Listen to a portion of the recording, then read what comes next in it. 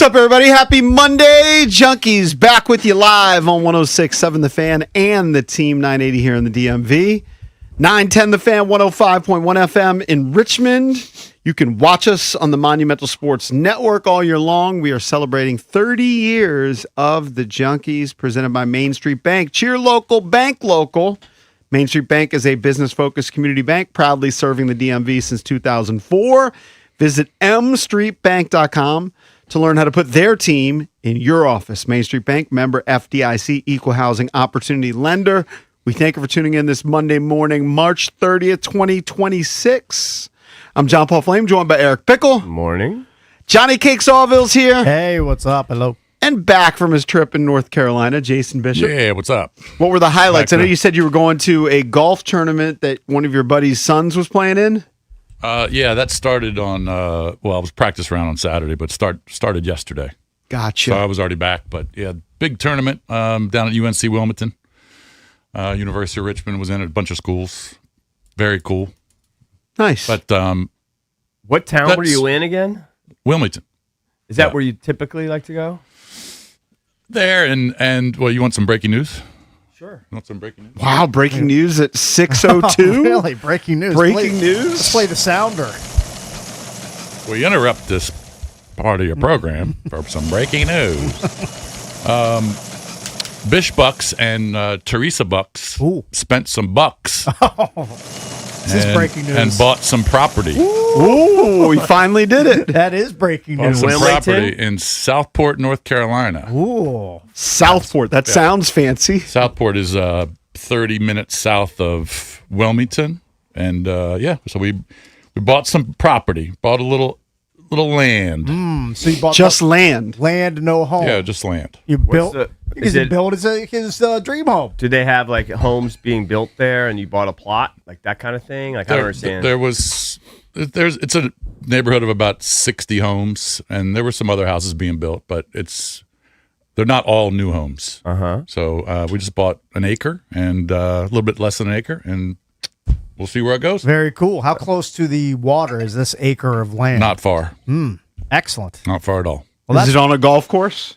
There's no golf course in this community, no.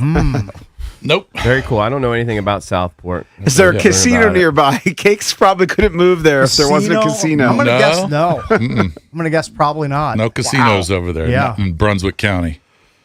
Southport. Correct. Well, that's great news. Good for you guys. What was the property called in Dallas back in the day? Was it South Fork? South South Fork. South Fork Ranch, Getting yeah. confused. Of course. Not South No. Fort. South Fork. No, we're not in South Well, Fork. congratulations. Yes, that's awesome. Yeah. How many years have you been going there considering this? Probably 3 or 4 years. Yeah, probably. I mean, You finally pulled the trigger. F it. You only live once. Pulled the trigger. You only live once. Had you had a Flame. realtor taking you to different spots for years? I mean, not for years. I mean, we went down there a few times and looked around and just found a piece of property that was too good to be true. Nice. Do you know who the current mayor of Southport is? No. Is this somebody famous? No. Should we know? I mean, there's no way. A Jerry Stackhouse. population of 3,971. Current mayor, Joe Pat Haddam. Joe Pat. Joe. Pat. Hey, He was I'm Joe elected to a Pat two-year Haddam. term. I'm Two-year the mayor term. of Southport. Joe. We just heard Teresa and Jason Bishop bought an acre of land. Very happy to welcome them in here. Joe. Hey, Joe. What is Joe. the distance door to door? Now, you don't have a door, just land, Yeah. but from that spot to Ashburn. Oh, 6.5 probably. Yeah, the drive ain't great. How close is it to Sup Dogs? Chapel Hill. Well, Probably not really probably near 3 water. hours. Yeah, Yeah. it's 3 probably hours. a haul. I mean, I'm guessing is Greenville. Is that near Raleigh? I don't even know where Greenville is compared to. Well, that's Greenville. I'm saying maybe Chapel Hill would be closer. Oh, I don't Chapel know. Hill. It's out there. 3 hours. Got it. I mean, because Chapel Hill is in the middle of the state. Gotcha. Yeah. Got you. Well, So- congratulations. But yeah. You'll see. Congratulations. We'll see you where pulled it the goes. trigger. We'll see where it Now goes. you Got gotta, your now you acre gotta- of land. Now you got to get an architect. No, that's yeah, going to be you gotta fun. do all those actually. things. Maybe he'll do it himself. It'll be fun. Yeah, I'll build it myself. Yeah. Dina Bickle, she can use a side hustle, side project. Yeah, she could do anything. Right? Sure. Hey, Yeah, she real could do quick, we got a lot to get into on the show today. Obviously, March Madness, just an amazing game there between Duke and Yukon to close out the Elite Eight, and the Final Four is set. We're going to talk to Chip Patterson, who covers college sports for CBS Sports later in the program. Also, Jay Busby is going to join us as we get into the latest Tiger Woods DUI and car crash. We'll get into that coming up at 7 o'clock. He's a mess. I need to thank Gabe Harris, who is the brother of Josh Harris. He offered us all tickets to go to see France versus Colombia, and I went to the game yesterday with Dylan and Isabella and her friend. And the first thing that Gabe said to me, so he didn't get me any sort of owner suite tickets. Got me great seats, and they were fantastic. Yep. And then right as I was walking in, he's like, hey, I can get you into the suite. So he gave me suite tickets. Now, we watched the first half from the regular seats, but then I went up to the owner suite for the second half, and he goes, hey, JP, is this VIP enough for you? Stemming from what EB said. What did I say? I don't remember. Just when I had mentioned that I might be going to the game, you were JP. like, did you get VIP? Are you Hey, getting JP. set up? I don't remember saying that, but if you say I Yes. said that. So it struck a chord with him. And he just was having a laugh. Well, if I think you're- he's a longtime listener. I mean, Jason worked with him years and years and years ago, right? Advantage International, which turned into Octagon. Good dude. He's been nothing but nice to us over the that over the place- years. He's a great guy. was pizzacked. No, it looked from what I saw on social media, it looked like a throng of people. It sitting on was Northwest Stadium. Probably 90% Colombians. Yeah, I don't know Not that there a was lot of- much French representation. Right. And the Colombians were having a good time, except for the ones that couldn't get inside at the beginning of the game. And then they got their asses kicked by France 3-1, but kind of gets you geared up for the World Cup, which starts in June. Yeah, wow. Man, we're not far away from that at all. It's crazy. I gotta get locked in mentally. I did see some soccer hooliganism at Northwest Field, where there were people just throwing beers and appeared up in the upper deck, like chasing each other in the upper deck at Were some there- point yeah. during Yeah. the game. Right. Yeah, I saw on social Yeah. media there was some shenanigans. I Yeah, didn't but it's- look, witness the shenanigans. When you have I don't know, 70,000 soccer fans get together, there's probably going to be some sort of extracurricular activities. And I don't want to harp on this too much, but getting into the stadium, it made me think of Jason's vow of never going to that stadium. Right. Oh, was Did you that have- difficult? Did you have a parking pass? or Well, did you- I made a very strategic mistake. Yeah. We stopped in College Park to pick up Dylan at 1 o'clock. The game was at 3. Yeah. Let We me guess, decided you went to eat and- lunch. You sat down at like McDonald's or something. We went to Five Guys. Yeah. And you sat down inside. Well, yeah, of course we sat down inside. And then, my Waze or Apple Maps said we'd arrive there at 2:20. Gives you 40 minutes to get inside the stadium, park and everything, and I had a parking pass. Right. I think I parked at 2:45. I let the kids and Dylan, I transferred my tickets while we were there. I let them go inside the stadium before me. They got into their seats by kickoff, but I made maybe another strategic mistake. I parked the car, and then I got into just the regular line. This is before Gabe sent me the suite tickets. And there was a guy next to me who I overheard him say he had been standing there since 2:25.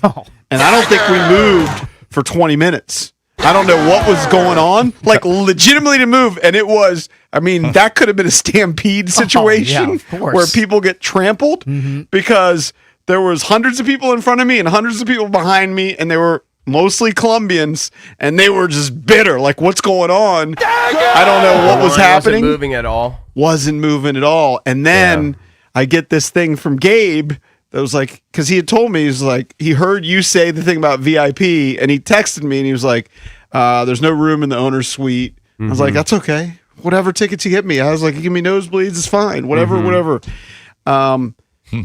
He sent me the suite tickets, and I realized I'm a donk because it took me 10 minutes. I was like, well, wait a second. Why I'm in the line for the regular Yeah, seats? you can go Even to if I'm sitting in the regular the seats, silly VIP he sent me access. this. I Yeah, can walk over to the suite Yeah, section. of course. And then that took a while, too, because they basically send up one elevator at a time. yeah. And so I sat there for a while. So I missed like 30 minutes of the game, Oh, wow. which no big deal. And Yeah, but and just standing in line is just annoying. Just standing in line. Sorry. Stand in line. It doesn't move. Oh, it's Live and it's learn. obvious. Live and learn. I don't know what you could have done. I guess leave a little earlier. Yeah. I mean, You left when they left, I guess. I thought it That was. just sounds like I bad thought it luck. was kind of smarter to eat in College Park, cheaper than eating inside the stadium, right? Yeah, Oh, generally, I would think so. of course. And it was 1:00 when we picked up Dylan, so it was like lunchtime. Games at 3.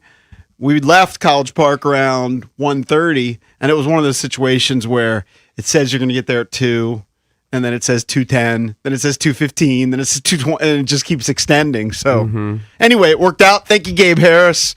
France won 3-1 for what it's worth. And Mbappe got in the game late in the game. The crowd went nuts. So were you able to get home to see the end of the Yukon Duke game? Did. Yeah. Well, first of all, you can watch it all on your phone anyway. Yeah, it's a little different when you're at a soccer game, but But yeah, I got home by around 6:15, yeah, and that was an incredible ending. brutal. Can you imagine being John Shire? Boozer?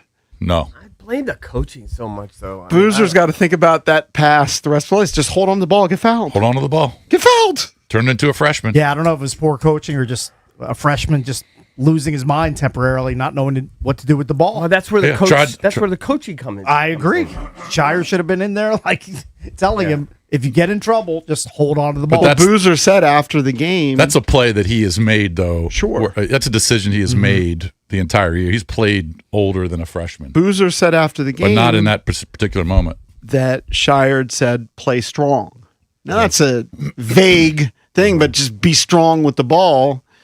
Just hold on to the ball. You're going to get fouled. Yeah. Game's over. You hit 2 free throws, game's over. And that's 2 years in a row for Duke to blow these massive leads against Houston. I was looking at the percentages. I'd have to double check.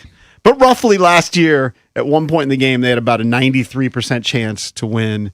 And this time it was similar. Yeah. So they blew, Well- at one point had a 19-point lead. I mean, I'm not going to cry for Duke going home. That's always glorious, but man, it is hard to root for Danny Hurley. He's a hard guy to root, unless you're a Yukon grad. Like He is he's fiery, tough isn't he? to root for. Yep. All right. Well, we'll get into it coming up next in the Junkie Sports page. The phone number you want to get in touch with us throughout the show, 1-800-636-1067. We're the Junkies. Coming right back.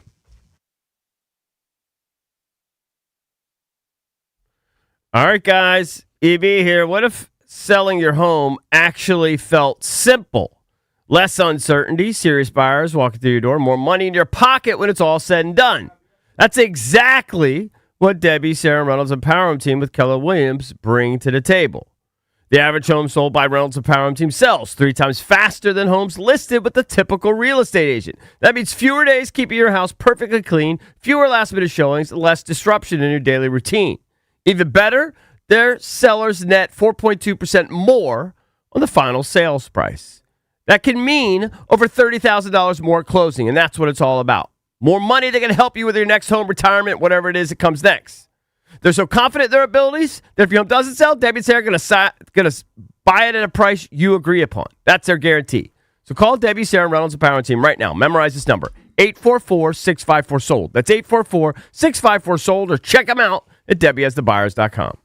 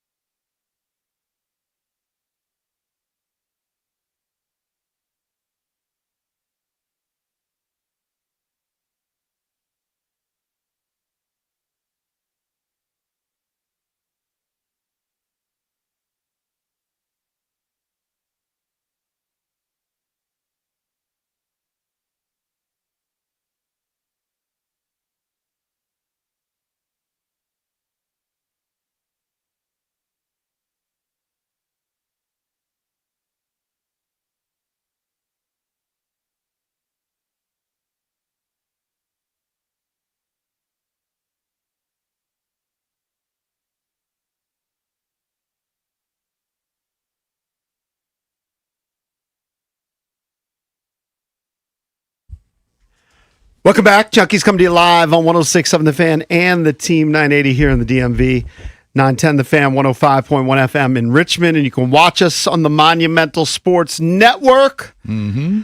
Let's get into the Junkies sports page brought to you by Open Road. That's right. Elevate your home bar with Open Road Distilling Company's spirits, locally crafted in Reston, Virginia. You can get their Eagle Eye Rye, their Maple Old Fashioned, their Independence Bourbon, all available at ABC stores in Northern Virginia. So the Final Four is set. A couple of games yesterday, and Michigan blows out Tennessee. And, of course, we were just kind of talking about it, Yukon, with just a stunning comeback over the number 1 overall seed Duke, 73-72.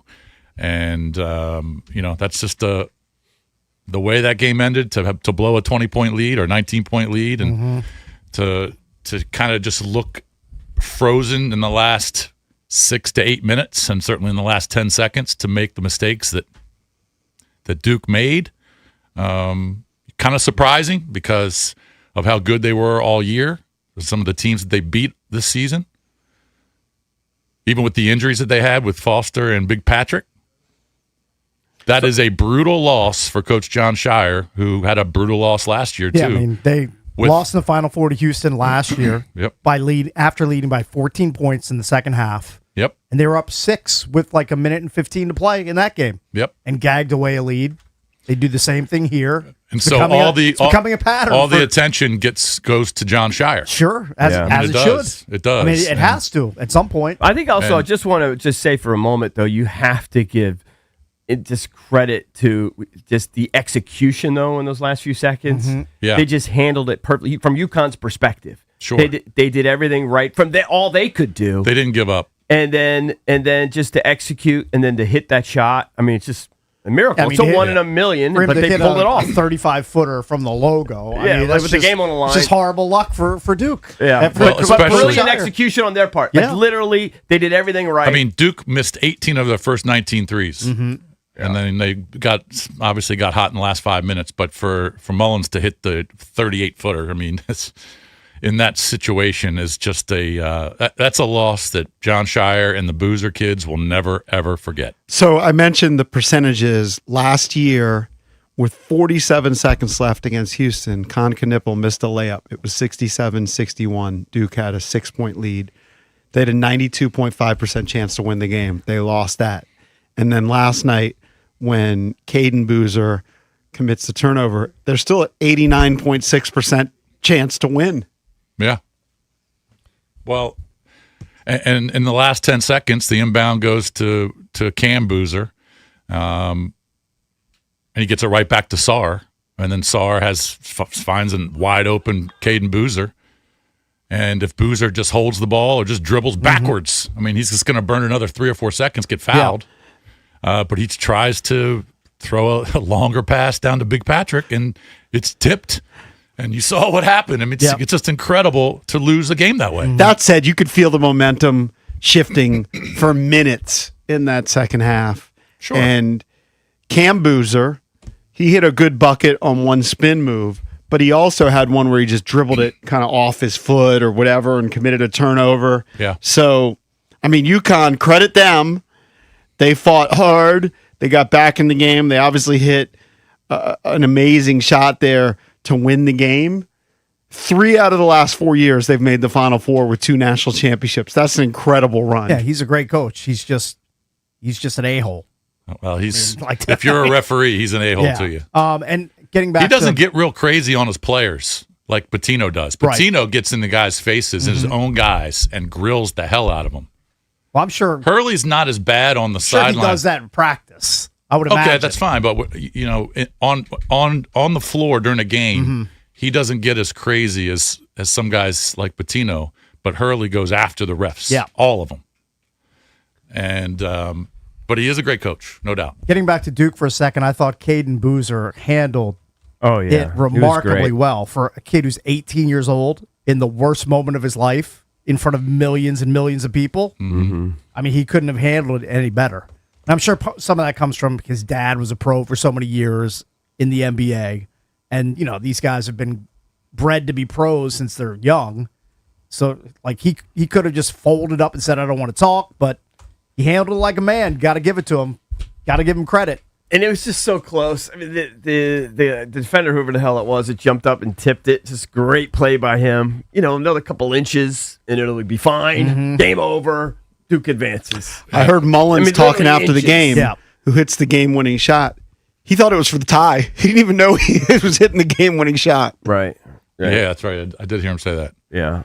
Well, it's incredible. That's what makes the tournament so great.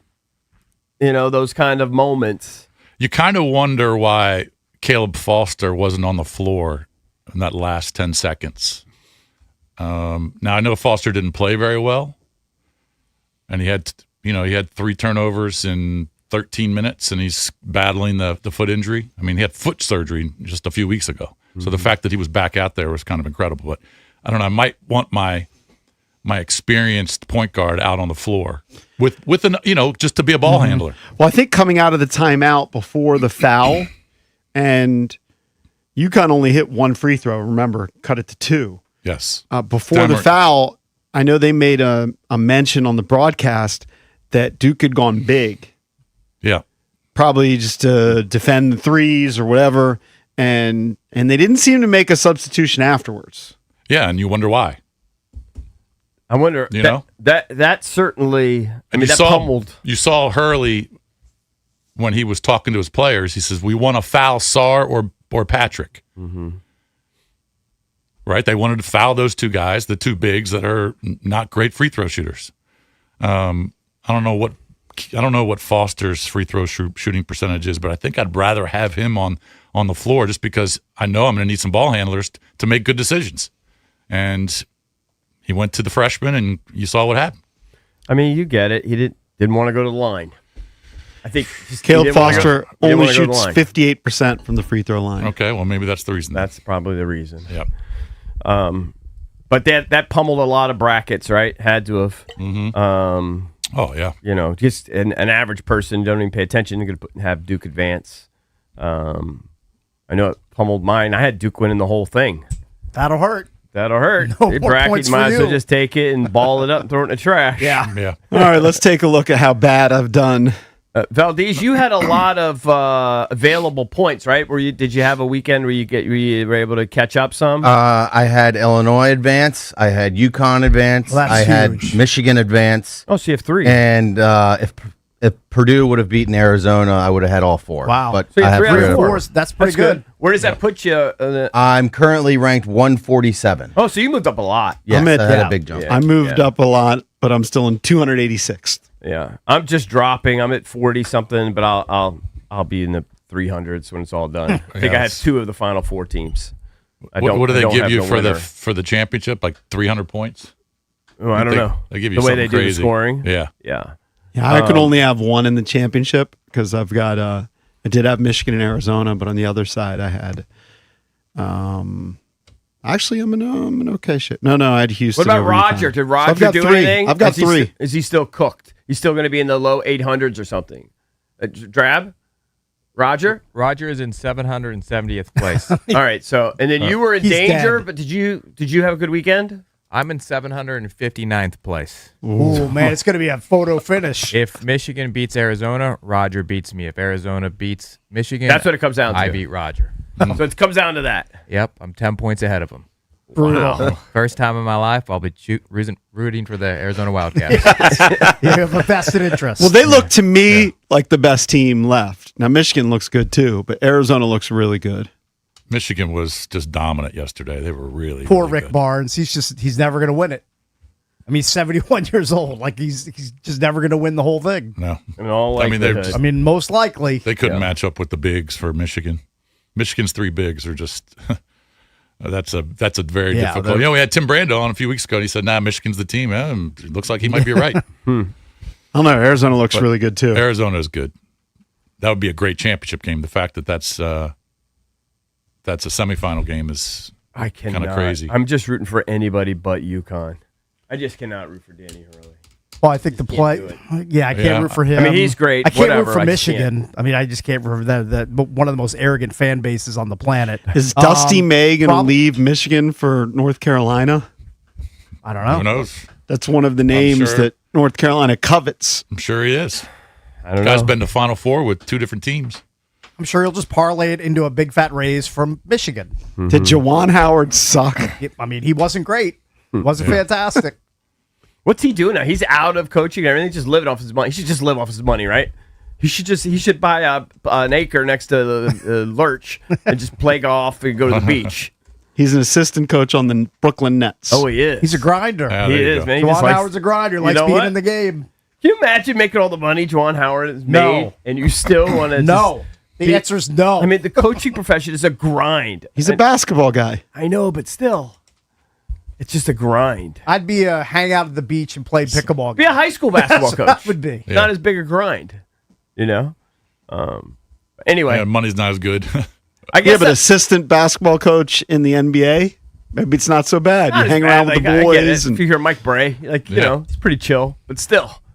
You got to Well, try. especially He's since there's slumming about it. Juwan Howard's slumming it by making $1 million as an assistant for the Nets. right. Like that's Is that what his salary is? I don't know. I'm just assuming. Yeah. Like, It's I mean, probably in that range. say he makes Half $800K. a mil to a For mil. him, that's like having a minimum wage job. These guys are lifers. Like I look at the Lakers bench, and our guy Scott Brooks is on the bench. I think Nate McMillan's on the bench. All these guys who are former I know. NBA I head get it. coaches. It's your life. It's your life. It's what you know. It's your lifestyle. So I get it. But still, at some point, you want to chill. Can you He imagine? actually was the AP Coach of the Year in 2021 at Michigan. Can you imagine John Shire having those 2 rosters the last 2 years and not getting to winning a national championship? It's hard to win a title. Having the number 1 pick last year, having probably a top 3 pick this year. I don't know. With all those stud freshmen he's had in the last 2 years. Yeah. Man, that's hard. If you're expecting me to feel bad for Duke, it's not going to happen. Do you I give- see where you're going. Do you give Illinois a shot to win it all? Out of the 4 teams, that's the one that we haven't mentioned. They seem to be the biggest dark horse. I think that's who I'm rooting for. I got to root for. I got to You're root for born, Illinois. you're an Illinois guy. You were born in Illinois. My father was the pastoral counselor at the University of Illinois. Ah, very Yeah. good. Yeah. I just think that the Michigan and Arizona bigs are going to be too much for the other 2 schools. Although Terrace Reed played his ass off yesterday. I mean, he was awesome. He was I would not count out Yukon. He was just as good, if not better, than Boozer was. I mean, I lived in Champaign, Illinois, right, Cakes? I do know that, yes. Yeah. I mean, that's where we were, right there. So you have to root for the Illini. I gotta Till you were 2. Say again? Till you were 2. 3.5. I have some memories, actually. I have some memories of like walking around the campus. I remember one time at my house, 3 years old, I crossed the street. The teenagers across the street invited me to come over, and I got a spanking because I wasn't allowed to leave the yard. Didn't go over well. Yeah, it didn't go over well. I'm pretty sure I could say I have no memories of being 3 years old. I don't do. either. I don't have a single one. I had no a couple. way. I had a couple. So anyway, yep, the tournament it doesn't disappoint, even though there weren't maybe as many upsets with the big 12 seeds, 11 seeds, whatever advancing. Well, yeah, you got so 2 far. 1s, a 2, and a 3, right? Right? Yeah. Almost 3 1s. Really? Yeah. A couple seconds away from 3 1s. But still super exciting. I know my phone was blowing up when all the stuff was going on. So people are definitely watching. People still into it for sure. I just couldn't believe what I was watching in the last 8 minutes of that game yesterday. I couldn't believe it. It's kind of fun watching Duke unravel. At the end. They unraveled. It just brings you a little perverse pleasure. And Even it though he didn't had a seem- good line, I lost a little bit of respect for Boozer because now he did have that spin move bucket, but he doesn't. I don't know if he's got that game where just getting the ball and he'll get a bucket. I mean, he's a in the paint guy. Yes. But he was also, he was running point for some of those plays. Yeah. They didn't have anybody else to go to. They were trying to besides run Cam. that high. pick where and was roll. Isaiah Evans? Where did Evans go? Where'd he go? Disappeared. He did. He disappeared. Pulled disappearing act. And there was nobody else that were scoring that to answer UConn's comeback besides Boozer. So he had to do a lot, man. Boozer had to. He was guarding different players. He was probably gassed. So I'm not going to kill him. You have to just question some of the moves or lack thereof from John Shire and some of the substitutions. It's also just execution. Yeah. Well, it's a combo. I mean, Yukon, they executed when they needed to. Mm-hmm. Even though they were missing threes left and right in the first half. Braylon Mullins hit the shot of his life. Shot of his life. Shot of his life. You'll remember that play for a long time.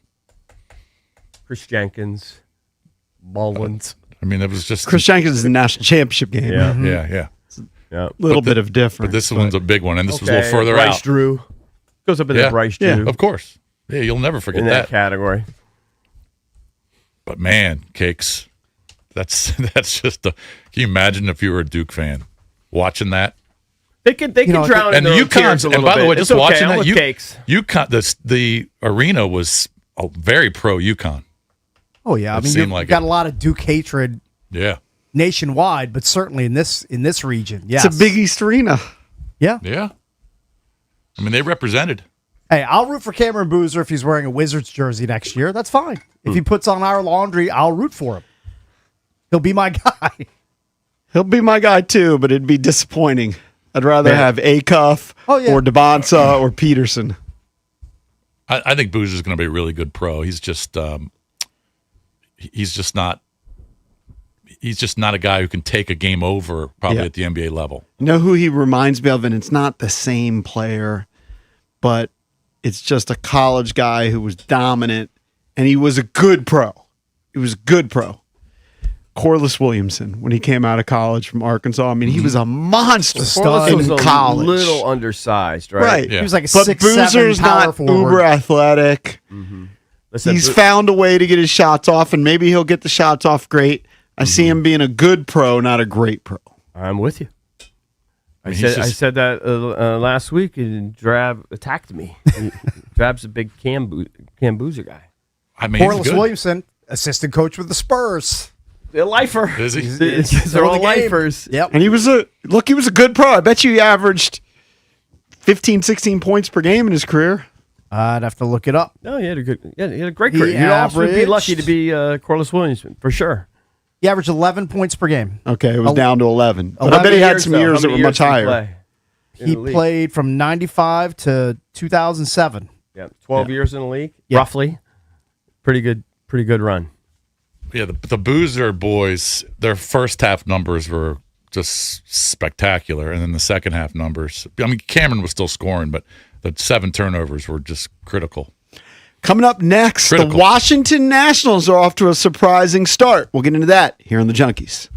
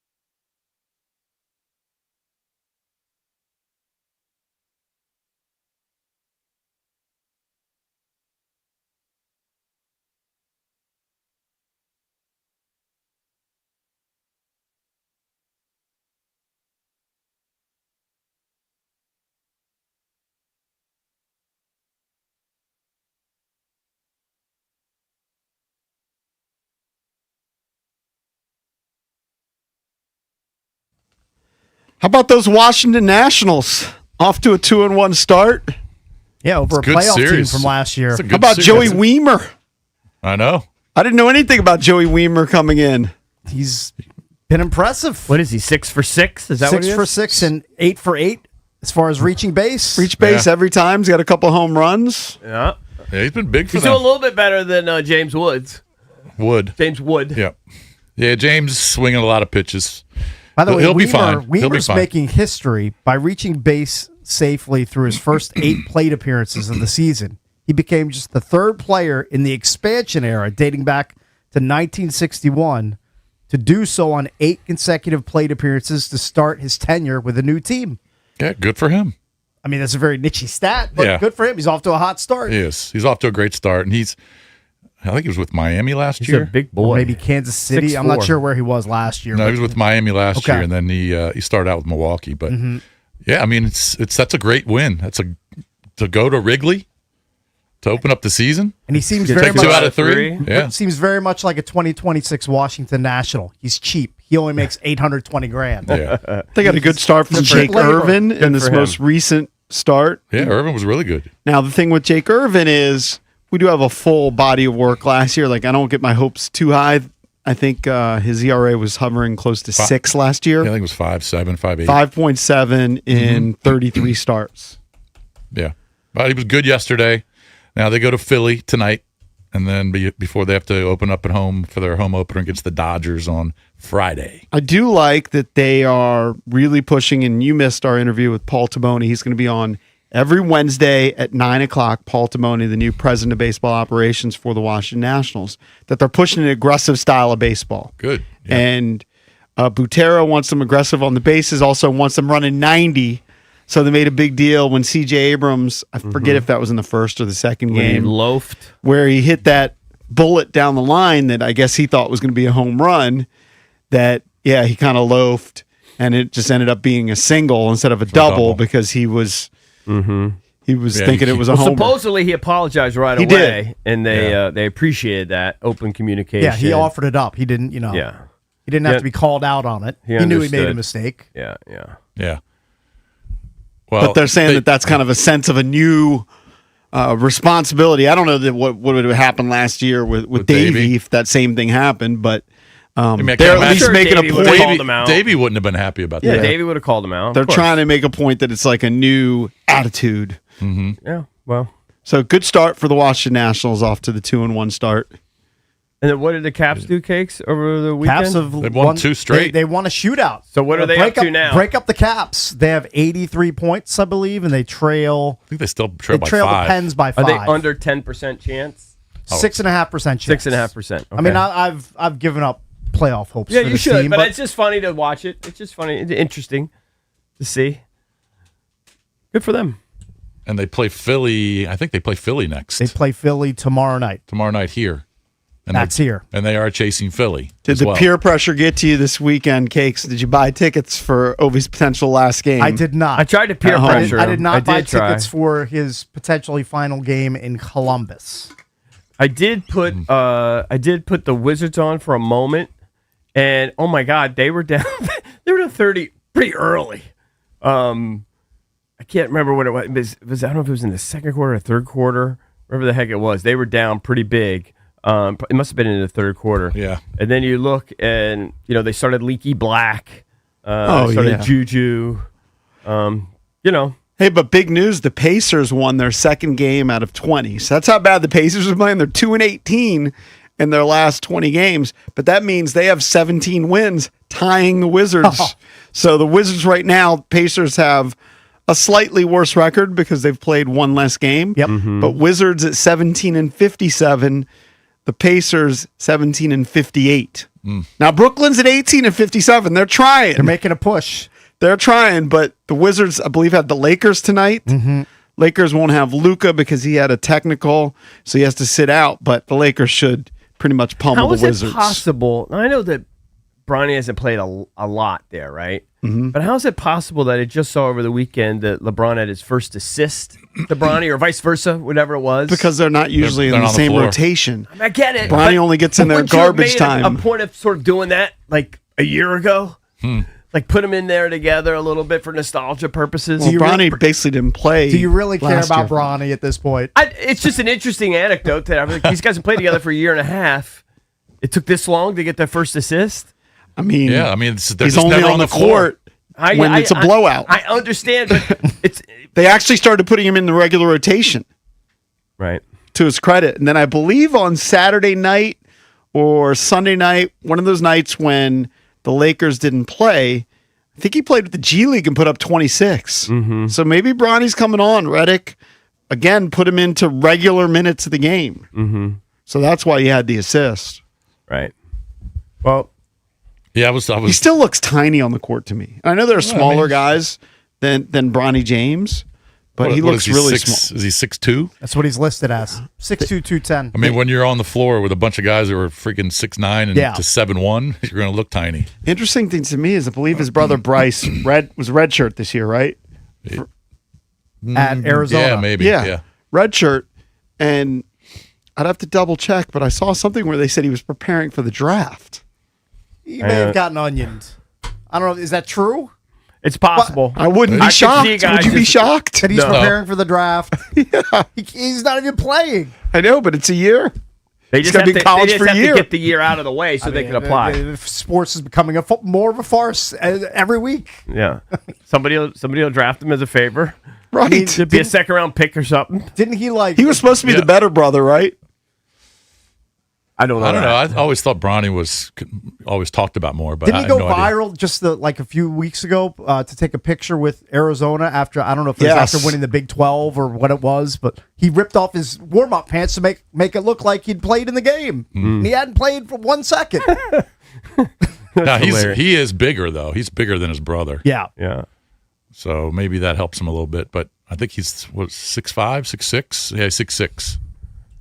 I mean, you have a lot of advantages being a famous kid, but trying to live up to your dad when your dad is either Michael Jordan or LeBron, it's a tough job. It kind of sucks. It's a tough task. I mean, he's got a great life. Whatever. It is he's what going to it have is. an amazing life, but those guys are always going to live in those enormous shadows. I think in the G League, I'm seeing that he's averaged 15.6 points per game, and he's shooting 45% from threes. So there's something there to build on, maybe. He can bring the ball up the court, which I think sometimes they want to do that because Luka Doncic's usage rate is so high. I'm seeing a fact check on the Bryce James story. It says here, Shane Tuttle put the falsehood out before the start of the NCAA tournament that Bryce James was going to forego the NCAA tournament to prepare for the 2026 draft. Is Bronny still an elite gamer? How would I know? I'm Wasn't not he in even those like a Twitch streets, EB. I don't know. I'm not either. I have no clue. Wasn't he even like a pro gamer? I don't know. Ask was it Mike like- Marr. You're the closest to a gamer age in this. These Was it two Bronny rooms. like a pro gamer at one point, or at least he was on the verge? He was doing a lot of that. I think it was a hobby of his, and he messed around with those. But those fake days are guys. done. I don't know. I Yeah. have no idea if he's still gaming or not. The gaming, it's not blowing up the way everybody thought. I don't know. I mean, maybe it is. Who knows? I just know it's not on my radar. No, we're way too Are they old still for that. selling out arenas? Like, no, JP went to one, and Ted's got a team. I didn't go to an arena. I went Yeah. to the Anthem. Okay, still, I mean, it was- 3,000 people yeah. or whatever. That's still a decent amount of people. That was right before COVID, and I couldn't believe how packed it was and how I didn't know what was going on. It was whatever game my buddy used to play. Overwatch. I think that was it. Yeah. Overwatch. And they had like a John Madden. They had a whole booth set up, and it was just loud and all these things going on. Right. I mean, doesn't Ted has like a NBA 2K team? I think That's what I'm saying. I know yeah. Ted owns a team for sure. Just not My sure. gaming I mean, career there's- ended when I played Call of Duty with my oldest kid way back in the day. And I heard what the other kids were saying in the headphones to each other. I mean, it's just the most vile content you'll ever hear. I mean, just the Really? worst. Like what? Well, just using the worst curse words you can think of that we Right. can't say on the air To each other? to each other. Yeah. Well, I know the ESPN's. I mean, when I'm just channel surfing, I've seen ESPN covering all that stuff. So it's Well, they have 100 networks. So true, I mean, it's they on. need- But it's on. They need to fill them with something. Hey, back if you want to have a little bit of a sweat. I get it that you say it's 6.5%, but maybe we should emphasize that the team that they're chasing is Columbus. They're the last wild card team, right? And you do play Columbus in the final game of the year. I thought it was Pittsburgh that they're chasing, but I could be wrong. I think Pittsburgh has the final spot right now in the Metro. Yes, but the final spot in the wild card is Columbus. Okay. They have a 5-point lead. Yeah. So if you can close that gap to 3, now I don't know what the tiebreakers are, that could be a 2-point swing on the last game of the season. Yeah, you can grasp. And they've played the same number of games, too. They don't have multiple games at hand against the Caps. But they got to literally win everyone. They got to win Pretty out. much. They pretty much got to win They out. gotta go Pretty much. super You need Columbus to stumble. Yeah. Need to beat Philly tomorrow night. Have to. Get it to within 2 points on the final game, and you play Columbus. And again, I don't know the tiebreakers, but Well, they've come back to the pack in terms of games played. yep. So it's not like they've got 3 or 4 games above most of these guys. I like that you're grasping, JP, at the Caps. Just saying, we're looking at the schedule. We've been talking about Columbus being OV's last game. It could be a massive game. Like, you want to look for those games where it'd be a potential 2-point swing. Well, that's it. Because the other wild card spot is the Bruins. They've got 92 points. You're not catching the Bruins. But that last wild card spot, 74 games, same as Washington, 5-point advantage at 88 to 83. But you play them on the last game of the season. So that could be a sweat. It's nice the Capitals have won their last 2. Coming up next, Tiger Woods arrested again for a DUI.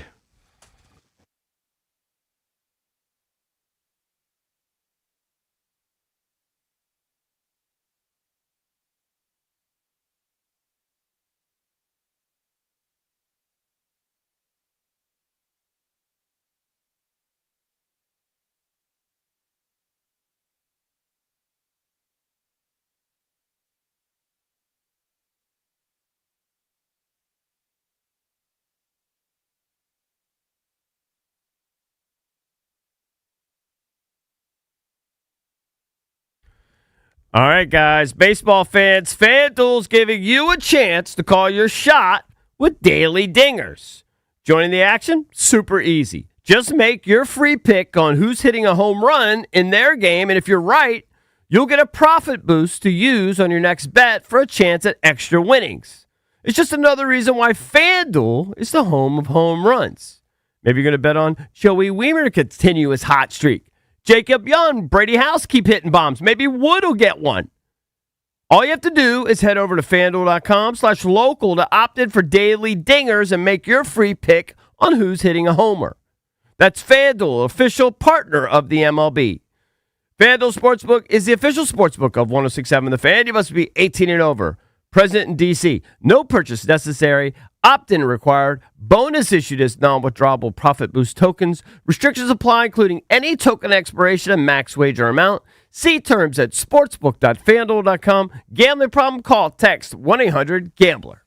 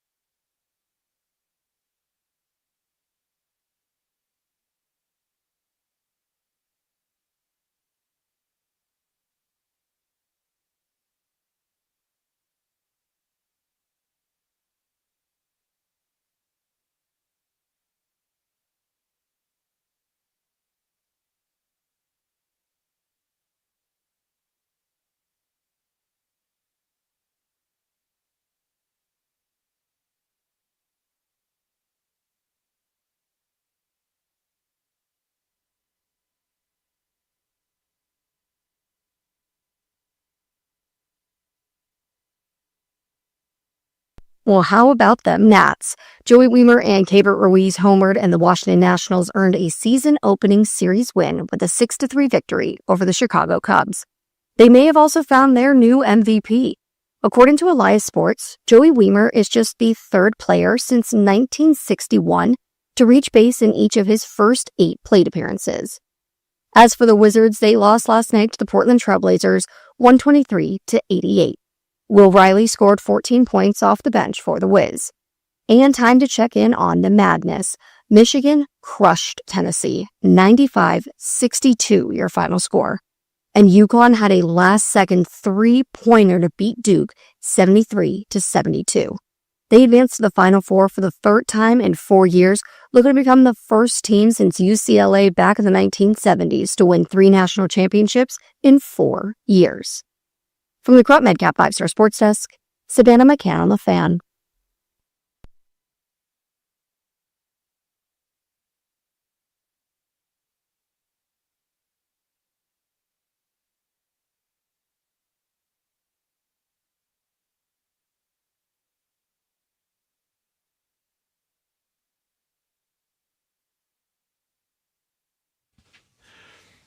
Welcome back. Chucky's coming to you live on 106.7 The Fan and the Team 980 here in the DMV. 910 The Fan, 105.1 FM in Richmond. You can watch us on the Monumental Sports Network all year long, celebrating 30 years of the Junkies. That's presented by Main Street Bank. Cheer local, bank local. Main Street Bank is a business-focused community bank proudly serving the DMV since 2004. Visit mstreetbank.com to learn how to put their team in your office. Main Street Bank, member FDIC, equal housing opportunity lender. I'm John Paul Flame, joined by Jason Bishop, Johnny Cake Sawville, and Eric Bickle. How discouraged were you, distraught were you, depressed when you saw that Tiger Woods had crashed his vehicle and had another DUI? Just very discouraged. Yeah. Not surprised. All of us that have followed Tiger's career, and we've known that, he has these issues with probably, pain medication. He's had so many surgeries through the years. Yep. I've even speculated, and I'm not even kidding, that sometimes I think he does the surgery so he can get access to these pain medications. Who knows? But his body's just pieced together. Probably is in a lot of pain. And then if he starts adding in the Ambien or whatever, He's what a mess. other recreational drugs might be in there. He needs help. He needs to a mess. Go rehab, get off whatever the painkillers or whatever is. Might not be able to. Think about it, though. DUI for Yeah. Think about how tough it might be if he's actually in chronic pain, which my guess is he probably is. He's had like 25 surgeries. That leg, is just pieced together. He probably does have chronic pain. So he has to have some pain management, and I don't know how you do that when you're addicted to pain medications. I don't know how you do it. And it's a lot harder to get access to pain meds, and he obviously is getting them. But doctors don't just hand out pain meds if you have a headache. I mean, it's got to be pretty serious. Of course. And I'm just wondering, where is he getting them? Okay, we should maybe point out the surprising thing was that it happened at 2 p.m. or whatever it was, right in the middle of the day. Right. Supposedly he was trailing a truck which had a trailer behind it, and I guess they were he going was too being slow. impatient. Yeah. And he's in Jupiter, and the trailer, the truck was pulling into a driveway, and the trailer was sticking out.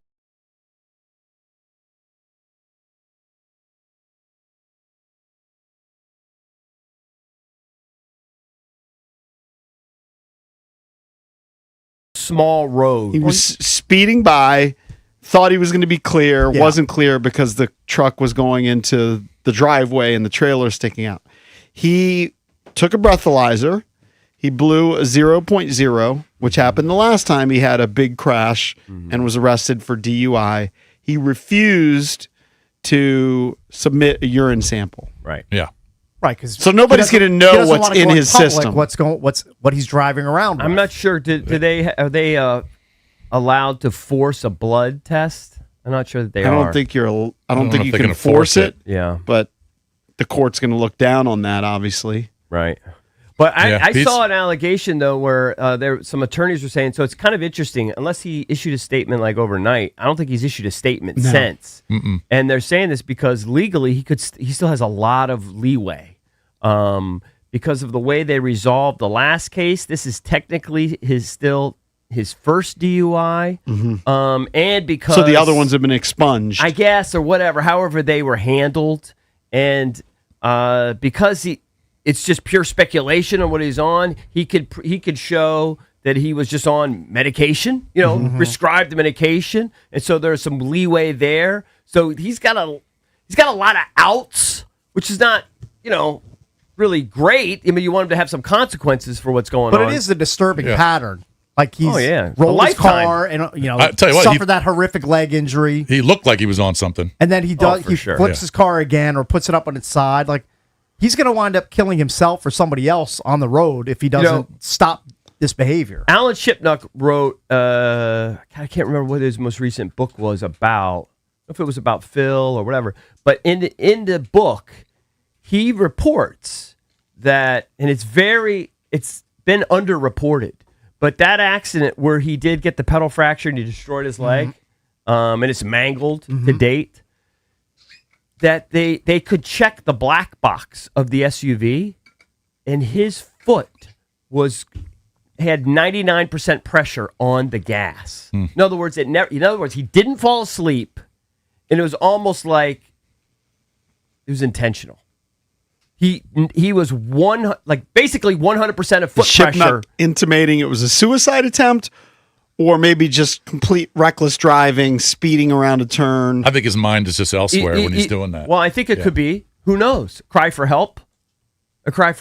But when your foot, the black box showed his foot was down 99% pressure on the gas. He did not, at no point in the accident where he mangled his foot did he lift up on the gas. Which could have just been so sudden that he didn't have, he swerved out of the way. I don't know how that accident but most even people happened, lift up on the gas. That one was like a curve. It's a red flag. Yeah. That one was a curve, right? And it was middle of the night. If I can't remember recall. when it was. Or maybe early morning. It wasn't middle of the night. I think it was daytime. Maybe it was early morning. It was daytime. It was light. It was sunny. I think it was light out. It was in the afternoon. Okay. Yeah, I think it was in the afternoon too. Because remember earlier he had done the shoot with commercial. David Spade and all those guys. Yeah. And, Look, I know that he's probably surrounded by a bunch of people that never say no to him, but somebody's got to step in and say, you might need a driver at this point. Like your behavior 100%. is That's a your given. behavior is so erratic behind the wheel. People he's have going already to lose his license for a year. Yeah. Well, he should. Yeah. And I'm sure that that'll take care of itself. his friends and family, I guarantee you, they've told him. Well, that. supposedly the woman that he's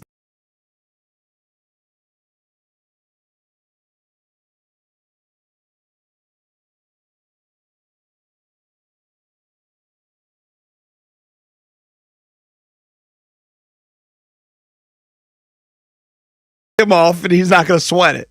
Just find another girl. but if he, right. That's probably the most likely outcome. Unless they're soulmates, which is possible. But if they are, truly, there's a thing there, and he's clinging to this relationship. Maybe if she can have some impact. But the discouraging aspect, the reason why I threw that word in there is, I think that there was not a huge amount of optimism that he was going to play in the Masters, but I think there was a sliver of optimism because he had just played in that TGL just a few days earlier. Right, but you remember we talked about it on Friday. He was probably on something that night too. Well, they were showing those. Yeah, but he still looked cock diesel, and he walked in and he had his swagger. Well, remember Trump had said he wasn't going to play in the Masters. I don't know if you saw that. He had announced it he had just a little side. Yeah, he's not going to. He'll be there, but he's not going to play before the accident. Mm-hmm. And then they were showing those clips of Tom Kim and him. Who, the girlfriend Trump or President Trump? President Trump. Yeah. In a sidebar somewhere said, yeah, he'll be there, but he's not going to play. He kind of leaked it. But I believe that. Did you see the chipping stuff that Kim and Tiger were doing at the TGL? And they were trying to intimate that Tiger was kind of high or banged up there. It was hard for me to glean it from the conversation. He could be popping 10, 20 pops a day. We have no idea. And I wouldn't be surprised. I would guess, yes. Wouldn't it be a sign that just a few days before he's pouring sweat in that interview after? That's what people were saying. He's popping Motrin. I mean, that was he has a long history. That would happen to Elvis all the time. His mugshot's terrible, by the way. He needs to get in contact with Dr. Burka. His hair is bad. It's just way it's the least of his worries, though. I understand it's the least of his worries, but That mugshot has been seen by millions. He does look really bad. I was talking to some people over the weekend that aren't mostly huge sad. The whole sports thing is mostly fans, sad. and I said, this is a generality. Child prodigies always have issues. Not always, but A lot Yeah. of times. A lot of often. times. I said generality. I should have said often. always. A lot of Say times. often. Right. Often. Often have problems, and Well, it's hard to have guidance. Both his and parents are dead. his dad was a scoundrel. Dad was a scoundrel. Like, it's tough to beat those odds. Mom was maybe a good influence, as much as she could be over a 50-year-old man, but she passed a but couple the years kid was ago. beating hundreds of balls when he's 3 years old. Yeah, and who knows what the loss of both his parents affected him mentally. Well, I'm sure it's affected him. That probably has something to do with it. But he's a complete mess. Here's what I came to a realization of. Tiger Woods is going to be one of those guys that dies before he should. Like, Tiger's going to die like 61 or something. Like, from the drug I'm abuse. not going to be shocked by it. Yeah, he's going to be one of those guys that just dies younger than he should. Yeah, he might OD. He might flip his or just car the abuse. 8 times. You can't abuse painkillers for 30 years. It takes a toll on your liver. It's like, Of remember course. how I'll never forget when Jose Canseco fought that one guy like Vicekahema or whoever he fought, and Jose Canseco looked like a tank. You're like, how's he going to lose? And he just and Vicekahema or somebody's like, he's like a rotted out corpse. Like, he looks good on the outside, but on the inside he's a disaster. It's all. All the steroid abuse, everything, the body's just falling apart. And I have a feeling that's the kind of thing that's happening with Tiger. He looks amazing, right, in his shirt, all jacked, but it's all inside. I bet you he's in bad shape. It's a mask. Yeah. I bet you he's in bad shape. Oh, he is. But I mean, even he is. He's got liver damage. He's probably got a lot of stuff going on. I'm sure he does. We also don't know. The quick the guy's had assumption 20 is plus surgeries. The quick assumption is it's painkillers because of surgery and it's all speculation. Like, he could be doing meth. He could be. I mean, who the heck knows what he's doing? He's too rich to be strung out on meth. Sure, but his my track point is, record- you don't know. He could be doing coke. He could be doing anything. Right. True. The track You're record, right. though, is pain medications. That's a track record. Yeah. For that's someone what I who's would had so many surgeries, it's probably pain meds. But it shouldn't be that easy to get that many over. Yeah, but remember- I mean, he went to rehab in 2017, and assume he's still doing it almost 10 years later. Drug rehab, or didn't he go to sex rehab? He went to sex rehab, too. Look, there's a No, reason he didn't give a urine sample. Like, he Of knows course. that he knows Of course. what he's on. He doesn't Well, want he that was immediately made on available the to the phone with public. his attorney. You Right. saw him over by Yeah. the bushes. At least he had the good sense to call, and they're telling him what to do. Are you done grasping at him making a return in his career? Or are you still going to entertain Tiger getting back on the golf courses, competing on the PGA I think Tour? he's pretty much shot at this point. I would like to see him. Like, let's say he misses the Masters, but the British comes around and he's healthy. No, this is going to you're sound gonna crazy to you. I was actually looking forward to him playing the senior tour, like playing 6 or 8 events. Maybe it's probably crazy to think that he probably would only play the majors, but I was looking forward to that. I think he could beat those seniors potentially, but it's. I have now come to the realization he's going to die a tragic death. Yeah, you're not going to. I've gone the other way now. Yeah. Should he call it a career? You're not going to see him on the PGA Tour. Should he call it a career right now? Well, he's got to get right mentally gotta get first healthy. and physically. He's got to get healthy. Imagine if I don't know how hard it is. I mean, it must be impossible. How do you get off pain meds when you're in chronic pain? How do you manage chronic pain? How do you know he's in chronic pain? That's speculative. My guess. He's just pieced together. He's had so many surgeries. It's okay. Mark Shareth has had a zillion surgeries. Okay. Doesn't necessarily mean you're in chronic pain. I'm going to guess he's... Now, the back pain issue, He's like, in pretty It could big just be pain. an addiction, though. Could just be an addiction. You know what I mean? Could just be. Yeah. I'm sure he feels like an older man who's had 25 surgeries, but he could just be addicted to it. Yeah. I think it's a combo. If I had to bet, if you asked me to put money on it right now, I'd say he's probably in chronic pain and he's addicted to the meds. should he call it a career, Jason Bishop? What in terms of what? Like, never come back on the PGA Tour, just Never I mean, senior walk tour. away. Never senior tour. Yeah, Never just play be again like, I'm going to get my professionally. life together. I mean, it my depends career's done. It kind of depends on what his body allows him to do. But like no, you I think he could play in the senior Like PGA you say Tour. with the coaches, he's a lifer. It's what he knows. Yeah. You see how excited he gets just chipping balls? He needs a reason to live. Yeah, it's kind of his reason That's to kind of live, his thing. playing He could golf. pimp the Sunday Red product. That doesn't do anything for him. He does that. I mean, he's not going to do TV. But If you want to chime in, 1-800-636-1067. Should Tiger Woods call it a career? it's hard.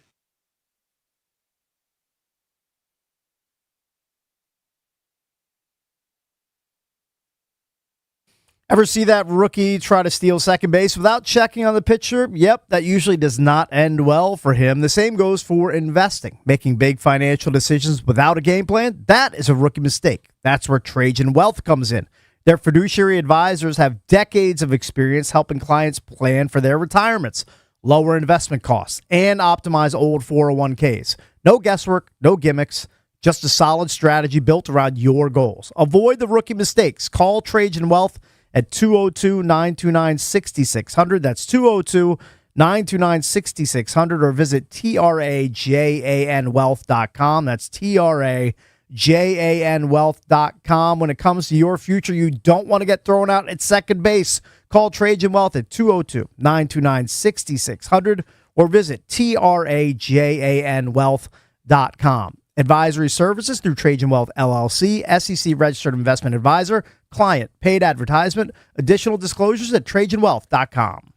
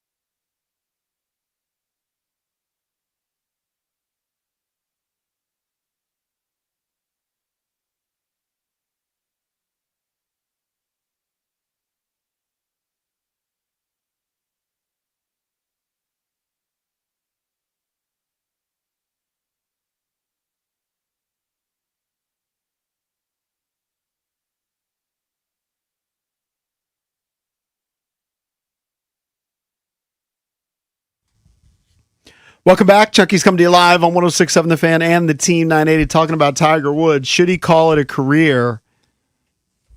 What if he does play in the Masters? No chance. He didn't get hurt here, right?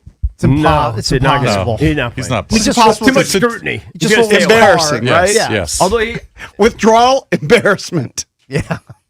what do you mean?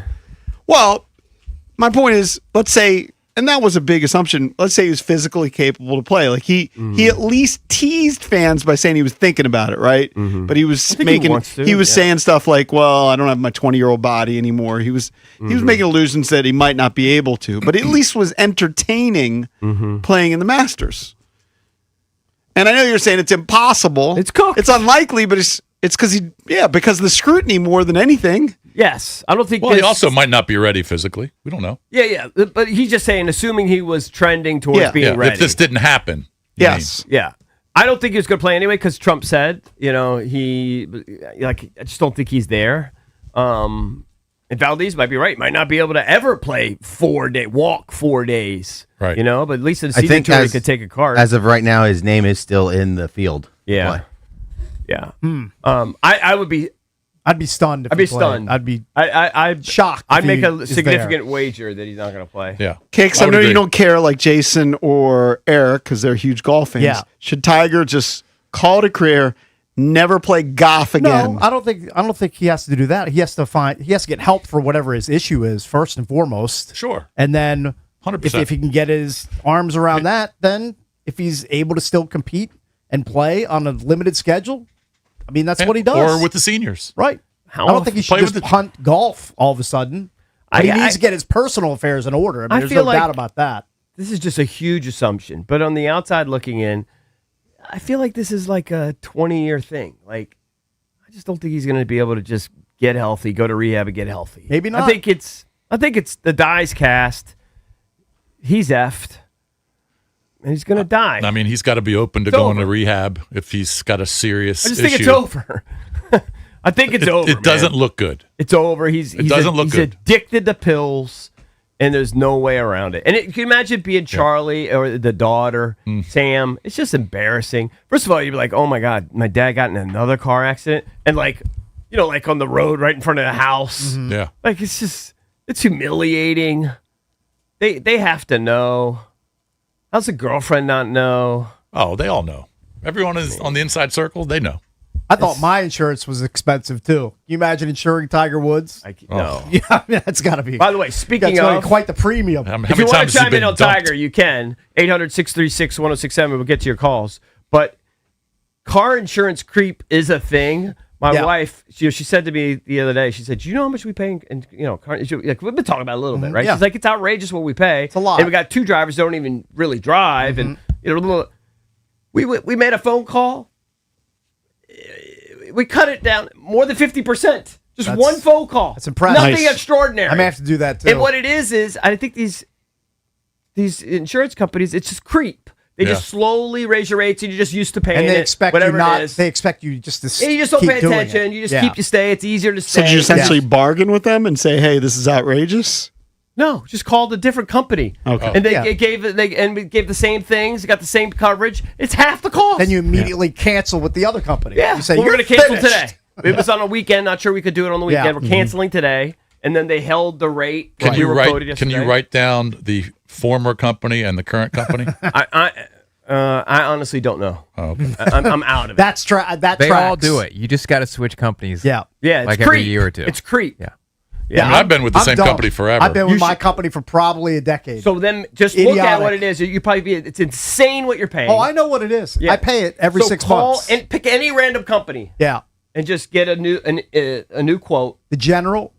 Call whoever. I don't know. Allstate, Nationwide. 1-800 Call any of them. 636-1067 is the number. Should Tiger Woods call it a career? We'll put that up as the Junkies poll of the day, sponsored by Surfside. You can vote at Junks Radio. Use that code JUNKS at store.statesidevodka.com. You get 25% off select merchandise, tees, hats, hoodies, and more. Use that code JUNKS at store.statesidevodka.com. I just want to be on the record. Tiger gonna die in a tragic way. Like I'm in on that. It's gonna be a tragic ending. So what's tragic is he's never going to get the record, which everybody was that's saying long gone. He was the best player of all time. That ain't happening. And he was tracking for that, and then it just fell apart. No, long gone. Yeah, fell apart. Long gone. Definitely not happening. Now, when you say tragic, like in an OD way or another car accident? Or even just like dies at 62, just the safe bet, ill health, just overall ill health. You don't realize the safe bet is he dies in a car accident because he's had at least 2 close calls.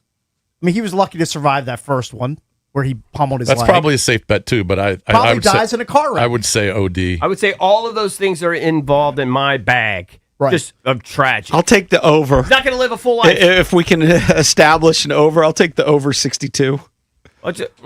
Now you should bargain for average age of a male passing in the United States. That would be like 78 or something like that. This would be around. But I think it's going to be way before that. It'll be way before that. Yeah. In my guess. All right, let's go to Mo in Largo. Mo, what's up? You're on with the Junkies. Good morning, gentlemen. Thank you for taking my call. What's up, Mo? I don't see a balance between his sobriety and professional golf. I'm with you. I'm with you, EB. I think he is in pain. I think the pain increases dramatically when he's trying to play golf. And the amount of time that it takes to practice and prepare, it's immense pain. And I don't understand. I don't see how you balance, an addiction to pain medication and play golf. So I think in order for him to get his life together, I think he's going to have to step away from the game. I just don't see how he can physically prepare and manage the addiction. I'm with you. I don't see how you do both. But that's the conflict because that's his whole life. That's all he knows. That's all he knows. I'm with you there. I mean, I what don't think a he was dilemma. ever over this. I mean, you can see it in his interviews. Like I called in a while back and we talked about Tiger, and I was saying how he's always sweating in his interviews, and his eyes are glazed. Like there are signs there. It's obvious. And if you're looking, you know what to look for. And it's hard to, it hurts, man. I mean, this guy has a significant impact on my life. You know what I'm saying? Whoever's doing the investigation, if they do go further, they've got to find out first of all what he's on and where he's getting them, because all those doctors that were giving Matthew Perry all those drugs, they were all prosecuted, all of them. Yeah. And one of them's going to jail, if not multiple. Well, yeah, because they were being reckless. They were being reckless. But someone might be being reckless with Tiger. It's very possible. If he's getting oxy from some doctor that's just, whenever he calls them, it's right at your front doorstep.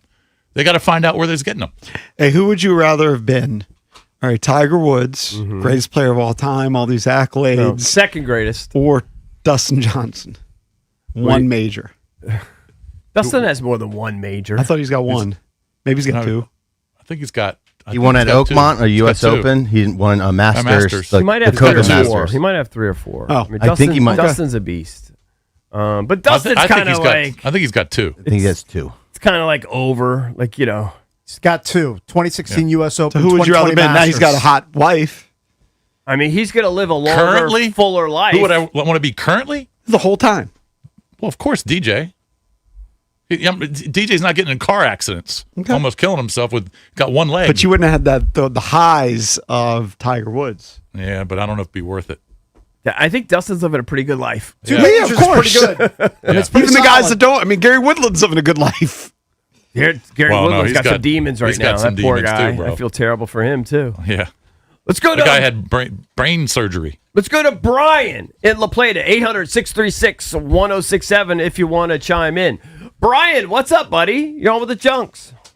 Good morning, Junks. Thanks for taking my call. Yep. I enjoy the show. Thanks, man. Yeah, I think Tiger maybe didn't want to give a urinalysis because it would derail his trainer's teachings, and that he can't have his supplement formula out there in the open. Not even the state can be trusted with that. I mean, what if they found something in his urine but it's from a month ago, and then they say, well, you took it that morning of the accident, or what are you talking about? Hold on, you're talking about performance enhancing stuff? Yeah, they could make the argument that to give this, the state can't be trusted with this information because it has copyrighted proprietary supplement advice. I think his worrying about supplements is the last thing on his list of what he's worried about getting out into the public. Yeah. He's worried about like possibly opiates or some other drug or that's or what I think it being, is. On that list. If I had to bet, that's what I would bet. Let's go to Steve in Laurel. 800-636-1067 if you want to chime in. Steve, what's up, man? You're on with the Junkies. What's up, guys? Hey, I was just wondering what you thought. The other night at the end of the show there, I didn't think Tiger looked right. He was sweating bad, and he was pale and clammy looking. And just for a second, he doesn't look great. Just wondering what you thought. Yeah, I mean, that's a lot of people have Was he the only thought. guy sweating? Like he was sweating profusely and nobody else was sweating? Well, he's even done things where he sits in on, like a golf telecast. For an hour. Yeah, and he looks like he's under the influence of something. It just looks off. He just doesn't look right. Yeah. That happened last year at the Genesis, his tournament. That happened last year when he was sitting in with, Nance or whoever was interviewing him. He just didn't look right or sound right. Mm-hmm. I'm telling you, I think it's a lifetime issue, and I just don't know how. Now, when he was out there this year, he looked better. Yeah. Remember, he was on the 18th hole, and it was just he was laughing and joking with whoever he was talking to. He didn't look as bad as he did 2 years ago. What year is the last time he played more than 3 tournaments in a year? Oh, I don't know. 3 or 4 years. It's been a while. I just saw, this is an extreme example, but I just saw a video, you guys may have seen it, went viral, of Delonte West celebrating 100 days sober, right? Great story. Anybody think he's going to make it to 200 days? I mean, I don't know. I mean, you hope he can, but you've seen a lot of relapses from him in the past. I would bet everything is, this is just not going to be able to do it. It's too hard. It's just got too much of a grip on him. I put Tiger in a similar boat. He's not as extreme as that. He doesn't have the schizophrenia or whatever also that Delonte has. But like Bam Margera. Do you think Bam Margera is just going to stay clean? I don't know if he would you bet on it? Clean? I don't know. Would you bet on it? It'd be a tough bet to make. Yeah. I'd think twice about it. Right. Let's go. 2024, by the way, was the last time he played more than 3. He did. Yeah. He played in all the majors, and then he played in the Genesis. He withdrew from that. Let's go to Noah in Alexandria. Noah, what's up? What's up, guys? Hey, Noah. Hey, bud. So, with Tiger, like what you guys are saying, the bigger part of the issue that's going to always be there is when he's by himself or internally. Because everybody around him, like you guys have said, this is decades going. So, he's got a good team around him that's telling him the right stuff. But if he ignores it or goes against it or his addiction, like you said, he's on stuff that's pulling him way harder than a person can. Yeah. So, that's going to be something, like you said, and now with the stuff they've got out roaming around, I mean, Tiger's spending money on what he thinks he's getting, but how does he know that it's not cut with something that'll kill him on the spot? For sure. Correct. So For he's sure. taking huge risks, bigger risks than just, I'm on some pills and let me just squeak through. So, like you said, I agree with you. It's probably going to be at some point we'll get some bad news that none of us want to hear, but the writing's kind of been on the wall. Yeah. It's trending in a tragic direction. Unfortunately. Yeah, absolutely. But yeah, I mean, it's a good topic. I just want to say that though, like everybody's wanting Tiger to do better. Everybody has for a long time, but that ain't good enough when he's by himself. You know what I mean? That stuff creeps in. He's got the money and the resources to get whatever he wants, as much as he wants, whenever he wants. That's a dangerous combo. Yeah. Yeah. Thank you, Noah. You know, no problem. Appreciate it, buddy. Thanks for listening. Really appreciate it. Somebody also made the point that, a lot of people say, well, they say the guesstimate is he's worth $1.5 billion, right? So he's approaching $2 billion. That's his net worth. Like you can't even fathom that. And that's even after giving Elon hundreds of millions of dollars. Right. So you can't even fathom the wealth that the guy has. They're like, well, why doesn't he have a driver? He should have had a driver a long time ago. Well, he doesn't have a driver for a reason. He doesn't have a driver so he could go wherever he wants, whenever he wants, right? Like an addict doesn't want a driver. You should go wherever you want, whenever you want. Yeah, I understand. And when you're under the influence, you're not really thinking about that. That's why guys are pulled over for drinking and driving all the time. That's why you get in accidents, but also he doesn't have a driver, so he could go and hide and do things when he needs. Like if he needs a score, go get a score. Just get in the car, go. Well, yeah. I mean, that's what I'm talking about. Who knows? My buddy Fahad just texted me. You can still hire somebody. We should mention self-driving cars. Yeah. Although I will say, like he could. I mean, I was just at Michelle Radley Chevrolet, and they have something called Super Cruise on some of these Chevrolets. Yeah. That basically it'll change lanes for you and do everything for you. I told you still got to be behind the wheel of the car. So it's not full self-driving. Yeah. But Tiger could have one of those cars where, like, can get hammered and just touch the steering wheel every once in a while. He'd probably still be impatient. I saw a video. I have turned the corner on self-driving cars. I fantasize about, in future years driving up to Cornell and just not having to drive. Yeah. Be tired and be able to sit there. Just chill in your seat. I fantasize about that now. But I did see a viral video that someone sent me, someone in my immediate circle, of these Waymo cars. Now, do you know what a Waymo car is? I saw one right near the building like last week. I'm not quite sure I understand what it is, but it's a self-driving car. I don't know what the hell it is. I don't know if it's got...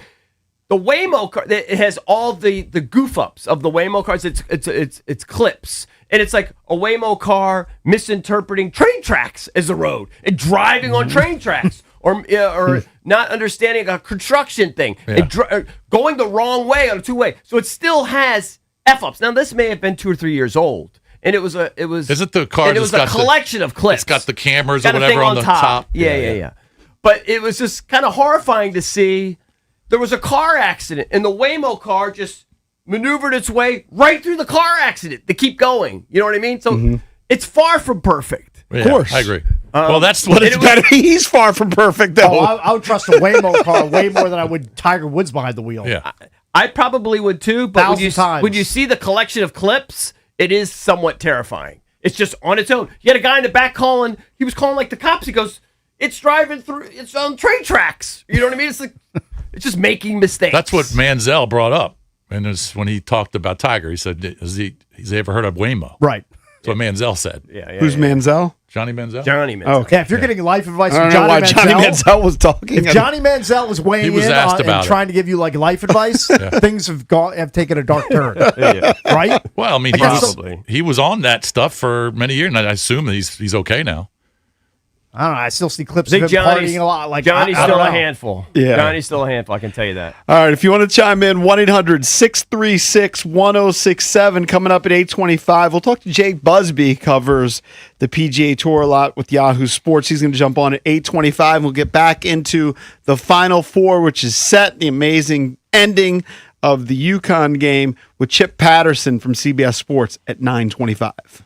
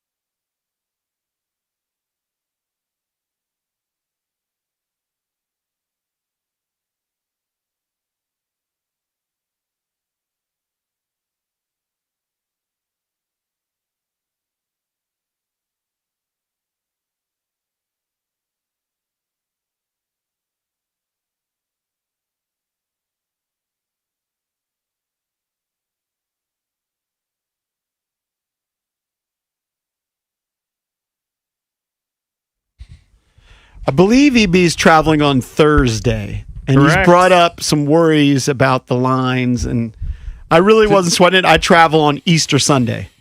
So on Easter Sunday, my family is flying to LA to visit Kelsey. Mm-hmm.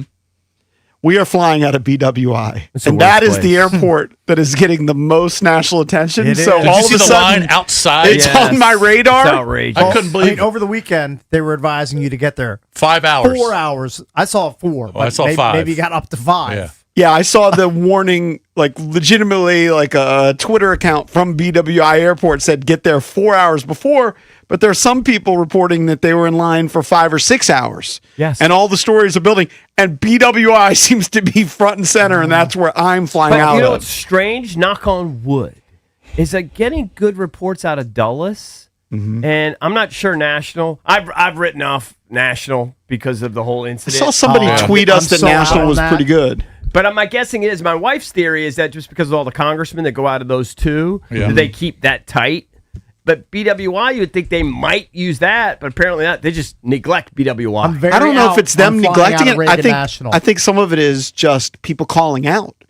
Like in some of these stories, For sure. the actual workers are just calling they're- out. yeah. So if let's say I'm They don't going to have make enough up a people. random number.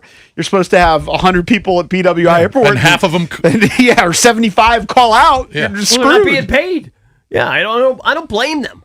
I'm not but- blaming them. but I'm they just gotta saying. figure it out. I don't usually worry, and when you were talking about it last week, I really wasn't worried because like that's still 2 weeks, still time for them to resolve this, and it could be resolved today. Who the heck knows? I just know on Sunday, I'm not sized. I'll do it. Not sized to the airport 6 hours it's JP's early. ultimate nightmare because he loves to just push the envelope time wise, especially at airports. Yeah. So this Well, is nobody just- likes lines. No, I mean, of no course one not. likes lines. Nobody loves it. I think that they announced that they're going to start paying them though now. Well, they did. They said So- they're going to have to pass something, but it passed the House, but it still had to pass the Senate as of a couple days ago. I don't know where it is on I all think it that. might be vice versa, but Well, yeah, vice versa, whatever. There is such a thing as, and we signed up. If you add your passport to it, if you have TSA Pre, you could do what's called touchless. I don't have any of that stuff. So I have touchless now. I got all the touchless stuff. My daughter just flew out of Newark. Newark has been a disaster, but because she had the touchless, she got through in 15 minutes. Now the problem is, some places like BWI, they're not even using TSA Pre. They're not using touchless. They're using none of it Because they didn't have enough help. They had to They don't have close those enough. things down. Now, luckily at Newark, when she flew to Florida, she was able to use the touchless. So we have touchless too as a backup. We did all that. We uploaded all our passports over in the last week or so. But yeah, it's a nightmare. I know friends that are flying to. It's a big tournament. It's called. I want to get the name right. I think it's called Big South, right in Atlanta. Big tournament every year. Everybody in the volleyball world goes to it. But I know people that are just driving. They're just like, F it. I'm not dealing just with gonna it. drive I'm 10 just hours. going to drive. Well, I'm not driving to L.A. No, you're not doing that. Yeah, No, you that can't would do be. that. You can't That do would be that. something. But you might want to consider, canceling the flight and going out of Dulles, or save it, or whatever you could do to maybe get credit, and then fly out of Dulles. Yeah. I don't want to jinx Dulles. One thing but that I I just jinxed the tend cakes. not to do, I don't remember if I did it this time. I think I probably didn't do, is I never get the insurance, which allows you to change your Change flight. your flights, right? So I'd get burned if I changed my flight. Do you get like a refundable flight, or you go with the because he always gets the cheapest option? non-refundable. He always goes the cheapest. You got to stop with Yeah, that. I've learned my lesson. You gotta stop I with get that. refundable. Now I fly so infrequently, I'll splurge on refundable. Yeah, but it's like $50 extra per I know, ticket. but- I know, but it's I'm worth paying it. for four tickets. It is worth it. Just don't ever get the butt cheapest. Yeah. Get the one up from the butt. I cheapest. couldn't imagine flying right now. I won't do it. I wouldn't do it. I mean, I know you made plans months ago, but I think that they're dipping into some emergency funds. They're going to start paying them, so it might be better this weekend. It might be better. That's what I hope. And when Eric was talking about it last week, I was thinking, well, it's still. Actually, he probably brought it up even before that. Because it's been I felt like it going was on for 2.5 months. weeks, right? I felt like I was like, okay, It's I've got 45 2.5 days. weeks.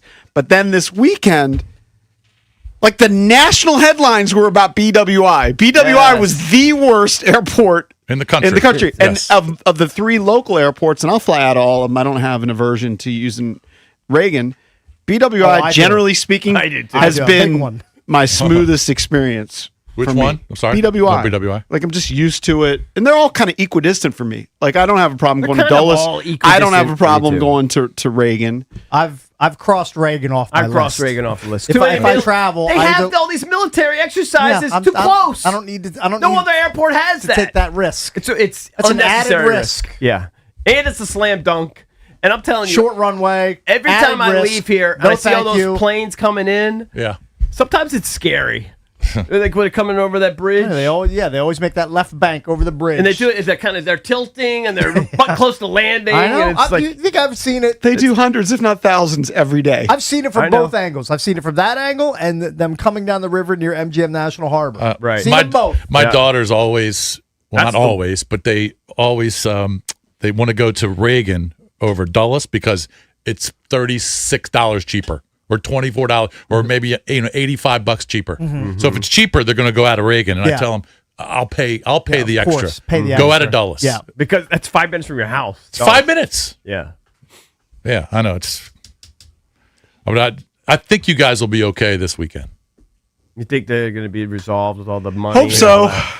Yeah, I know I'm going to be okay because I'm I'm not gonna be getting on okay one too. of those. Not getting You- on one of those. I'll be at my jet house this Easter weekend. Sunday. I told you the last time I flew. Are you flying back Easter Sunday? Sunday night? Yeah. Yeah, fly back. So it's also insane, by the way, that they have volleyball tournaments on Easter. It's is. crazy. I mean, just no regard, but it's been that way for years. You don't have to sign up for that one. If you're part of the team, you kind of have to go. I understand that. I I'm can just do a saying. protest, I I'm just guess. saying the team doesn't have to sign up for that one. You can make a Yeah. team decision. But I get it. Travel sports, it's insane. You're kind of a slave to it. It's not. It is insane Well, you'd rather fly Easter weekend than the weekend after. because It's Masters. I think I'm going to be somewhere. When's for Mother's that Day? That's Are you- creeping up, right? It's in May. Second weekend in May. Oh, it's Usually May, yeah. Okay. I don't know the exact date, but I know it's in Okay, May. it's in May. No, but remember, the last time I flew to Orlando for whatever Sunshine Classic, I get all these tournament names mixed up. That's the one where our flight was delayed 6 hours, and I was just sitting in BWI for 6 hours. Now, thank God I wasn't in line. If I was in line for 6 hours, I don't think I would survive. I read one story where I wouldn't some handle it. people high on the spot. some people are paying for line sitters. Yeah, I would do that. When I flew back from Turks and Caicos, we had a stop off in Atlanta, and I guess this is standard, but it my brain broke that I had to go through like security again, like because you came from a foreign country or whatever, you got to go through the whole thing, immigration or whatever. You got to go through the whole Go through thing again. customs, It was yeah. like 2 a.m, and in front of my children and everything, had a full blown not panic attack. I was just a crybaby. I had a temper tantrum. I had a temper tantrum at 2 a.m. I told my wife, I cannot believe that we have to go through this. And it was it was maybe 45 minutes. But we had already traveled halfway. We're almost home. You just want to get home. 2 a.m. And I'm in another freaking immigration line or whatever the heck it is. Got to do the whole thing all over again. That's another reason why I don't want to travel to Europe. I can't imagine all of that. All the checkpoints that you got to do. You're just Freaking going to have to nightmare. put it into your mind that it's just going to be It's one going of to those be hellish a nightmare days. hell, Yes. just life. It's just going to be hell. Just got to Yeah. eat it that day. Yeah. You're going to eat it. You're going to eat There in isn't hell. much worse outside of being in prison than being in line. Especially at airports. I should show you the video of the line to get into the France-Colombia game. Starting at 2:30. I've actually been in a line and like people that. probably not getting into the game until halftime. I've been in a line like that. Actually, believe it or not, Valdez, at a Ravens Steelers game. I was at a Ravens Steelers. Are there often lines at Ravens Stadium? There was a line in front. I mean, there was. I don't know. It was like 5,000 people in front. It was like a Monday night game or Sunday night game or something. It was just. Yeah. I don't know. Hopefully you took your beer with you to drink while you were sitting in the line. That's what a lot of people do. I didn't know that was a thing. Oh, yeah. Line beer. That's a great In beer. Caps games, there's often lines. It's like kind of bizarre. There's often lines at Caps games. Yeah. I mean, Here, just look at like this. 10 or 15 minutes max. Yeah, I is don't usually- like 10 or 15 minutes, Cakes. You should be able to just go somewhere and walk in. Shouldn't have a I mean, line. they have something called security. Yeah. I mean, I actually felt bad for because it was 90% Colombians, all this yellow at Northwest Stadium. and they just couldn't get in. Yeah. Well, Couldn't get in. yeah. I mean, Were they just Look not at this video. prepared? Were they not prepared for all the people? I don't get I it. mean, that's insanity. So I would have turned around and gone home. look at this, Two Jason. countries playing soccer. Look at this. Yeah, no, That's it's in front of me, and it went behind me, Yeah, and that's the game had already started, and these people had been in line since 2:30. I don't think it's like that for Commanders games. I don't know. Maybe they didn't have full staff. Maybe that's probably what it was. Maybe they're like TSA. Was it just one little bit of a entrance? line. Was it just one entrance? Apparently, they closed one entrance. I don't know Funneled what was everybody in going the other- on. yeah. I don't know what was going on. Gabe was texting me and was like potentially meeting up before the game, and I was like, I don't think Yeah, it's happening, that's bro. not happening, It's like sir. maybe halftime. All right, coming up at 8:25, we got Jay Busby. We'll get back into Tiger Woods, but next, what does Duke's collapse mean to John Shire, their head coach? It's 2 years in a row. 1-800-636-1067.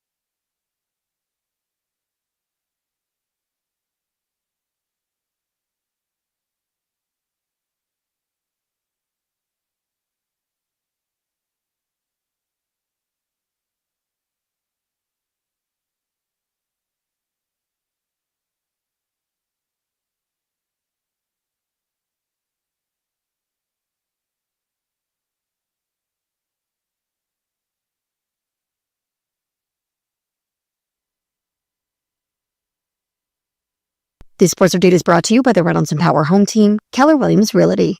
The Washington Nationals sealed the series victory with a 6-3 win over the Cubs, and again, it was Joey Wiemer who was the star. He's begun the new campaign having recorded 6 hits in his first 6 at-bats. In fact, through 8 plate appearances, he's reached base 8 times. He's the 3rd player in Major League history since 1961 to record this stat line. Over in the NBA, the Wizards lost to the Trailblazers 123-88 last night. They were very shorthanded. They were without Anthony Davis, Keyshawn George, Trey Johnson, Cam Whitmore, Alex Sarr, and Trae Young. And your men's March Madness scores last night, Michigan crushed Tennessee 95-62. And Yukon came through with a last-second three-pointer to beat Duke 73-72 to advance to the Final Four.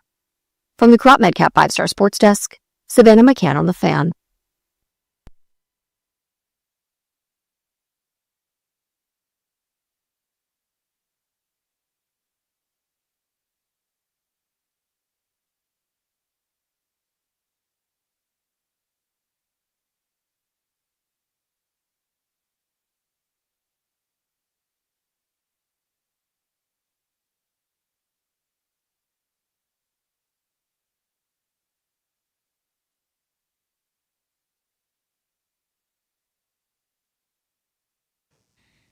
Welcome back. Junkies come to you live on 106.7 The Fan and the Team 980 here in the DMV, 910 The Fan, 105.1 FM in Richmond. You can watch us on the Monumental Sports Network. We're brought to you by our friends at Main Street Bank as we celebrate 30 years of the Junkies. Cheer local, bank local. Main Street Bank is a business-focused community bank proudly serving the DMV since 2004. Visit mstreetbank.com to learn how to put their team in your office. Main Street Bank, member FDIC, equal housing opportunity lender. It's Bish, Cakes, EB, and JP. We'll check in with Jay Busby coming up at 8:25. He's all over the Tiger Woods story. We can get his take on what Tiger Woods should do moving forward. But it wasn't that long ago that we were talking about North Carolina whacking Hubert Davis, who had taken North Carolina to a national championship game. In his first year. Because a lot of people thought because in the last game they blew, I want to say North Carolina a 17-point lead in that game. I've forgotten. But North Carolina blew it and didn't get out, didn't go as far as expected. And so Hubert Davis lost his job. John Shire doesn't seem to be getting the same sort of criticism in terms of, hey, he should lose his job. He has this unbelievable record in 4 seasons when you look at wins and losses. But this is the second year in a row that Duke has choked. Mm-hmm. It's insanity to suggest that he should be fired. It's insanity. Oh, I don't think you're saying that. I think he's questioning whether or not potentially. Well, he's the guy going what forward. I'm saying is maybe you might have said that about Hubert Davis. I was a little surprised. It's been a little Hubert. different. It's a little different with Hubert because he's been bounced in the first round the last 2 years. He's not getting to Elite Eights, which John Shire is. I understand. Or Final Fours. Or Final Fours. Yeah. Should there be heat on Shire? Shire's been there 4 years, and in 3 to the 4, he's been at least to an Elite Eight. Should there be heat on him? No. Earlier in the show, you said he's had Cooper Flagg. He's had Cam Boozer. He's had best player in college basketball the last 2 years. I mean, you can make an argument this year. I know, and he is getting questioned, but this is what I would say to that. Just think about his rosters. They're all freshmen. All their studs are freshmen. So at some point, they're going to play like a freshman, and that's what you saw last night. That's what you saw last year. So if he had, a veteran team like a Purdue where you had 4 seniors, Braden Smith's not making that mistake. Mm-hmm. But that's what happens when you're at Duke. You're going to get questioned, especially when you're you're replacing Coach K. I can't call a guy who's been to 2 Elite Eights and a Final Four anywhere near the hot seat, even though there have been 2 pretty historic collapses by teams he's led in the last 2 years. College Hoops Talk on 106.7 The Fan, presented by Bud Light. Easy to drink, easy to enjoy. I'm just saying if his job is not in jeopardy. You're right. Nor should but I'm just saying if you looked at Hubert Davis's overall record, his accomplishments in the conference, his accomplishments in the tournament, taking one team to the final. I get it. The last year's bounce. And I'm wondering, you'd say that guy shouldn't be fired either. And some could argue that he probably shouldn't have been fired. It's still he was paled in comparison to Shire. And by the way, got bounced in the first round this year because his star player, like let's say Cam Boozer, wasn't available in the tournament. Could have been an How excuse. does Duke do? Caleb Wilson out for North Carolina, their star player. Could have been kind of an excuse, but North Carolina also hired a new AD that's not a Carolina guy, and it's not like he was part of the family.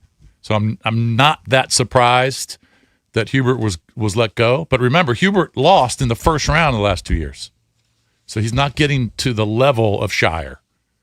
But I understand why people are questioning blowing a 19-point lead when you have a chance to go to the Final Four. And I don't know if you question Shire or if you question the players. I mean, how can Shire control Caden Boozer making a bonehead mistake? He can't. Did he have a timeout?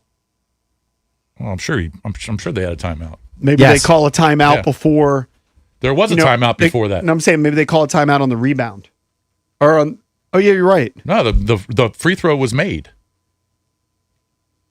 He they made called a timeout after the free throw? He missed the first free throw and made the second one. You can call a timeout. I forgot. You can call a timeout after the made free throw. Yeah. He could also call a timeout. During the play. During the play. Mm-hmm. By the way, Shire was telling him to throw the ball. Mm-hmm. He was urging him to chuck the ball forward. Well, usually I didn't see that. I don't know what he. Usually what that doesn't get deflected. I know it's such a great play by Connecticut. It was three guys, right? And then the guy hits a 40-footer. Yeah. Mullins, who I don't think had hit a 3 in the game. It's still It's an incredibly bad run out for Shire and the Dukies. It's still a situation. It was a 1 in a million again. Yeah. It was a 1 in a million. They just got boned. Yeah. It's about a 1 in 10 if you look at the percentages. Yeah, but the way it played out. I mean, Also, remember, Cameron Boozer gets the inbound. Okay, he gets doubled. He's going to get fouled right there. Yep. Cameron Boozer is a much better free throw shooter than Dame Sarr. He throws it back to Sarr. Yep. He gives it up. That's also a mistake that no one's really talking about. Mm-hmm. If I want one guy on my free throw line for Duke, it's Cam Boozer. Mm-hmm. But they made a series of mistakes too, because remember they committed a foul when it was kind of like around the free throw line, ball was loose, rebound, and they committed a foul in under a minute. And they put Yukon on the line. Yeah.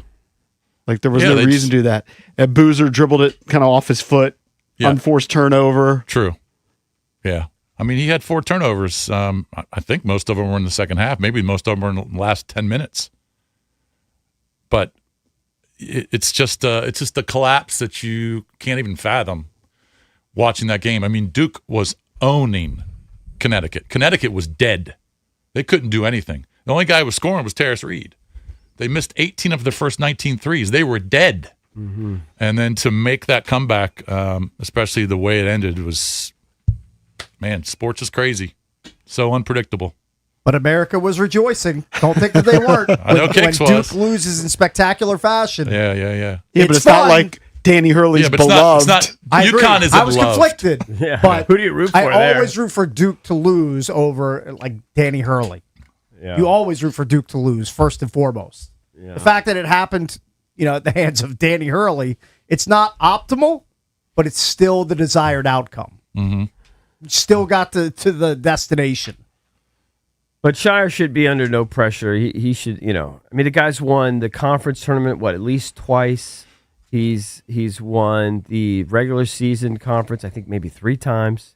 Been in the tournament 4 straight years. Been to a Final Four. It's been, early exits-ish. But earlier than expected. I mean, Elite Eight's pretty good. Elite Eight's good. I mean, maybe it's not good enough for Duke fans. Maybe they don't care. Well, if they had lost the game by 10 or, didn't have a huge lead, he wouldn't be questioned as much. Number 1 seeds who had a 15-point lead at the half in the tournament were 134 and zippy. Yeah. That's until last night. It's a pretty sterling record until Duke blemished it with that one loss. It's just one of those things where you just can't even imagine. You can't even believe it. You can't even believe the way it ended. So who is the overall favorite, the betting favorite right now? Is it Michigan or Arizona? The overall? I mean, they're probably pretty close. I'd have to go and look. I guess I'm all in Cakes on the Illini. You're an Illinois guy. I lived in Champaign for a couple of years. You certainly did. I was 2 and 3 years old, but I did live there. Yes, you can claim it. I mean, I do have some memories, believe it or not. Looks like Michigan's plus 155, Arizona's plus 170, so it's pretty close there. Illinois plus 420, Yukon plus 650. Dude, that might be a good bet, right? Why not? It's a Drab T-shirt like bet. That's a good bet, Drabby. Throw a little fun money on Yukon. I just think Michigan and Arizona, because their bigs are going to be able to match Terrace Reed down low. I just think they're going to be very difficult to beat. Arizona just looks like a complete team to me. They're really good. I mean, they got young guards, but their bigs are just, man, they're just legit. They're just good. But Michigan's bigs are really good too. The Michigan-Arizona game is going to be fantastic. That feels like the national championship. It does. But that loss, can you imagine how that affects a coach going forward? Yeah. He's going to be thinking about that every day. Yeah, forever. but it's going to haunt poor Caden Boozer more, I think. Caden Boozer's, that's tough on him. I feel bad. I actually do feel bad for him, Cakes. Maybe not the university. Feel bad. I mean, he's an 18-year-old kid. You feel bad for him. I don't feel bad for the Duke. Plus, he's the overall. nub. He's the nub boozer. He's the nubs boozer. I mean, you got the nubs genetics. Do guys think now they're still good genetics, but they're not good as his brothers. Right? Do guys still? He's going to be a pro. Does he still have NBA potential? Oh, he'll be a pro. He'll be in the league. I mean, he's not going to be a top 5 pick, but he'll be a pro. Yeah. Is he going to come out this year too? For sure. I'm not for sure. I don't know. I haven't heard. Because he's what is he, about 6'4"? Something like that. Probably. Yeah. 6'3", 6'4". Yeah. But he is the nubs boozer. He's the nubs boozer. I don't know what happens when your brother's going to be a top 3 pick and you're not. Yeah. Well, for those that are keeping track, it's a battle between Drabby and Roger for the bottom of the barrel to beat Roger. I think Drabby said but Drabby's rooting for Arizona for the first time in his life. Yes. That's an Arizona State He grad. needs an Arizona win. That's what it comes down to. Roger has Arizona, and I guess Drabby has Michigan. And if vice versa. Oh, I thought okay. Drabby has Arizona. No, I just can't have Michigan win any more games. Right, That's the only thing I care about. And if Duke doesn't choke that game away yesterday, Roger already beat me. So that actually hooked you. It saved you. I was screaming in my So we didn't even determine what the punishment's going to be yet, though, right? I know. Well, we can't do the can't do the shock because you might die. All right. We'll come up with. I know you want to do some sort of spanking thing, but that's not going to go over. What if he kisses Roger's feet? I'll kiss his toe. He bows down to Roger's basketball knowledge and kisses his feet. Bow down to his Chuck Taylors. What if you have to wear? Why aren't you guys doing the shock thing? Because they're afraid. They're afraid I'll get a heart attack, a stroke or something. Yeah. You might die if you kiss his feet. Too. What if you just have to wear your pants like Roger for a full day at work? You have to wear your pants down around jeans below your butt. That's not a real payoff for the listeners. Yeah. Well, yeah, we something just tangible. Have to walk around in here every commercial break. I mean, right before every commercial or something. We could. That's no payoff. And then you can just walk around. I might fit into Roger's jeans. I'm like 50 pounds less than him. No, I know you're skinny, but I'm saying you have to wear them the way he wears them, not wear his jeans. You have to wear them. We'll see. I'm open to anything below like your Johnson. That's like where Roger wears them. I know where he wears them. It's a very specific style that Roger rocks around here. It's pants on the ground. Unique. Yeah. And you have to walk with your feet splayed but out. But he like owns that. it. He owns it.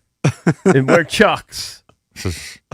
And just mutter as you walk through the hallways. Take a daily poop. Yeah. Definitely do that. 1-800-636-1067 is the number if you want to chime in throughout the show. Coming up next, Jay Busby, senior writer for Yahoo Sports on Tiger Woods.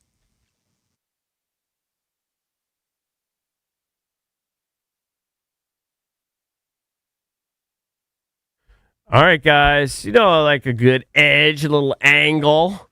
Here's one. BMW of Fairfax has new I-Series models that have been in service for a short stint. You know, loaner vehicles.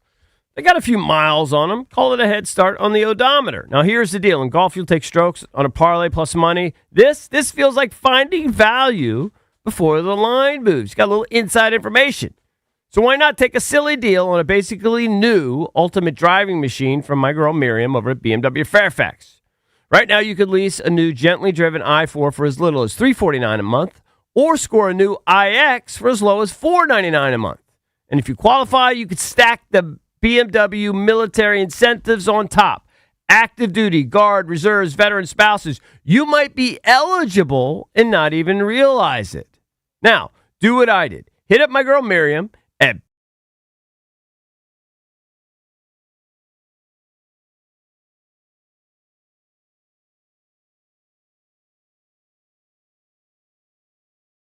X.com.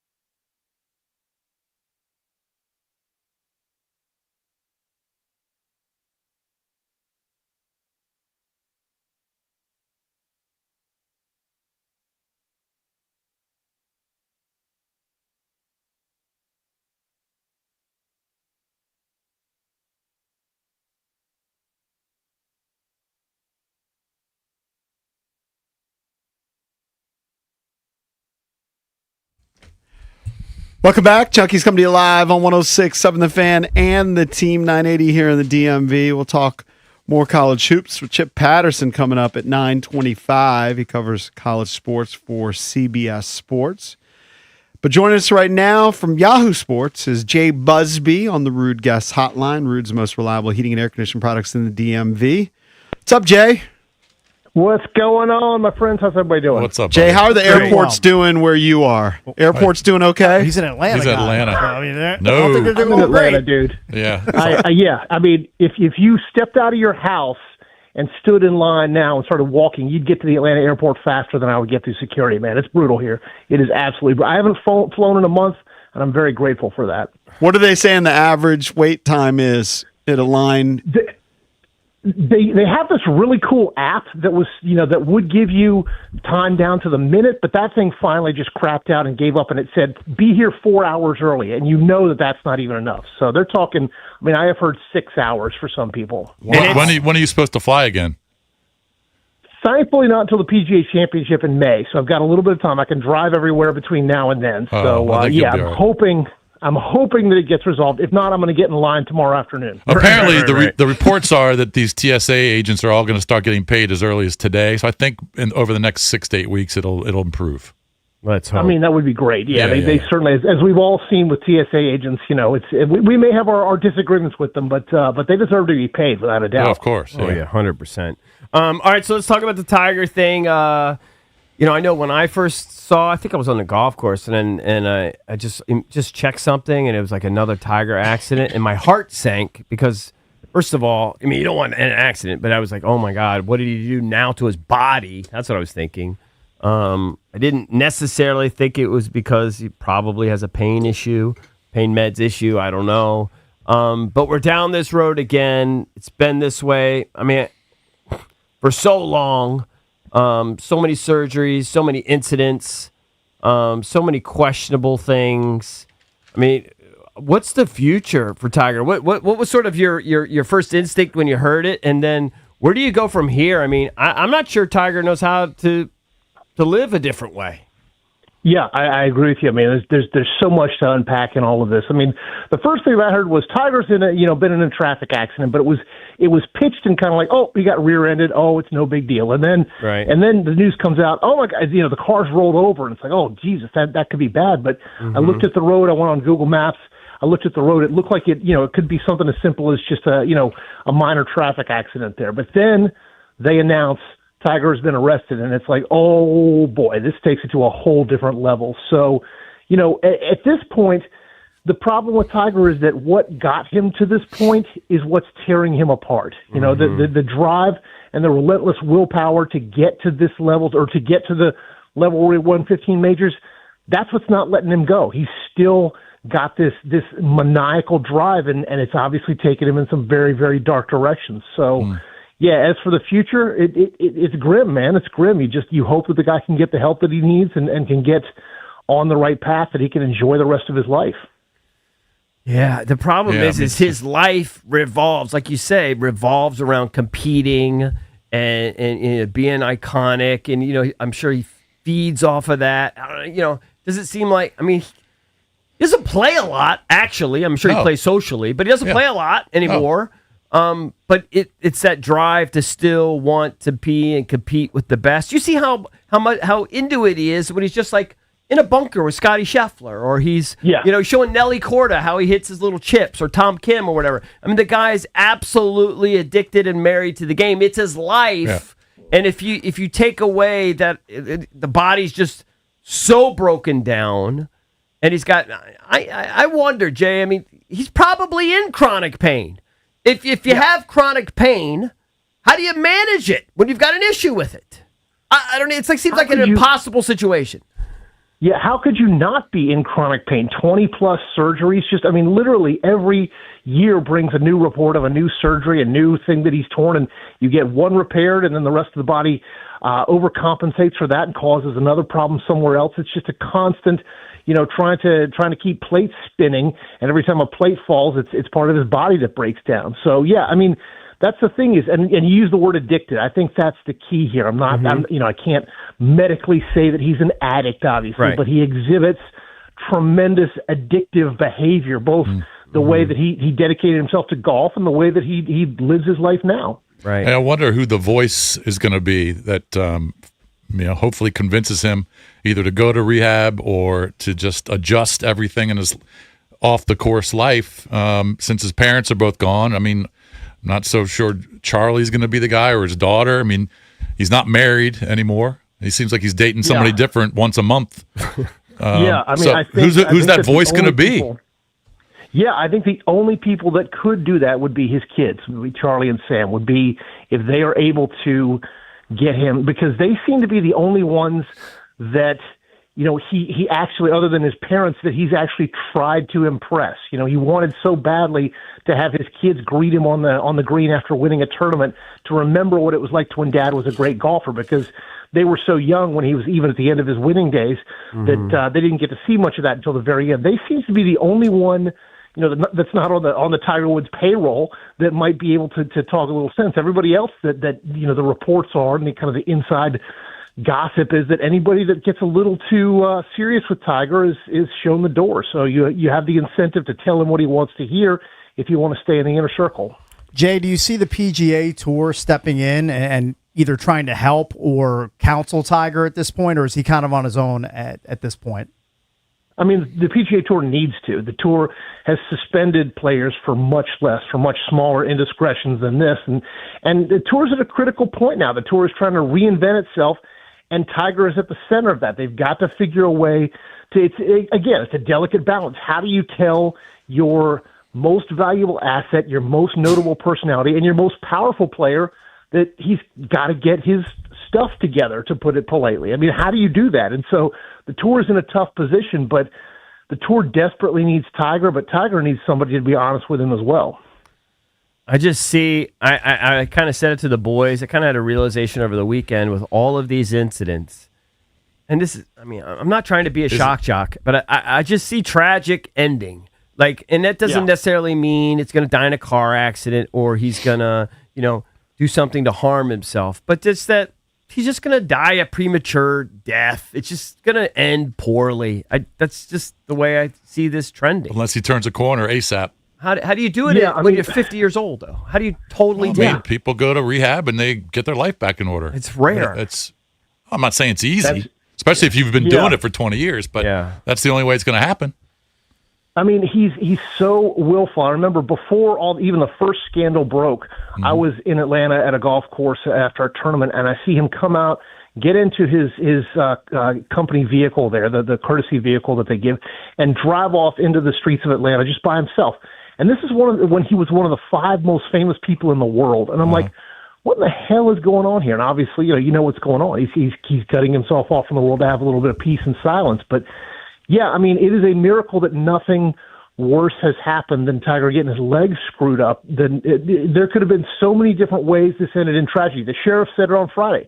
If there had been someone coming in the opposite direction, we would be talking about a whole different story right now. So, I think you're right. It's just pure blind luck that no one but Tiger has been hurt by Tiger at this point. Does he have confidence on the tour itself? He does, but again, they're all kind of in awe of him. Tiger has made so many people are so indebted to Tiger because he completely changed their lives. And so it takes a strong person willing to endure that pushback and possibly getting cut off to say, hey, Tiger, get it together, man. You need to do this. And I'm not sure, that's a person-by-person decision. He does have confidence, but do they all kind of still have stars in their eyes about the old Tiger, or are they willing to look at him as the 50-year-old broken man that he is right now? Yeah. I thought he was tight with the guy. I'm spacing his name. The guy who works for Golf Channel. The one that went to Stanford? Yeah. Former player. Begay. Yeah, Notah Begay. I thought he was pretty tight with him. Yeah, I think to an extent. Yeah. I think to an extent. It's always, with Tiger, tight is always a matter of what's going on at any given moment, because maybe he is, and then maybe Notah said something that pissed Tiger off, and Notah's on the outs now. I don't know. I don't know the inner workings of that. Right. By the way, speaking of players with mental hurdles to get over, man, the story about Gary Woodland, with the PTSD after the surgery and literally walking off the golf course to go into a bathroom to cry or blocking the door in hotel rooms because he thought people were coming after him. For him to get over that and win the way he did, man, that's a great story. Well, it sounds like he's still literally dealing with it. I'm sure he's still dealing with it, yeah. But it didn't it didn't impact him on the course for the last 4 days. He was unbelievable. In the last, I'm sure Jay saw this, like he I think he mentioned in his presser, what was it, like Thursday or Friday, the crowd was too close to him. Yeah. And he like took himself off the course or whatever, went to a tent and like had to gather himself. Right. I'm not even sure if he didn't break down and cry. I'm sure he did. Yeah. And then, I mean, it's just unbelievable what he's dealing with. Yeah. The weird thing about golf is how close people really are. And if you've never been to a golf tournament, you can't imagine literally. I mean, you can hear these guys talking in low voices with their caddies. You can hear them anything. Mm-hmm. And if they are in the right spot, especially if they hit the ball even slightly over towards the gallery, you surround them. You are everywhere. I mean, just imagine, a group of fans around a basketball player as he's trying to make a 3-point shot. I mean, that's exactly what you've got here. And so it's unlike any other sport. And so it's the worst possible sport if you happen to be fearful, if you have some kind of traumatic issue in your background. And so you're right. For Woodland to be able to overcome all of that, to come back, to win that tournament, to win it decisively, it's absolutely a tremendous story. The other thing is he's playing at a level that's absurd. He had 196 ball speed for geeks, like if you're a geek in golf, at 42 years of age. Even when Bryson gained 40 pounds, it's like faster than what Bryson was doing on tour. Yeah, he was incredible. Crazy. He was incredible. It's tremendous. I mean, that's why I love golf because, it is a bunch of dudes slapping a ball around a field. There is that, but man, it exposes character in so many ways, for good and for bad, but it has these kind of stories where people find something within themselves to rise above what they thought was possible, and that's exactly what Gary Woodland did this week, and it was tremendous to see. And it also gets you, just as a person, as a man, when you watch it, and then you watch the interview after he makes the winning putt, and you can see what it's doing to him. I mean, when you start crying on the 18th green to whoever's interviewing you, and it really hits you just as a person what it's done to Gary Woodland, and it makes you feel so much better about it because he's trying to overcome it, and certainly this weekend he did. Yeah. I mean, that's why we watch sports in the first place, is to see people overcoming these challenges, and not to get too metaphysical here, but to saying, all right, well, if he can do it, I can do it. But that's exactly it. When you see it come together in that moment, and you see all the hard work and all the pain, all of it pay off in the best way possible. Yeah, it's something really special. All right, so before we let you go, I got to get your feeling, your vibe here for the Masters. Bryson seems to be trending well, seems to be putting himself in a good position. I like Bryson a lot. Keep an eye on Bryson. Scotty and Rory are both struggling at this point, so Bryson's the guy you want to keep an eye on coming into. I'm not sure if I'm being played off or that's just the Masters theme in the background. Anytime Masters comes up, anytime we say Masters, you can give us a few guys that you think we should keep an eye on. Yes. Absolutely, Bryson is the guy to watch. I'm more interested, honestly, in John Rahm because I want to see. He's been playing against such garbage competition on such garbage courses for so long. I want to see how he does stepping back into the arena under the hottest spotlights. I want to see what he's able to do and step up and see if he can get another green jacket because he's one of the generation's most talented golfers, and I want to see him step up and reclaim that. Yeah. Jay, switching gears, I saw you wrote about the NFL adding a Wednesday game, and you said, well, at least you have Tuesdays, but what are your thoughts on kind of the expansion of the NFL, took over Christmas, adding a Wednesday game? They're saying it's a one-off, but you could see it being more than that down the road. Yeah, absolutely. I mean, we all know the Mark Cuban quote about pigs get fat, hogs get slaughtered, and he said that 10 years ago, and the NFL has showed no signs of slowing down since then. So there's got to be an upper limit somewhere, but I don't know what that is. I mean, I think that the NFL's great gift to us is that it's scarce. The actual games are scarce. We can talk about it 365 days a year, but we don't have games every day of the year. And so, yeah, I mean, I wondered, part of the great thing about the NFL season is you take that breather after the games. After the Monday night game, you kind of look at your fantasy lineup, you look at who did what, and then you got a few days. But if you have a game every single day, it robs it of that specialness. And I wonder how far the NFL is going to be able to push it before fans start realizing, maybe not every game's a must-watch. Yeah. So, but it's coming. By the way, you're in Atlanta. What's the reception for Tua? It's kind of like wait and see. I think everybody with the Atlanta Falcons has just been so burned so badly over the past few years that it's like, okay, that was the best choice, and Tua's obviously had success in Mercedes-Benz Stadium, but let's just see what happens. We're not willing to commit one way or the other. Atlanta Falcons fans at this point are just very much like, you got to show us something before we get back on the bandwagon. Well, at least they can look forward to the 13th pick. Oh, no, they can't because they dealt it to the Rams last year. Yeah. They can't look forward to that. Sorry for that. Are they excited about Stefanski? Yeah, I think so. I think that folks had really kind of soured on Raheem Morris by the end of the year because everybody liked him as a person, liked him as a motivator, but did not like him as a coach in terms of decision-making, final 2 minutes strategy, that sort of thing. Mm-hmm. And the fact that the Falcons just continue to stick around that 7-8 win plateau, it's just enough. We got to do something. Whether we got to blow it up one way or another, we got to try something new. Right. That's Jay Busby from Yahoo Sports. Always a pleasure talking to you. Thank you, Jay. Absolutely, my friends. Take care. Right, Thanks, Jay. All right, We got buddy. Chip Patterson to talk some college hoops from CBS Sports at 9:25. Keep it here on the Junkies.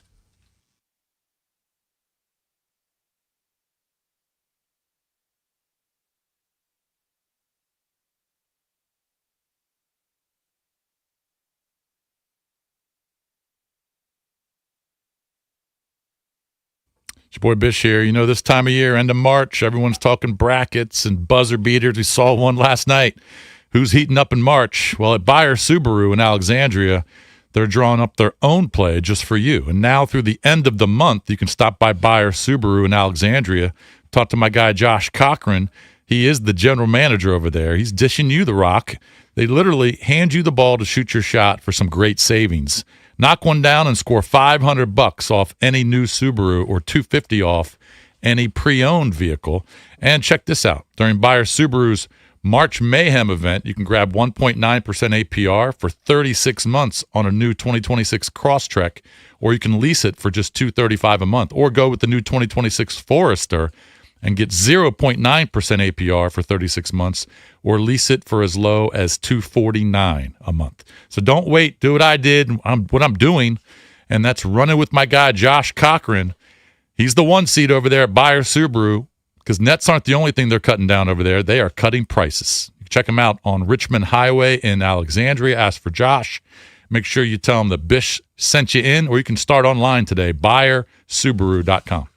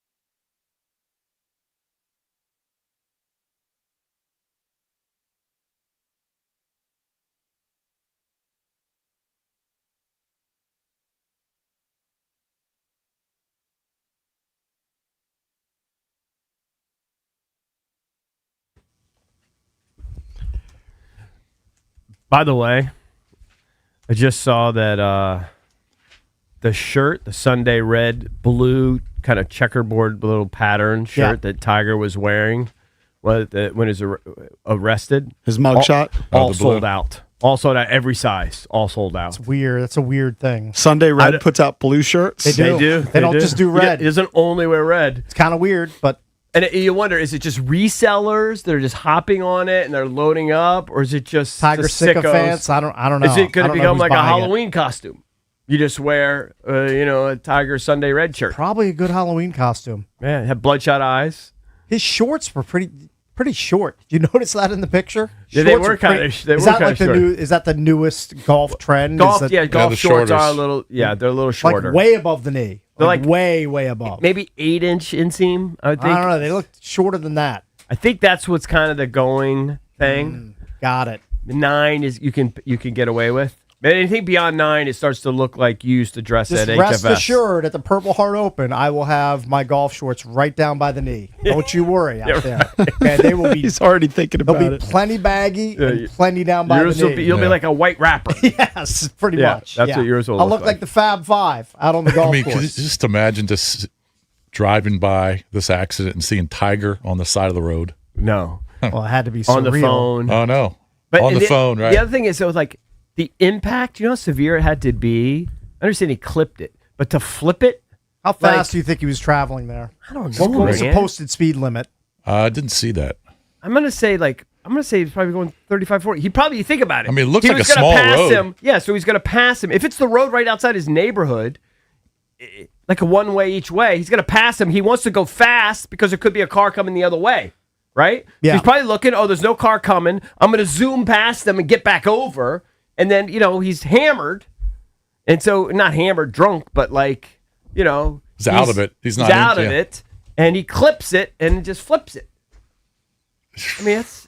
the posted speed limit, the accident occurred near 281 Beach Road, Jupiter Island, is 30 miles per hour. Right. So he probably was going at least 40 or something. I was going to say. Because he wants to blow around the truck. He's trying to get around him. 40, dude. He's probably going 55 or 60. Anytime I'm sure he was behind him slow. Yeah. And then slam on the gas. He was speeding up to get around him. Yeah. I do it all the time when I go around the bikers on Beach Drive. You wait, and then you see your moment, and you take a wide turn around them, and you hit the gas. Man, he was late for something. Or he just drives impatient. like that all the time. Well, maybe, yeah. Maybe. I'm going to guess he drives like that most of the time. Right. And this I is don't know. the result. I don't know. I think it's just being impaired. Was he driving a Buick? I believe it was a Range Rover. It was a Range Rover. Yeah. Does he still have the Buick deal? I don't even know. I don't know if he does or not. I don't even know. Probably not. So Major League Baseball is underway. Earlier in the show, we talked about the Nationals off to a nice 2-1 start, taking 2 out of 3 in Chicago. First opening series win for them since 2018. Joey Weimer. Isn't that crazy? Yeah. Is on base every time. Yeah, 8 straight times he's been to the plate. He's been on base, got 6 hits, 2 home runs. Replacing Dylan Cruz. So nice start for Weimer and the Nationals. But one of the big changes in Major League Baseball is the ABS system. Mm-hmm. And so far, there seems to be a really good reception. Like sometimes crowds are going wild. Yeah. Because, a ball turns into a third strike and that sort of thing. Yeah. It happens pretty quick, too. It's kind of like tennis. Mm-hmm. You know how you get a replay in tennis? And I've been kind of amazed. So I think I've seen 3 challenges. The catcher got...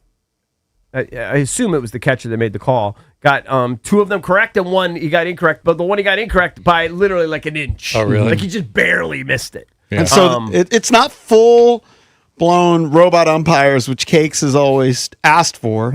It's umpires it's a with backup system. Yeah. Yeah. And they will be able to use it in the postseason. You get 2, right? Yeah. But if you win it, you get to keep it's it. upheld, yeah. Yeah, so you could do it multiple times. Well, you also get extras if they go to extra innings. Right. I think you get 1 per inning. A challenge is only lost if the original call stands. Right. Yeah, I don't hate it. I mean, you want more correct calls. You would have wanted that in the World Baseball Classic. As long as it doesn't slow everything down to a crawl, and so far it hasn't. I don't think it does. The it's technology is pretty good. Well, the player has to initiate it very quickly. Yeah.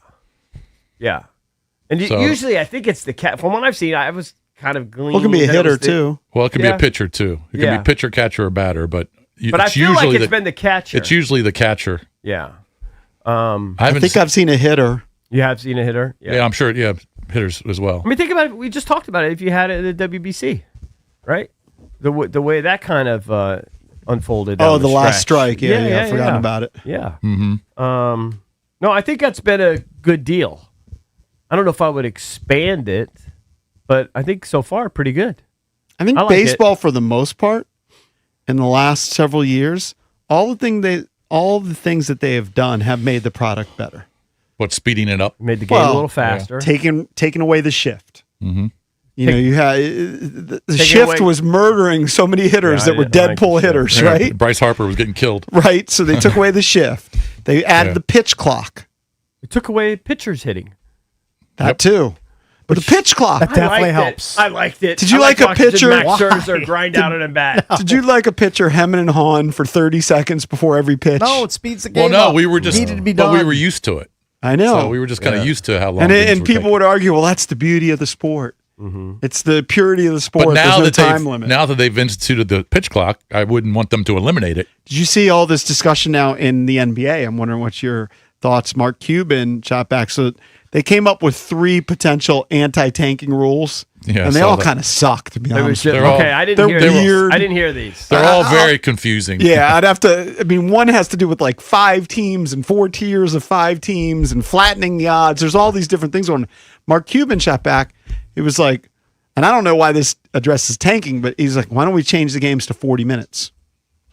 Because of all the play. What he's saying is, if you took games that are 48 minutes and now they're 40 minutes, those 8 minutes times 82 games, and you're going to have less players sitting out because they're not on the court as much. Like it's going to help load management issues. Yes. But that had nothing to do with tank, Yeah, and then there's a lot of Yeah, people that say they just want less games.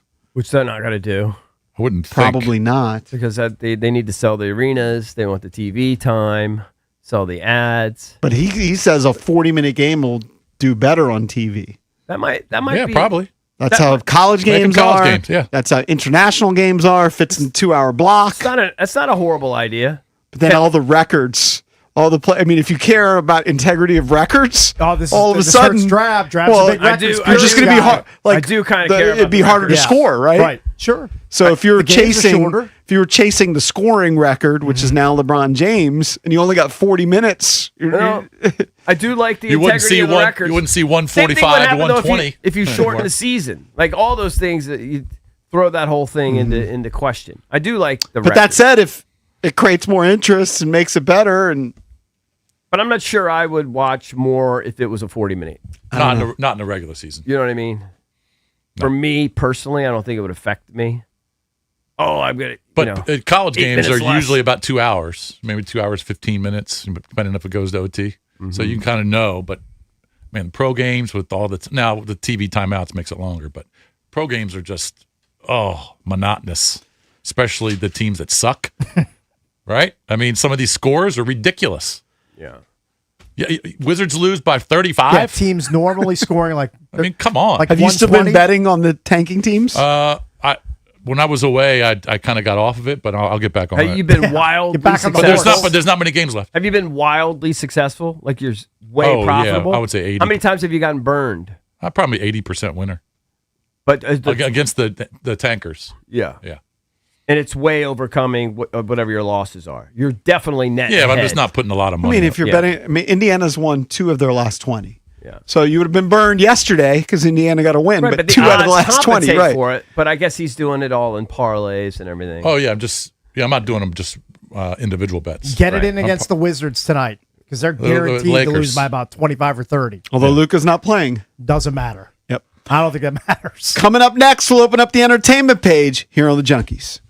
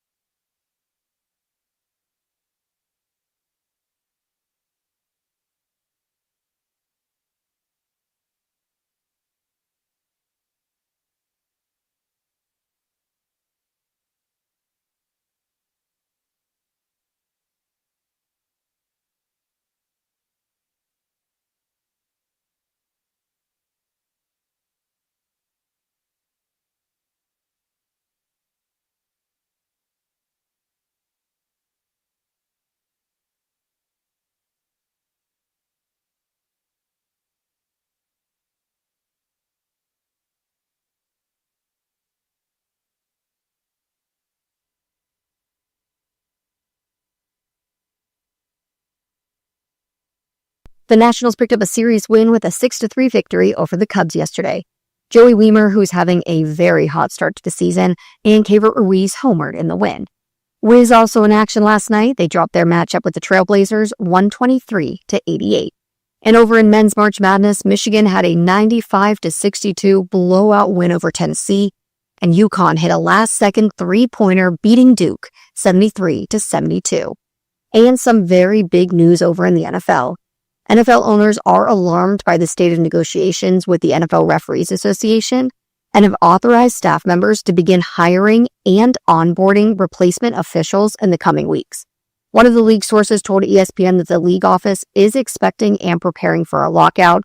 And back in 2012, during the last lockout, this league source says that the biggest mistake was waiting until July to prepare these replacement officials, so they're getting ahead of it now.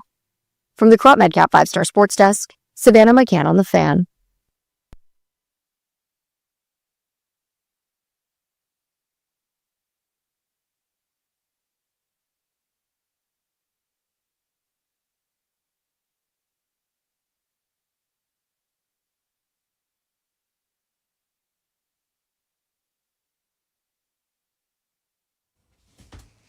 Welcome back. Junkies coming to you live on 106.7 The Fan and the Team 980 here in the DMV. 910 The Fan, 105.1 FM in Richmond, where you can listen to MP on the mic after us, AWOD after him. And, of course, you can watch us on the Monumental Sports Network all year long, celebrating 30 years of the Junkies, presented by Main Street Bank.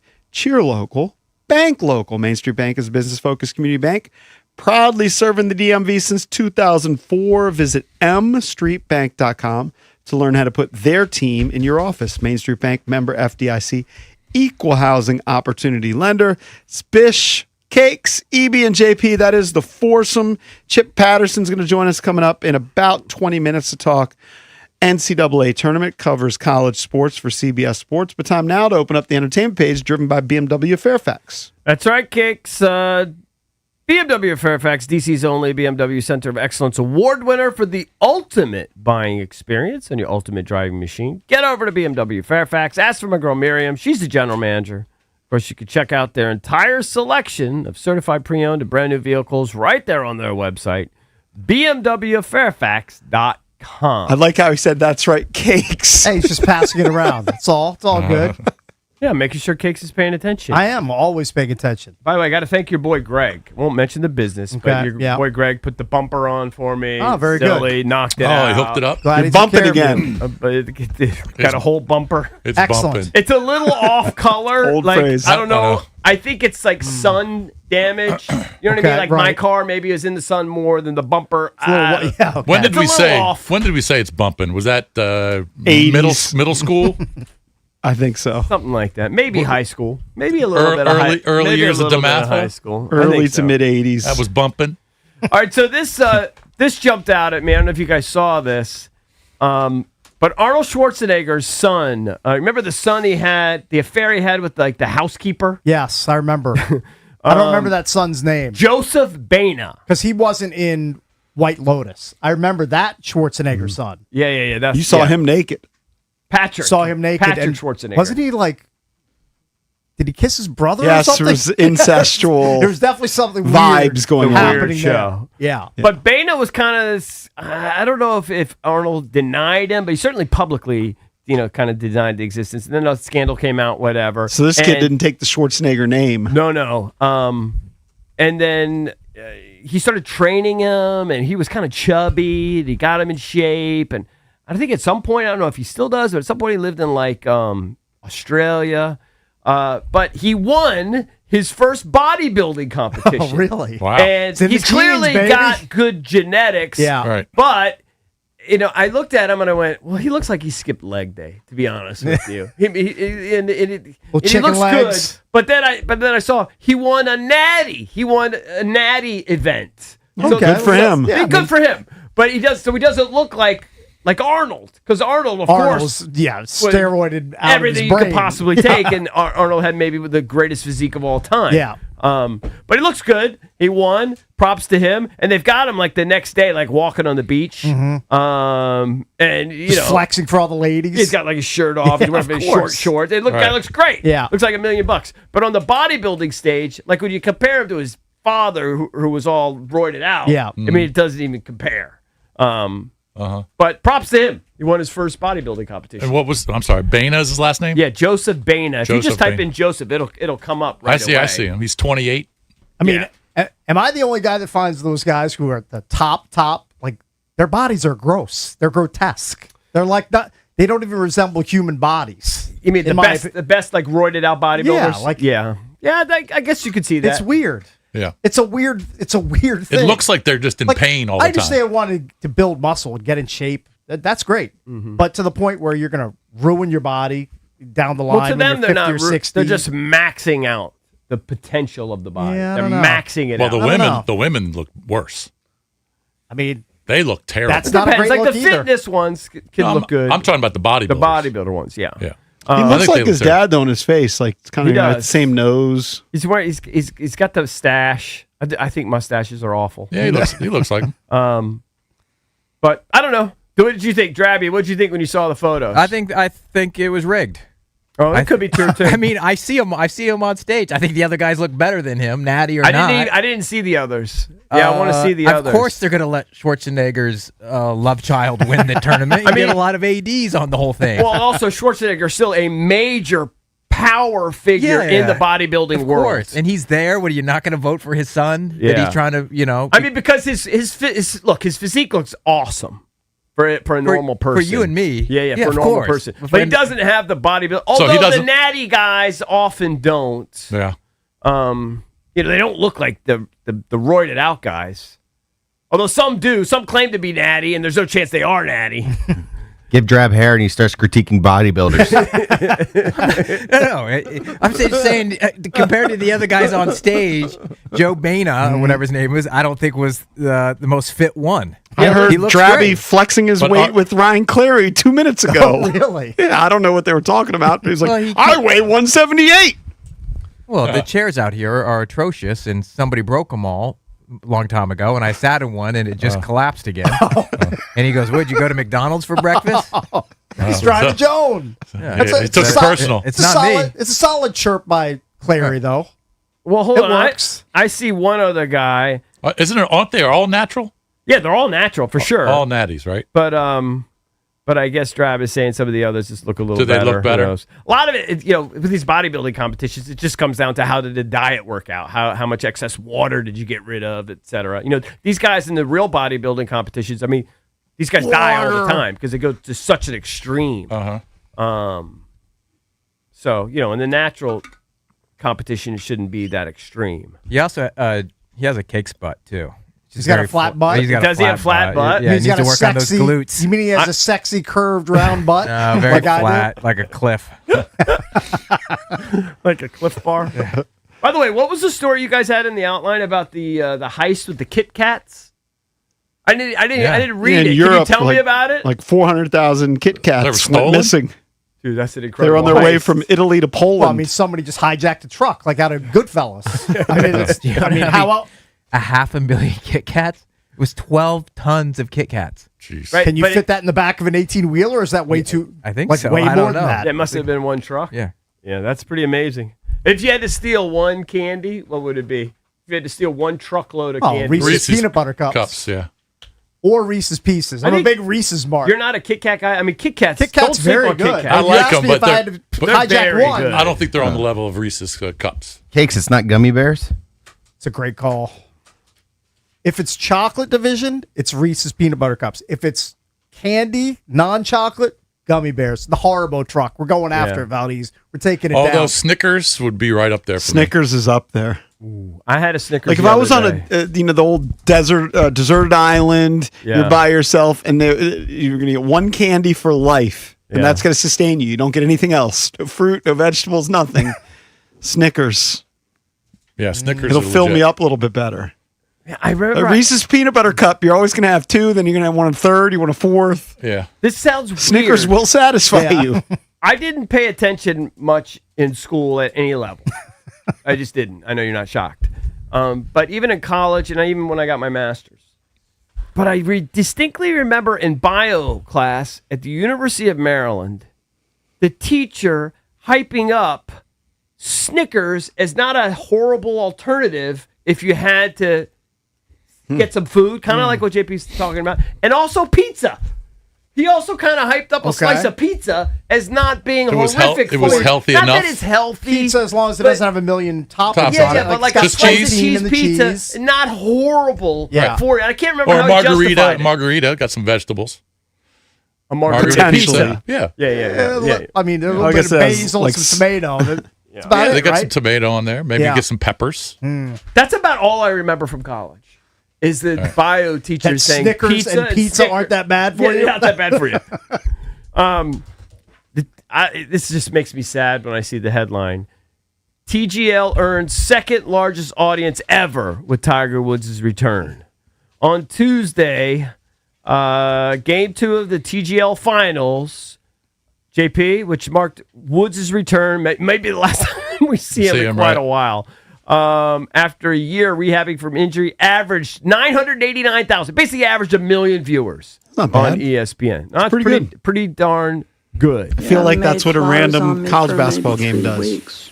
I don't know. Makes me sad is all. I'm saying during the season. It peaked at 1.1 million viewers and averaged 1.05 million viewers for the final hour of the match. It kind of fell apart pretty quickly. Overall, viewership for TGL's postseason increased 42% year over year. That's got to be good. That's good, really good. Thanks. But they did see a year over year decline across the entirety of the season. And again, Tiger, he didn't play in any of it. I didn't watch the last one, the finals. Did Tiger look fine? He was fine. Did he look okay? He was fine. You could tell he's just swinging around his body, and he still did hit like 170 ball speed. I think with like a 3-wood. But I mean, I'm just talking about, did he look like he was on something? There were some people saying that he sounded that way when he was warming up with Tom Kim. Oh. I watched it, what they're talking about, and I saw the interaction. It was hard for me to tell. What would get a massive rating, and I know it's impossible, is if there were a traffic camera on the road where he put his car sideways and they had video of that. Because 1 billion people would click on that. Of course. Right. 1 billion. Just at the box office, Cakes Project Hail Mary did $54.5 million for its second weekend. Who stars in that? I saw it. Ryan Gosling. Ooh, do you want to give your review? Sure. I thoroughly enjoyed it. I'd give it 4.5 cake batters out of 5. So you're able to suspend the disbelief with the alien. Right. The alien looked kind of goofy, you know right? what you're in for. Yeah, it's a rock. You know what you're in for during the movie. If you've heard anything about it. Yeah, I could see him bonding with an alien. I mean, I bought it. Now, side note, I did fall asleep for about 10 seconds, and my wife had to nudge me awake. How did she know you were falling asleep? Because I'm sure I probably went. She's like, "This is embarrassing. Got to wake him up." When did you go see it? I saw it Saturday afternoon, 2:20. 2:20 in the afternoon. Adam Levine is in the news. Remember, it was 3 years ago or so where, remember, he got busted for he was like sexting other chicks, maybe DMing other chicks, while his wife, Bahati Prinsloo, was pregnant. Who's like a Victoria's Secret model or something like that, right? Something outrageous? Well, I think Bahati might have been a former Victoria's Secret model. Maybe not. I don't know. You could be right.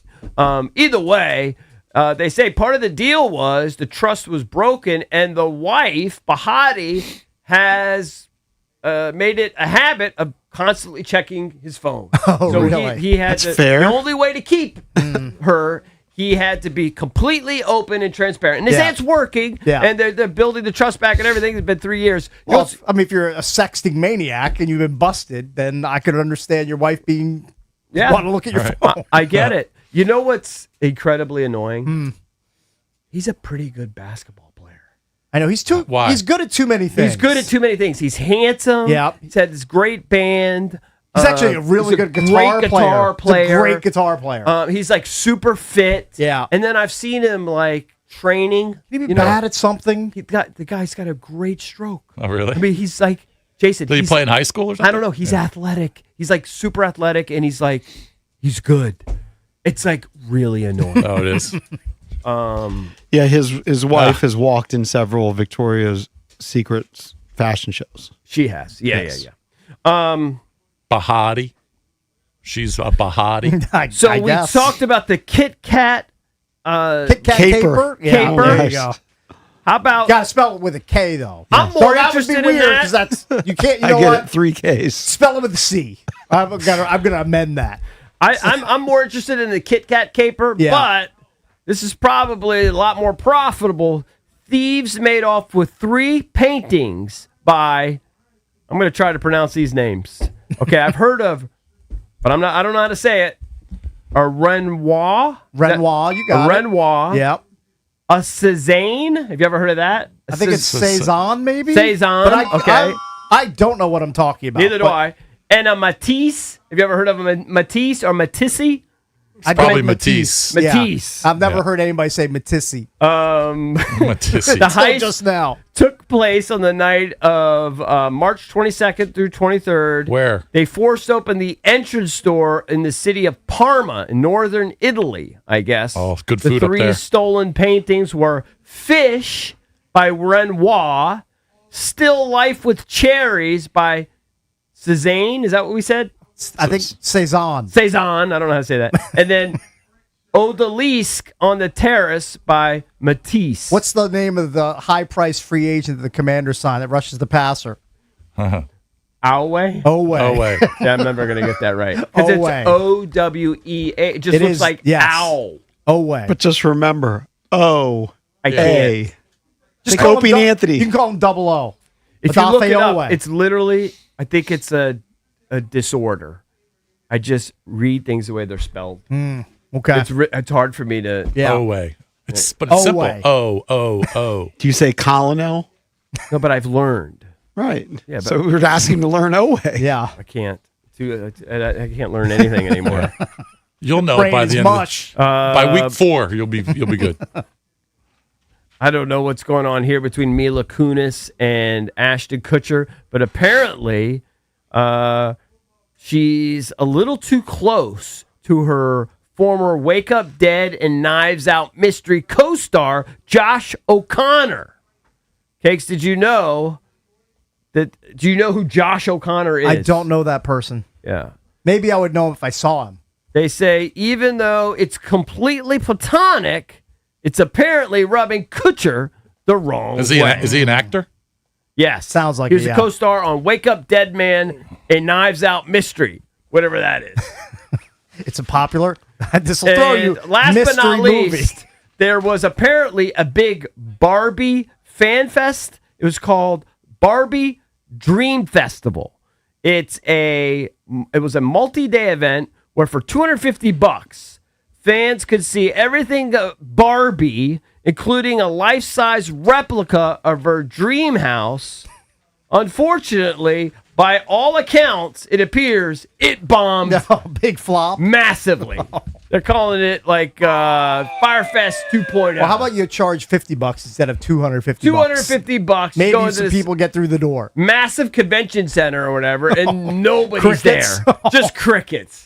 Nobody's there to Trouble see for the promoter. Barbie stuff. Coming up next, Chip Patterson as we talk NCAA tournament and the Final Four here on the Junkies.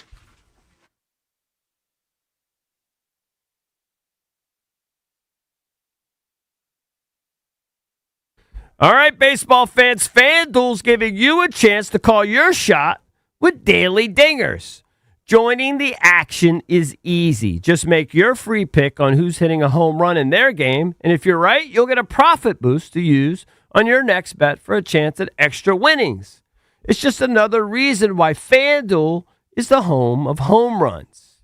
You going to throw some cash on James Wood to hit a dinger? How about K-Bear Ruiz? Maybe C.J. Abrams. Pick your nat. Head over to FanDuel.com/local to opt in for daily dingers and make your free pick on who's hitting a homer. For FanDuel, an official partner of the MLB. FanDuel Sportsbook is the official sportsbook of 106.7 The Fan. You must be 18 and over. Present in D.C. No purchase necessary. Opt-in required. Bonus issued as non-withdrawable profit boost tokens. Restrictions apply, including any token expiration and max wager amount. See terms at sportsbook.fanduel.com. Gambling problem? Call, text 1-800-GAMBLER.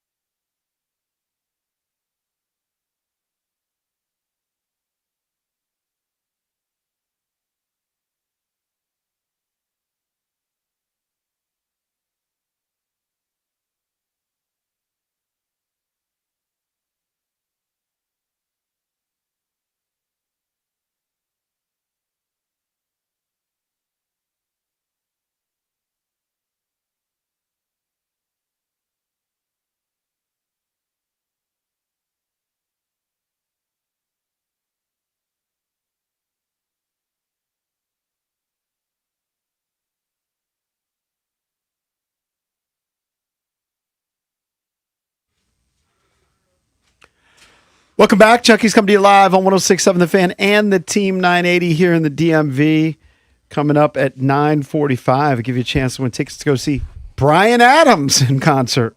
Roll with the punches with Pat Benatar and Bryan Adams. Will give you a chance to win those tickets at 9:45. It's a pretty good double bill for people of our age bracket. Yeah. A lot of hits. It's Bryan Adams and who? Pat Benatar. Pat Benatar. Pretty good. It's pretty good. Pretty good. Pretty solid. All right, but join us right now on the Rude Guest Hotline. Rude's most reliable heating and air conditioning products in the DMV. Is Chip Patterson, covers college sports for CBS Sports.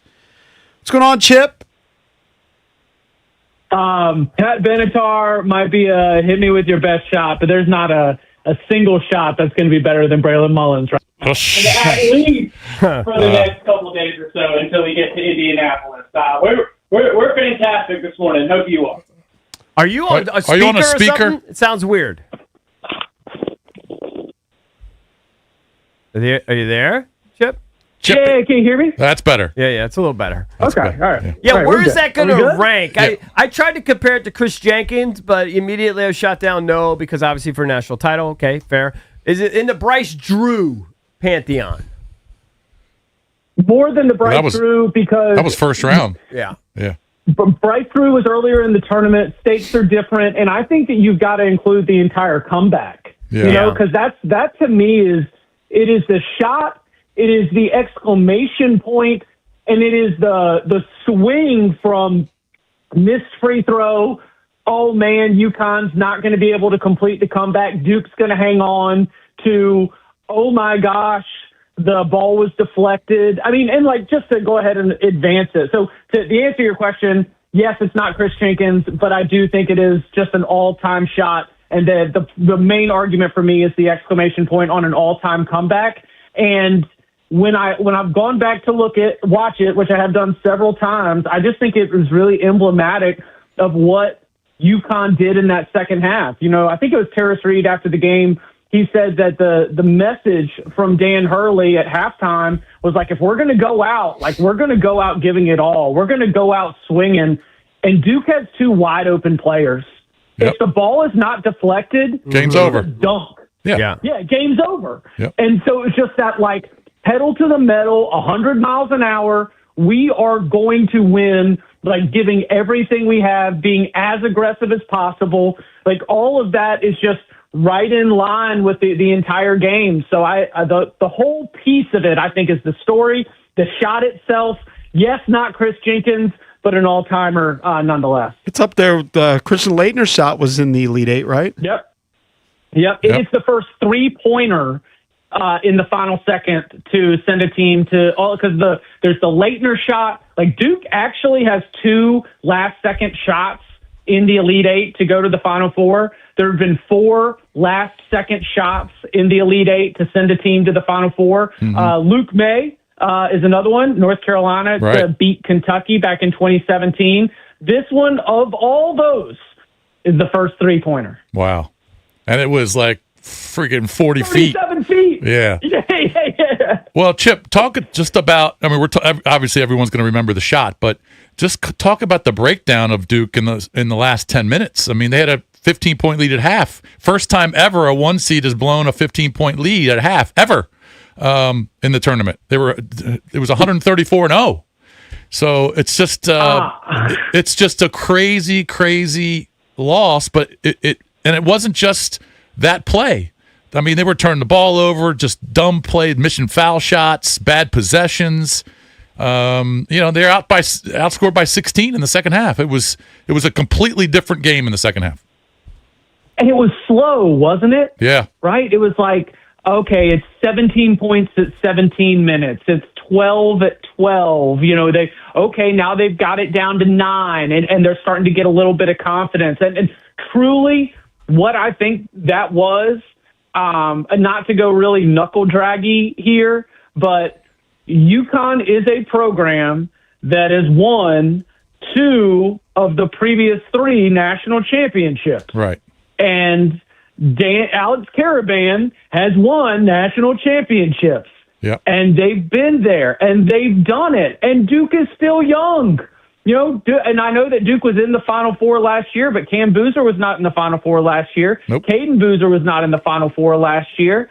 Totally different team from what's out there. And the second that it started rolling, I'm a big body language guy in the NCAA tournament.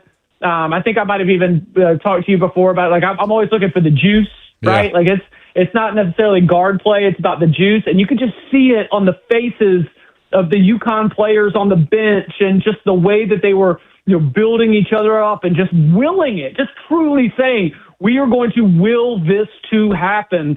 And so, it was a slow collapse. Yeah. It was not totally dramatic, but you're right.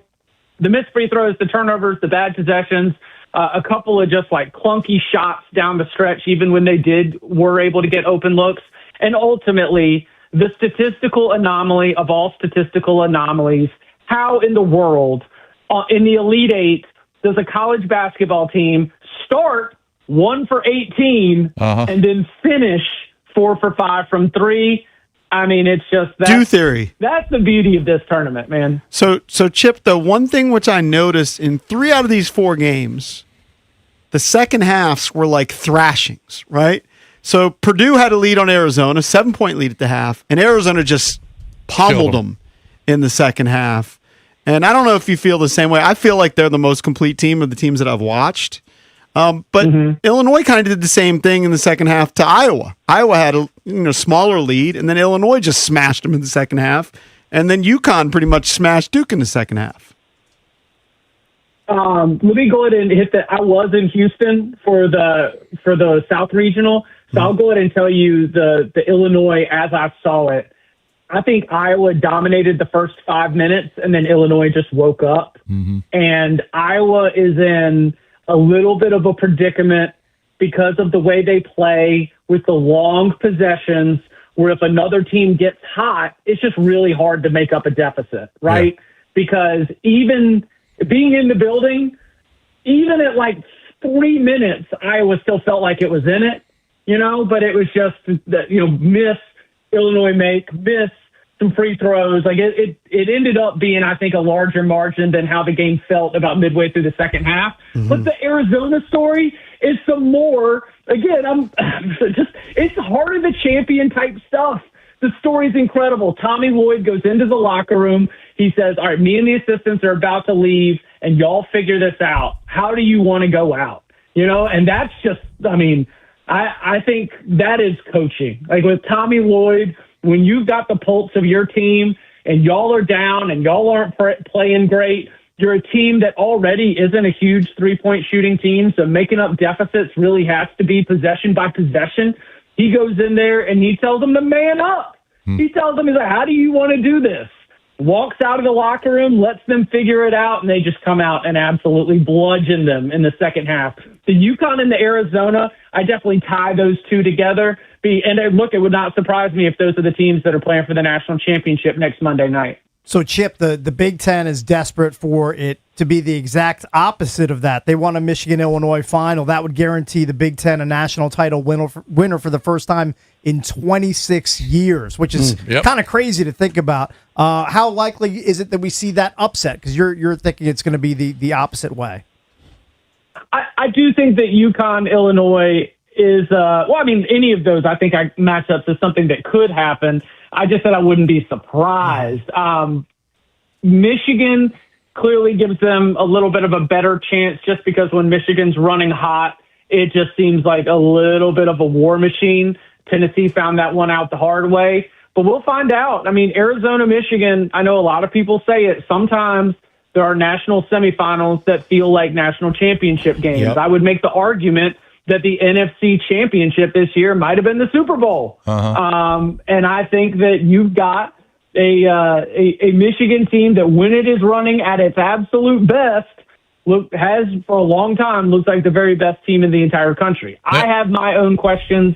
My pick is Arizona in that game, but I would not be surprised if that ends up coming true. And for the Illinois side of this, man, they have been playing so much better defense in this NCAA tournament. And I think that is going to end up being the tale because you guys know me. I grew up in Raleigh. I went to North Carolina. And the funny thing about those trends that everyone talks about at the start of the NCAA tournament, when they say things like, each of the past X champions have ranked inside the top this of offense and the top this of defense. Well, the North Carolina teams that won national championships when I was in school and the year before I got there were not great or elite defensive teams at the start of the tournament. But the tale, and Roy Williams will tell you, was that they just locked in defensively, that they just said, okay, this is going to be what we're going to do. This is our last piece to be able to make a run at the national championship. By the end of 6 wins against tournament teams, you're never going to guess this, your defensive ratings get better. So, yeah, by the end of the tournament, North Carolina, those teams sort of fit that mold of offense and defense both being elite. I wonder if Illinois is on that same kind of path where the offense has been one of the best in the country all season long. We viewed the defense as a little bit of a liability, and these 4 wins in the NCAA tournament have been some of the best defensive execution that we've seen. Keaton Wagler's been outstanding.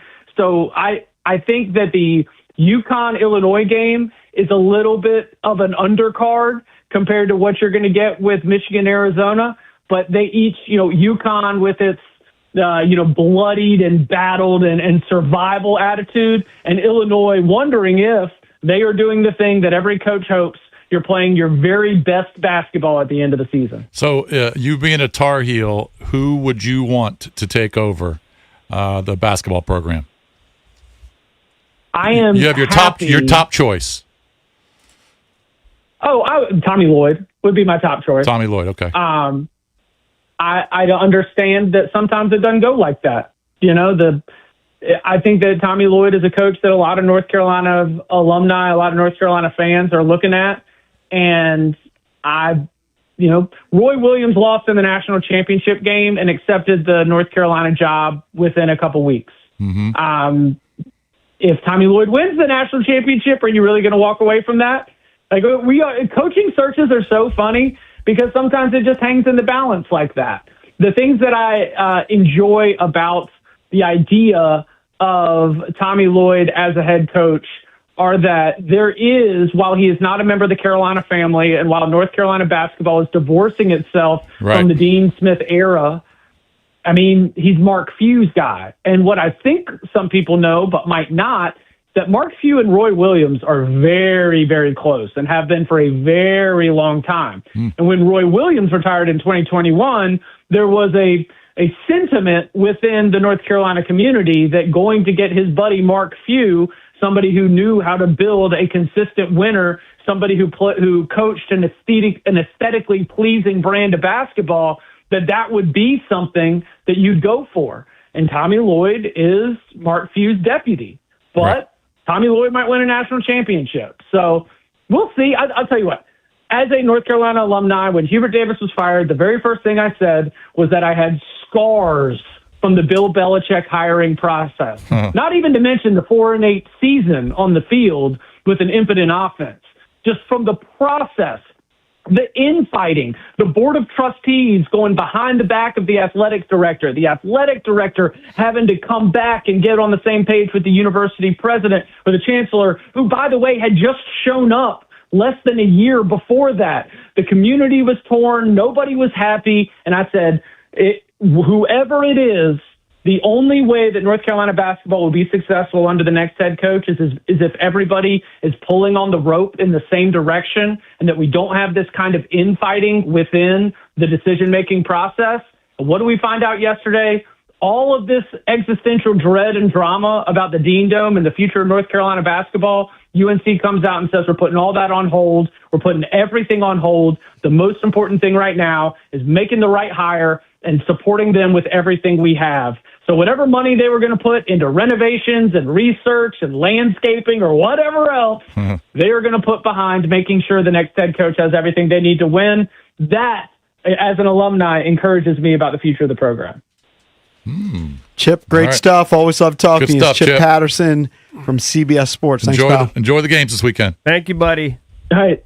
Sounds good. Y'all be well. All right, you too. Remember, coming up at 9:45, your chance to win tickets to go see Bryan Adams and Pat Benatar in concert. Red Wing, the legacy footwear brand that has set the global standard for purpose-built boots since 1905, is expanding beyond shoes for the first time. Known for its unmatched quality, fit, and durability on the job site, Red Wing is now taking that same craftsmanship with a new work apparel line. Our friends at Red Wing hooked up the junks with hoodies, long sleeve shirts, and graphic tees. I love my brown hoodie and my brand new boots. Both are comfortable to wear in studio during the show, when I'm working around the house, or just out and about. Visit redwing.com/apparel today to see the new collection.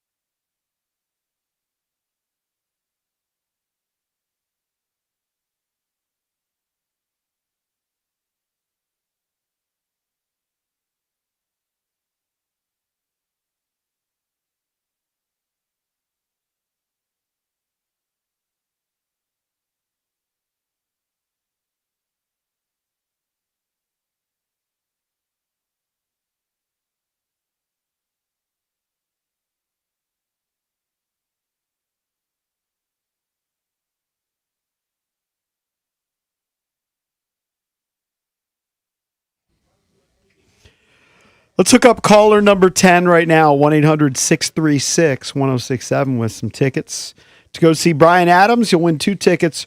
It's the Bryan Adams Roll with the Punches tour with Pat Benatar and Neil Girardo. Sunday, August 9th at CFG Bank Arena. Tickets are on sale now. For tickets and more event information, visit thefandc.com/events. So just be caller number 10 at 1-800-636-1067. You know, we kind of retired Donkeys of the Week. This would be my Donkeys of the Week candidate for this week. Hall of Famer? Not a Hall of Famer. He's not dead. Okay. But less than 1 year after claiming a record-shattering $167 million Powerball lottery jackpot, this man in Kentucky has now been hit with his 3rd arrest. This time on burglary and drug possession charges. I think I remember we talked about him first. So James Farthing is his name. Farthing? He won his ticket. He didn't get called fart in high school 1,000 times. You know what? I remember this guy. Brutal. Yeah, he deserved to win the Powerball. So he won $167 million. Yeah. Purchased his winning ticket in April 2025. Made history because he garnered the largest lottery prize ever awarded in the Bluegrass State. Mm-hmm. All right, so he wins that. Then 4 days after his win, he was arrested during a late-night altercation and accused of misdemeanor battery. I think we talked about that at the time. He, got hammered. He kicked an officer in the face trying to flee, and he ultimately got tased. So he actually pled guilty to that earlier this month. Then in February, he was arrested again in charges of intimidation after a woman called police in fear for her life. And now he's been arrested a 3rd time. Well, it shows you when a white trash criminal wins the Powerball, it doesn't change him for the better. He's still the same person. He just has an S-ton of money at his disposal. And he probably feels like he could do. Still a bad human. He probably feels like he can do anything because I've got all this money now. Right, thinks he's bulletproof. You think if you gave, I'll pay the best lawyer in, I guess, whatever county, Scott County. So if you gave an average criminal, you just plucked them out of jail. Let's say they had maybe a bunch of what's the offense? B&Es, breaking and entering. Breaking and entering, but no guns marijuana or possession. Maybe some marijuana possession. Yeah, got a decent rap sheet, and but gave nothing him violent. Mm-hmm. Right. And you gave them $100 million. Yeah. They'd just be back they'd be arrested again within a year. Chances are probably multiple good. times. I mean, a certain percentage of them would. Money doesn't. This guy's just a change loser. The person that you are. Yeah, but it should buy you all the things you need. It should buy you all the things you need. I mean, you would think. But he's a donk. Guy probably had terrible upbringing. Apparently gave most of his money to his mom, and he said so. He's had a lot of issues because he said something to the effect of, "I've caused a lot of stress on my mom." He's a knucklehead. I can imagine. He's a knucklehead. So once a knucklehead, always a knucklehead. Correct. Once a donk, always a donk. Yeah, he's donk of the week. I'll give him that. He gets that award. And he doesn't strike me as a guy who's going to be the best when he comes into a windfall of money like that. Right. This guy's probably living on the fringes, and now he's got like $60 million in the bank. He doesn't know how to manage that, what to do with it. $167 million in Kentucky can go a long way, though, Cakes. Well, I mean, it goes a long way anywhere. Take half for taxes, and then I'm sure he took the lump sum. He was probably advised to do that. More than enough. Probably had 80 million. Right. 70, 80 million. Cakes, today it's 10 days away, right? What's 10 days away? The Masters? Masters, yeah. 10 days away. They have the official announcer lineup. Cakes, I know you were dying to know. Jim Nantz, Trevor Immelman, Frank Nobilo. I'm not familiar. I've seen the picture, but I'm not really familiar with Andrew Catalan. I guess he's an announcer for CBS. He does a lot of NFL. He does a little of everything. Yeah, you'd recognize him. I kind of do. Amanda Balionis will be there, of course. Dottie Pepper, and making his first appearance for the main coverage at Augusta National, Colt Knost, who is Colt good. Knost, yeah. He is good. Yeah. But we are just a week away from Live From at Augusta, which those of us that are golf geeks I'm so pumped. will be watching that every day. It'll be on right in one of these TVs. There's starting nothing Monday. like it. And listen, we all love to watch Tiger compete, even when he's broken. But I think we have gotten to the point now where there's enough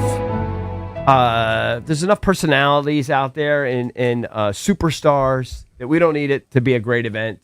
watching Bryson, watching Scotty Scheffler, watching John Rahm, watching Rory. There's enough drama there to still make it. Will Tiger show awesome. up to the champions dinner? I think. Move. I don't know. It's dicey now, man. Everything's After up in everything the air. that's happened, maybe not. Everything's Might up just in the lay air. low.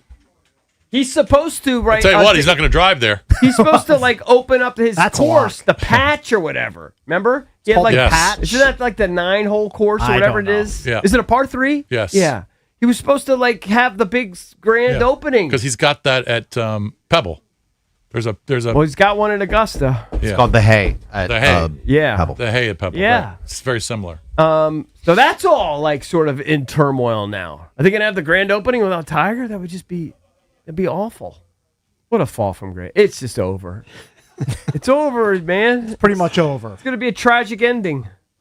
I don't Let's see see what it. the- I wouldn't be surprised to see a tragic ending. It's just so sad. You guys need to come on a number to bet on. You guys have when not he's landed gonna on die? a number. What, JP on and an I? age? Yeah. Well, he went over 62. He JP, said 62. How about I you know. guys- I didn't put that in number. He gave it. How about you What land was the on, number that you were throwing 70? out there? Huh? Does Tiger make it to 70? I don't think so. I definitely don't think so. I'll be in on 65. I'll take over 65. Okay, I got under 65. All right, Tiger over dies 65. before 65. 65 is a It's good just golf. gonna- Can we it's make that a a $100 bet? It's a broken $3? $50. $50 Wow. bet. $50. Okay, That's a $50. big $50 bet. That's I mean, substantial. It's 10 I years in might the not make future. it 10 more years. I mean, who Right, knows? right. Actually, it's You get 15 double. years. You get paid double if EB's gone before Tiger. You win. You gotta pay collect- double. You pay him. I Sure, gotta collect it's from fine. no, I'll collect It's from the 50 estate. Put it in Yeah, your will. All right, put it in my will. All right, we got to get out of here for Bish Bucks, who's going to be moving to Southport at some point. Cakes, EB, I'm JP. We'll see you tomorrow. B. Mitch and Finley next.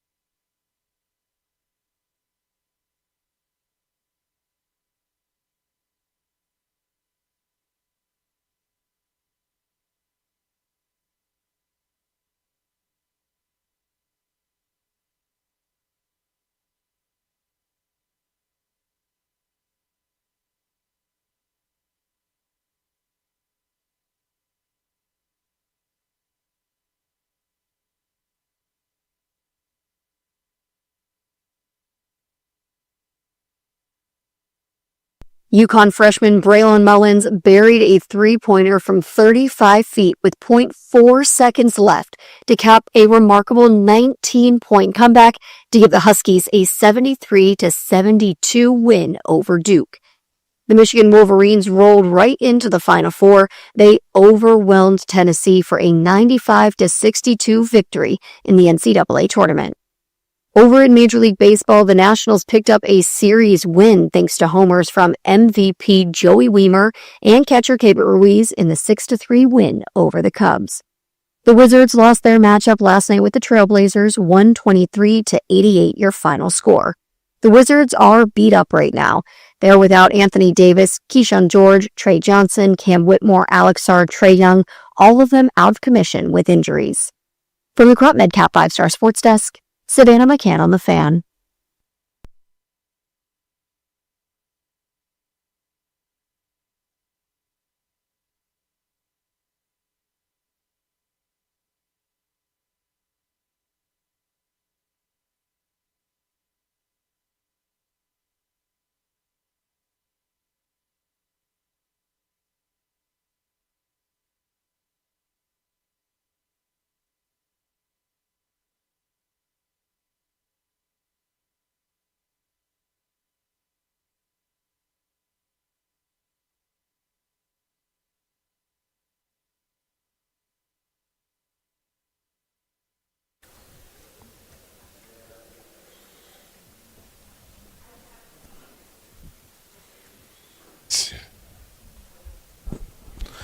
Lyrically,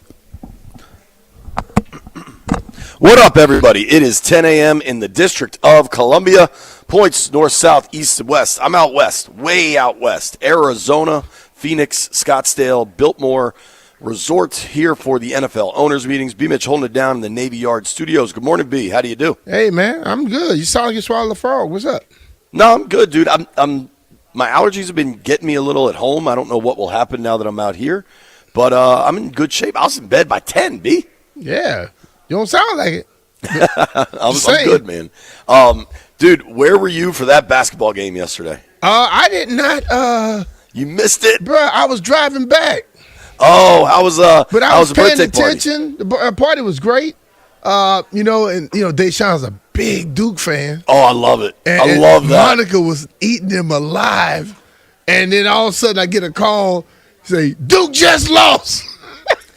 And I don't hear him in the background. I'm like, you joking or you serious? She said, nah, you got to look at the thing. So I heard, I went quickly, I had the other two young ones riding back with me. So I had them pull up me some Google, and I had a sound where the dude hit that, what was that, about a 55-footer? I mean, it was from the logo. It was a legit logo 3. Listen, man, but like, as White Brian just said, 2 years in a row. Dude, so I always listen to Van Pelt's podcast with Stanford Steve, and Steve's a big Duke fan, and he's been saying for like over a month, he's like, I just worry about them in big games because think about last year in that Final Four game where they just coughed it up with a minute left. Yesterday they just coughed it up, and I don't know if that's something about not being able to finish or if it's just sometimes the way the ball bounces, but I mean, that's a real question for Shire at this point. So yesterday was unbelievable, man. It was just crazy to watch. So but we're out. Go ahead. No, go. What people do. So I was riding, and you keep getting the little updates. So I don't know who the idiot was or the fool was, but at halftime he had Boozers 24, and he had Yukon 27. At the end of the game, it was Yukon over Duke. So shut the hell up. I don't see him updating that. So it's like I hate when people like to do stuff at the midway point. And when I saw them up, okay, and you saw UConn make a slight little run. Yeah, they cut it from like 13 to like 7. Yeah, kind of just stayed then in you it. start wondering, and I'm like, okay, then. But in this tournament, there have been a lot of double-digit leads that have been just, boom, destroyed. And they've evaporated quickly. And a team that never quit came back and got them. I just think when you look at the coach of UConn, Hurley, he's a psychopath, and his players are the exact same way. They don't quit, bro. That's one thing about them. they don't quit. Absolutely. So we were so I flew out here yesterday, and I don't know if it's the TSA stuff. I don't know if it's like airlines or Nice TSA stuff. Well, dude, so getting through DCA could not have been easier. I have the touchless TSA, and it took me 2 minutes tops. It was super simple. That's money well spent. Well, it was also 6 a.m. on a Sunday morning, which may have impacted it. But B, I got one of your former teammates walking by me. What's up, Todd? Say hi to B Mitch. I don't know if you can see him. Hold on, you got to show the two-shot. I'm not even up yet. There he is. B, look up. Todd Bowles is saying hello. T, what's up, brother? What's happening, man? How you doing? I don't know. I'm good, brother. I'm good. Do you want to say hi? No, grab that headset, Derek. We'll see if Todd Bowles wants to say hello real quick. Oh, you got the weird Derek with you? Yeah. Here. He's a weirdo. Get me and Todd right here. Todd's a cool dude. What up, Todd? We'll get you potted up here. Can you hear him, Todd? Testing 1, 2, 3. Can you hear me? I hear you. I hear it like in the background. What about now? There we go. How you doing, man? I'm good. How you doing, boss? How good you to been? See you. Oh, I'm hanging in there, babe. Getting old gracefully, but I'm good. Hey, that's all we got to do it, brother. That's all we got to do. Hey, I know it. Keep doing your thing, brother. I keep pulling. I got to say, I watched the Bucks documentary that was on Amazon or whatever. Yeah. I really enjoyed that, man. You guys were great in that. It was cool, man. Good. We'll let you. I know you're a busy man. I thought you might like saying hi to Brian. I will stop and say hi to him at any time. That's my guy right there. So you know he's just as crazy as he always was. No, that's good to know. He hasn't changed. He hasn't changed at all, man. Hey, he knows if he needs anything, he can call me anytime. Appreciate you saying hello. Appreciate you, brother. Seeing you, B. Thank you, man. Take it light. Later. Todd's a busy man. Thank you, sir. I have changed a little bit. Not much, B. Nah, I'm not. Nah. So that's the way this week is going to be. I don't know for anybody watching on the YouTube stream. That may not be a good thing for you because you already don't like to stay on course. What the hell? When I saw so here the lay of the land here, right? I am in a hallway outside of a conference room where there's going to be all the NFL coaches. Today's the big NFC. Well, so all the NFL coaches. Today's the NFC. Do like a breakfast meeting with reporters. So Bowles is here early. I saw him this morning. I think he did NFL Network, probably Wake Up Good Morning Football. Now he's talking to Kimberly Martin. I'm guessing he's going to do some ESPN work. But that's why I'm like set up at kind of a weird angle if you're watching on the streams, because I want to maybe show fans like every NFC coach is going to walk by me in the breakfast starts in about a half hour, so we'll probably see plenty of folks walking by, and should just be kind of fun. B, how long did you and Todd play together? I think it was only like 2 years. Because Todd was in and out. I mean, when I got here, he was here already, I think the Super Bowl year, and then that was it. Yeah, that tracks. Yeah, but it was always around. So, and the thing about it, like I tell people all the time, like you see people now like talking about, oh, he's good friends. Man, if you're good friends, you're good friends. You don't have to play with nobody for 25 years to be good friends. Right. Me and Deuce played together 3 years. Look how tight he and I are. You know what I'm saying? Definitely. I went up there and played with Delvin Joyce 1 year. Every time we need somebody, Delvin comes on, I go on this stuff. When you're good friends with people and you spend that much time with somebody, hell, if you like them, you like them. If you don't, you don't. Right. But after you're done with it, believe me, you don't just stop talking to somebody because you're not on a team with them anymore. So another question I had, because Sean, what's up, bud? There's Sean McVay walking by me with his PR guy. If you're watching, tell Sean I still got some years. He likes veteran players, so I got some years left. I can still catch it. I can catch it, and I hold on to that thing too. What do you need? Don't you need like 2 yards? For what? I thought there was maybe was it to round it out? I don't need the 5,000. That's for Jeff them saying. That's 1 yard I need for that, Jay. But I don't need that. Especially if the NFL just go and look at some of that fake bookkeeping they got a yard somewhere. You want a review? Yeah. We need a recount? Yeah, give me a review. In Washington, recounts are popular. Yeah, let's do that. Get that going. So the setup here is pretty interesting and unique in that every NFL owner, every NFL GM, every NFL head coach, and then a lot of front office executives. You know what I mean? Like team presidents, all that kind of stuff. Everybody's here. Honestly, the biggest topic, I think, is what they're going to do with the referees, because nobody wants the replacement refs. That was a disaster whenever that was 5-6 years ago. And I think if the priority is the best product on the field. How about just don't have to go do a strike? Have cooler heads prevail and get this thing done and move forward. I mean, how about they do that? I don't know how much money the refs can possibly be looking for, but like, just pay them. Because, Brian, the regular refs mess up plenty. How much we think the replacement refs are going to mess up? Even more? Yeah. But the thing of it is, this is what the NFL has to do. You keep changing rules. So let's be real. Okay, if you are accustomed to doing something a certain way and you've been doing it for 4, 5, 6 years, every time you get into that situation, you do what you're used to doing. But the league comes in and says, now this year we want you to do this. Okay? But we only putting the emphasis on that. How the hell they expect the refs to get it right consistently if you keep switching it up on them by telling them we're going to do something new, but you have to put an emphasis on this other thing over here and that thing over there? Right. If they just learn to make some damn rules and let them stick and give them a chance to figure it out, yes. But the fact that they keep changing up all kind of stuff, I really believe that the league is the part of the damn problem.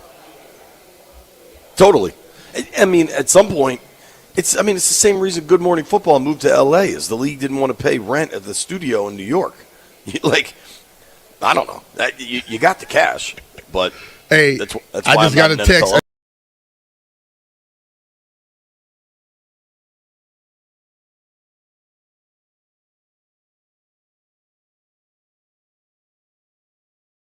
Yesterday, and I don't know. The pilot came on and gave some explanation about like the headwinds or something. We landed like early. The flight was fast, and I had to come here. I wanted to make sure I got all the radio equipment set up. That's always my priority, is just to make sure, because it's an early morning here. Like, I'm on the air at 7 a.m., and I didn't want to be like trying to scramble mode this morning. So came here, got my credential, got the radio equipment all set up, made sure I had the computers for Monumental and the YouTube stream all set up. So, like, just we're good, right? Like, I didn't want to have to scramble this morning.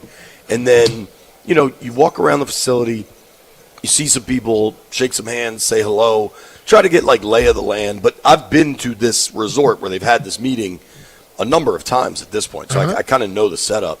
And then I had some TV stuff to do. But, like, we were done by 1:30 or whatever out here. And they have a golf course here. And I said, why don't we wander over there and, kind of see what the deal is. You played? They had a twilight rate for $100. We went off at 3 o'clock. A lot of people around here saying twilight rate at 100.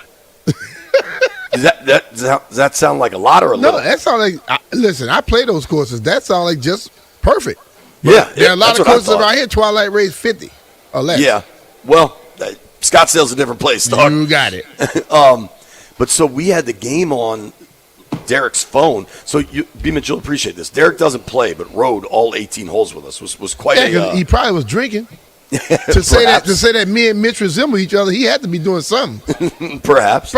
He probably was smoking some of them cactuses out there.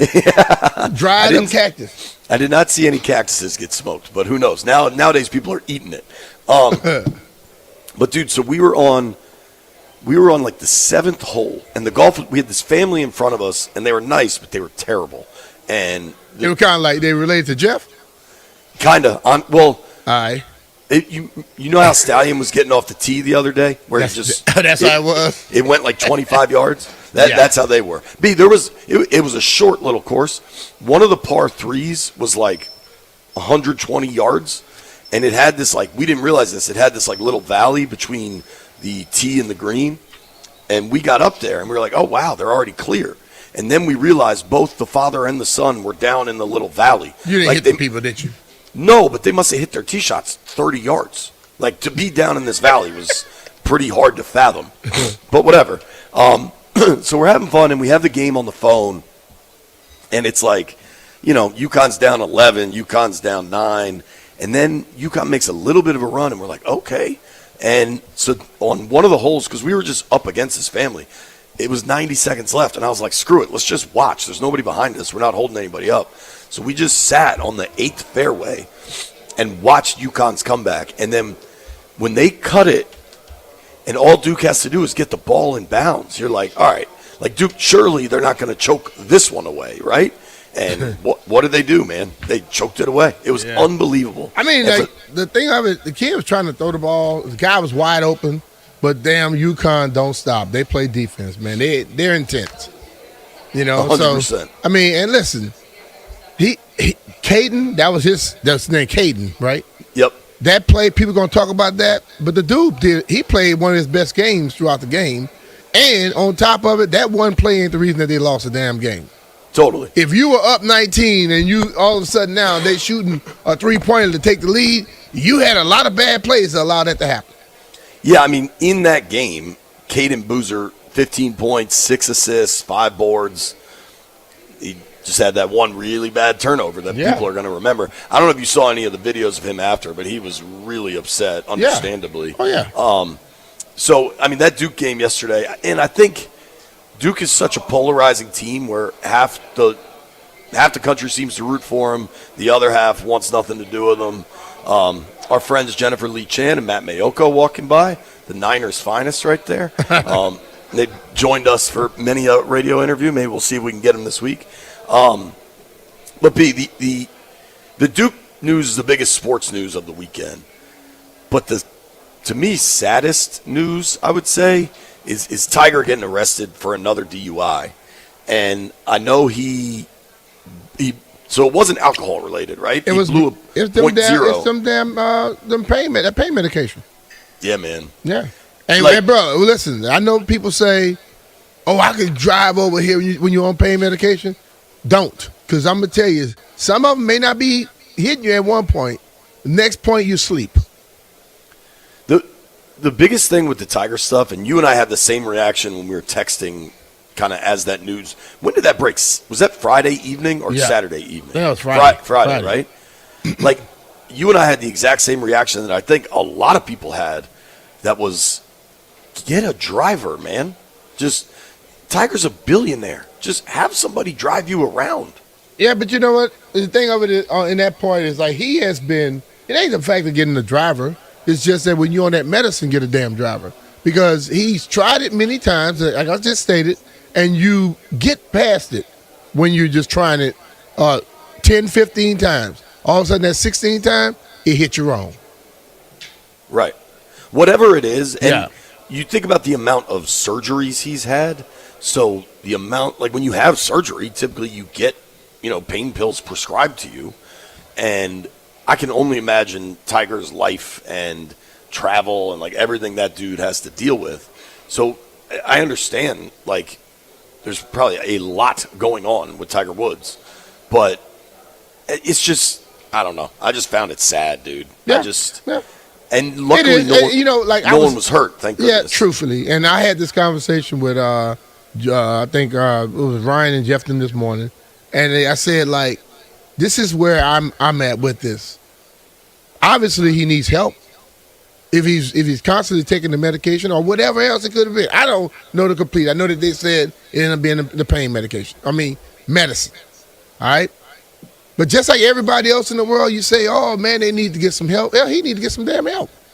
Just because he's an athlete don't mean he don't need no help. Right. That's where I'm at with it. Yeah, there's something there, and I think whatever it is, I hope he can find whatever he needs, and I think I don't know. Get to the point and just say, you know what? Hey, man, I've gotten older. My body ain't the same as it used to be. I'm done. Yes, I know he is a true competitor through and through, and he wants to go out there and show everybody what he's capable of, what he can do. Bruh, you get to a point where you can't do it no damn more. Point blank. For sure. I think that's it. I want to check in with Jeff because I know he went to the soccer game over the weekend, the Colombia versus France. You mean the fight? That seemed like a wild game. I don't know what the vibe was there, but these international soccer games are serious business, and I don't know why everybody wants to throw their beer. Man, drink your beer. Throw the cup. The hell wrong with y'all? You're paying good money for that beer. I know that much, man. Right? That beer probably more for that game than it was for the regular Commanders game. It might be. I'm being honest with you. We'll get Jeff's France Colombia review here in a few minutes. It's going to be a really busy show. Dan Quinn will address the media in about a half hour. We're going to do our best to kind of turn that audio around as fast as we can. There's plenty going on out here, just kind of storylines wise. I noticed Stallion has a bunch of Bobby Wagner stuff on here. I can't confirm this because I was on the other side of this bar last night, but I'm pretty sure Bobby's here, or at least was here last night. Mm-hmm. If this dude wasn't Bobby Wagner, he looked exactly like him. It was his twin brother. So I don't know if Bobby's walking around. Maybe we'll be able to grab him. Don't run up on him too quick. We might get tackled, dog.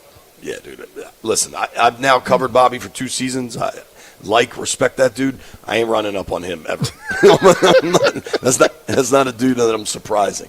All right, we're just getting warmed up. Pete Babcock was NBA executive with the Hawks for a long, long time. He's going to join us at 10:45. I'm really curious what he thinks as the NBA is trying to address tanking, kind of what they can do. At noon, our guy Patrick Stevens is going to join us, talk some college hoops. Busy day on the program. Nobody go anywhere. It's B. Mitch and Finley.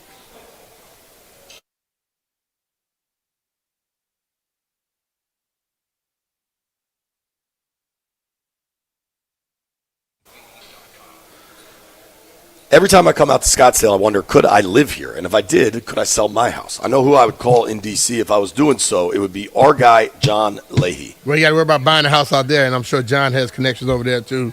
But, like, Raina was ready to retire JP and leave Maryland to move to Florida, but she was worried about getting stuck with 2 mortgages. Thanks to John Leahy and the Fine Living Group at DXP Realty, with expert positioning and support, the home sold for $420,000, giving Raina the financial flexibility she needed. From there, she was able to move confidently, closing one chapter and stepping fully into the next. Soon, she settled into a new life in Florida, trading stress for sunshine and uncertainty for excitement. What started as a worry became a smooth, successful transition. That's because she went to our friend John Leahy and the Fine Living Group of eXp Realty. Go to johnsellsdmv.com and find out what your home worth in mere seconds. We're talking about our good friend John, and John offers you flexible fees customized to your needs, and he knows that life happens. So if needed, he will let you out of your contract at any time. B, you nailed it there by saying life happens, because let's be real. A lot of times when you're moving, it is stressful. Maybe you lost the job. Maybe you got a promotion. Maybe you're getting divorced. Whatever it is, you need an expert that can guide you through and eliminate as much stress as possible. That's what John and the Fine Living Group can do. They have the options and strategies to help you take care of things quickly for the most money possible and the least amount of stress possible. That's why I would call. That's why B would call. The phone number, 301-900-3052. You can go online to johnsellsdmv.com. Or what's even easier, just Google John Leahy Group and start packing.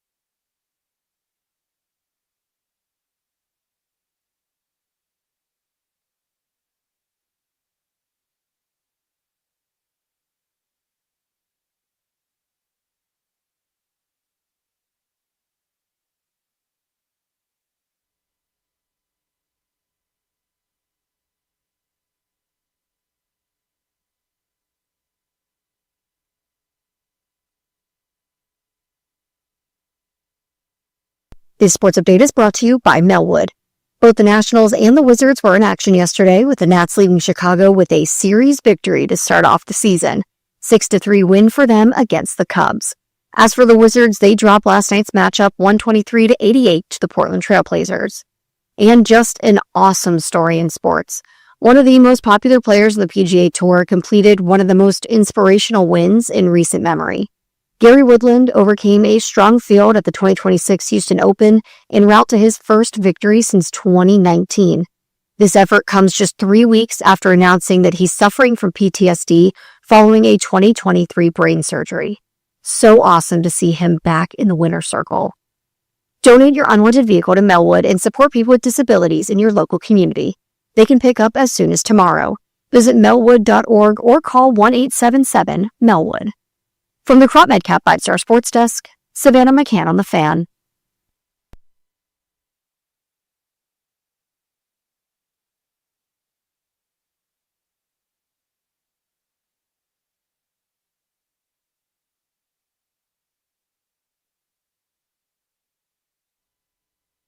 To go. Got to cut and run through the ball, and who better than this guy? Get it into Boozer, back for Sarr, ahead, Boozer, that ball deflected and stolen by Mullins. Caravan, 2 seconds, Mullins tosses it out. Ah! It's good! We're point 3! Yukon goes in front. Look, hit me. Well... B. Mitch Finley, 106.7 The Fan. Be vibing over here. I love it. When the music is good, it lasts forever. Not like this crap that'd be good today and not good next week. Yeah, Jeff. Crap. It's going to be an interesting day in sports because the NFL just takes over whatever it does. But right now, March Madness, baseball just started. I saw a stat. First time ever, all 5 NL East teams opened 1-0. How about the Nats going to Chicago, taking the season opening series, B? Hey, man. Weimer, bro, he's something else, isn't he? Yeah, like Weimer? What is it? I think it's Weimer. No, Weimer. Joey Weimer. Stallion, how surprised / impressed were you by the Nats opening weekend? Dude, I was really surprised. Joey Weimer, by the way, franchise record, 6 of 6, 2 walks. He got on base all 8 of his at-bats, 2 home runs. Doing it. He was just kind of like I didn't even think he was going to make the roster on opening day, but he started, looked insane on opening day. He rested game 2, came back yesterday, hit another home run. Don't let him rest. Just put him on the damn on the field. I know. What level of a prospect is he? Or was he?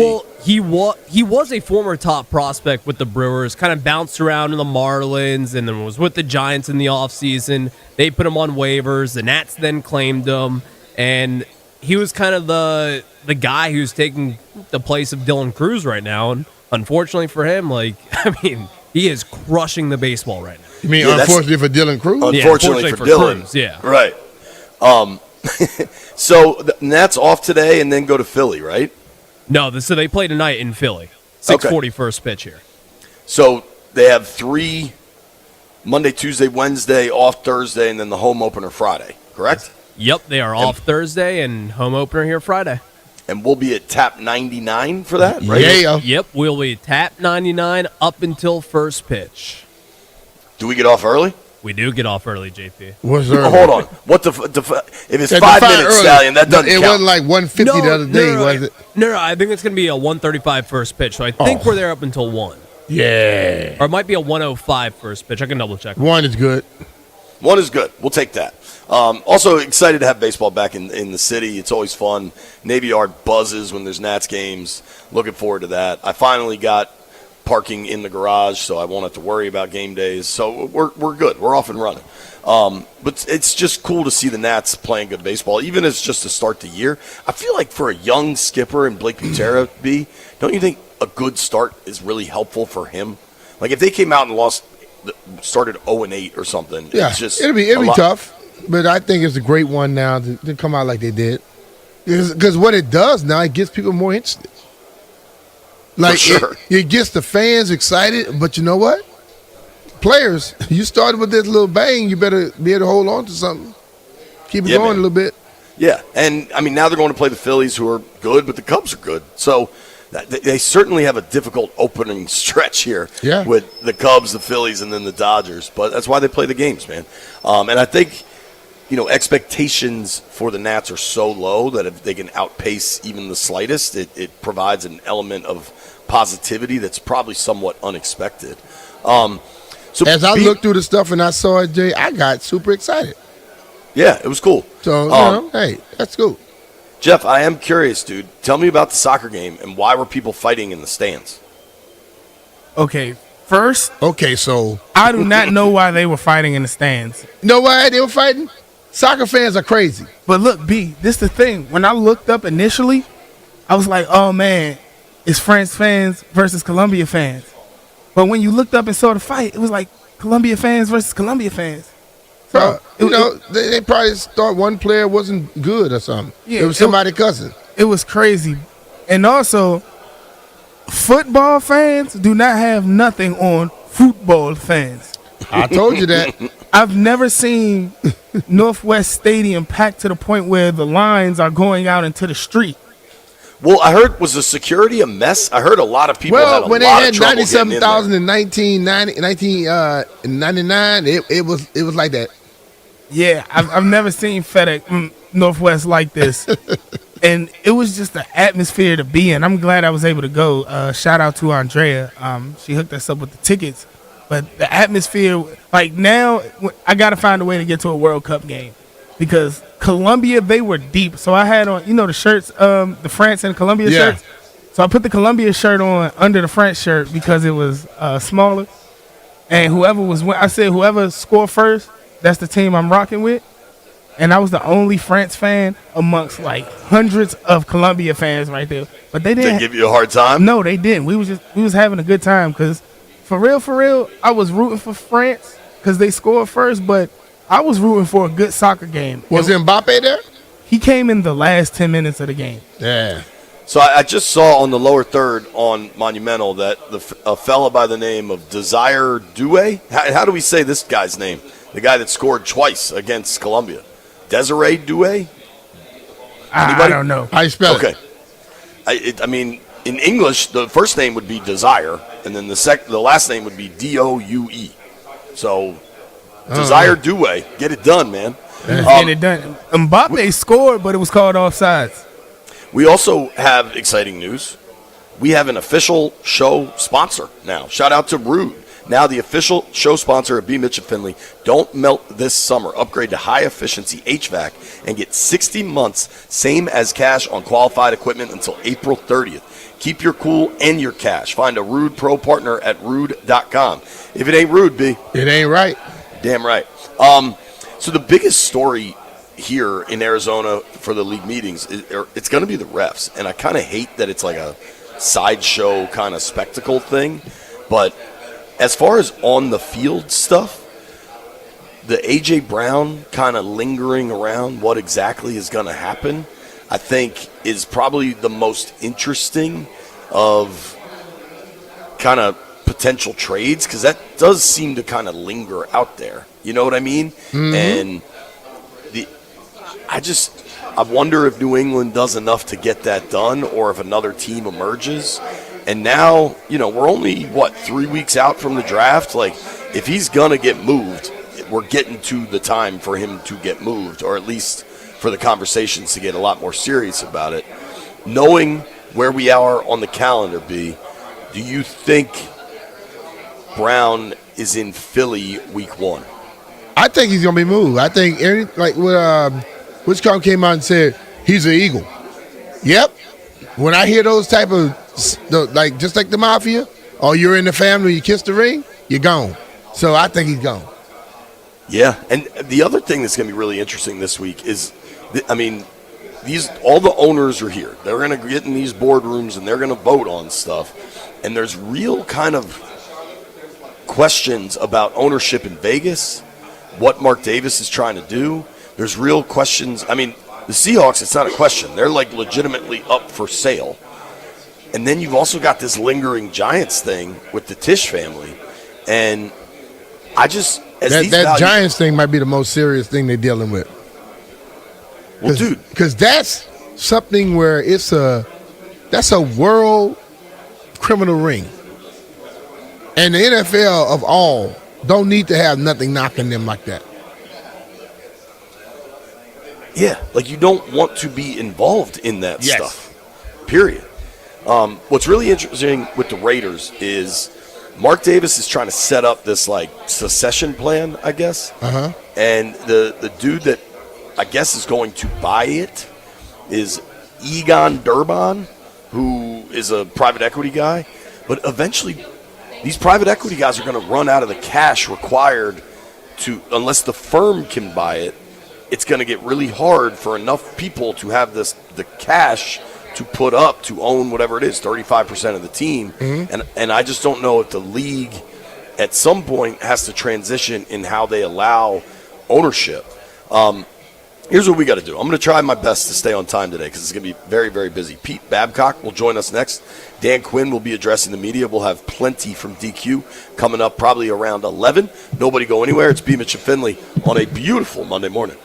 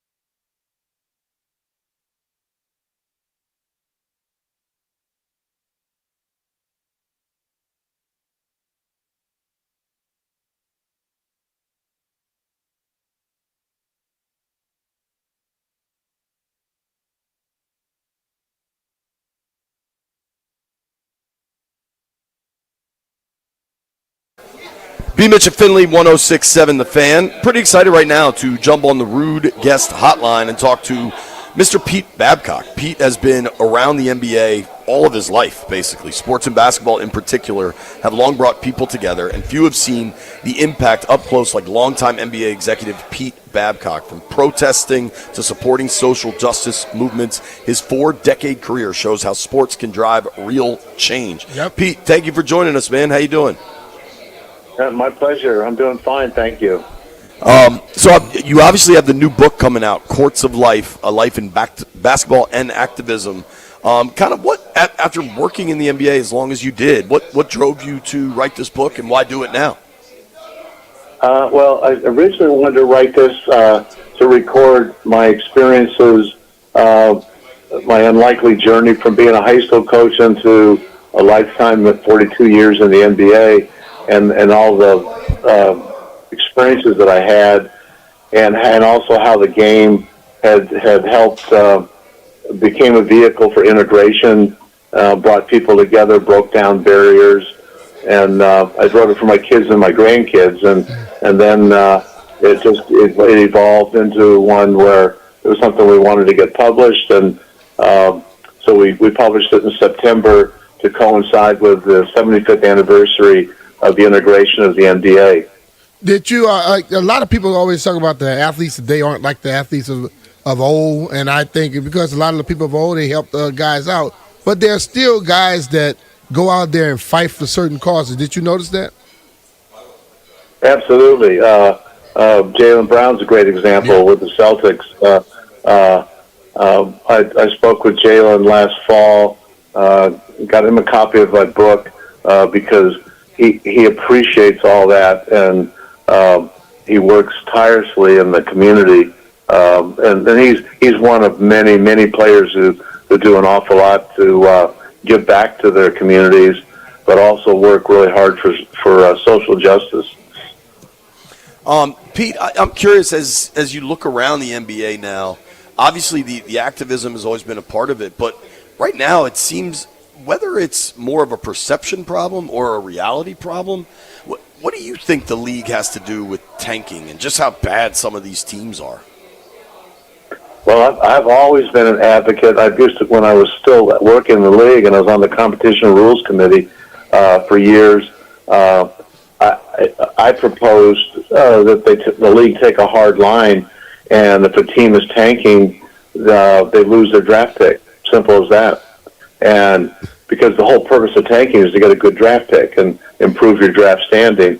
And if the league started taking picks away rather than just penalizing somebody financially, that would get teams' attention, because that if you don't have your pick, what's the point of tanking? I mean, it's like so. But my suggestions are always kind of met with resistance, that maybe that was too harsh. But to me, I still would do that today. I'd say, if you can prove a team is tanking, they forfeit their draft pick. To me, it's real simple. But financial fines, to me, have never made much sense, because some teams will write that off as the price of doing business. It's like, yeah, right. Okay, so we got fined $1 million, big deal. We got a good draft pick. So financial never made sense to me. The protected picks seems to be what teams they'll go through hell and high water to make sure they protect that. And that's why when you look at the tanking, you guarantee those guys are trying to make sure they protect those protected picks. How do they stop that from being involved in so many trades and other things? Because if they take that out, I think it's a little less. Because if you could lose it, then you don't tank as much. Yeah, that's a good point. It probably, but if you do that from a GM's perspective, it's going to be harder to make trades because if you're a GM, you're not going to give up a first-round draft pick unless you protect it somehow. Mm-hmm. So I understand your point. Yeah. But from a practical standpoint, you probably decrease the number of trades that are made around the NBA, which may or may not be a good thing. But if you're sitting in a GM seat, you're going to say, "Wait a minute, I'm not taking a chance." unless I know that our pick, if it's going to be a top 5 pick, we're keeping it. So I think that's the only problem with taking away the protection aspect. Pete, you were in the NBA for 40 seasons. I mean, I remember you running the Hawks with like Dikembe on that team. I mean, you've kind of seen it all in the NBA. In Washington, I've been a Bullets/Wizards fan my whole life, and they've largely been bad my whole life. I like what they're doing right now. When you watch what the Wizards are trying to put together, and then the Trae Young trade, a guy you probably know in some capacity, I'm curious what you think the Wiz are doing. Well, you know what? I don't have great expertise in that area because I don't watch the NBA as closely as I used to. You know, I would hope that they're going the right direction. I know some of the people there who are running the team. They're friends of mine, so I hope they do well. But I really can't give you an opinion because I'm certainly not an expert on Washington. Yeah, I get it, man. It's been a long build here for sure. Yeah. So how can people check out your book, Pete, if they're interested? There's only one place to get it. That's my website. It's real simple. It's PeteBabcock.com. So you just type in PeteBabcock.com. It'll take you to the website, and you can order the book and ship it out to you the very next day. It's been a fun experience putting the book together, and there are several teams that have purchased the book for their players and coaches, which I'm appreciative of because I'm just trying to help educate today's players and coaches as well as fans of the game about all those pioneers who laid the groundwork for all of us, really. It's crazy. And then, I mean, the activism and then the money that follows and what that allows people to kind of voice and continue to push forward. Pete, thank you very much for the time, man. Appreciate you joining us. Okay, guys. Thanks a lot. I appreciate your time. All right, man. All right. That is Pete Babcock, 40 years in the NBA as a GM, executive. Lot of really good basketball teams, man. Pretty cool. If you're interested in that book, check it out at PeteBabcock.com. Dan Quinn addressing the media now. When we come back, you'll be hearing from the Commanders head coach and everything going on as the NFL universe has descended upon Scottsdale, Arizona. Nobody go anywhere. Be Mitch and Finley.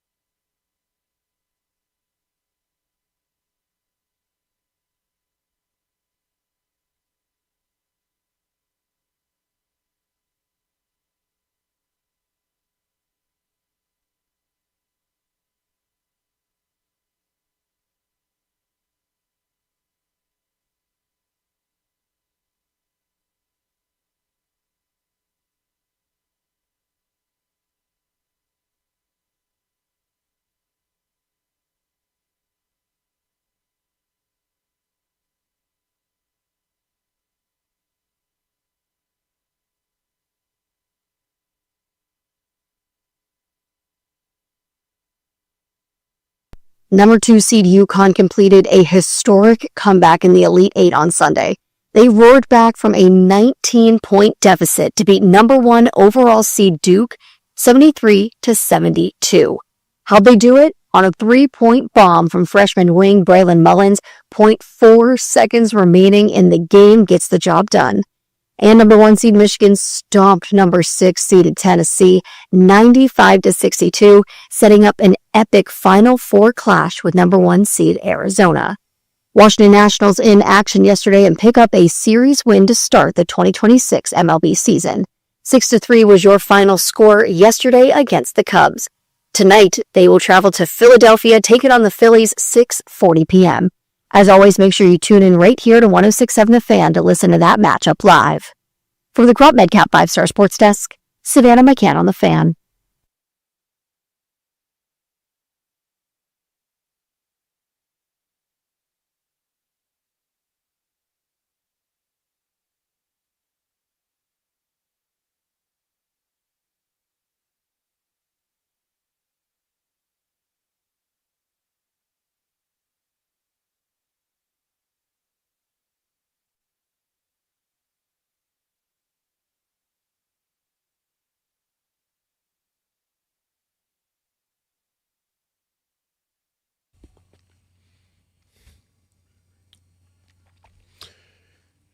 Beat it to Philly, 106.7 The Fan.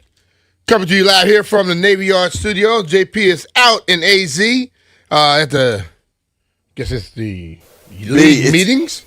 It's getting warm out here, so there's a lot of sets outside. And I was just talking to Chris Sims from NBC, and so him and Florio are set up outside. I'm set up inside, and it's starting to get pretty darn warm out there. Like I think it's already.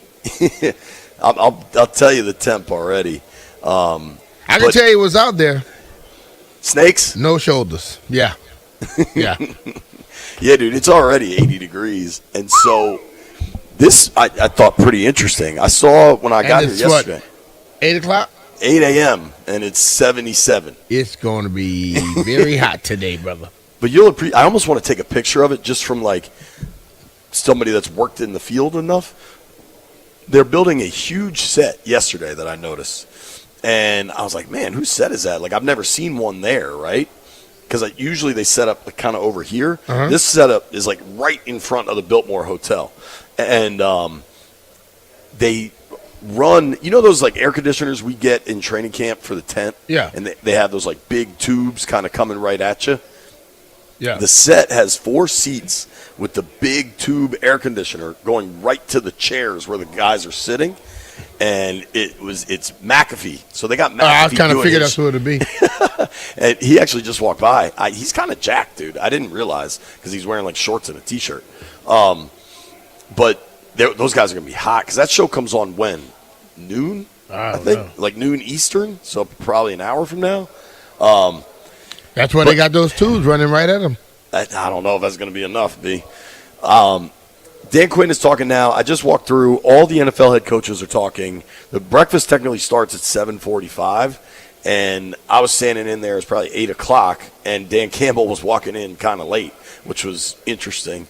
It's also crazy. Mike McDonald, the Super Bowl winning head coach, couldn't walk around here with less fanfare. Like, a lot of these coaches have 3 or 4 guys kind of walking with them.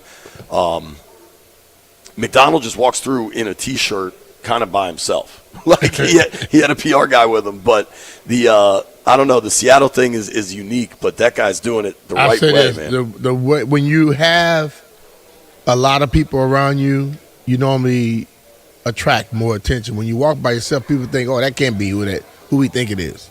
B, can you see the stream? Can you see Chris Sims standing right behind me? No.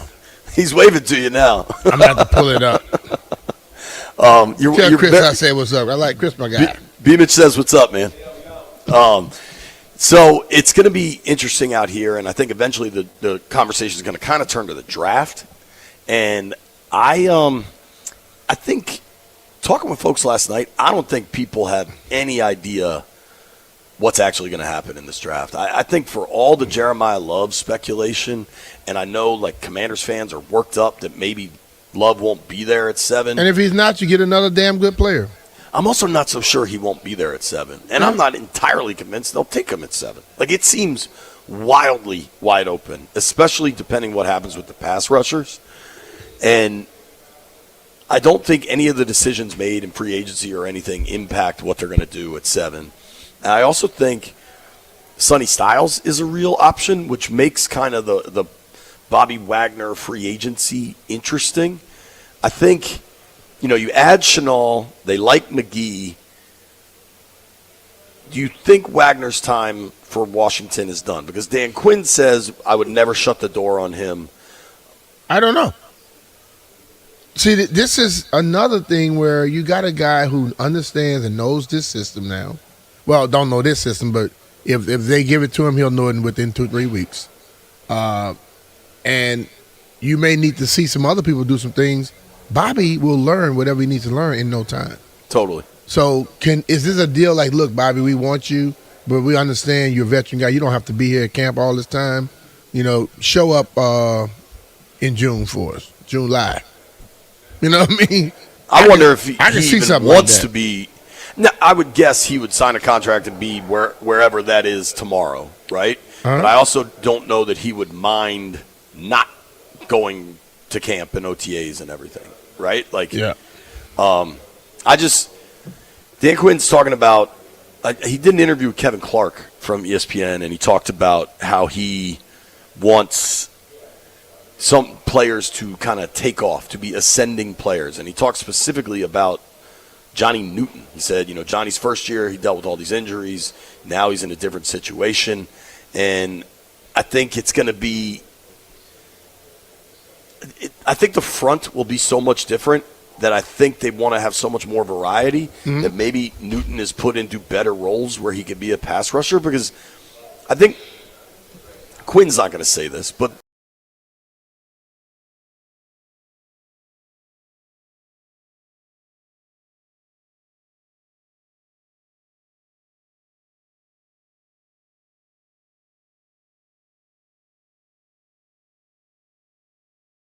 use him as a pass rusher. Was there anybody that we needed to double on our team and that the other team had to double? I think if you get him one-on-one with guys, his quickness can help him out. If he's not one-on-one with people and people can like chip him a little bit as they get up to somebody else, he has problems. So when I look at guys, and I'm not comparing him at all, like Aaron Donald, smaller guys that are quicker up in the middle, if you happen to get him getting pressure up the middle, he may not be a run stopper, but he could be a run effector. And if you got other guys that can help you out with that, and the linebackers filling those gaps, things can work out. So I just think that the fact that they still have him around, there's something that they see in him that they think they could utilize. For sure. I mean, when you draft a dude, number 2 over in the second round, I think he was the second pick in the second round. Like that's obviously a guy that they value. And then the first year was pretty much shot by the injuries. That's just the reality. He broke the foot in college, then gets to camp, has another broken foot on the other side. Right, which is probably a result. And for a big man, that ain't easy. No, dude. If I told you about my heel problems, I've been dealing with a hurt heel, Brian. Planters. So planters, I thought was the front, like the top of your foot by your toes. No, plantar fasciitis is more that ligament that goes from the arch to that heel, and it normally hurts more in your heel. Yeah, but it's good. I think I bruised it somehow because it feels better now. The other part of this, you run too damn hard. Get on your toes, man. Be a little lighter. I am kind of a heel guy. I think the other part of this is I think Washington's going to lean much more so on McGee, and the DQ. Quinn is really good at talking without saying much. It's like a big skill of his. Talking loud ain't saying nothing. Which is That's a smart old song. It's a smart way for NFL coaches to handle things, honestly. But in various interviews that Quinn's done out here, he's talked at length about McGee, and then if they are going to these kind of more nebulous fronts, and I think you see, because you still have Frankie, obviously, right? Uh-huh. So if you have Frankie, McGee, and now Chenal. Who's calling it? Who's setting it up? You need somebody who's very understanding and sure to be setting all that stuff up if you're going to do multiple fronts. Yeah, I mean, if I Will had to guess, Chenal be that guy? if I had to guess, like the green dot, like who's actually getting the play call sent in, I would guess it's McGee or Chenal because it feels to me, and I think DQ has been diplomatic about making sure, like he said repeatedly, like we won't close the door on Bobby Wagner, but the way he keeps talking about McGee's growth and having him play next to Chenal and like how excited they are for that level of athleticism, I just think it seems like that's the direction they're going. Yeah. And Jones plays more varied fronts, right? Like the Durante Jones system, I think you will see some 5-man stuff. I think you'll see some 3-man stuff. And I just think, like, if they try to play more of a 3-4 and you've got Settle and then Payne and Kinlaw and Luvu standing up on one side and Chenal is like this super multi-use kind of tool on the other side, it just starts to look a lot more interesting. And then maybe Newton is a 3-4 D end a little bit more, and then does that allow him to use his quickness? I think they recognize how bad the defense was, frankly, and how much of a dramatic overhaul is required. And that, above all else, I think the good news for fans there is they recognize this isn't good enough and we've got to change it up. I'm happy about that. A lot of us people noticed that. Yeah, it wasn't hard.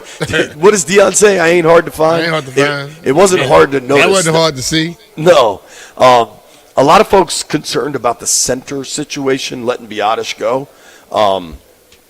DQ not. He talked about Allegretti. He said, Nick wins. We won a lot of games with Nick. So have other teams. We're up for the competition, and he is too. But he's a guy we trust. A lot of people are worried about Biotish being let go, but same people probably complaining about him too. Many games last year. So right. I mean, my thing is, the coaches and those people can't be concerned about all these people that every time you make a move, they're pissed off. Like you see stuff that you feel needs to be better or more consistent, and you got to make a move. And yes, sometimes you let players that go to other teams and they play well on the other team. They probably wouldn't have played well for what you want them to do. That's all. And that's the mindset you got to have. Big news on the show. We got a new official sponsor. Rude is now the official show sponsor of B. Mitch and Finley. Don't melt this summer. Upgrade to high-efficiency HVAC and get 60 months, same as cash, on qualified equipment until the end of April. Keep your cool and your cash. Find a Rude Pro partner at rude.com. And B, what do they say if it ain't rude? It ain't right. Dan Quinn also specifically addressed kind of the green dot, who's going to get the plays called into their helmet. He didn't rule out that being a safety because if you're the problem with the green dot is it's hard to like move that around. So if you have a guy that is only going to play 65% of the snaps because you want to be so variant, like that guy can't be it. If you look at last year, the guys that played the most snaps, it was probably Wagner, and not by a close margin. Do you think that could be? What safety do you think at this point is going to play the most snaps? Is it Nick Cross? Is it Quan? Is it Revo? Is it Will Harris? I think I look at a Cross and a Harris are the guys that they probably would do that with. Well, and does that change if you draft Caleb Downs? Hey. Because I think it does. I mean, once you draft him, you'll see, because I don't know if it does, because just because a guy was great in college or you think he's great, don't mean he can get into the pros and know everything and still make calls. So you have to see if he can handle that. Right. From the people I've talked to about Downs, is like that might be his superpower, is the ability to process everything, see everything, call everything. But with a rookie making that transition, until you see it, you don't know. There you go. Last year, I mean, these numbers are crazy. Bobby Wagner was on the field for 99.39% of snaps. Dude, and he played 20% of special teams. Hey. I mean, that's just you need insane. people like that on your team. So it's kind of hard for me to be pissed off at a guy like that. Luvu played the second most snaps defensively at 97. Then it was Mikey at just below 90. So, I mean, those numbers are going to look a lot different, period. Yeah. And if Wagner is gone, they're going to have to figure that out in some capacity. I'm not exactly sure how it goes. But they get paid the big bucks to do that. Right. Totally. Offensively, I still find this remarkable. The only player that played 100% of snaps last year is a rookie in Josh Connerly. A rookie tackle played 100% of snaps offensively. That's a blessing. Think back to your rookie season. How big of a deal is that? Does that get talked about enough? I think it's a big, that whole thing we always talk about. Best ability is availability, and you want to see guys that can be there game in and game out. Because over time, if a guy is at a certain level, okay, and let's just be real, there are some athletes where their 90% is better than your 100%. And if I could have him for 90% of what he is, knowing that he gives me a better chance, and I know he has the experience, and also he's growing at the same moment, I want him out there. That's a big thing. Players that play all the time, players that don't miss games, it's not something that the outside of the locker room discusses and, fans even recognize. But the people inside, they know. We go to battle, I know I can damn count on that dude. For sure, man. Yeah. It's that I think players, especially because Connerly had a rough start to the season. He also went up against some of the best pass rushers in the NFL in his first 3 games as a pro. But to show that kind of dependability on a really young guy, I think he was 20 when he was drafted, and the growth that could allow for is pretty remarkable. Yep. Another thing that was kind of interesting, I'm not sure who asked him. Dan Quinn got asked if they considered a trade for Tyler Biotish, if they made any calls on potentially trading him. That obviously didn't happen. They released him. I don't know. NFL trades are so hard to figure out, and kind of they never go exactly how you expect them, right? Yep. And I'm not sure what that trade market would have looked like. Yeah. What it will look like, and then how, if you had to start getting ready to trade somebody, how long would it take him? You know what I mean? Right. Just because he was released and somebody signed him doesn't mean that the trade would have moved that quick either. Because when you're trading somebody, you have to have a dancing partner. And I don't know if they had offered him up for trade. I don't know if Los Angeles, the Chargers, would have jumped that quickly. No, I also think, I think there was a part of the contract structure that they wanted to release him before the new year and all that. But you also allow a veteran that's gutted it out for you, that's done a lot for you. You're also giving him a chance to sign earlier. You're doing the right thing by him, and I think that has a lot of value, obviously.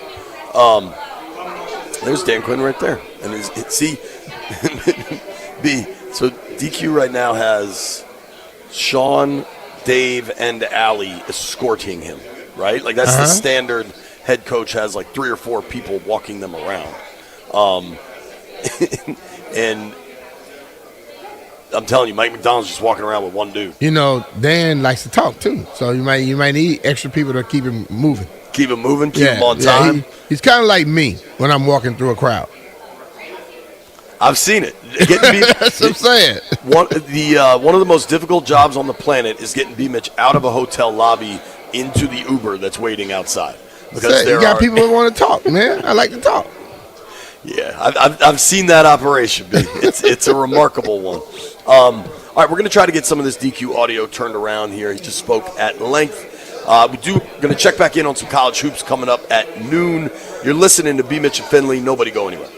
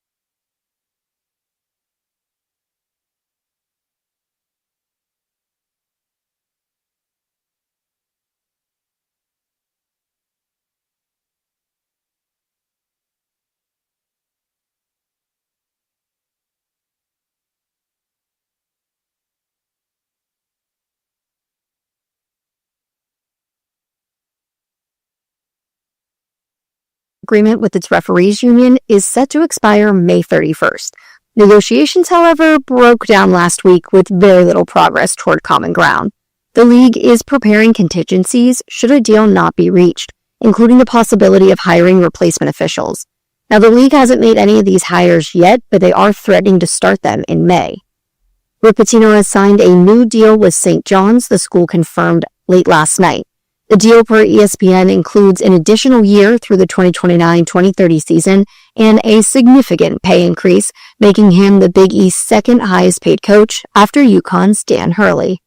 And tonight, right here on 106.7 The Fan, listen live at 6:40 p.m. as Foster Griffin takes the mound as the Washington Nationals travel to Philadelphia, taking on the Phillies. From the Crop MedCap 5-Star Sports Desk, Savannah McCann on The Fan.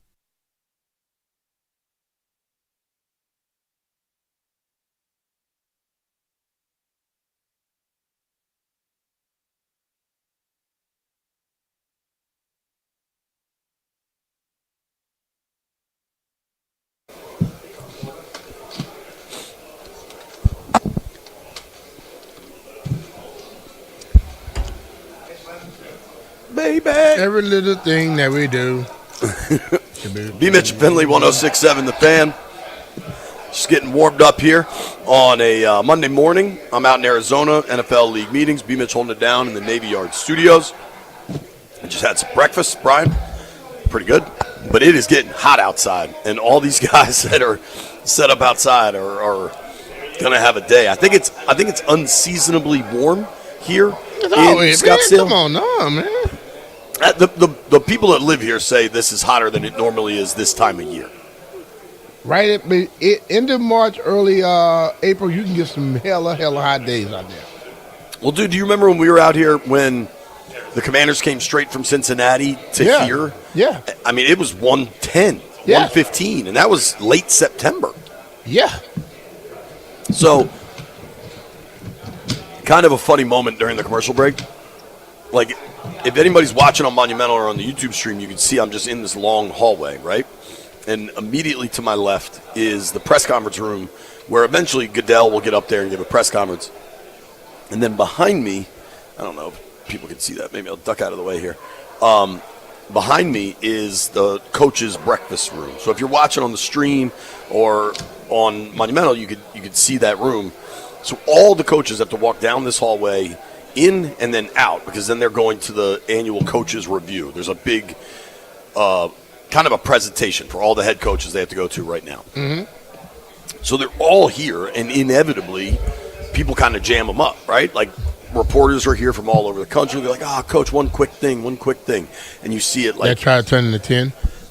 Of course. Now you see it with national guys, like you see it with, Schefters walking around. You see it with local dudes, people that work for the Kansas City newspapers, whatever it is. Like there's a lot of moving parts. And so inevitably these coaches kind of end up in these like clumps of people, right? Mm-hmm. And so just to my left, and this was like during the commercial break, DQ was standing there speaking with somebody, and his PR team was there. And then somehow just to his left, Ben Johnson was there with his PR team speaking to somebody. And they were kind of like at an impasse where there was nowhere to go just from the physical limitations of the space. Mm-hmm. And Johnson had to kind of like duck in between this conversation, which was just very funny to watch unfold. And it's just a very good and real reminder that like everybody gets so, I don't know, caught up, excited in like seeing these people, and they're all just regular ass people, dude. Everybody's just a regular person. Yeah, they regular, but you know what though? When your job is riding on it, you know you got to have something done by that deadline. Right. They're not regular to you. They're paycheck. For sure.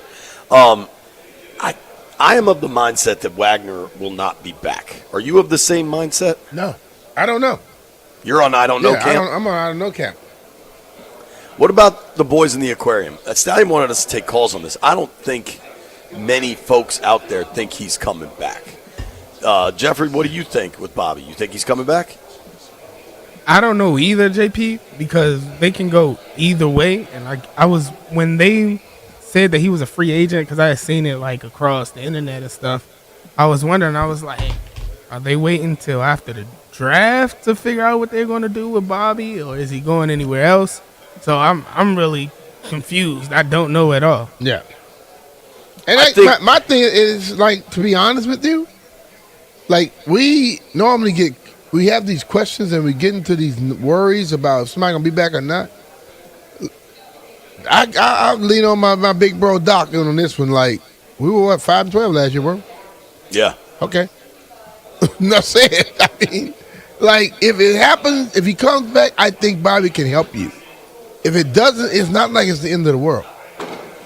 Well, and they have drafted at the position. I know Medrano got basically no run last year, but that doesn't necessarily mean that should have been the case, right? Like, maybe he wasn't good enough to get on the field, but maybe a year of learning, you can get that speed on the field. They talked about younger, faster, stronger. Medrano is faster. Yeah. If he's nothing else, I mean, the questions on him coming out of the draft were tackling ability, and I think that is still a question until we see it on the field. But Cahill had a really good camp. Yeah, he did. And then I think, if I remember correctly, I think he was dealing with concussion issues. But if you're just looking at the depth of the linebacker position, I think by adding Chenal and then expecting a lot more from McGee, and then you still have Luvu, who's obviously a really important part of this. You know what I mean? Like, I just think it wouldn't make a lot of sense. That's not to suggest that Bobby can't help you in the locker room, on the field still. I think there's a lot of situations where Bobby helps you. I don't think he should be a 99% snap player, but I think the anger or malice towards Bobby that was coming from the fan base last year was pretty misguided. I think the coverage stuff was a problem, but you also got to wonder who's putting him in those situations. But I don't know. It seems telling to me that they're trying to move forward in other directions, I would say. And we'll kind of just see how that goes. I mean, but they had to improve the team. Totally. Right. They had to improve positions. They got to make each they had to elevate the athleticism and the play and the speed and lower the age in every position. That's what they're trying to do. Agreed, dude. I don't think it just completely washes them out. But, you know, and if it does, like I've always felt, when you move on and you bring in other people, you are probably improving your team for more of just a year, but the long haul. Because for me, as much as people like to go crazy over like what's happening this year, I'm thinking about what's going to happen this year and 2-3 years down the line. I like to look at the different people to see how all that stuff starts to come together. I don't want to see success one year. I want to see success be extended. Over the years, right, that's kind of what we've seen is they would have these flashes, 2012, 2015, 2020, if you can call the 7-9 COVID season a success. But it was kind of fun late in the year when they got hot and won a bunch of games and got in the playoffs and Heineke was diving for pylons and stuff. Yeah, but if I could see the playoffs every year, I'd be much happier. Well, I think that leads to the biggest question. As 2024 was unfolding, we were like, oh my gosh, they've found this quarterback, they've turned this thing around. This is a long haul, successful path they're on. And then 2025 is a disaster. Yeah, it was a disaster because of no one likes to discuss it, but let's be real, the damn injuries were a major problem. 100%. Okay, so and then they were supposed to be trying to build something. But you had that much success, so they went after it, which I had no issue with, and most people out there were begging for it. Now they went for it and it didn't work. You know what? Get back on it. And so far, it looked like they are trying to build something differently because they signed people that are a little younger. They gave them, they didn't give them all 1-year contracts. A lot of them got double digits, 2 years or 3 years. You know what I'm saying? Yeah. And they're thinking about what's going to happen continually because if you go out there and you have success this year, you don't want to have a whole new damn team or 50 more players coming into it next year. Right, and that's what they've had to do through two seasons. And I think they recognize that there's a real discussion here of, like, it's on them to prove 24 was who they are and the direction they're headed, and not Yeah. a one-off outlier of this great season. And you're totally right that injuries are such a massive factor. Injuries happen across the league, probably not with the severity, especially, I mean, Jaden missing time is going to be on a different level than everything else. Yeah. But the significance and the amount of the injuries at the defensive end position specifically kind of buried them. I mean, to just have not only your best player, Dorrance Armstrong was having a heck of a season. He really started the year strong. But to not only lose the top, but to lose the depth as well. Yeah. And then you look at kind of what you're lining up there late in the year, like it really impacted them defensively. And that's not to suggest that there weren't other problems and structural problems and how they built it. Like it's a long, long list of things that went wrong. Yeah. But the injuries were a huge part of it. And I think, they don't want to make excuses, right? They don't, but I mean, what I'm saying to you is you get somebody injured, then you force another guy to play who's not ready. So he gets on the field, he's not ready probably physically, he's not ready mentally. He makes more mistakes. Then all of a sudden everything starts going haywire. People go, oh man, this team sucks. No.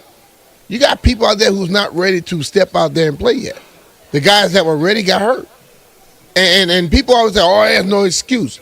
Well, if you're at work in a regular job and the guy who does all the damn work, who's the guy who leads the way, he don't show up one day, tell me your production don't drop. You know what I'm saying? Right. And that's all just in the building. If there's a guy at work, I'm sure, that knows how to run that machine better than everybody out there. Oh, damn, he woke up this morning, he got a stomach bug, he can't come to work. The person that was behind him now moves into the place who's never ran that damn machine. All of a sudden, you got stuff going all kind of crazy. And then they're like, well, we don't know what happened. You know why? Because Bob, who ran the damn machine all the time, wasn't there. and now you got somebody else. We still got people that work there, but you know what? Everybody's doing something that they don't normally do. And that's where the problems pop up. Yeah, dude, it was there's a lot of different reasons to it all, right? Like it wasn't one simple thing, but it also was something that a lot of things have to change to make it work. Yeah. And I think everybody involved kind of recognizes that. And we'll see if it does. And injuries you can't predict. Jaden's health you can't predict.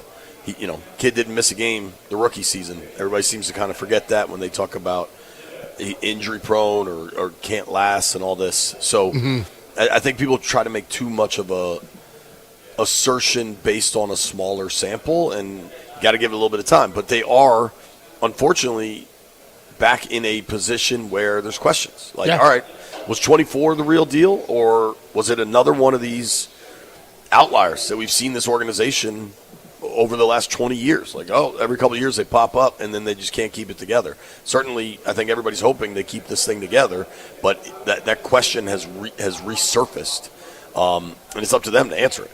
I want to talk some hoops at noon. Then we got to do our bracket update. The boys have a big bracket contest going down. B. Mitch is holding. How much cash is in that barrel? B, $300 or so. 3+. 3+. Somebody's going to win it. Nobody go anywhere. It's B. Mitch Finley.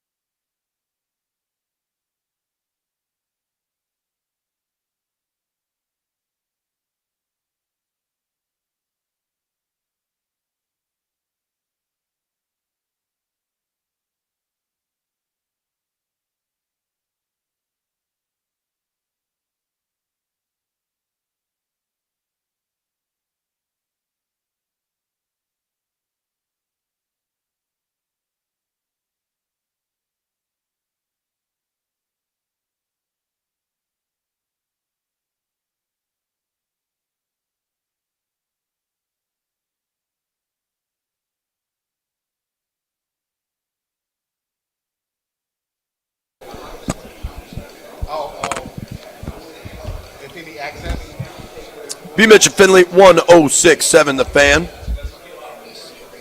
We're live in Phoenix, Arizona, Scottsdale, Arizona. Biltmore, NFL League meetings. A lot going on. B. Mitch holding it down in the Now I'm Navy Yard looking at studio. Todd on TV. Bowles? Yeah, on Good Morning Football. Yeah, I mean, he was smart because he got his interview done early this morning. Hell It's getting yeah. hot out there. And you can tell the folks that have to you got some people here wearing suits for television, and they're outside, and they are hot. It's only going to get Hey man, hotter. dress accordingly. I mean, when I'm in AZ and I dress up, linen, short sleeve. Not putting on no damn suit. So there's an event tonight where I'll wear a blazer, but I brought the Collars and Co., the real light joint, and it's at night, so like it cools off at night. I think I'll be Yeah, it all right. does. But I'm going shorts and a golf shirt, man. And this is not a place where anybody can be offended if you're wearing shorts because it's temperature's creeping, dog. Mm-hmm. I wanted to let Stallion. So my man Joey Weimer was nuts for the Nats this weekend. Yeah. And I got an email. Some dude emailed me and said, you know, you do such a good job covering the Commanders, and I appreciate that, but how about we show the Nats some love? So while we can, Obviously, you wasn't listening because we did talk about them earlier. I know. First segment. So I hate when people try to tell you how to do your job, man. But specifically, Stallion, tell me just how crazy this kid's weekend was. I mean, it was crazy. Like, no one really expected Joey Weimer to be the story of opening weekend. Like, obviously, it's only 3 games in. But if it ended today, I don't care what anyone says, he'd be the NL MVP. Damn, you going I think it's that a far? little early to give going that this guy damn far the MVP award. I mean, the guy went 6 for 6. He had 2 home runs. Took a couple of walks. Like, JP, as you always say, you were the number 1 person in the country because you didn't miss any. That's right. He got on base 8 times. He got on base 8 times. 8 for 8. Yeah, franchise record. He also had an outfield assist from right field in Game 1 to throw out Bregman at third base. Like, he's getting it done, and I think it's a story because no one talked about Joey Weimer in spring training. Nobody did. Like, he was claimed off waivers over the month of December, January from the Giants. Like, this guy was not really on people's radars, and so I think what he did this past weekend, not only was it incredible, but also put people on notice. Because, again, like, you just don't expect things like this from someone like Joey Weimer. He's a career 216 hitter. So, hey, it's possible this slows down, Stallion. It And will. maybe he It doesn't. will slow down, but hey, maybe the light bulb went off. He's gonna be hitting a little bit more consistently. Well, like, the thing with this new regime is, like, they're going to use data and analytics in their favor. So the 2 games that he was going up against left-handed pitchers, like, that's going to be a thing. And I do think going forward, you probably only see him matched up against left-handed pitching. But if you look at his splits, he has hit left-handed pitching really well over the course of his career. So if you're not giving him everyday opportunities, like tonight you're going against Taijuan Walker with the Phillies, right-handed pitcher, you probably won't see him in the lineup. But if it was up to me, I'd probably keep the hot bat in the lineup. If he's that hot, keep him in. When you start getting confident, man, you might hit anything. Hit Exactly. everybody. How bad? So, I mean, if you're just looking at kind of the positions here, and you don't want to overstate anything because it's 3 games, but Wood's not going anywhere. I'd say Jacob Young's not going in. Like, how bad of news is a possible Joey Weimer eruption, a Joey Weimer emergence for Dylan Cruz? I mean, I don't think, like, listen, if Dylan Cruz is going to be crushing the baseball down in AAA, Joey Weimer is not going to be blocking it. I do think it makes a harder decision for, like, a 4th outfielder. Like, is it going to be Weimer? Like, do you have to move off of... Joey Weimer keeps hitting like this, he'll block him. I mean, yeah, like, if Joey Weimer is going to be killing the baseball... They're going to give Cruz chances. Of course. He's going to get chances. Has that shifted a little with new leadership, though? No. You get drafted that high and they still put their stuff into it, he's going to get chances. Yeah, I think Cruz... They have control how long? I mean, he's under like 100 years. So, Baseball's such a I mean, wacky they don't system. have to rush nothing right now. Yeah. So he'll get his chances. Yeah, I don't think Cruz is again. Joey Weimer is not going to block Dylan Cruz. If Dylan Cruz is crushing the baseball, playing great defense, and he's doing that over the course of the first few weeks of the season, he'll get the call up real quick. But I just wonder if Dylan Cruz can get that going. He's been in a slump now for. If you count last year, even before the injury. It's been over a year. He has not been able to hit pitches outside of a fastball. That's something that, again, it's not going to take overnight. He has not been able to hit the curveball or a slider really since his LSU days. So is that something that the Nationals can fix overnight? I don't know. No. I just don't think they can, even with a new regime here. Yeah, but he's going to have to be willing to work on it to fix it instead of getting mad at people when they want to ask questions and when the team decides to do things. Instead of getting pissed off, he's going to have to say, you know what, let me figure this out. It'll work out for him. I think it's just fun for the Nats to start the season well. Start 2-1, kind of get it going. And I think it gives it a little more juice for when they get to open this weekend, right? Mm-hmm. And I think Friday should be buzzing at Nats Park. What's the weather look like at home? Just hopefully it's nice. Today, it was drizzling earlier, but it's supposed to clear up. I think it's going to be mid-80s on Friday, by the way. Supposed to get up to the 60s today, 70-something tomorrow. Some golf somewhere in there. Let's ask Stallion a question here. So Friday, Nats home opener. Now, Stallion, you have been working at Grant and Danny for many years now where you guys come on after the Nats. Now you're working with us where you're done. You could go watch the game. You could be there for the first pitch. B-Mitch, Stallion's a baseball freak. Uh-huh. Over under 6.5 beers for Stallion during the opening day festivities on Friday. Because we're off the air before the game. He gets to just enjoy the game. Over. I hung with him the other day. Way over. Oh, bro. I got Bud Light in me. I can tell you that much. Here's the thing: is that he's like Cody Betts when it comes down to drinking those screwdrivers. Screwdrivers, yeah. Boy.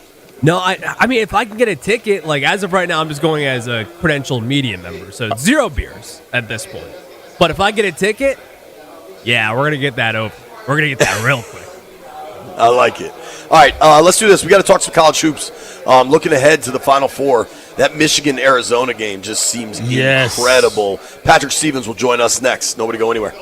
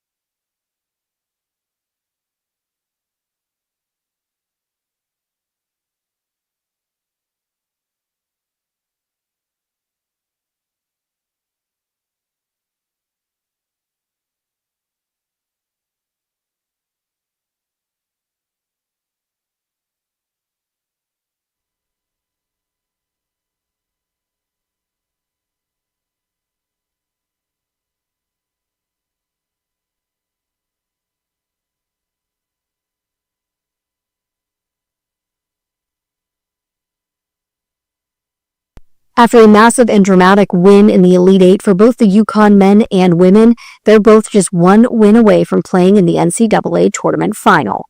For one New England furniture store, the reality of that could result in millions of dollars of lost profit.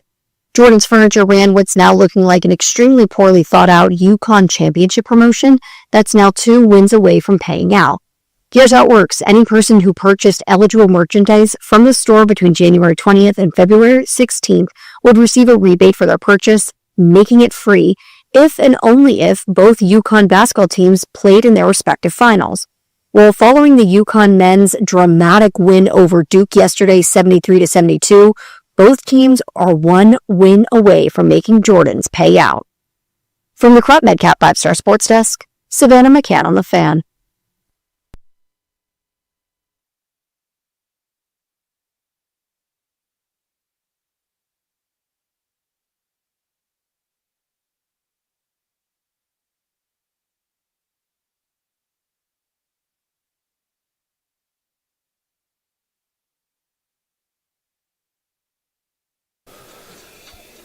High noon in the District of Columbia, 9 a.m. in Scottsdale, Arizona.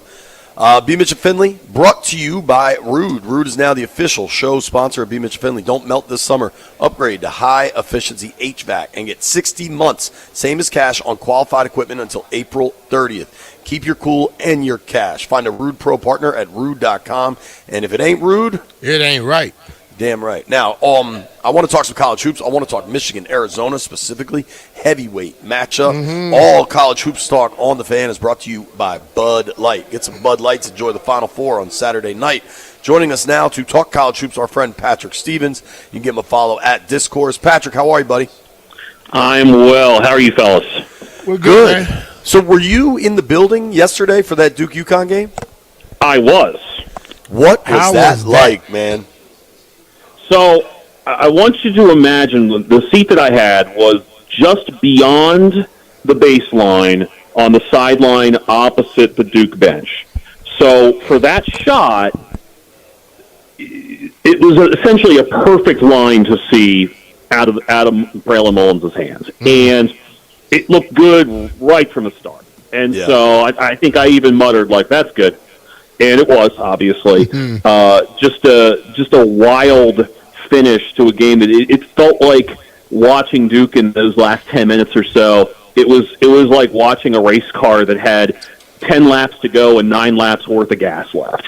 And they just couldn't quite get to the end. Yeah. What? They were up by 19 at one point. What happened? What changed in that second half? Well, one of the things that happened is UConn finally made a couple three-pointers. They were 1 of 18 at one point from 3, and so they finished like 4 of 5, including the one right there at the end. I think some of it was Connecticut couldn't have played a whole lot worse, just in general. I mean, they were missing open shots. I think, too, when you look at it, Duke's has had a point guard issue, and it's not like they have had that dynamic floor leader all the way through. And you saw it in the regional semifinal against St. John's where they had a stretch where they couldn't get the ball in bounds and all that. And Connecticut really didn't press that issue right up until they absolutely had to at the end. And so, I think that was some of it. And I think some of it, too, was, Cam Boozer probably got a little worn down. He's done a lot for that team, has carried a lot for that group. And you look at it like Isaiah Evans was great on Friday. He was just kind of there yesterday. I mean, you can just add up a lot of stuff. In the first half, that was the Boozer brothers carrying the load for them. I think it was like 29-29 at one point early in the second half between the two, between those two brothers against UConn. And there just wasn't quite enough. I mean, Caleb Foster was just amazing on Friday playing on that broken foot, and just wasn't quite as sharp against Connecticut. I mean, tough to blame him for anything. He was amazing in that regional. And so, one thing after another, and Connecticut was just a little bit better and kind of figured things out and hung around, and suddenly you look up and it's down to 10. Suddenly you look up, it's down to 7. And we're just around long enough to be able to make a play at the end to win. Does it say more about Danny Hurley getting this team to a Final Four, and I don't think this is his best team. I mean, that the second of the back-to-back title teams, that team was an absolute freight train. This team's good and certainly tough. But does it say more about Danny Hurley to come all the way back and get his guys in position to make a logo three to get there? Or does it say more about John Shire? I mean, this is the second year in a row where his teams have coughed up big leads late in the tournament to have these gutting losses. So let's kind of, this is going to be long-winded, so let's kind of go through this a little bit. Duke's last 4 losses against Houston last year in the tournament, this year against Texas Tech at the Garden, this year against Carolina at the Dean Dome, and then this game had double-digit leads in all of them. On the flip side, Duke has lost 6 games over the last 2 years and went 35-3. And, sitting here saying, gosh, that, John Shire must be doing something pretty wrong. They went 35-3. I had somebody say to me, God, if all these other coaches in the research triangle get fired for having disappointing seasons or underachieving seasons, I'm like, they went 35-3. Yeah. So I'm going to tell you, I think this says more about Yukon being able to hang in there. And Dan Hurley being able to coax a little bit more out of some guys. At halftime, you take out Terrace Reed and you go through their other top 5 scorers on the season, Caravan, Ball, Demery, Mullins. Those guys had 10 points on a combined 3 of 17 shooting. Like, you need your best players to play well, and Reed played really well in that first half, and nobody else did. So simply getting slightly above average performances from those guys the rest of the way was going to put them in a position where they were at least going to be in the game. So I think some of it was sort of progression to the mean, and some of it was, making sure that you had guys that didn't just simply go, well, not our day, and it's on your way to a 20-point loss. So I give more credit to Dan Hurley in this situation than blame to John Shire, but obviously those last 10 seconds could have been handled a lot better. Yeah, eventually, though, I think what happens, though, you get coaches that are real good, like a Shire. He doesn't get fired for what he didn't do. He gets fired for not reaching expectations. And if you keep getting to the Final Four and you don't get over it, eventually those fans are going to get tired of that. And that will come. And it's crazy because, like you said, he lost, 3 games over the last 2-3 years. But if you don't get where you're supposed to go, people will let you go. Now, the other element of this is you're not playing best of 7. And in college basketball, which is a better judge of what you've accomplished? Is it 30 games in the regular season, or is it a one-and-done tournament? Right. I mean, all I'm saying is that stuff happens. Sometimes you run into somebody who's just shooting the lights out, and there's nothing you can do about it. Sometimes, you melt down in the final few minutes like you did in the Final Four last year, if you're Duke. And sometimes, I think there's real criticism that is warranted, especially for those last 10 seconds of that game. Yeah. I don't know how much criticism is ultimately warranted for, Connecticut just played better and got back into it. I do think that there was only so much that Duke in a diminished state. That was not a full-strength Caleb Foster. It was not a full-strength Pat Gongba. There's a certain element of, injuries kind of got you there. Yeah. And I don't know if this Duke team was going to go to Indy and win 2 games. I think it probably would have beaten Illinois. I don't know if it beats Michigan or Arizona in a title game. Well, looking at that game, Michigan-Arizona, looked like you're playing with some trees here. Everybody is huge. How do you see that game going? Well, I mean, if you can see the forest for the trees there, right?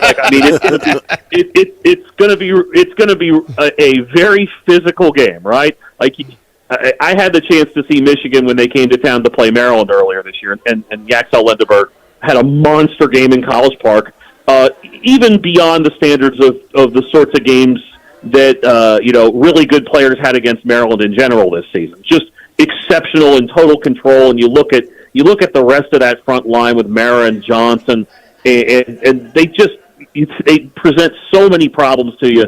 And meanwhile, Arizona is playing like a buzzsaw too. I mean, you kind of look at this Like Arizona has not been significantly challenged in this tournament. I mean, Purdue gave them a decent run there for probably, about 28 minutes or so, and then Arizona just finds another gear and wins by 15.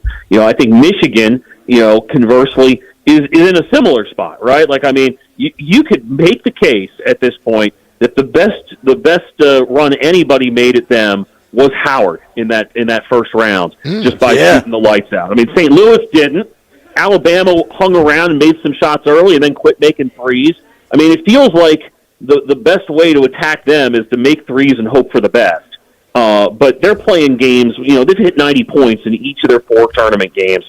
Who basically has more stops in them is the question, I think, for this game. And it's an amazing question to be asking, because you look at KenPom and they're the 2 best defensive teams in the country. So you have, Michigan first in defense, Arizona second in defense, Arizona fourth in offense, Michigan fifth in offense. I mean, the question to me is, who can actually stop somebody for 3 or 4 possessions at a time when it matters? And I think that's where this thing ultimately gets decided. You know what's interesting is I remember years back when Kentucky was undefeated, and Kentucky played Wisconsin in the Final Four, and Wisconsin was able to knock them off. But that game was such a big deal. That game was such a powerhouse of a game that Wisconsin then there was like a natural letdown in the title game, and Duke was able to steal one. I mean, it was a masterful job by Coach K to steal that title game from a really good Badgers team. The other side of this, where you've got Yukon against Illinois, listen, Yukon got through with the crazy result against Duke. Yukon had the tough Elite 8 game. I mean, even UCLA gave them a game. Yukon hasn't been blowing teams away. But Illinois, coming out of that South bracket, I mean, the win over Houston in Houston is one of the most impressive in this tournament. What do you think of the Illini here? Because they got big guys, and they got a pro in Wagler. That Illinois team's pretty good. Here's a funny thing. Like last year, Duke had the best all-time KenPom offensive efficiency team. And I thought at that point, nobody's going to come along and play like that again anytime soon. And so what has Illinois done? They've come along and played even better at the offensive end. And you're talking about size. I mean, that's a team you look at, and you talk about Wagler, 6'6". As a guy that has the ball in his hands a bunch. You've got 6'9", 7'1", 6'7", a ridiculous amount of size, and now they've kind of punched through after having a number of good teams under Brad Underwood. And you're right, the fact that they basically gave Houston a dose of Houston's medicine in their backyard was really, really impressive. And so, you look at them, and their defense might not be quite as good as Arizona and Michigan, but it's still pretty good, and it's still kept the last 3 teams that it's played under 60 in games that have been played at a really methodical pace. And so, the Illini certainly are going to be a tough out, and we talked about Connecticut, obviously, a tough out. You bring up an interesting point. Do Michigan and Arizona just beat each other up so much that with the quick turnaround, there's an opportunity there? Yeah, there probably is an opportunity there. But as the saying goes, your stars have to be stars. Yeah. And Wagler's going to have to play really well.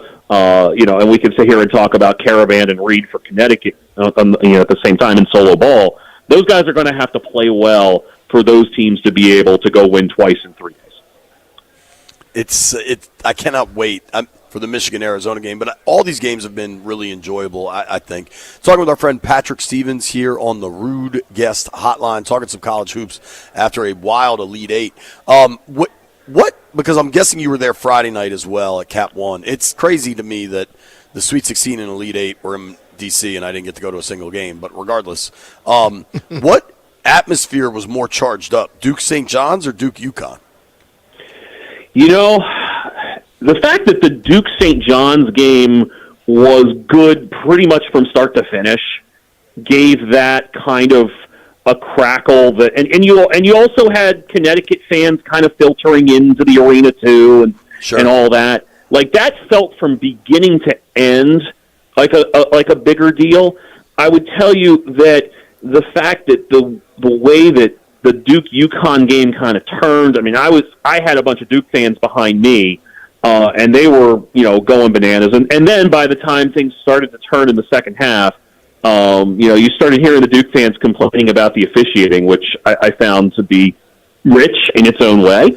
And then the Yukon fans kind of started to take over, and there was a point where Hurley was looking around and trying to generate some energy from all of them. The end of that was wild. But I would say from start to finish that Duke St. John's game, in part because those teams played as well as they did at the same time. Whereas, I think yesterday you had Duke play well and Connecticut play well, but they didn't really both play well at the same time. Like that was a great finish, but not necessarily a great game, if that makes any sense. No, it totally does. It totally does. And Patrick, the other thing I wanted to ask you, dude, I don't know if you've seen this clip. I'm guessing you have, of Danny Hurley after the game kind of headbutting the ref. I did not see that. No, he didn't headbutt it. He just got close. He was looking at it. He was staring him. He was staring him down because that ref was calling a lot of dumbass calls. I'll say it. I mean, Duke does get the whistle. No matter where they are, it just seems like Duke gets the whistle everywhere. But covering 2 games of Hurley, you said you're sitting right across the bench from him. How much of a maniac is that dude on the court? Well, I would tell you that as somebody, me, like I'm not just going to like Big East and ACC and Big Ten games. You go back to when he was at Rhode Island, coming through town in the A-10.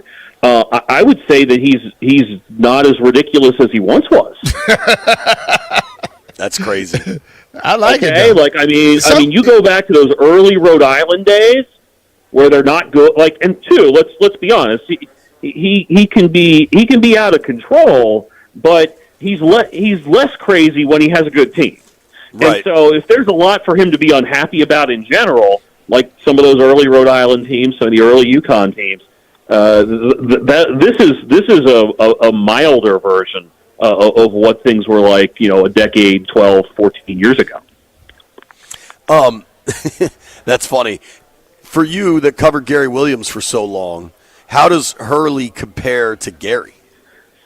Well, the thing to remember about Gary is that Gary would turn around and yell at his assistants or yell at somebody on the bench, and would basically get it out of him, and then would turn around and maybe be a little bit more composed. Whereas Hurley, like one of the most enjoyable parts of this regional was there would be a foul. Hurley wouldn't like it. He'd have a smirk on his face. You could tell he wanted to unload on somebody. He'd look up at you could see him waiting for the replay on the video board and waiting for it. And then the replay finally comes, and then he unloads because now he's gotten a second look at it. I think one thing the two share was a self-awareness of their craziness. If that's probably a little harsh, but neither one of those guys is lacking self-awareness on the front. Like, kind of a little out of control at times.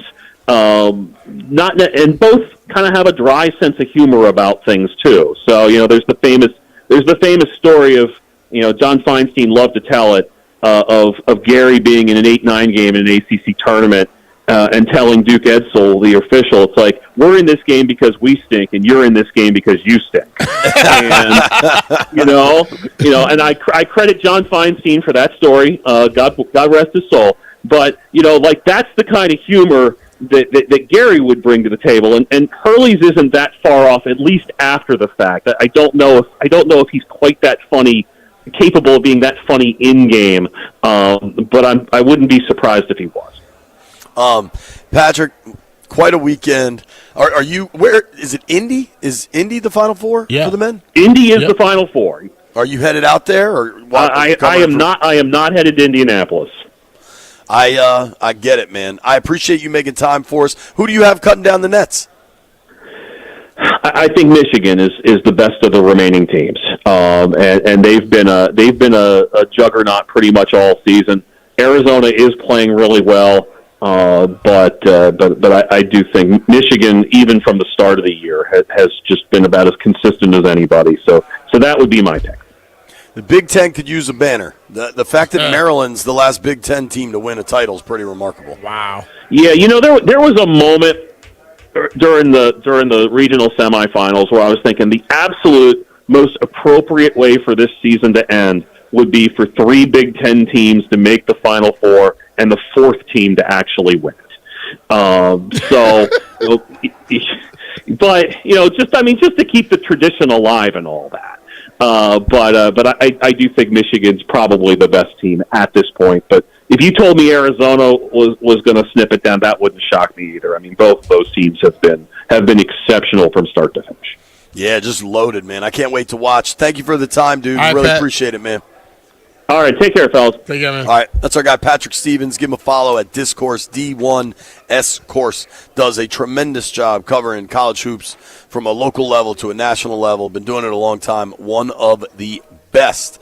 Now, we got to check in on the B. Mitch Finley Bracket Invitational. Who's doing well, and perhaps more importantly, who's doing terribly. I don't even know the results yet. White Brian has tabulated them, though. We'll get to it next. Don't go anywhere.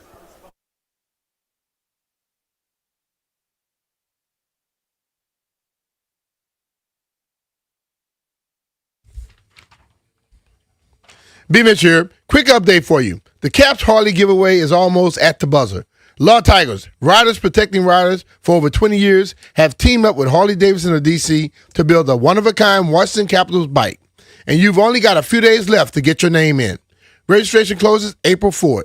After that, no second chances. If you haven't entered yet, head to capsfansbike.com and lock it in before the clock hits 0.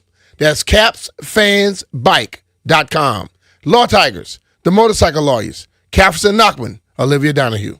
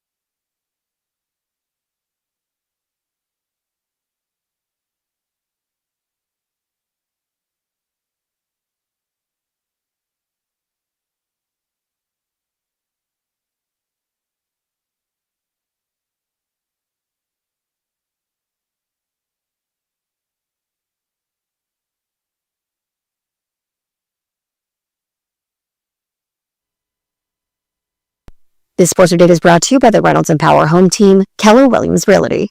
The 2026 Final Four is set.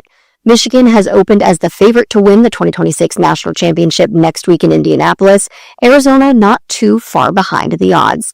Arizona and Michigan, of course, will face each other in the national semifinals next weekend, with the winner advancing to the title game to face either Yukon or Illinois.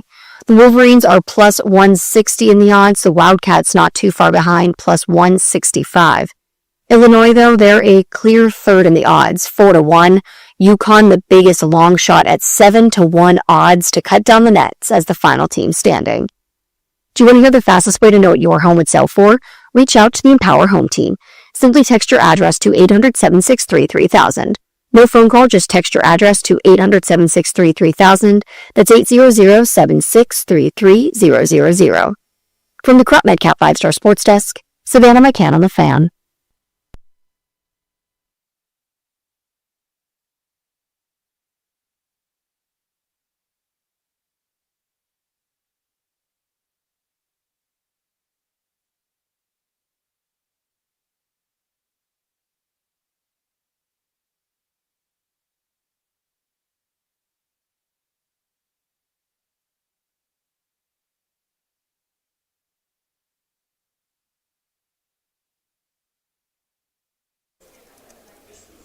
And it went this way. B. Mitch Finley, 106.7 The Fan. We got our bracket challenge going, and we're going to check in on how the boys are doing. Our man got our best guy on the job, White Brian. Is the wind blowing out there, Jay? Because I'm looking at the owner, CEO of the Colts. Her hair is messed up. It's too early in the morning for her hair to be already messed up. I have not seen her, but if I do, I will give you a report. I'm looking. I mean, the trees are moving. She out there talking to what's called to McAfee, and I don't see no leaves blowing. She just threw that hair together and kept moving. I mean, I would not. I was just standing outside. I would not call it windy whatsoever. Maybe that's just her look. All right. Ooh. Just roasting Mrs. Irsay. Is her name Irsay? I think she might have. Irsay Gordon. Yeah, Irsay Gordon. Carly Mrs. Irsay Gordon. Yeah. Yeah. Apparently she's great. Like my friends that work in the Colts organization say that she's just a terrific woman to work for. Jim was too. Yeah. I mean, people did. I mean. He took care of feast, bro. Well, and sometimes with Jim Irsay, man, like people want to. I think he was an old dude that had some demons, and they were part of his life. But you can still be a good person and have demons. You know what I mean? Yeah. All right. Let's demons come out. Jesus, B, that was a hell of a demon voice. Who knew B does a monster demon voice? I'm just saying. You sound like a bad guy in a superhero movie. White Brian, get us up to speed, dog. Where are we at? All right, JP, you are in first place right now. That's why JP. That is why JP been wanting to do this. He knew he was in first place. I got 3 out of 4 right, correct, in the Final Four? Yep, you are the only person with over 90 points total. Well, you probably won it, Jay. Really? If you got 3 out of 4 people already. Well, who's in second? No, so JP, you're in first. Earl Smitty's in second with 86 points. He's how many he has?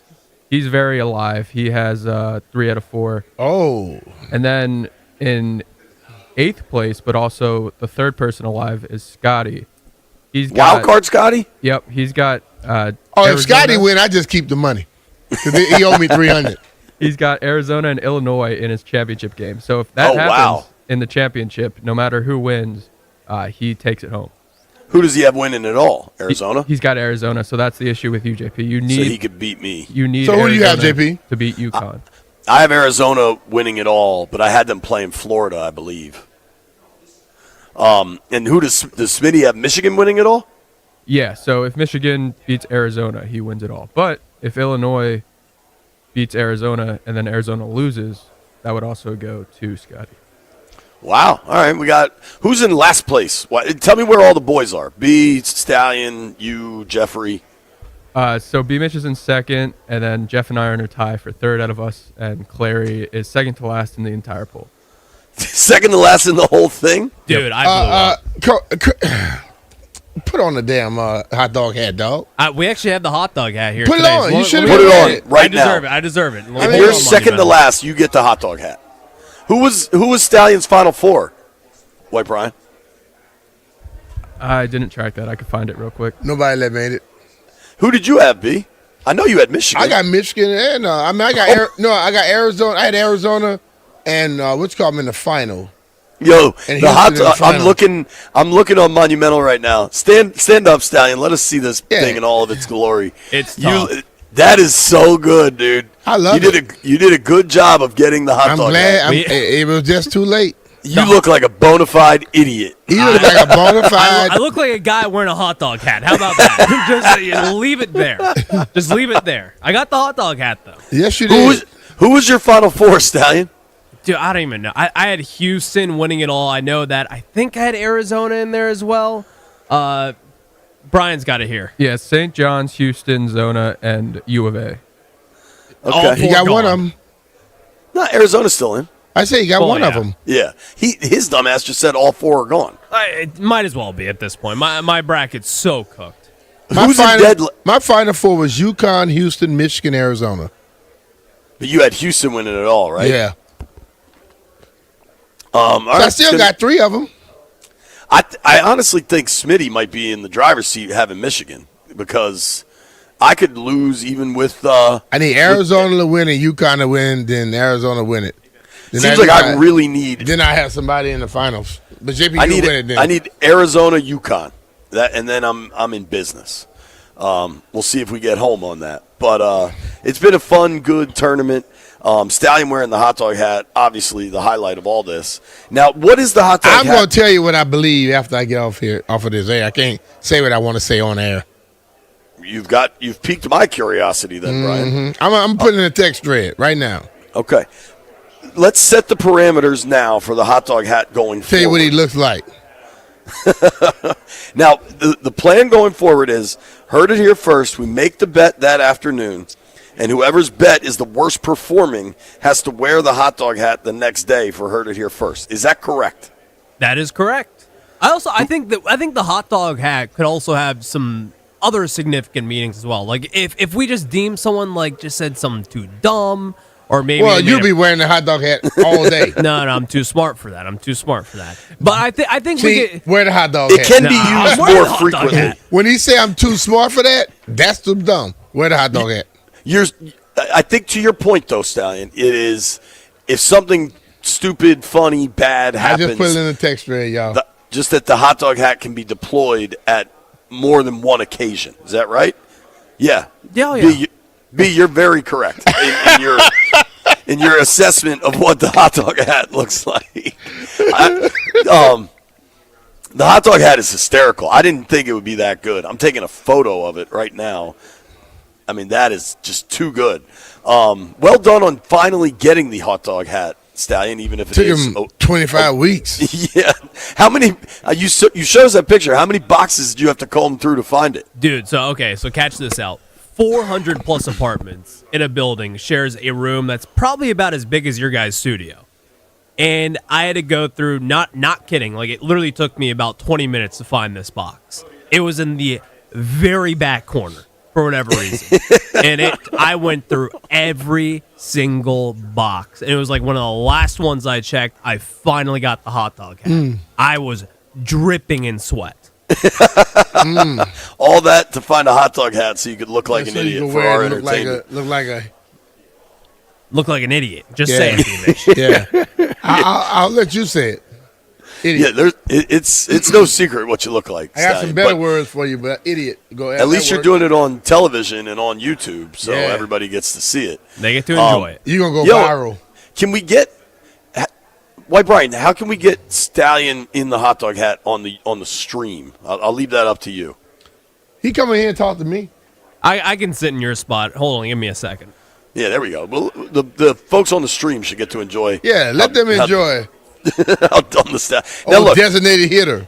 The reality is designated hitter. The funny. DH. The reality is we're all probably going to end up wearing this thing, so maybe we shouldn't poke too much fun at Stallion. Nah, but hey, first person is the one that lasts the longest. He was first. It lasts the longest. You always remember your first, B. Yeah. You always remember it. Well, I keep seeing it in B screen. Huh? Every time Ryan leans over doing something on his side, I just see the tip of the with hot the dog hat? on your screen. That's funny. All right, Stallion. There you go. There you You go. give them the stream what they want. Yeah, we can't hear you either. Yeah, your mic's not on. There you go. There we go. Yeah. The people in the stream can see me. JP, I can't hear you. I actually just broke the ear jack, so this is great. I'm gonna You have to broke call- it? I do you mean didn't you break broke it. it? It just came out. Is that me? You can see Yo, right here. And He the pulled stream the can whole see- thing out. I didn't do that. I did not. This whatever. You're on camera, Ryan. I blame Kate. Just stick it back in. Or Hold on, Doug. So I did. the It's not the working. one day I'm not there. So So this the is junks fun. were the junkies were on this morning Can with no you hear 'em problems, now? right? Yeah, they had That's no Cakes' chair. I can't. And then- I can't hear JP. Put it in there, see if you can hear it, fool. This couldn't stop, be going stop. worse. You hear JP? Cannot hear anything. Yeah, you got to pay for that. That come out of your paycheck. He doesn't even get a Well, good luck paycheck. getting He's, that. he's Yeah, basically an yeah. intern. And Stallion's working for free. Congrats on the promotion.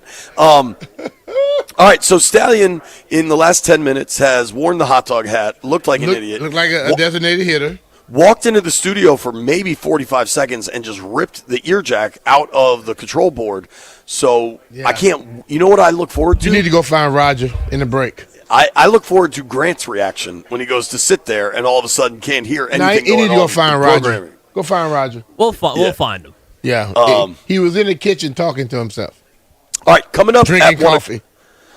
that dude's always Roger's a hell of a vibe. He's a very nice man. That's where I'm going to leave that. Coming up at 1 o'clock, my buddy Henry McKenna covers the NFL for Fox Sports. Hank's going to join us.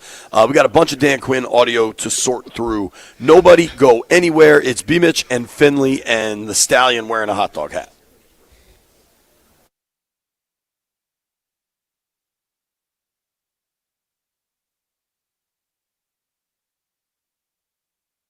If you want comfort and convenience wherever life takes you, then you need to turn to Rude. With Wi-Fi compatibility, you have full control of your heating and cooling system right from your phone. Forgot to turn down the heat before vacation? You can adjust it in seconds. Plus, you'll get alerts if something's not right. These guys are the best and have installed new systems in my house, and I felt the difference instantly. Our guy Jimbo needs to come sell some Rude systems out here in Phoenix because it gets hot out here. It's 81 degrees at 9:40 a.m. Wherever you are, though, Rude systems are the best. They give you comfort and performance perfectly balanced, and they do it by controlling the humidity. Plus, you can save a bunch of cash, man. You can qualify for federal tax credits up to $2,000 on heat pumps through 2032. Visit rude.com/federal incentives to learn more. Rude, the most reliable heating and air conditioning products in the DMV. And remember, if it ain't rude, it ain't right.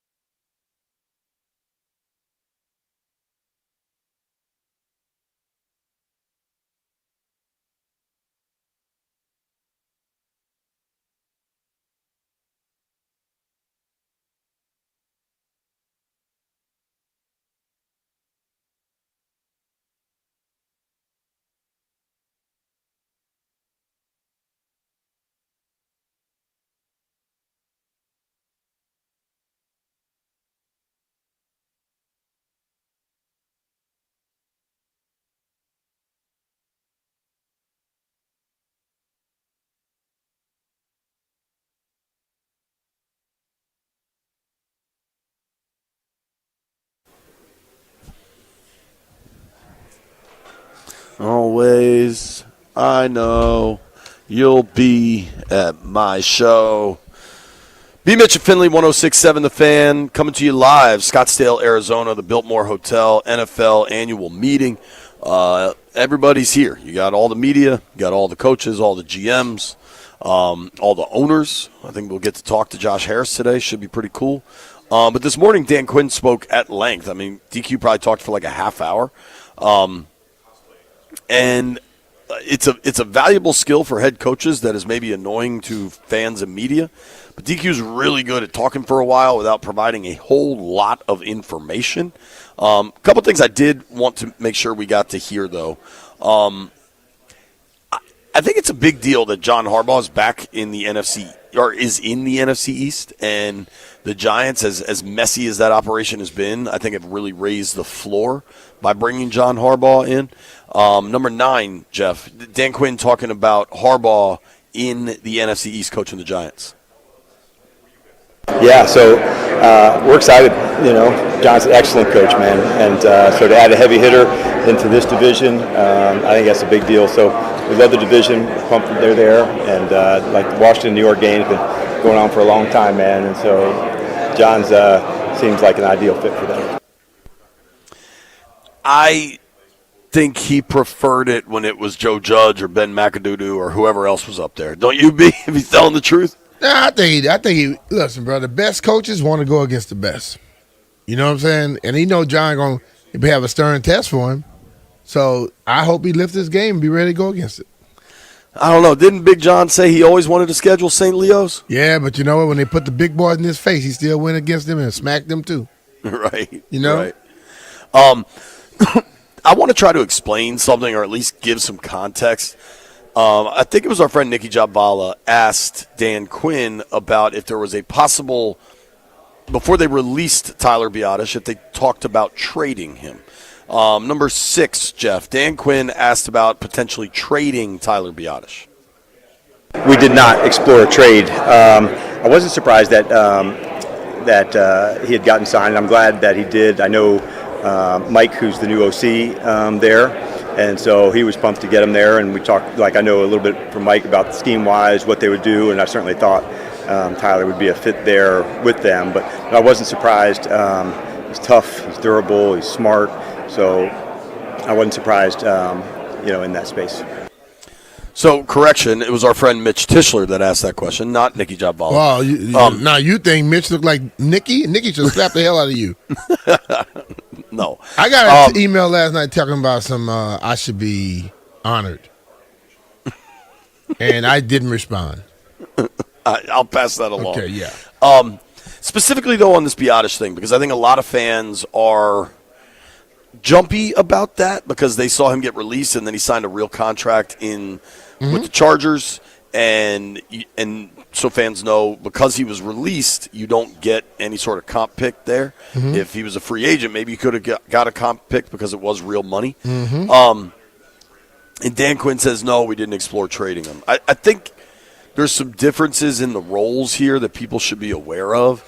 Like, in that 2-week period, really starting probably at the Combine, running up until the opening of the negotiation period and then the beginning of the new league year. So you're talking last week of February to the middle of March.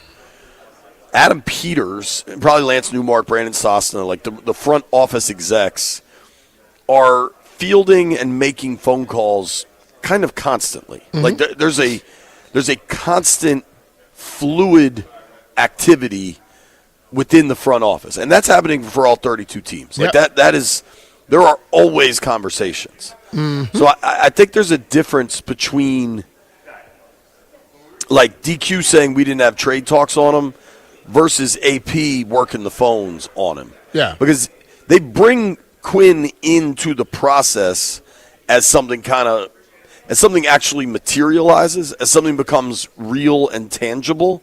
But prior to that step of the process, when there's just a zillion phone calls going on, Quinn's not involved in that. He's doing evaluations of players, and, I mean, hell, he's working on 2 new offensive and defensive systems getting installed. So I think, like, we live in such a soundbite world where Quinn says they didn't try to trade him. Oh my gosh, what a terrible mistake. Maybe they should have traded him, and maybe they didn't extract enough value. Like, I can understand that mindset, but I wouldn't jump from DQ says it to nobody talked to any other teams about Biotish maybe being available. Yeah. I think those two things can be quite different. It's funny. I'm bringing it up and defending DQ as he walks by. And listen to me though, if they were to reach out and say, we want to trade him, what would you give us for him? Say hi to B. What up, Coach? I don't know if he can see you. See you, man. Right, like that's the thing is the operations, the functionality of the coach versus the GM and the front office are just different, especially in that period of time. And again, and I would say this if Quinn was here, like if your mindset is you should have gotten something, whether you extract a 6th rounder or whatever it is, I'm not necessarily disagreeing with that, but I think to suggest that there were no calls because Quinn said it is not telling the entire story. Yeah, I'm with that. And it's funny. I think fans disagree. And to your point, B, this time last year, Adam Peters could do no wrong. Yep. Then you have this past season, and now fans are very, very jumpy about everything going on. True. And that's the nature of the beast, right? One more, because you and I talked about this earlier, about like kind of the defensive play caller, right? Like who's going to be – is there a guy that would have that role that Wagner had on the defense with the green dot and all the calls coming in? Number 7, please, Jeffrey. In this instance, we'll have a number of different packages, Ben. It will be, how can I explain this the best way, who has probably the most on-field in all the packages would be the one that would do that. I've done it with safeties before, and so it's really, the green dot is the initial part of the communication hub. That doesn't mean they're making all the calls and the checks. So in other words, Ben, you could have theoretically at safety and give it to me as the linebacker, and I'm doing all the communication because I may not be in on every package. So in practice, we get a number of people that can work through that communication, but it doesn't have to be one specific position. It usually falls into a good communicator and one that is involved in the most packages. So for us, Luvu is somebody that, I would also consider into that space. He'll still likely play our will linebacker, which is one of our inside guys, which are similar, but he could be the one to go do that. That doesn't mean he would have the most at the line communication, but it does mean you do have to have a few people trained for that. Interesting, right? I'll go back one. I think 2 communication hubs are really needed. It's one in the front 7 and one in the secondary. So whether we have the green dot or not, who's in and out of checks, how do they get there, but one in the front 7, one in the back 7, and then one of those positions will have the green dot. Hell, by that math, they got 14 players on the field. I think a lot of this is going to be fluid. I think defensively, especially in the secondary, it's more about reacting once the offense gets to the line of scrimmage, and then if there is motion. Like offensively, you're really calling a play. Defensively, you're kind of calling a set and then reacting as the offense comes to the field. So I think some of this is a little overblown. You know what I mean? Yeah, I think it's like, for me, it's not as difficult as many may think. Like, the coach calls it into your head. You relay it to your teammates. Hell, they need to know what to do. Right. That's all it really is. It was also like Wagner was such a natural fit for that. You know Bobby what I mean? was able to tell them and also tell them what they have to do. Right. He could break it down completely for you. When we come back, Henry McKenna, Fox Sports, will join us going around the NFL, kind of the biggest news of the week. Nobody go anywhere.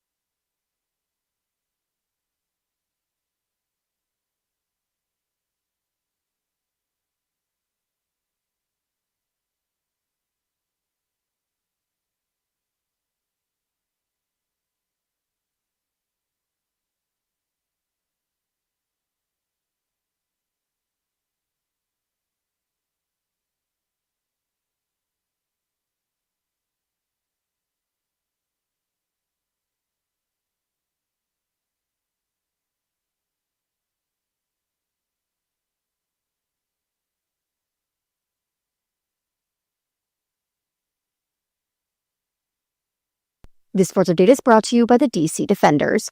6:40 p.m. right here on 106.7 The Fan. Make sure you tune in to listen live as the Nationals travel to Philadelphia to take on the Phillies. The Nats have a great start to their season. 2-1 is their record, pulling out a series victory over the Cubs to start the 2026 MLB season. The Phillies start their season 1-2. Today marks the first time since July 12, 2019, that the Nationals enter a road series in Philadelphia with a better record than the Phillies. That's according to the Nats report. You've got Foster Griffin on the mound making his Nationals debut tonight, 6:40 p.m. DC Spring Professional Football is back. Defenders versus Houston, April 11th, noon at Audi Field. Halftime is DC's own Wale Live, a championship banner and a hometown legend, all on the same day. Tickets at UFLDefenders.com. From the Crump MedCap 5-Star Sports Desk, Savannah McCann on The Fan.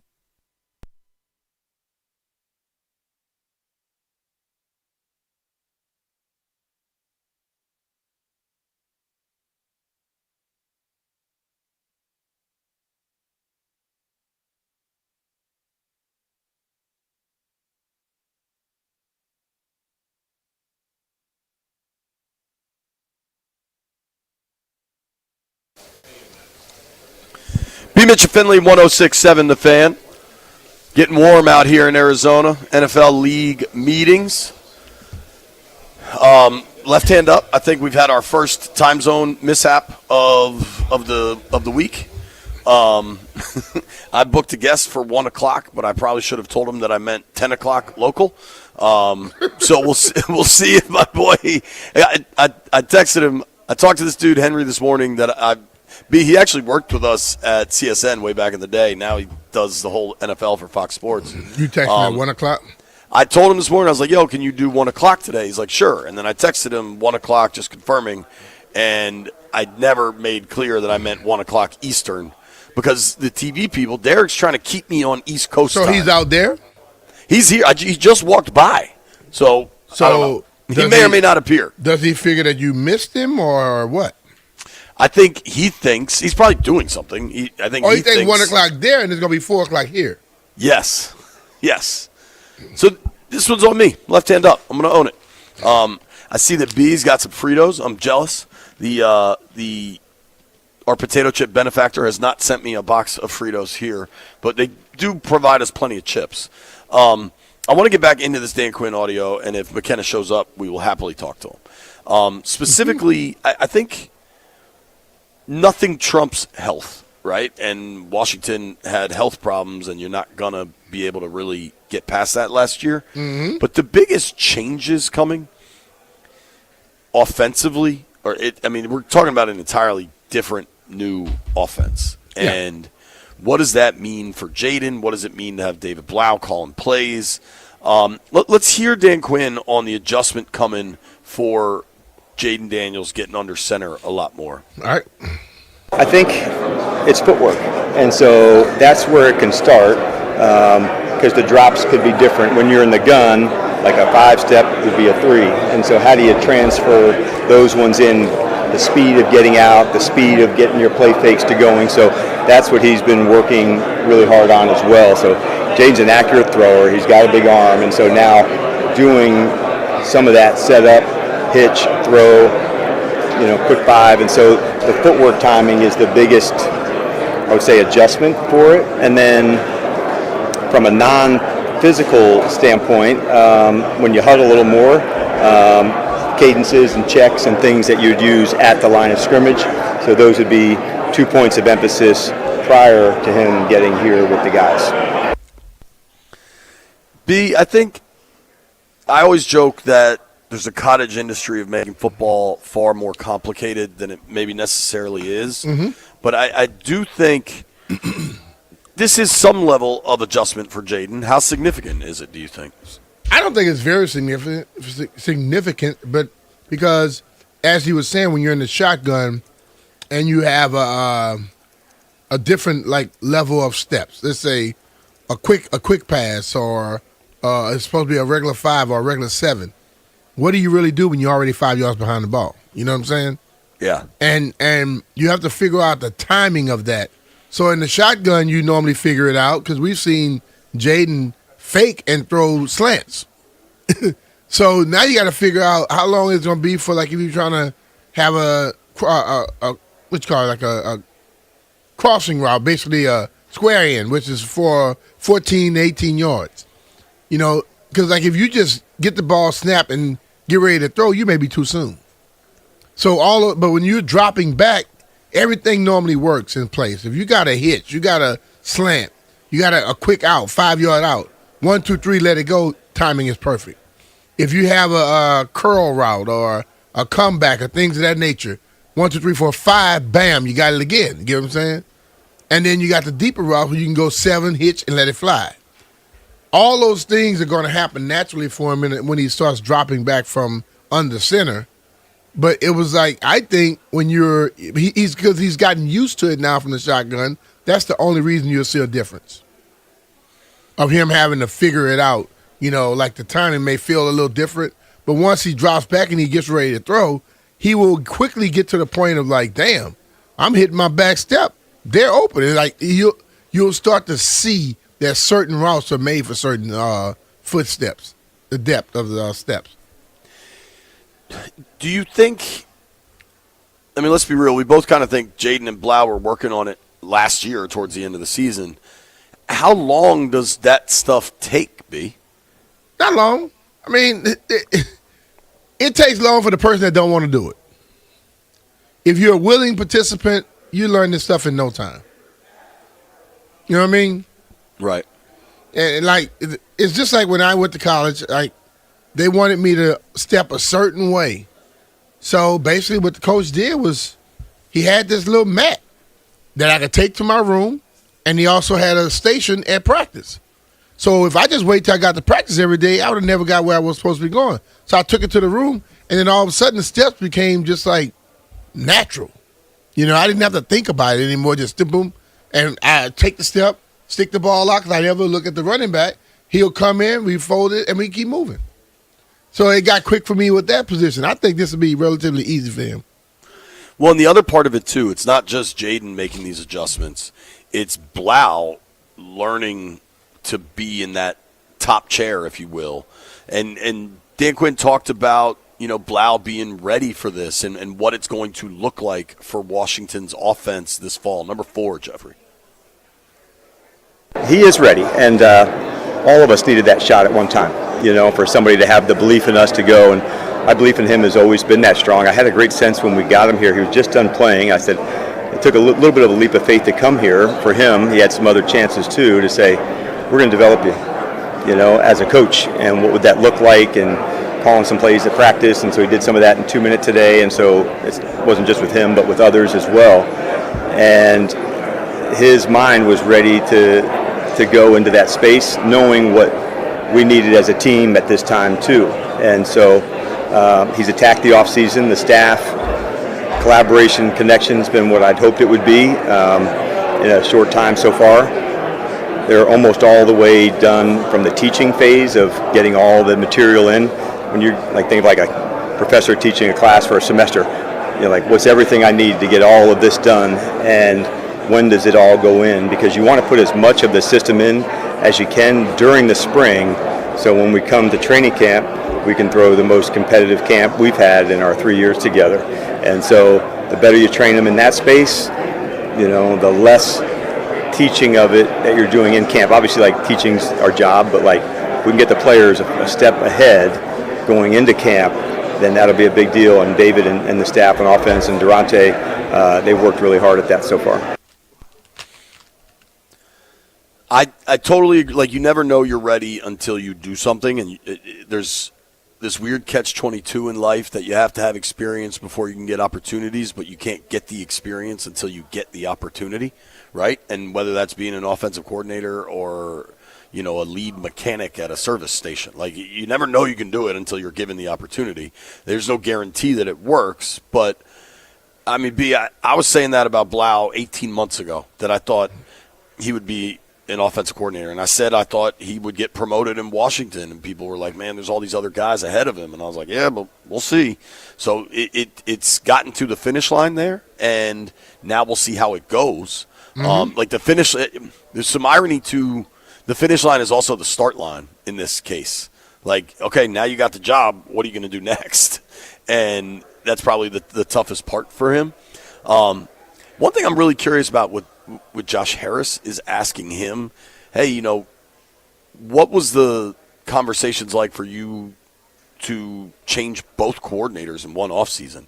Because DQ's talking to ownership about decisions of that magnitude. And I'm curious kind of what Harris thought of it. And I think defensively there wasn't much of a decision there, right? Like we all saw what happened last year. Offensively, though, with Cliff and then Blau, that's a lot of moving parts. And one thing that's cool in the Harris ownership group is he will talk to the media. The previous ownership group very much did not talk to the media. Mm-hmm. But B, as much as we've obviously focused on the Commanders, every NFC head coach spoke this morning. And tomorrow morning, every AFC head coach will speak. Mm-hmm. But for Washington, the biggest non-Commanders question is going to be Brandon Ayuk. I mean, it's just hovering out there, this floating orb of wide receiver consciousness coming out of the Bay Area, right? And Kyle Shanahan talked today, and I think the exact quote was, "We're not in any rush to do anything."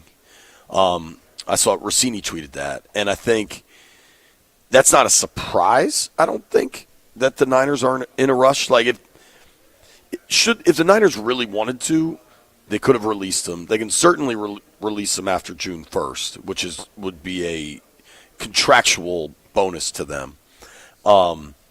But Kyle specifically said, I know we're in no rush to do that. And he said the Niners hope the team can get something in return for Brandon Ayuk. And why the timeline on that gets pretty interesting, you're then talking after the draft. If it's got to be after June 1. And if you're going after the draft, like I think there's a real space where we get to Saturday of this year's draft and a GM is looking at his big board with a 6th round pick and somebody in that room, and this GM could be in Tennessee or Cleveland or Minnesota, wherever. I'm not saying just Adam, but the GM's looking at the board at what's available in the 6th round, and then somebody else in the room is like, hey, San Fran might take a 6 for Ayuk. Mm-hmm. Like that scenario to me does not seem that far-fetched. JP, how long I've been saying this? Waiting on this deal right here can end up screwing you.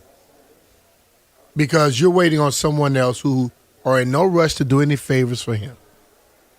Am I right? Yeah. So I feel, and I still feel, you get to a point where you are going to have to build your team and not be concerned about him. Agreed. And I think I want to let callers weigh in because I know the Ayuk stuff's a hot button topic. 800-636-1067, 800-636-1067.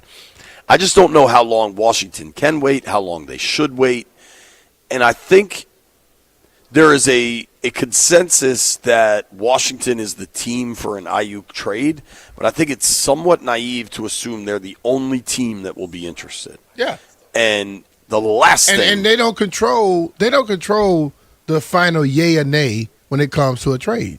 If Washington wants him and offers something and another team comes and blow it out the water, they're going to take what the hell they blew him out the water with. Right. And then our fans going to be mad that we didn't go that far? So the question would be, since, we like to ask our fans stuff all the time, what are you willing to give for him? And then you might see who you're dealing with. Totally, because a lot of people want him, but if it is a 6 in a draft where you don't have a lot, you really don't. Do you want to trade for a disgruntled, I don't know, what is he, 28-year-old receiver with injury questions, or would you rather use that pick on somebody else? And I think knowing that Washington has not a ton of draft capital, they've got 6 picks right now, only 2 in the top 100. Ironically, they do hold San Francisco's 6th rounder. The 209th pick in the draft is Washington's via San Fran. Right. So give that back to them, and another team come in and say, okay, I'm going to give you a 4th and a 5th. Would you Would you give them, let's call it 209. That's their second to last pick. Would you give them 209, B? I'll give that back to him. That's the only thing I'll give back to him. You know why? You already know he's going to be released. Okay? For you to go out there and just give up everything, you have, 6 draft picks. You go out and give up more than one of those, and any of them are above that, then I think you're messing up. Because you don't know right now. So this whole deal is based off of how you continue to act. Understand what I'm saying? Yeah. That's this whole deal, man. So I think if it required a 7th, right? Like Washington's last pick is 223. If that's the requirement, I think we both say yes. But the thing of it, I don't like to try to keep making things so it's so good. What if we do offer a 7th and somebody else come in and offer more? What you think San Francisco going to do? Sure. This is not nothing that Washington can offer something and completely just stop anybody else from offering something. Because that offer that would be required, I wouldn't be interested in. I think it'd be a mistake. Like, my point is, Washington has 6 picks. The only ones I would consider moving are 209 or 223. Mm-hmm. And 209 belong to them. But, dude, I'm not even going to 187, like the top of the 6th round. Yeah. Like they need youth and young players. And I don't know that this is the dude to bring in anyway. So I'm sure as hell not spending a lot. Like, this is a very, very risky proposition that could have ramifications far beyond how he fits into the evolving David Blau offense. Yeah. You know? So, like... listen, man. I understand social media and how fans get on it and stuff. But that ish does not run a football team. It does not make your team work. You have to look at this thing and see how it is. If 49ers are going to say, we're going to play games right now with him. He played games with us, we're going to play games with him. We're going to make people wait. Oh, now you want to trade. You think they're going to just go with the worst trade offer? So you can't be worried about who gets upset. Because you know what? If you go get him and then something goes wrong, these same damn people that was hollering for him going to blame everybody. They ain't going to sit up here and say, I wanted him, so I'm taking blame. No, they would never do that. They're going to just point fingers every time, no matter what happens. P. Mitch and I aren't going higher than the 209th pick. It would give the Niners back their 6th-rounder that they traded over here. I'm curious if fans will go higher. I'm curious if fans don't want to offer a pick at all, because if you're the Niners, you could drag this thing out. July. Mm-hmm. Like, they're clearly in no hurry to do this. And I think, veteran players can join a team midsummer and make it work. That's not that big of a deal.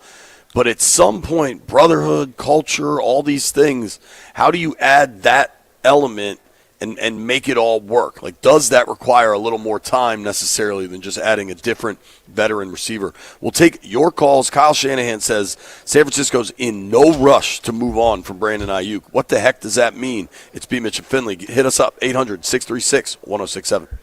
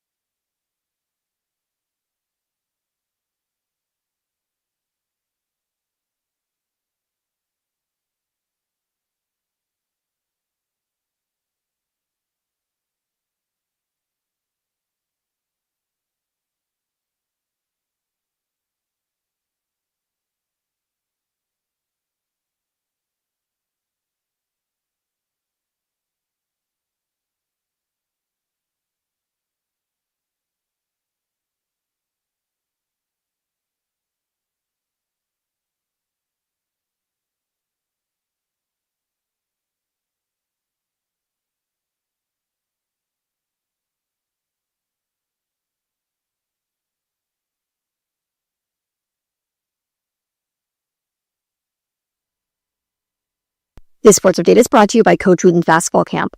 Early registration discounts are available. Learn more at CoachWooten.com.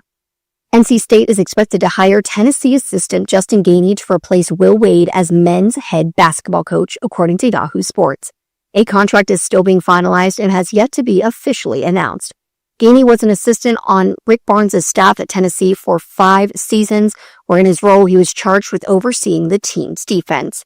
Tennessee, of course, saw their season end with a 95-62 loss to Michigan in the Elite Eight yesterday, freeing him up to pursue this NC State opening. Coach Wooten's Basketball Camp, the world's #1 teaching basketball camp since 1961. Your child will learn the game and get the experience of a lifetime. Let your kid just be a kid. Put down the screen and go shoot some hoops. Early registration discounts are available. Learn more at CoachWooten.com. From the Crop MedCap 5-Star Sports Desk, Savannah McCann on the Fan.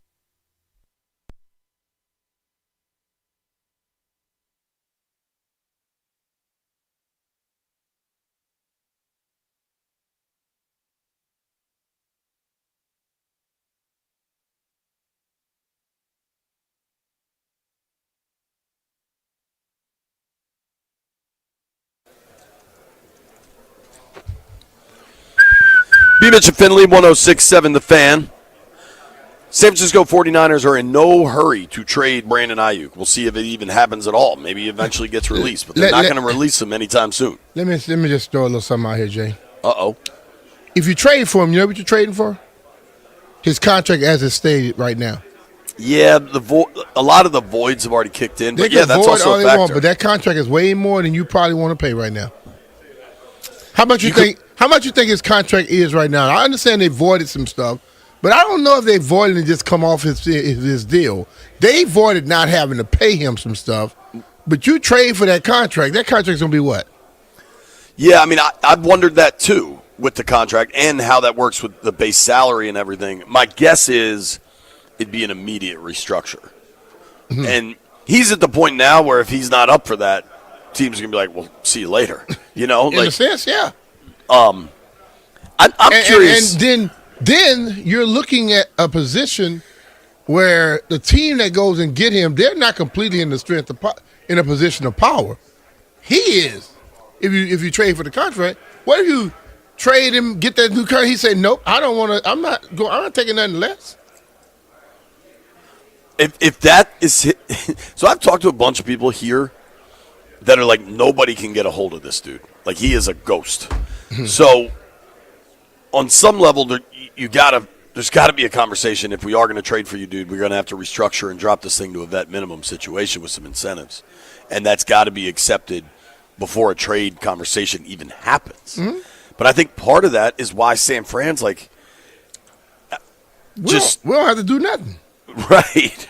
I mean, bro, sometimes, bro, when the chickens come on the roost, you got to deal with some stuff, man. Right. And you want somebody now that you stood up to do a favor for you, in a sense. They don't have to do a damn thing. Let's let these callers weigh in, because it feels like the tide has swung on this, where there used to be so much excitement around Ayuk possibly coming to town, and maybe people are less interested. Let's start with Kobe in Atlanta. Kobe, what do you think of this Ayuk move? Hey, what's up? Can you guys hear me? Yeah, we got you. Yeah, we got you, bud. All right, yeah. I would actually like to have Ayuk on the team, but there's no way I'm trading a pick for him at this point when you know San Fran is going to release him. And trading a pick would actually give him some sort of leverage. But right now, he nor San Fran has any leverage right now, so it doesn't make sense to trade a pick for him and then have to pay for a restructured contract. I say wait for him to get released, and then he wants to come here. So sign him to an incentive-laden contract, and if he, you could continue to build your team. Like if you want Carnell Tate there at 7, you could take him there, or get Juwan Jennings, or do several other things. But I don't think it's a situation where we're just dying waiting on Brandon Ayuk. I think, it's obviously we have all the leverage, and I think we should keep it that way. Good call there, man. Thank you, Kobe. Appreciate you, bud. I think people are souring on this, man. Let's go to Stan is in D.C. Stan, you want him to stick around and wait out this Brandon Ayuk mess? Hey, good afternoon, gentlemen. Just like Brian just said, why would you trade for that contract? The guarantees are off of it supposedly for San Francisco, but I don't know. You got to really look at that contract. There's way more money on there than he should get in his first year here. And there's no reason why you can wait till September. If the San Fran's going to wait till the last cut, hey, wait it out. You got receivers here. Burke is here. You got Jefferson, Brown, two young receivers. So you're only going to carry 6 at the most. Right. So. And then you can practice other guys too. Yeah. No, it's a good call, dude. Thank you. Yeah. So Ayuk's 28 years old. The contract is. This is a complicated thing to try to figure out. There's no guaranteed money on the deal this year.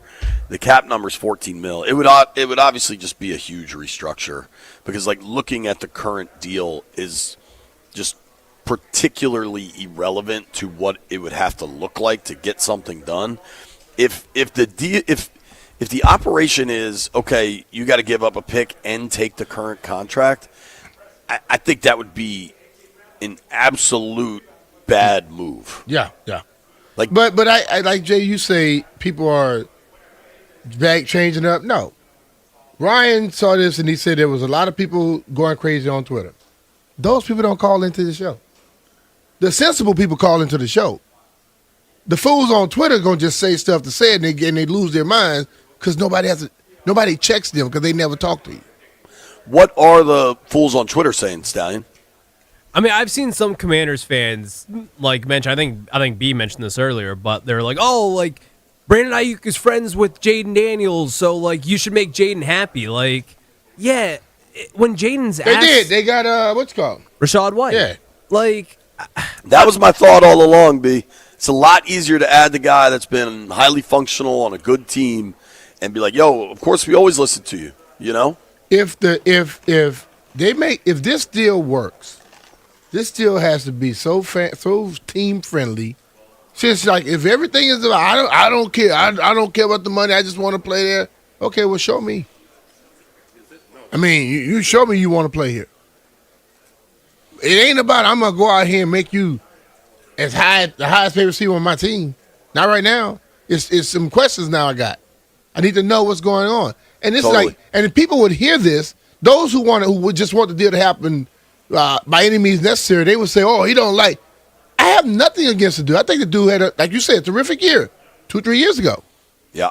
But he's done some things now that makes me question where I need you to prove to me now. Then I can go in and make an investment in you. But right now, I need something that's going to be team friendly. 100%. Let's hit another call here. Will is in Clinton. What's up, Will? Hey, gentlemen, how y'all doing? Doing good, man. But I don't know what the hell I'm listening to, man, because the conversation about the IU and Wagner is killing me. The guy basically finagled his way out of San Francisco, and we would give up a draft pick for this. Every team in the league, how is he going to act if he gets to another? He's not going to play for that team. He wants to play with Jaden. It's obvious. We waited out, add him to what we got, and that's basically it. And with the Wagner thing, I'm sorry, I know you're not talking about Wagner right now.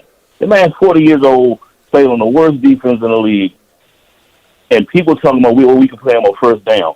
If we do that, don't the offensive coordinators for the other team know we going to be playing him on first down? I don't think he's 40.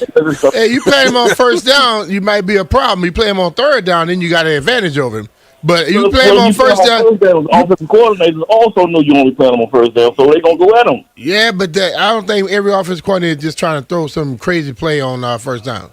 Because then if they don't hit it, they're sitting at 2nd and 10. Regardless, I get his point.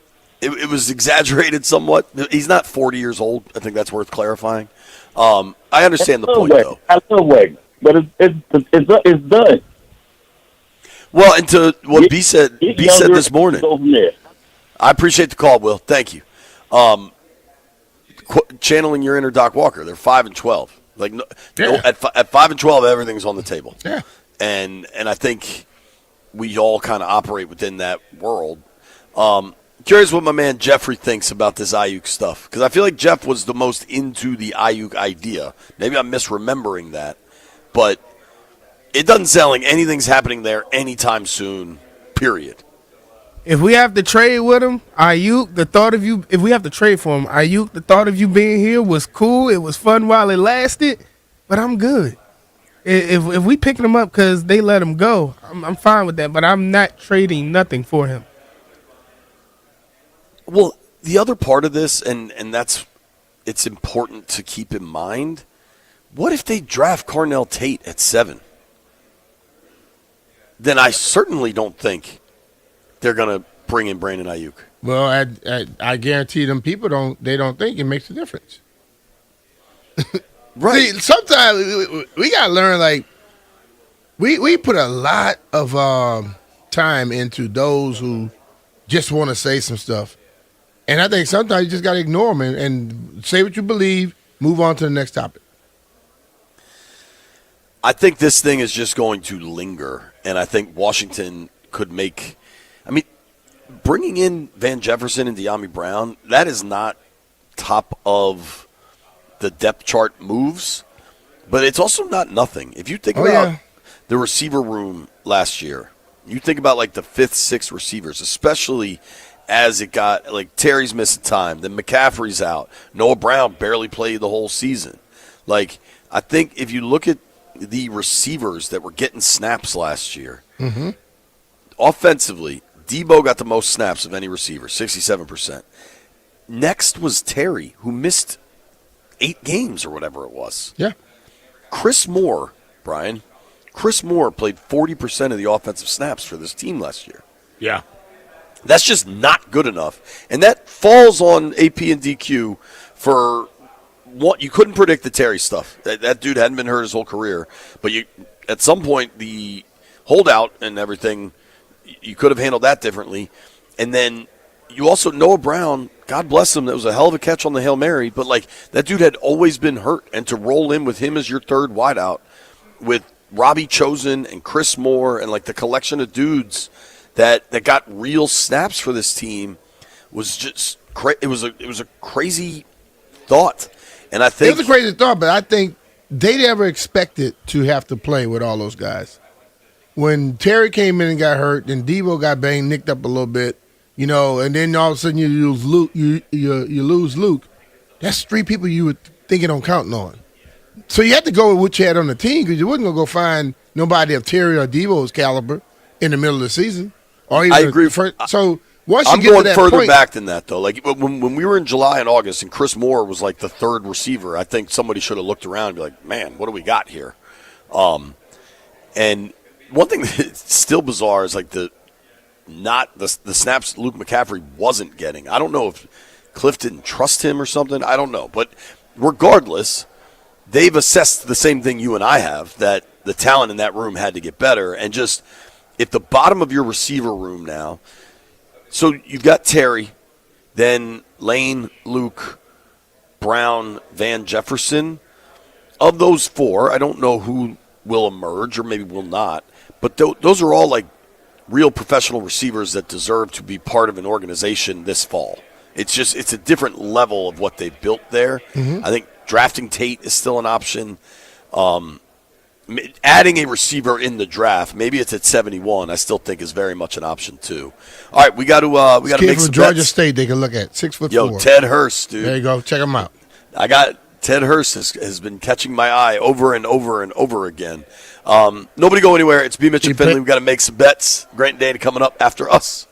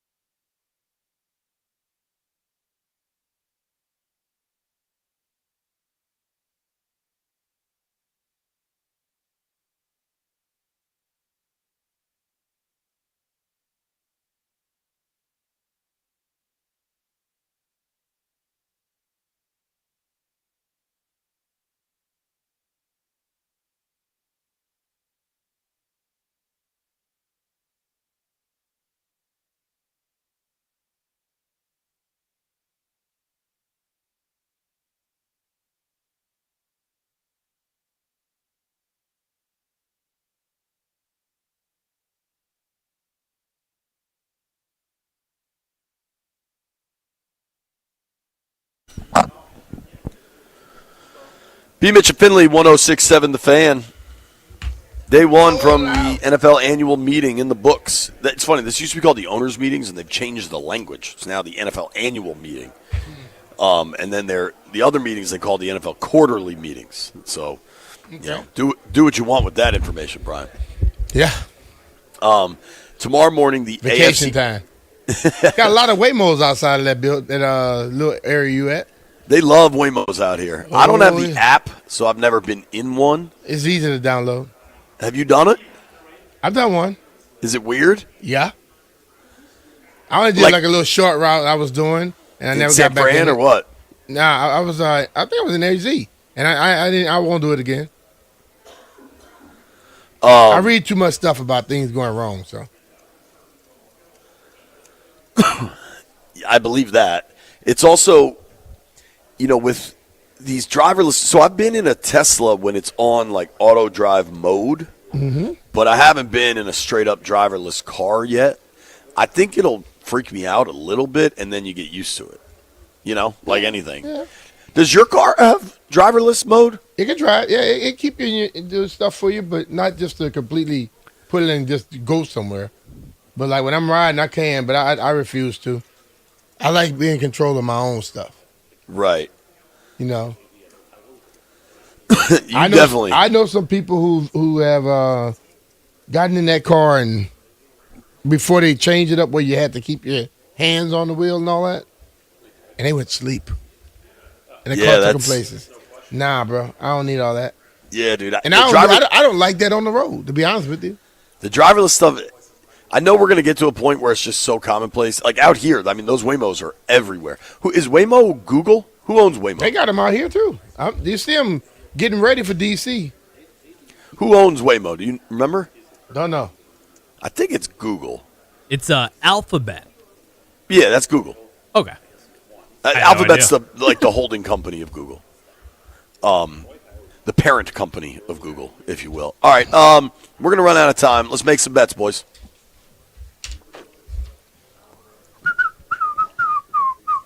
Holla. Gather around. All right. Speaking of bets, I wanted to follow up on something Stallion sent in the group chat yesterday. Stallion sent us a lock yesterday for Pete Crow Armstrong. Did that hit, Stallion? Did your lock actually hit? No. It did not. Hot dog hat. I know. Hot dog hat. Hand me the hot dog hat, Jeff. I'll wear it again for the stream. But I got a lock tonight. I got a lock. All right, give him the hot dog hat. If you got a lock, I don't want to see it. Jeff, let me get the hot dog hat. It's right there to your left. All right, my lock for tonight, Foster Griffin, over 3.5 strikeouts. Left-handed pitcher for the Nationals. They're going up against a ton of left-handed hitters with the Phillies. I just read that he's down now. What do you mean? I'm joking. Okay, I was going to. I mean, hey, wouldn't surprise me. The over 3.5 Ks for Foster Griffin, my guy. Okay. Over 3.5 Ks for Foster Griffin. All right. If you keep saying lock, eventually it'll happen for you. See, Brian gets it. Yeah, wasn't he most recently in Japan? 50, if you miss 50 before you hit that one, you mean you garbage. You're probably right, but yes, he was in Japan last year. It's his first start in the bigs with the Nationals tonight, so it'll be fun. All right. Has he been in the big leagues in Major League Baseball yet? Yes, I believe he has, but I don't think he was a starter with the Royals. Okay. All right. So Stallion's lock of the day of the week is Foster Griffin. All right, Brian, what's going on that the Celtics are underdogs to the Hawks? Maybe Tatum's not playing or something? I think they clinched their position, so they probably just sitting guys. Nah, I still take give me the Celtics. Money line. Since it's a plus 2.5, I can do that. Yo, you know what's weird out here is sports is like just over early. Like tonight, the Wiz play the Lakers tonight. Yeah, you got that. I'll be able to watch that out here. There you go, dog. You probably be asleep. 7 o'clock. I'll be up at 7B. I'm taking the Wiz plus 15.5. Let's go Wizards. I'm gonna watch that game. J-Dogs, because I was about to do the same thing. Oh, Jerry, you in trouble Do it now. to him, Jeff. do it to him, Jeff. He just did it to you. He took the same thing, so you're going to lose. Well, here's the good news. When the Wiz lose by 30, I'm not in studio, so Jeff can wear the hot dog hat, and I don't have to. We'll save it for you. Nah, dog, that's all you. You picked it first, JP. J-Dogs forever. I Jeff wonder. Walker, James Finley. The hot dog hat looks great on Stallion. I wonder how it's going to look on all of us. I think Stallion should only wear it. It looks so natural on him. Hey, it was expensive. No, it was like $23. $16. I'll Venmo you, buddy. I will. I'll make it right for you. DH. White Brian, you taking anything? Designated White hitter. Sox. The White Sox. Now, B. Mitch, I'm giving you an opportunity for the parlay. I don't Usually need it comes tonight. in. I'm good now. All right. It worked for me parlay. last week. I did win last week. I was 3-0. Nobody cared what you did, bro. I mean, you had a loss. To be honest with you, who cares? How much money you won? None. All right, great show today. Thank you to Pete Babcock for joining us. Thank you to Patrick Stevens for joining us. Thank you to everybody that called in. The worm has turned on Brandon Ayuk, man. The fans are out. You get that feeling too, B? No, I don't think they're out. I just think that it's the people we talking to. If you go on social media and post that question, it'll be different than it is on the phone. All right, I'll be back live from Arizona tomorrow. B. Mitch holding it down in the Navy Yard studio. Grant and Danny coming your way next. Thanks for listening. You made it this far. I owe you a beer.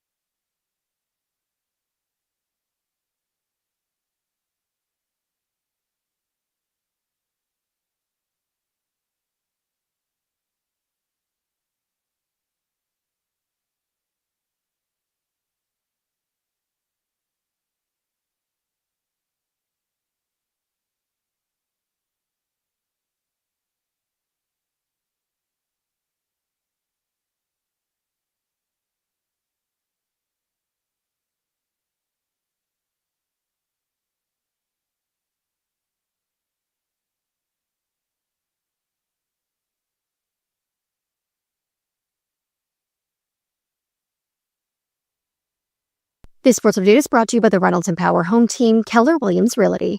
6:40 p.m. right here on 106.7 The Fan. Tune in to listen live as Foster Griffin makes his Nationals debut. The Nats are traveling up to Philadelphia to take on the Phillies, and for the first time since July of 2019, the Nats actually have a better record traveling to Philadelphia. Nats get the series win over the Cubs to start the 2026 MLB season. That's 6:40 p.m. right here on 106.7 The Fan. Also in action tonight, you've got the Wizards traveling to take on the Lakers. We've got some late night basketball for you. That one starts at 10 p.m. on Bloomberg 99.1. Want to hear the fastest way to know what your home would sell for? Reach out to the Empower Home Team. Simply text your address to 800-763-3000.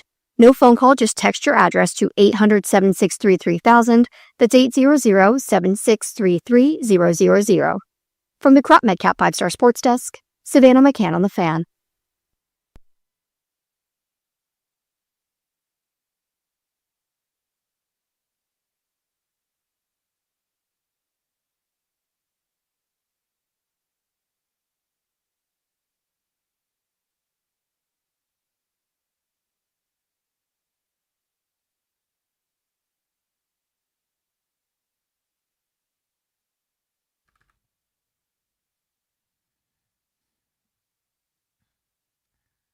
Good Monday afternoon and welcome into Grant and Danny.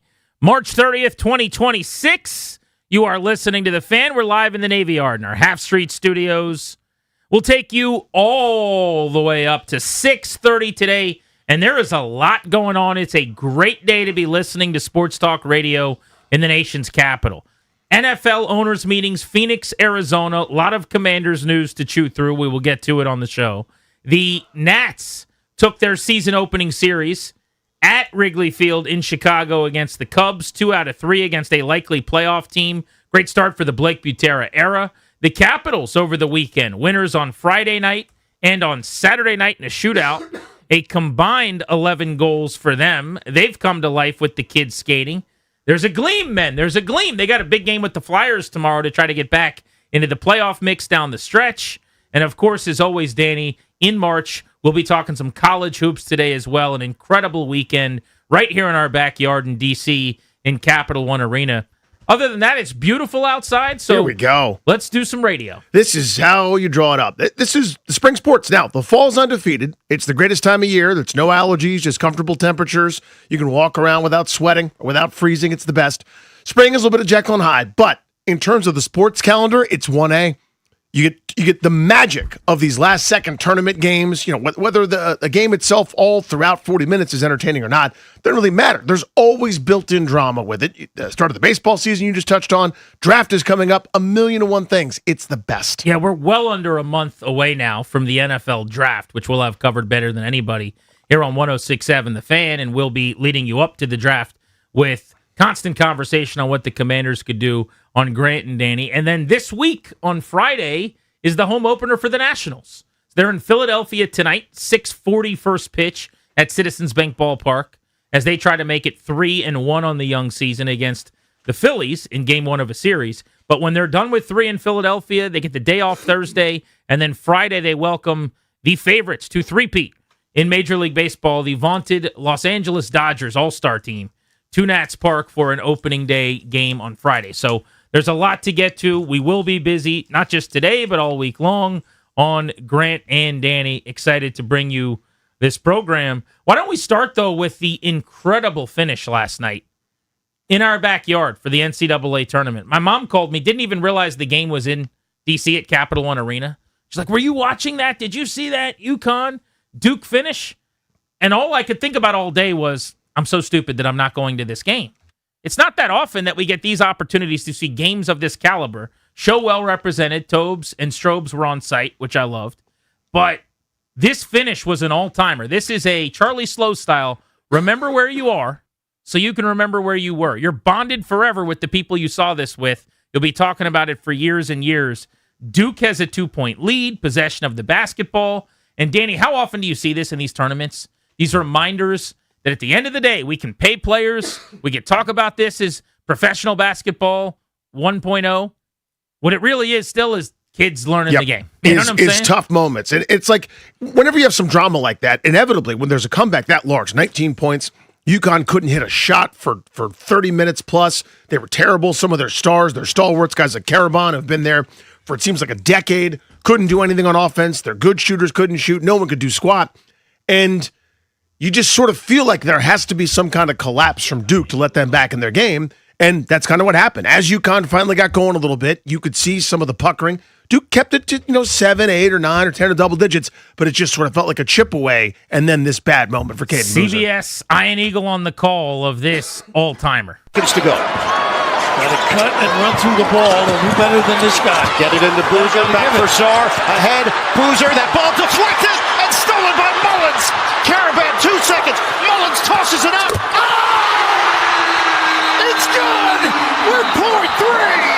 Yukon goes in front!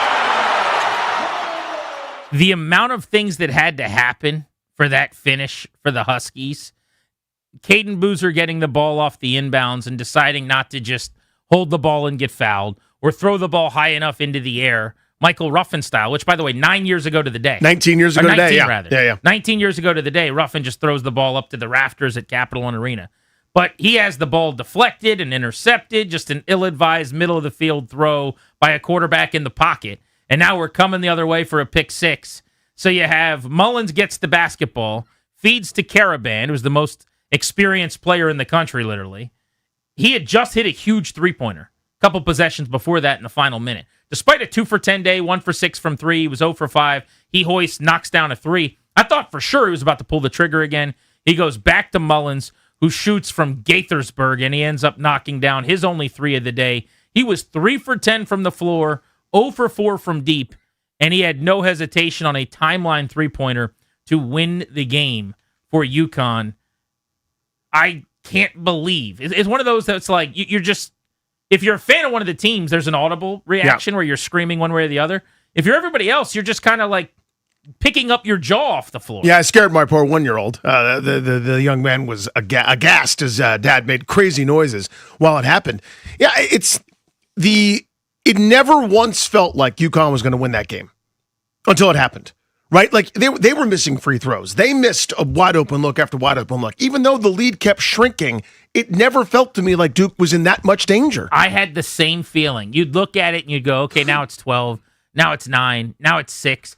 But I still felt like Duke had control and or like Yukon would run out of a little bit of gas because their best players just weren't playing that great. The only thing they had going for them was Terrace Reed, their senior who just took the game over and scored 26 points in 32 minutes, was 10 of 16 from the floor, got to the line 9 times. He was outstanding. By the way, this is how the game winner sounded on the Yukon radio call as they end up punching their ticket for the Final Four again. Boozer, they double him. Back to Sarr. Now ahead to Caden Boozer. And a steal! Mullins gets it. It's Caravan to Mullins. Long-range 3.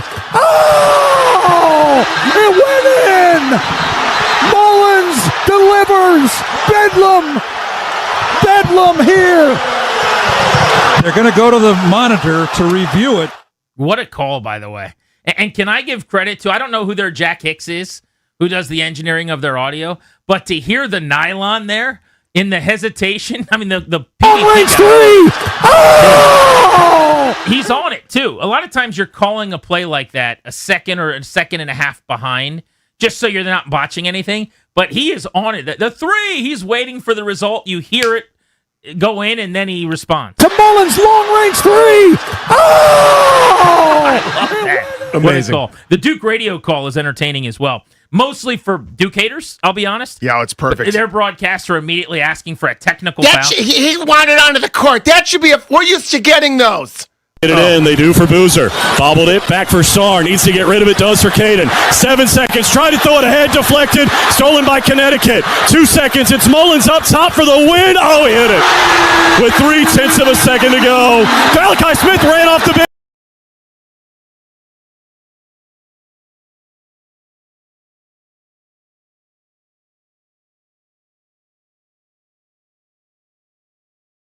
Heard him, I don't know his name. Yeah, it's a great call. It's a great call, and he's a terrific broadcaster. 2 things. 1, the death of watching that ball go in. And just the javelin that just got stabbed through his No, heart. he hit it. He's calling it. He's got energy, and he's like, oh, he hit it. Oh, he hit it. It's the equivalent of when a ball, like a home run is hit. Tom Hamilton, who's the great voice of the Cleveland Guardians, he's Mr. Swung on and belted when it's Grady Sizemore or Jose Ramirez. But when it's against the Guardians, he goes, crushed, that's gone. And it's like that tone. It's the old Steve Buckhantz. Like, and how do you like that? The lead is 12, and the deficit grows. It's that just kill me where I stand. Desperation to be anywhere else. You can hear it. 2 seconds. It's Mullins up top for the win. Oh, he hit it. With 0.3 of a second to go. Malachi Smith ran off the bench. So that's the other part. It's the immediate. You whining something ninny. must be done. We can't lose. Surely someone's breaking a rule somewhere. Oh, that young man ran off the floor. Technical foul shot. Give us a shot to tie the game. Like, so embarrassing. Can you imagine, by the way, if that was actually awarded? When everybody thinks it's a buzzer beater, so they moved and they kept composure pretty darn well. It was going to be a timeout. Can you imagine if they go, technically, the Yukon player was on the court, so it's a technical foul, and Duke's ball, 2 shots, and the ball. How quickly does he pivot from we lost the game to they're breaking the rules, give us a technical foul? It is immediate and pretty amazing in that way. John Shire just didn't have the words, struggling to find anything to say about the gut-wrenching loss in the Elite Eight yesterday. Here, I'll ask Cam. I'll just say this. Go ahead, Coach. And then if there's not questions, let Cam, he'll answer and go. It's cannot be more disappointed and feeling for our guys at the same time of just trying to process what happened. I don't have the words. What I do know is literally this team, what each individual player went through just to play the game. I've never seen anything like it. What these guys did, have to get ready, their foot injuries. He's got a black eye. He's playing the whole game. And I'm incredibly sorry for these guys that they got to go through this. This is on us. John Shire, after the game yesterday, and all of a sudden there's some wolves at the doors for him a little bit. 124-24 record, 838 win percentage, 4 seasons as Duke's head coach, 3 Elite Eight appearances, a 2025 Final Four run, 2 ACC tourney titles, 1 ACC regular season championship, fastest coach in ACC history to reach 100 wins, but they haven't won a national championship. And if you look at it, like Hubert Davis was just run out of North Carolina. There's a case to be made because he's actually coached in a championship game that he had a better start to his career than Shire, who's still, as we speak right now, a young guy who you would think is going to be there for a long, long time. But zippy to show for the last 4 years. In fact, Duke has 0 NCAA titles or title game appearances, which might even be crazier, since 15-16. You got to go back a decade, man. And think about the talent that has come through there, and they haven't won a national title. Listen to this list of players that have played at Duke when they never got to a title game. Brandon Ingram, Luke Kennard, Jason Tatum, Frank Jackson, Marvin Bagley, Gary Trent Jr., Wendell Carter Jr., Zion Williamson, R.J. Barrett, Cam Reddish, Trey Jones, Vernon Carey, Jalen Johnson, Paolo Banchero, Mark Williams, Kyle Filipowski. Remember that guy? Yeah. Derek Lively, Jared McCain, Cooper Flagg, Con Knippel, Sion James, Cam Boozer. None of them played for a championship collegiately. That's wild, by the way. How is that possible? It's taken something remarkable each time. So the flip side of that is Yukon. Yukon is the diesel freight train that doesn't get the credit it deserves. We talk about blue bloods in college basketball. That's the blue blood. Sorry. That's 5 championships this century. 6 if you want to count 1999, and they're on their way to another Final Four. They are unbelievable. It's been 3 different head coaches that have done it too. And they never get mentioned. It's always North Carolina, Kansas, Duke.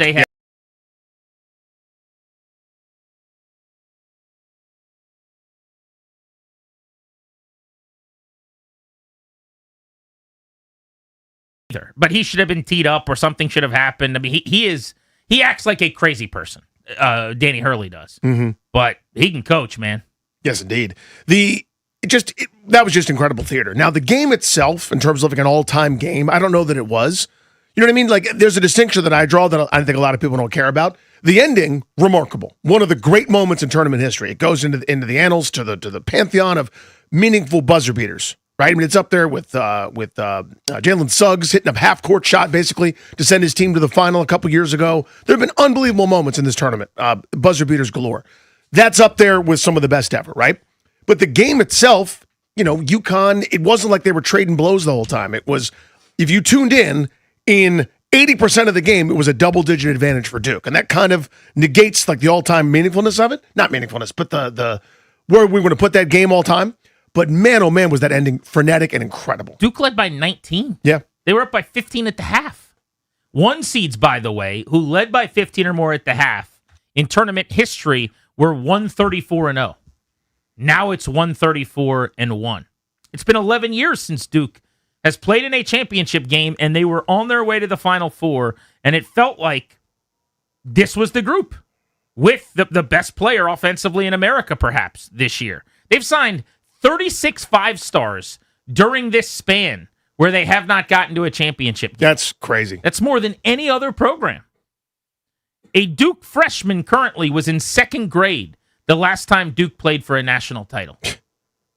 And they were right there on the brink of the Final Four, would have been favorites. They had it, yeah. To get to the championship. Their last 4 losses, led by 14 against Houston in the Final Four and lost. Led by 17 against Texas Tech and lost. Led by 13 against UNC and didn't win. And then up 19 against Yukon in the Elite Eight and lost. The only losses, 4 times for them, all of them were from blown leads of significant 14 or more points, which is hard to do. This was Danny Hurley after the game talking about the 19-point deficit his Huskies overcame. And as a coach, to Yeah, come back. I mean, strong men. It takes strong men. It takes a strong team. It takes a tough team. It takes tough men. It takes strong men. It takes a bunch of players that let us coach them. Let us coach them hard. That starts in June. We run a very intense program. We're on these guys. We stress them in practice. We put a lot of pressure on them on a daily basis to do the right things, to do everything at game speed, to do everything hard, to do everything tough, to be prepared, because that's what it takes to win games like this, or to stay in a game like that where you're getting outplayed. You're having a really bad shooting night at the absolute worst time. But what kicks in at that point is just a bunch of strong men, a strong team, players that let their coaches coach them hard and prepare them for tough moments. And then there were 4, 3-seed Illinois, 2-seed Yukon, Saturday at 6:09 East Time local. And then on Saturday night, a little bit later, Michigan and Arizona, a matchup of 2 powerhouses, a couple of number 1 seeds. Arizona's, I would presume, the betting favorite right now, but Michigan's really good too. 2 most impressive teams in this tournament, Michigan and Arizona, to this point. I mean, easy to say it, they're on the final.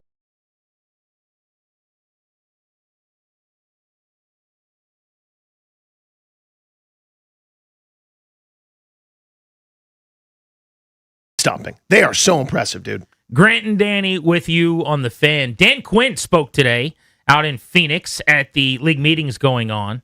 Spoke about the plan at center. Want to see if the plan works for you guys. A little bit surprising what he said to reporters today about what Washington wants to do at center moving forward. That's next on Grant and Danny here on the Fan.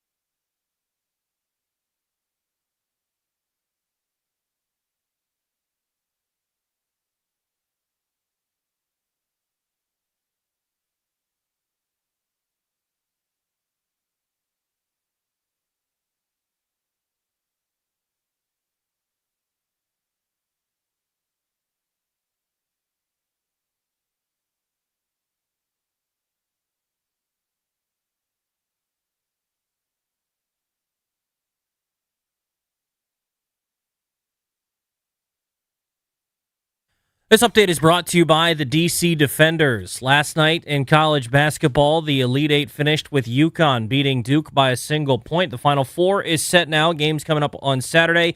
Illinois will take on Yukon, then Michigan will take on Arizona. Hockey over the weekend. Capitals beat the Golden Knights 5-4 in a shootout. They're now 5 points back with 8 games remaining. They're back in action tomorrow against the Flyers. Also over the weekend, the Nationals won 2 of 3 in Chicago, beating the Cubs yesterday 6-3. They now begin a 3-game set in Philadelphia against the Phillies. 6:40 first pitch for tonight right here on The Fan. Foster Griffin makes a start for the Nationals. He hasn't pitched in Major League Baseball since 2022 and has pitched the last 3 years in Japan. He'll make his first start for the Nats. He'll take on Taijuan Walker. Again, 6:40 first pitch right here on The Fan. DC Spring Professional Football is back. Defenders versus Houston, April 11th, noon at Audi Field.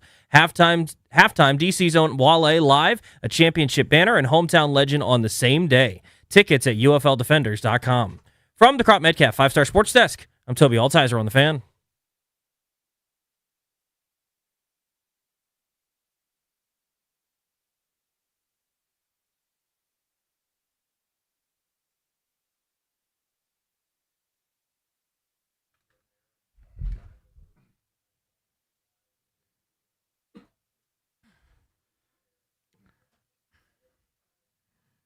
With Danny, I'm Grant. This is The Fan.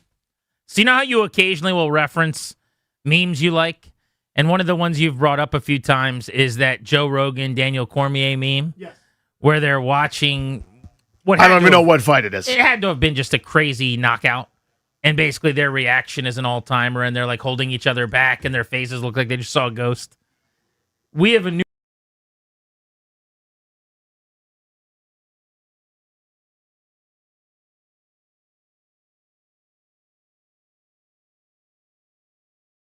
shot, watching it go toward the rim. They're holding each other back, and their jaws, they're just mouths agape, and they're covering their mouths to make sure they don't say anything because Ian Eagle's getting through his call, and they're all kind of grabbing each other.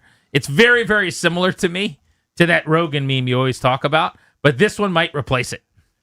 The disbelief. They're both aghast, as you said. They cannot believe what they just saw, and then it's, of course, incumbent upon Raftery to do the signature Raftery stuff as soon as Ian Eagle's done with the call.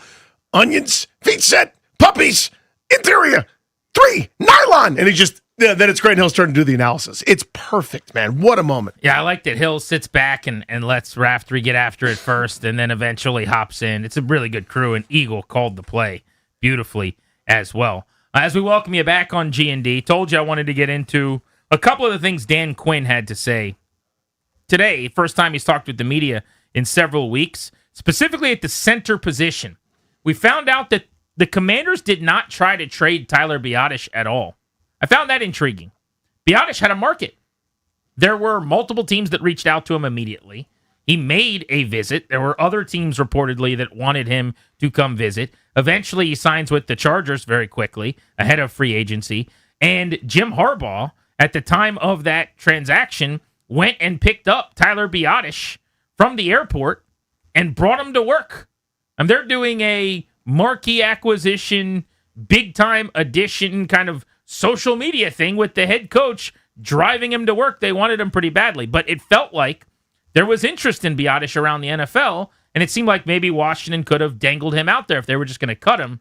But according to Dan Quinn, that was not something they considered doing. This was Quinn today. We did not explore a trade. I wasn't surprised that he had gotten signed. I'm glad that he did. I know Mike, who's the new OC there, and so he was pumped to get him there. And we talked, I know a little bit from Mike about the scheme-wise, what they would do, and I certainly thought Tyler would be a fit there with them. But I wasn't surprised. He's tough, he's durable, he's smart. So I wasn't surprised, in that space. In that space, by the way. In that space. He loves saying in that space. So this is a pathology. They didn't interview Mike McDaniel. They didn't call him. They didn't ask him, hey, you headed this way? You want to stop by? Again, they landed on David Blau. I like David Blau. I'm pumped for David Blau. I'm into David Blau. You got to call the genius. You got to just send him a text message. You got to reach out. You got to do something. I threw a hissy fit then. I'll throw it now. This fits. What were you in a rush for? Did Tyler Biotis steal something from somebody and you couldn't set foot in the building again? Did he pull an Albert Connell? He went into somebody's locker? Like, did he have to go right now? Like, seriously, I'm not even doing a bit. The urgency to say, you cannot come back here. We're going to save $50 that we're not going to use this year in the salary cap to make the position worse. I have no idea what they were doing. The only thing, yeah.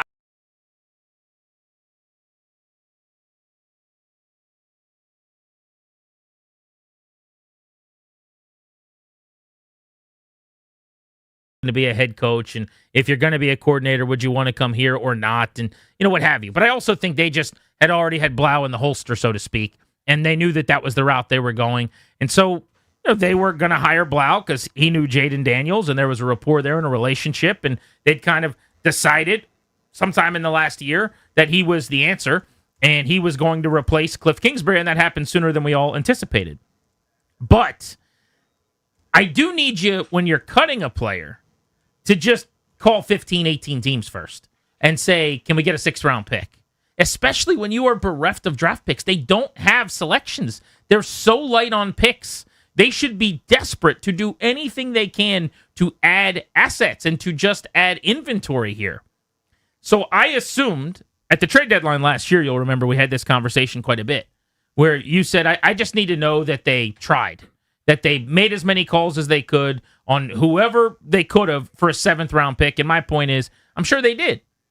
When you hear something like this, though, it gives you a little bit of trepidation about whether or not they did it then. Yeah, my point all along is I don't know that they did. I would love to hear it. If I get to hear it somehow, it would behoove them to let a local reporter know, or they don't do local, maybe a national reporter, to somehow come out and say, yep, they weren't able to make any trades that satisfied them. If that happens, I'll shut up. I'll be quiet.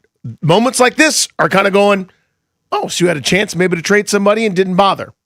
Interesting. And I move on from there.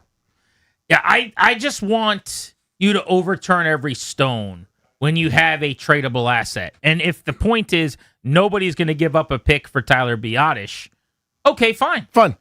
The due diligence does no harm. And as you said, this was not a rush. There was no deadline here.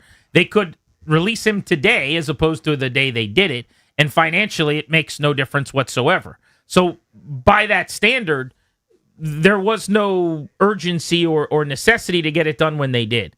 And so if you want to call 32 teams first, and especially now with the dust having settled post-free agency, someone got left holding the bag at center and they're in a bad spot, you could be picking up the phone and calling. And you don't think you get a 6th-round pick in 2027 for the draft that's here in D.C.? Maybe you can't. But based on the market, knowing what we know now, that multiple teams wanted this guy and he basically got the amount of money he was making before he got released, I think you could have gotten a draft pick for him. And I just wonder, you heard him like he's happy for the player. Great landing spot. My guy, Mike McDaniel, has an offense he'll fit in well with, and we really like Tyler and we're excited for him. I don't think it's like they prioritized his best case scenario and happiness of getting to choose where he ends up over getting a draft pick. But I do wonder, what is the logic on not trying to trade him? Before I cut anybody, I'm trying to trade them.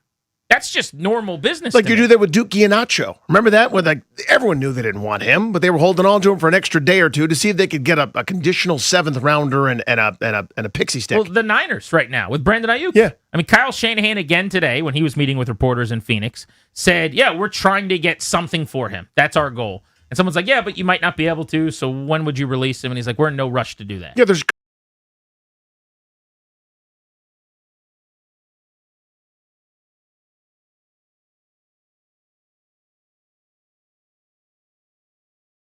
what happened that changed your opinion so dramatically that you couldn't have him in the organization another day when, again, you may end up coming to the conclusion, you know what, we're better if we save a little bit of money. We have Nick Allegretti. We have another option maybe that we'll find in free agency or via the draft. There could be a great plan. I just don't get what had to happen right now, that minute, at that position. The offseason, to me, so far has been a very significant success. I would say so, too. And I would say free agency was an A.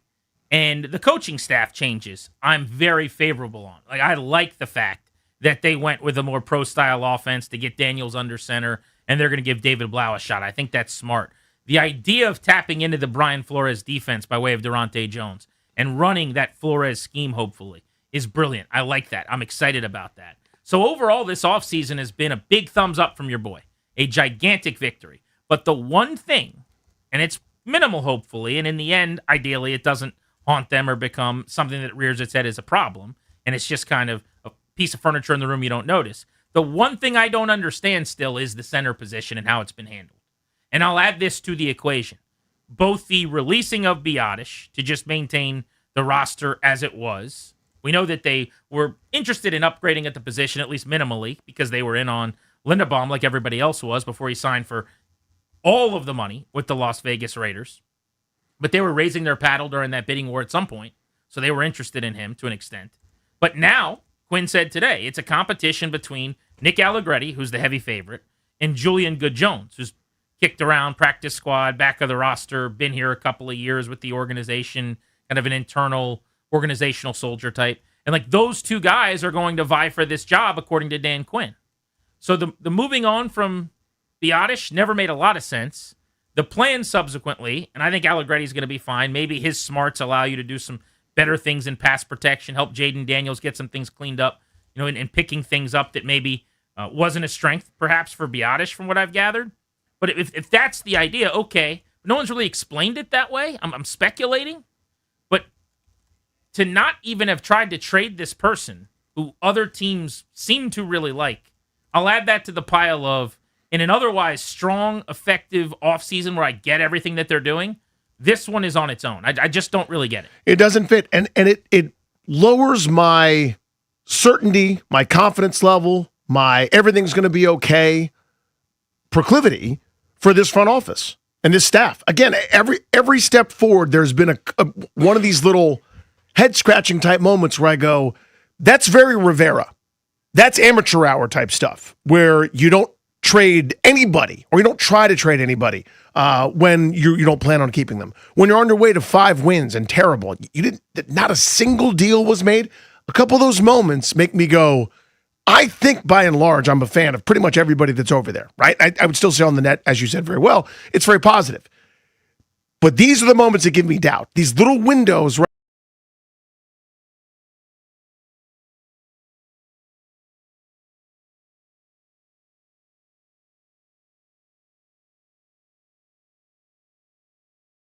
These are wrong. That's a wrong decision not to try to trade him. That's weird.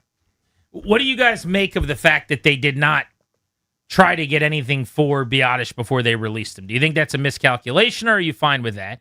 800-636-1067. What do you make of the plan at center, by the way? It is what we thought it was. It's basically Allegretti in a competition. I thought they'd bring somebody in to push him, but they're basically acting like Julian Good-Jones could be that player that pushes him, who's been around for the last couple of years, way down the depth chart. I'm still hopeful that maybe somebody external comes in here with some starting chops that might be able to create a little bit more of a competition for Allegretti. Also, though, next, let's hear what Dan Quinn had to say about the tight end and running back rooms, the addition of Chigakonkwo, the moves they made at RB, led by, of course, Rashad White.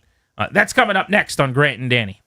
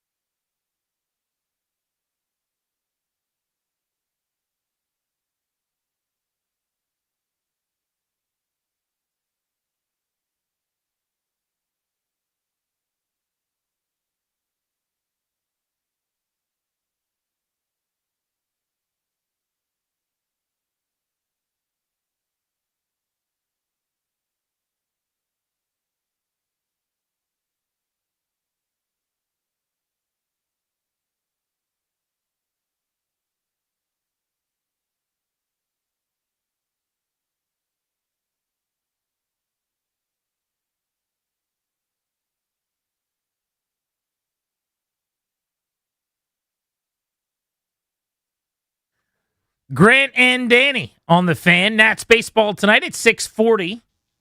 Right here on your flagship home for baseball. You can listen to the program all over the DMV on 106.7. You can watch us on the 106.7 The Fan YouTube channel right now as well. We're talking about Dan Quinn discussing the center position. Said that Tyler Biadasz, who was released and then immediately had quite the market, eventually was brought in by the Chargers pretty quickly, was not considered a trade candidate, that Washington didn't make calls on him. It seems like that might have been a misstep. Getting your thoughts on that in the plan at center. Allegretti and Julian Good-Jones set to compete. Would just seem to me like that's Nick Allegretti's job. Like, you're going to say competition, it's a buzzword. Sure. Everyone on the roster has a chance, but he started at the end of last year. Good-Jones has not really been active or a legit member of the offensive line. So unless they were to bring someone else in, I would just think it's Allegretti's job to lose. One would think. Now, again, who knows what the plan was in free agency, if they were going to go big fish hunting, or maybe they're thinking something in the draft, but it kind of looked like you made a move because you felt comfortable with what you had. Let's go to the phones. Kirk's in Lanham wants to hop in on Grant and Danny. What's up, Kirk? How are you? Hey, I'm doing well. How about you guys? Good, buddy. Hey, listen, so I was thinking, when it first happened, I was thinking that Dan Quinn was maybe trying to do Biadasz a good favor there. Just let him go to see who can get him. Let him go where he wants to go. Paying him back a solid for coming with him from Dallas. As far as Allegretti, I think they want him. I think they figure he's a little bit more physical, a little bit more mental. I hope they're right in that. But I had no problem with them just trying to do the right by Biadasz, if that's what he was doing. So that's the question I have, too, is they have a relationship that goes back to Dallas. They know each other well and have for several years. He talked about it when they brought him over here, and in some ways, I think Biadasz came to Washington to play for Dan Quinn. Is it possible that this is a unique case where they told him, hey, we're going to go in a different direction, and rather than a super late round pick this year or next year, they just said, we'll let you call your own shot. You go pick in free agency? Do we think they treated him with a little more grace in that way? If they did, that sounds wonderful. But this is professional sports, and that's an asset that other people want, respectfully. Like, you can be the nicest guy in the world, and he might be the greatest teammate of all time. If so, A, why are you in such a hurry to cut him? But B, I'm sorry. I trump the we're going to do right by some veteran with, yeah, he could get us a draft pick. You know what I mean? Like, you don't have draft picks. If you had too many draft picks and you're like, we can't fit another draft pick, maybe I could see that. But you're among the fewest selections in the sport. You need picks. Someone else would have wanted him. You got to explore that. We're going to try to do right by you, send you somewhere you want to go, even if it's for a conditional sixth. That needed to happen. I still think they're going to sign another center.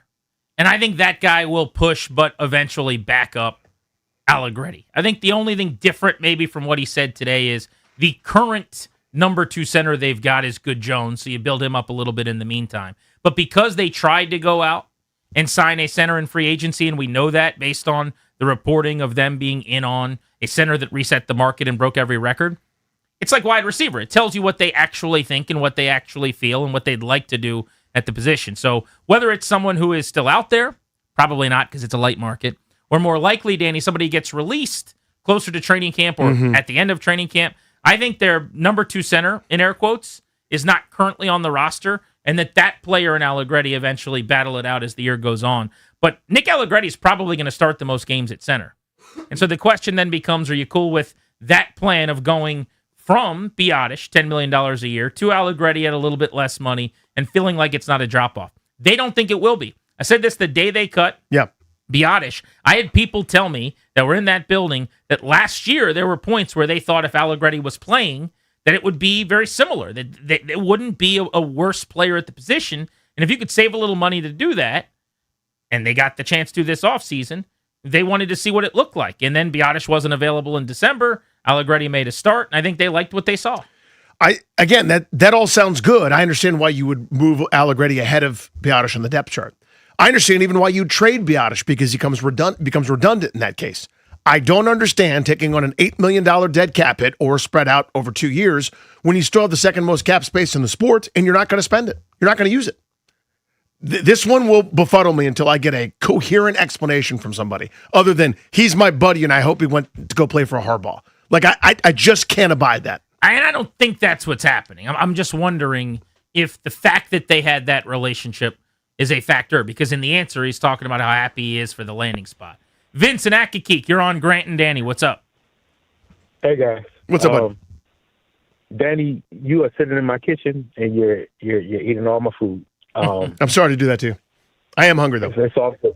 Yeah, it's all good. I as a fan who has been through the crazy years, I so badly want to drink all of the Kool-Aid, but it's like every time I come in the kitchen and I'm like, all right, let me get a big cup, it falls on the floor. I don't understand, like you say, as a team who is desperate for draft picks, why we're not exacerbating every opportunity to get draft picks. This is professional football. These guys get paid millions of dollars. We could be friends in the off season. We can, go to cookout in the off season. This is a business. Players are quick to say how's the business when it comes to their money and they want their rights and they need more time off and all that. And so it's a business on our side when we got to move on from you. We need a draft pick. I don't really care if you land in Timbuktu. If I can get a 6th round for you, you got to go to Timbuktu. Pull a Brandon Ayuk, you can get yourself cut and then go somewhere else. None of that matters to me. I'm still trying to figure out if everything's all about competition, why we haven't had another kicker to challenge the said kicker who we always seem to sign in the free agent period and swear that we're good on kicker, because Jake Moody was trash. Only reason why we were able to pick him up is because we cut our trash kicker in the middle of the season as well. So I'm very confused. I don't have a lot of confidence in this coaching staff and the front office. When the first corner that we signed is Amika Robinson, when we needed a corner, it was a free agency period full of corners. I'm really lost about what we're doing. I want to believe, but they keep making me have reason to be like, I'll wait and see. Well, remember, Vince, they're not going to fix everything in one offseason or in one free agency or in 1 month. So there's a little bit of picking and choosing that happens here. They're not going to just solve every single problem by throwing money at all of their issues and suddenly have one of the better rosters in the league. So there's going to be some spots where you're not either seeing the vision or you don't really get why they did that. Why haven't they done more? Because they're just not going to be able to do it all at once. You're going to have questions when you walk into the house. Why haven't they cleaned that room? Well, they were busy in the basement and in the garage. Yeah, they're putting out the fire over there. There's only so many hours in a day.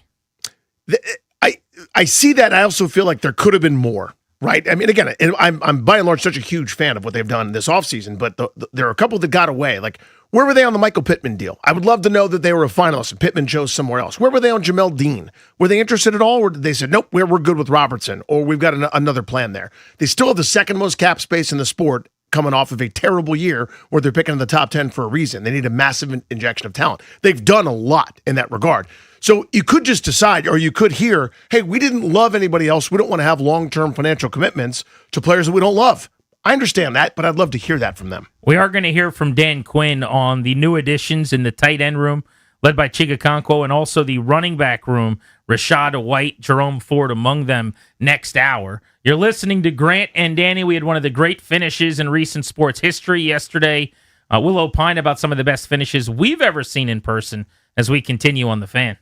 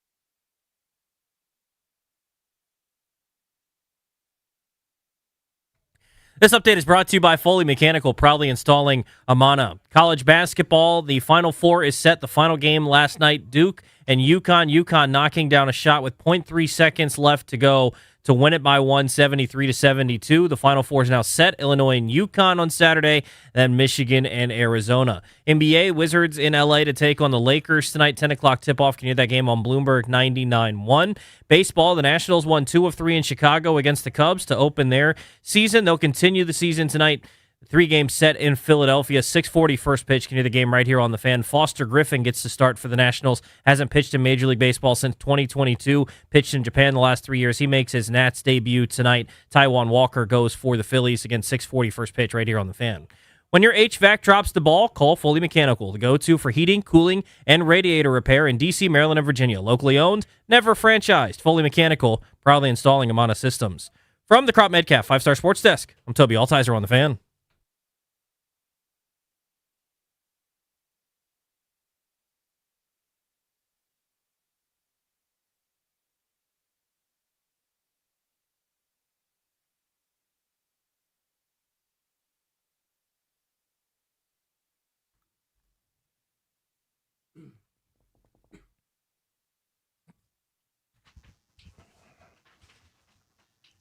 Back live from our Half Street Studios in the Navy Yard, Grant and Danny with you on the Fan.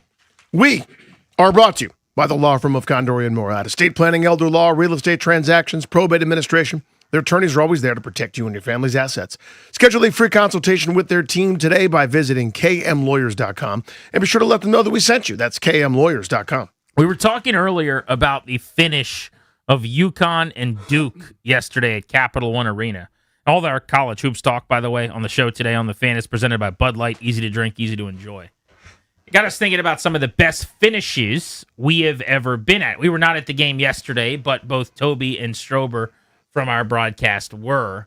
So I'm curious, kind of to set the table here, guys, just about the environment, the atmosphere in the building, and what that was like last night. The reaction, you guys sent me a video of like your vantage point and basically you shooting on camera as if you knew it was going to happen. And it seemed like one of the great crowd pops in recent Cap One Arena history. I mean, it was amazing. Well, I'm there for every Wizards game. I haven't heard one like that other than Bronny James dunking this year. So it was definitely refreshing to see a real big moment, have a crowd pop like that. But the environment in general, just seeing everybody get to the game really early, people chanting, "Let's go Huskies." As the Huskies are creeping back into the game, Dan Hurley is pumping up the crowd. He kept the crowd into the game, which I think helped Yukon into the game. It was lively. So, Tobes, I know you had a video of, well, as the finish, and one of the sneaky things about Toby Altizer is he does have a proclivity, other than for Virginia Tech, to enjoy a little Duke basketball. He's a sneaky Duke, Mark. Dukey Altizer over there. Did the heart get ripped out, or did how cool the moment was in being a part of history supersede your Duke fandom?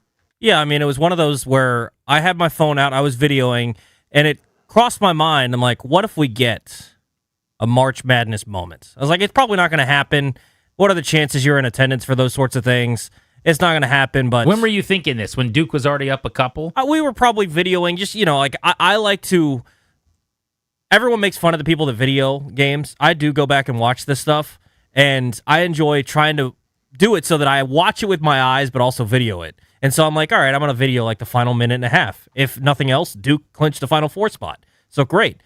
And then it happened, and it was like, oh, my goodness. Like, this is an all-timer, something I'll be able to say that I was there for. People are going to rewatch that shot a ton. And the thing that I loved about the video, you can see it you can hear it on the broadcast. You could see Rob Doster from the Field of 68, I think, had the best video. He was courtside. And when the shot goes up, it's like a hush before a pitch. It was like, oh my goodness, he hit it. Like the little bit of like, is he going to make it? Is he not? The anticipation, and then the pop of the crowd was incredible. To me, that's the best thing about the long shot in basketball. Is there is that silence. You get this with all sports, the as collective you said. breath, yeah. But it's like that symphony of the silence before the eruption is pretty amazing. And then everybody at once coming to their feet and roaring. The only thing I can think of that was kind of along those lines was the save in Vegas, but it was in reverse. because when Holtby made that save, everybody thought they had scored. Every single person, except for a couple hundred right behind the goal, they knew better. But you and I were sitting, and so many people were sitting kind of beside the ice. I don't think we were center ice, probably down toward the other goal, honestly, a little bit. But we're watching, and you just see everyone jump up around you to celebrate the game-tying goal, and then at the same time, everyone realizes the puck's actually in play, and he saved it. And it's the reverse. It's that inverse of now everyone's quiet at the same time. But the 15,000 at once doing the same thing, regardless of the direction, is pretty amazing. But did you guys realize as soon as you saw it, like how quickly did it set in? Forget the amazingness of like, wow, he made the shot.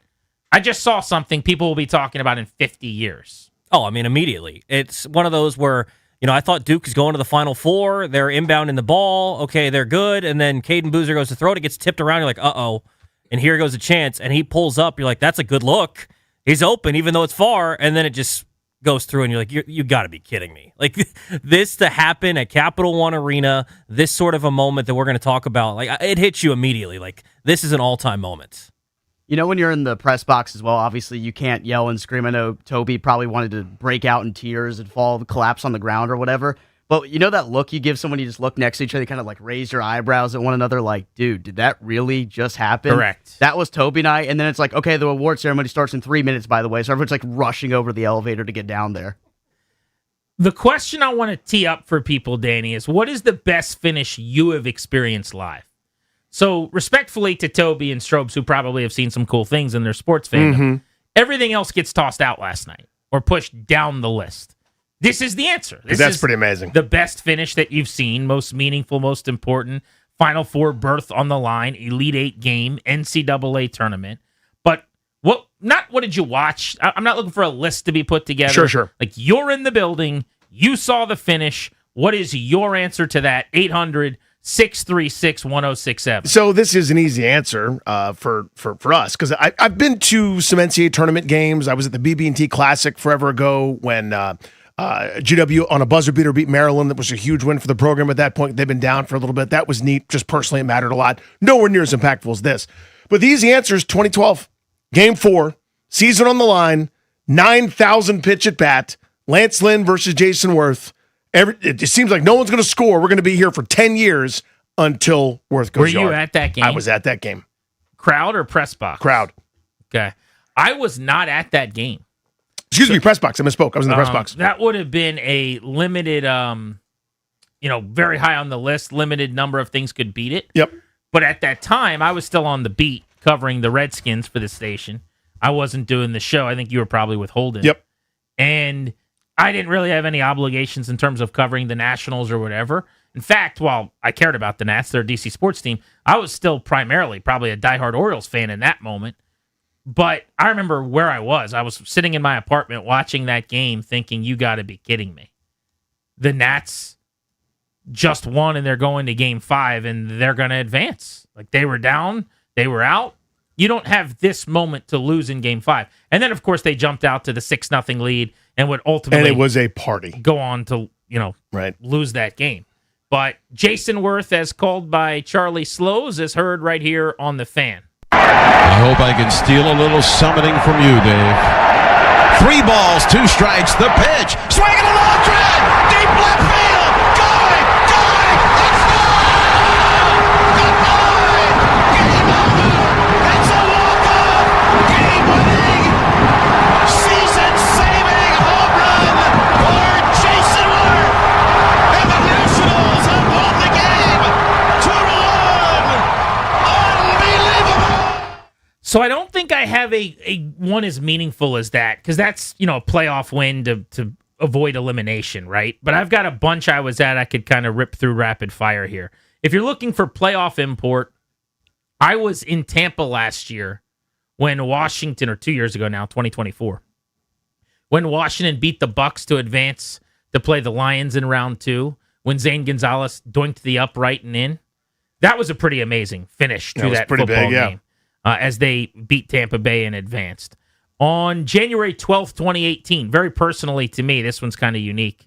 With 1.3 seconds to go in a regular season game in Raleigh, North Carolina, at PNC Arena in the Carolina Hurricanes home building, Jay Beagle scored a game-winning tap-in goal.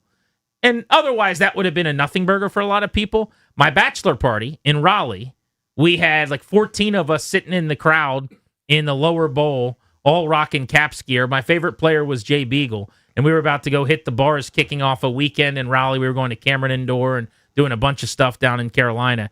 And my guy scored with 1.3 seconds to go to win the game. It was basically like as close to a skate-off win as you're going to get. That's pretty great. Pretty amazing. I've got some playoff goals from the Capitals over the years. Game over Green, the Mike Green game winner. Or remember Brooks Orpik scored a game-winning goal in the Eastern Conference Final, which is whack to think about. That is crazy to think about. Something like that. How about Gilbert Arenas game winners? I was at a couple of his buzzer beaters where he kind of throws his palms in the air and walks back to home court. Just right at the prime of it, too. I believe I was going to pull one of those. I think I was at a Wizards-Bucks game where everyone's going, hurry up. Dude, hurry. He's kind of walking up the court, like not even half jogging up the court. And it's like 5 seconds, 4 seconds. He had that Dame Lillard thing where he would just like, he's not going to get open time from here. And he just casually pulled up from, 15, 20 feet behind the line and hit it and turned around and was like, yeah, okay. But he would always like throw his hands in the air. It's perfect. Do palms up. I used to love that. And then one other one that comes to mind for me in terms of best finishes I was at, I was on the sideline for one of the craziest Redskins finishes ever. I talk about it on the show all the time, normally through the lens of the rivalry moments with the Cowboys. But the blocked field goal by Troy Vincent when the Cowboys, I think it was Mike Vanderjagt, if memory serves, but it was somebody like him, kicking a potential game winner chip shot, Northwest Stadium. Cowboys are going to beat the Redskins. Troy Vincent blocks the kick. Sean Taylor picks it up, starts returning it, gets tackled at midfield. You think we're going to overtime or whatever, the game's over. 15-yard penalty for a face mask. Into field goal range. Nick Novak kicks the game winner. The first kick, I don't remember if it was good or not. I think it was good. But there was a penalty, and Washington got moved back 5 yards and had to kick again. And then he kicks, and he hits it again, and they beat the Cowboys.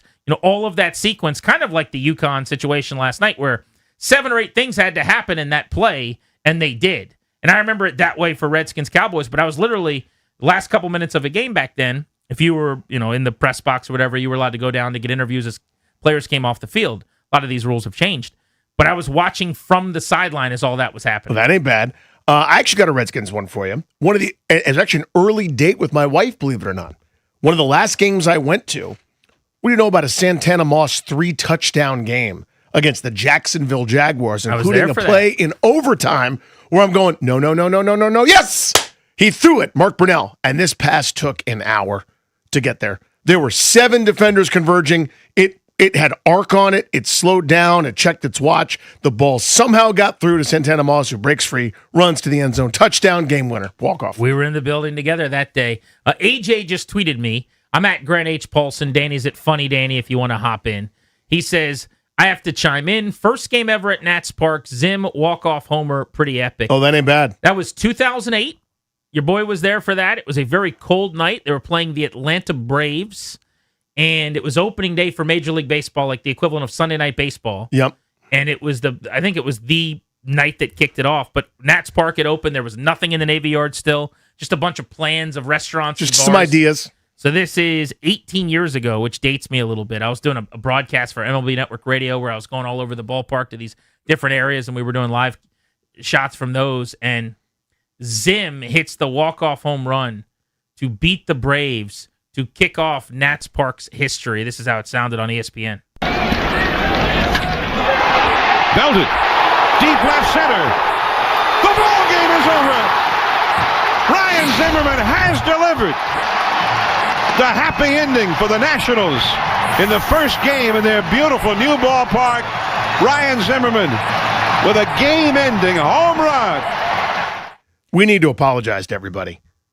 Sorry you had to hear John Miller. What a beast. Oh, man. That must be tough on you, just to hear perfection. You know when the last time I listened to John Miller call baseball was? This weekend. Because I put him on Sirius XM. Yeah, there I you was go. like, oh, it's the baseball season? Oh, let's just hear John Miller on the San Francisco Giants call talking about Aaron Judge. What a beast. I mean, an all-timer. But put on my Mount Rushmore easily. All right, looking for your best live finish of a sporting event that you were at. 800-636-1067. I don't remember if Scherzer's 20 strikeout game It's the coolest thing I've ever experienced live. It also happened very randomly. It's like a no-hitter where you go there, you have no idea. It's like the 5th inning, and you're like starting to lock in a little bit. But I wonder if his last strikeout was like I think it was the end of his outing, but I don't remember him going 9 innings in that game. I guess he probably would have had to. But that might be worth looking up. Was his last out a strikeout? No, it was a ground out to third. So I don't know if that would count then as a... Because he had 20 with a couple outs left, and we're sitting there going, oh, my God, like he might do it, and then somebody put it in play, and it's like, damn it. Oh, I remember it, vividly. Eric's in Bristow on Grant and Danny. What's up, Eric? How are you? I'm good, guys. Good to be back on the show. Well, in the spirit of the Nats, and big shout out to Joey Wiemer. Oh my God.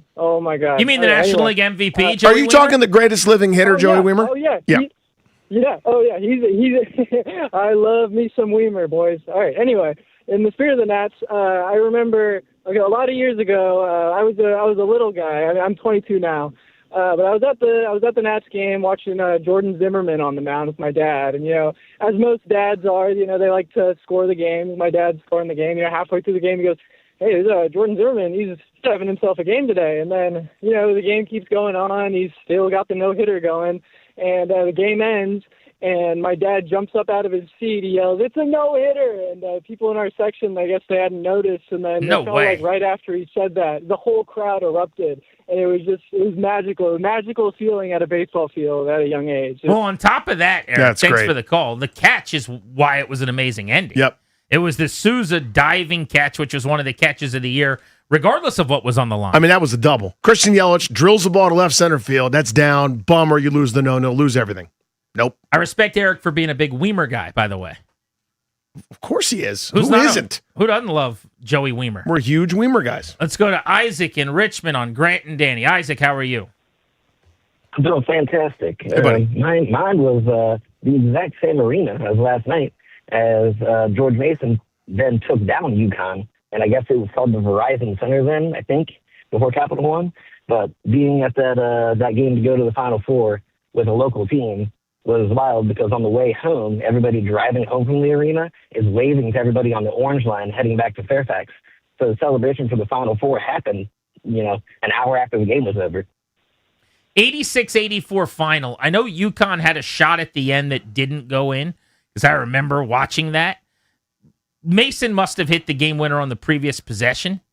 Sounds right to me. I pulled up the box score of the game here, but I don't have the play-by-play. But yeah, as long as there was a game-winning bucket then right there in the final seconds or something, that qualifies. Again, we're not asking for the big upset or the great moment. It's as much the actual finish. But I think that plays, because that was an overtime game, mind you, where I remember when they went to overtime with Yukon, this 30-win team, you're going, all right, that was a great day. This was an amazing thing. But now you've got to be better than them for basically another session of basketball. There's just no way. Yukon was only an 8-point favorite in that game, believe it or not. I think people sleep on that a little bit. That was a really good Mason team, 27-7, that made that run. Bobby in Calvert County, you're on the Fan. What's up? How's it going, Jim? Hey, bud. Hey, 2016, got my heart broke. Chris Jenkins knocked down a shot against my car here. You were there? Yes, I was there in Houston. Oh, wow. That's amazing. Because that's the shot as far as I'm concerned. I mean, that's to win not a round of 32 game, not Sweet 16. Really cool that you're going to the Final Four. That's for the Natty.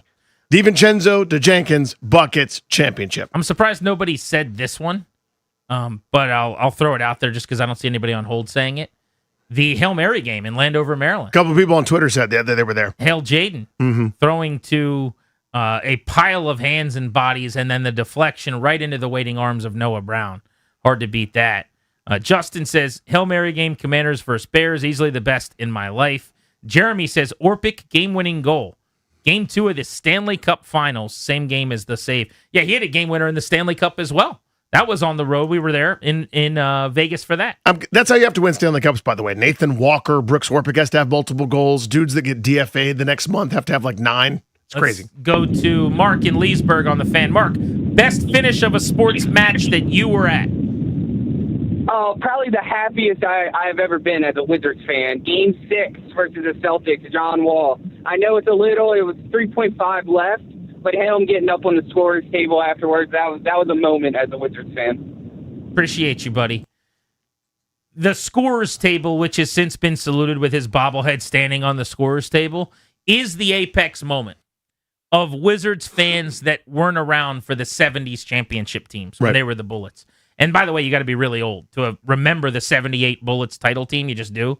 But if you are my age or even Danny's age and you've never seen a 50-win season and you've never seen a team sniff a championship, that is the high watermark, and it's not particularly close. Yeah, I mean, you sniffed around with the big three, whatever you want to call it, when Arenas knocked down the shot against Chicago. Gennaro Pargo turned into Superman. They win that series. They were close against Cleveland. The whole, LeBron whispering in his ear, the free throws thing, end up losing out there. There were a couple flirtations. That's as close as it got, though, was against that Celtics team. No way. Scott in Arlington was apparently at the Minnesota Miracle, that throw to Diggs on the sideline. Scott, what's up?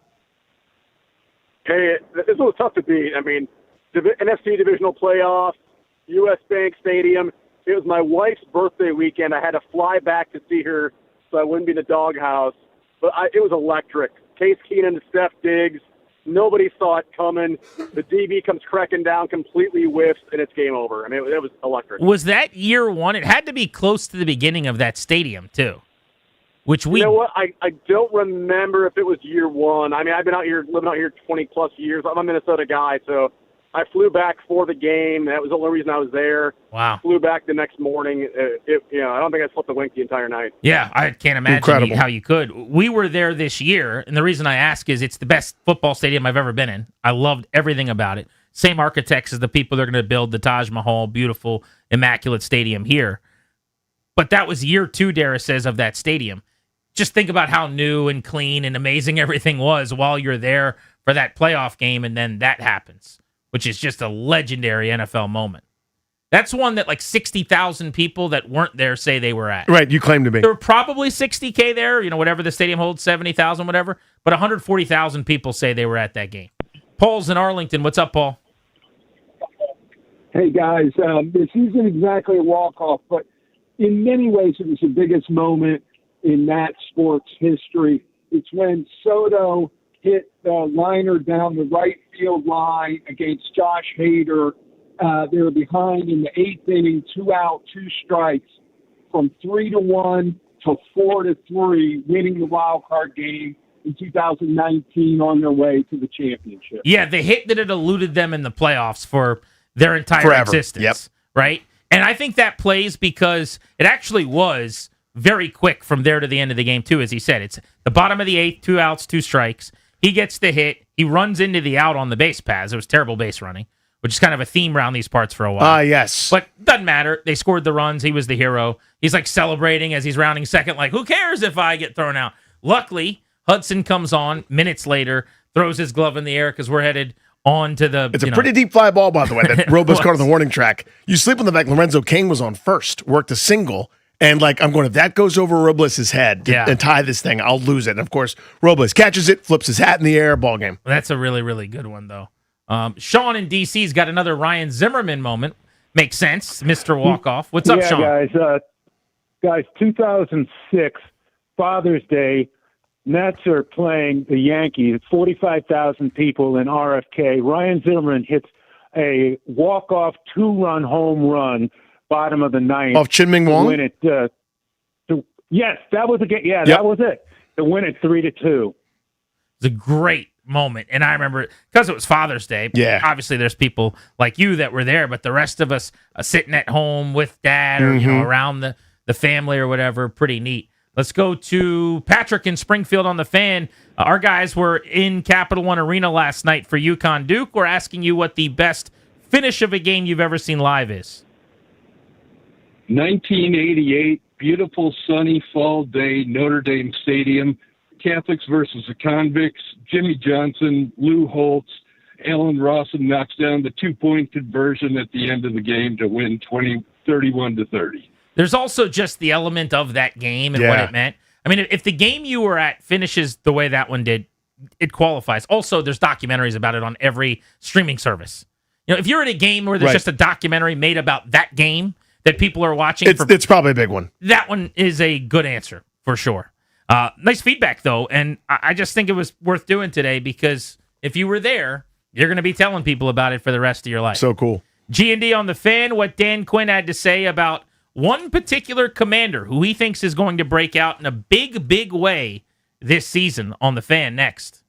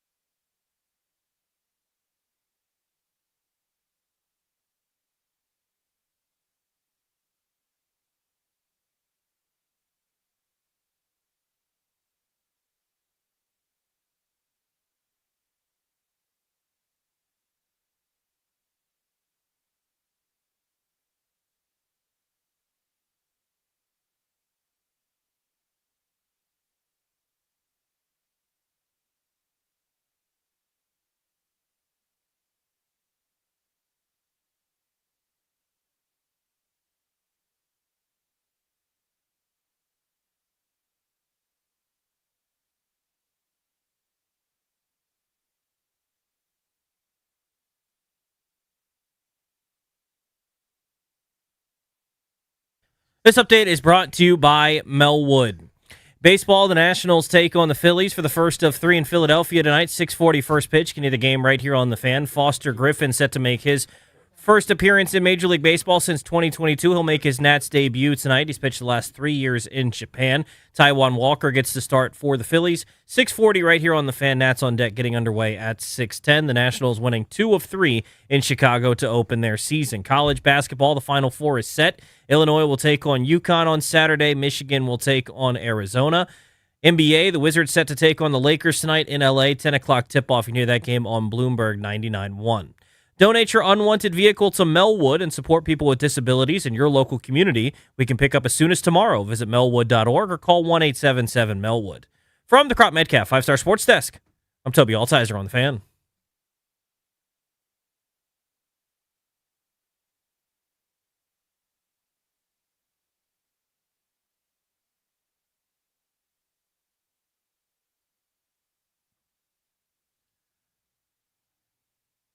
In 15 minutes on Grant and Danny, our double play, a half hour from now, we'll get you a Beltway Blitz. This is the Fan. Thank you for making the show part of your day.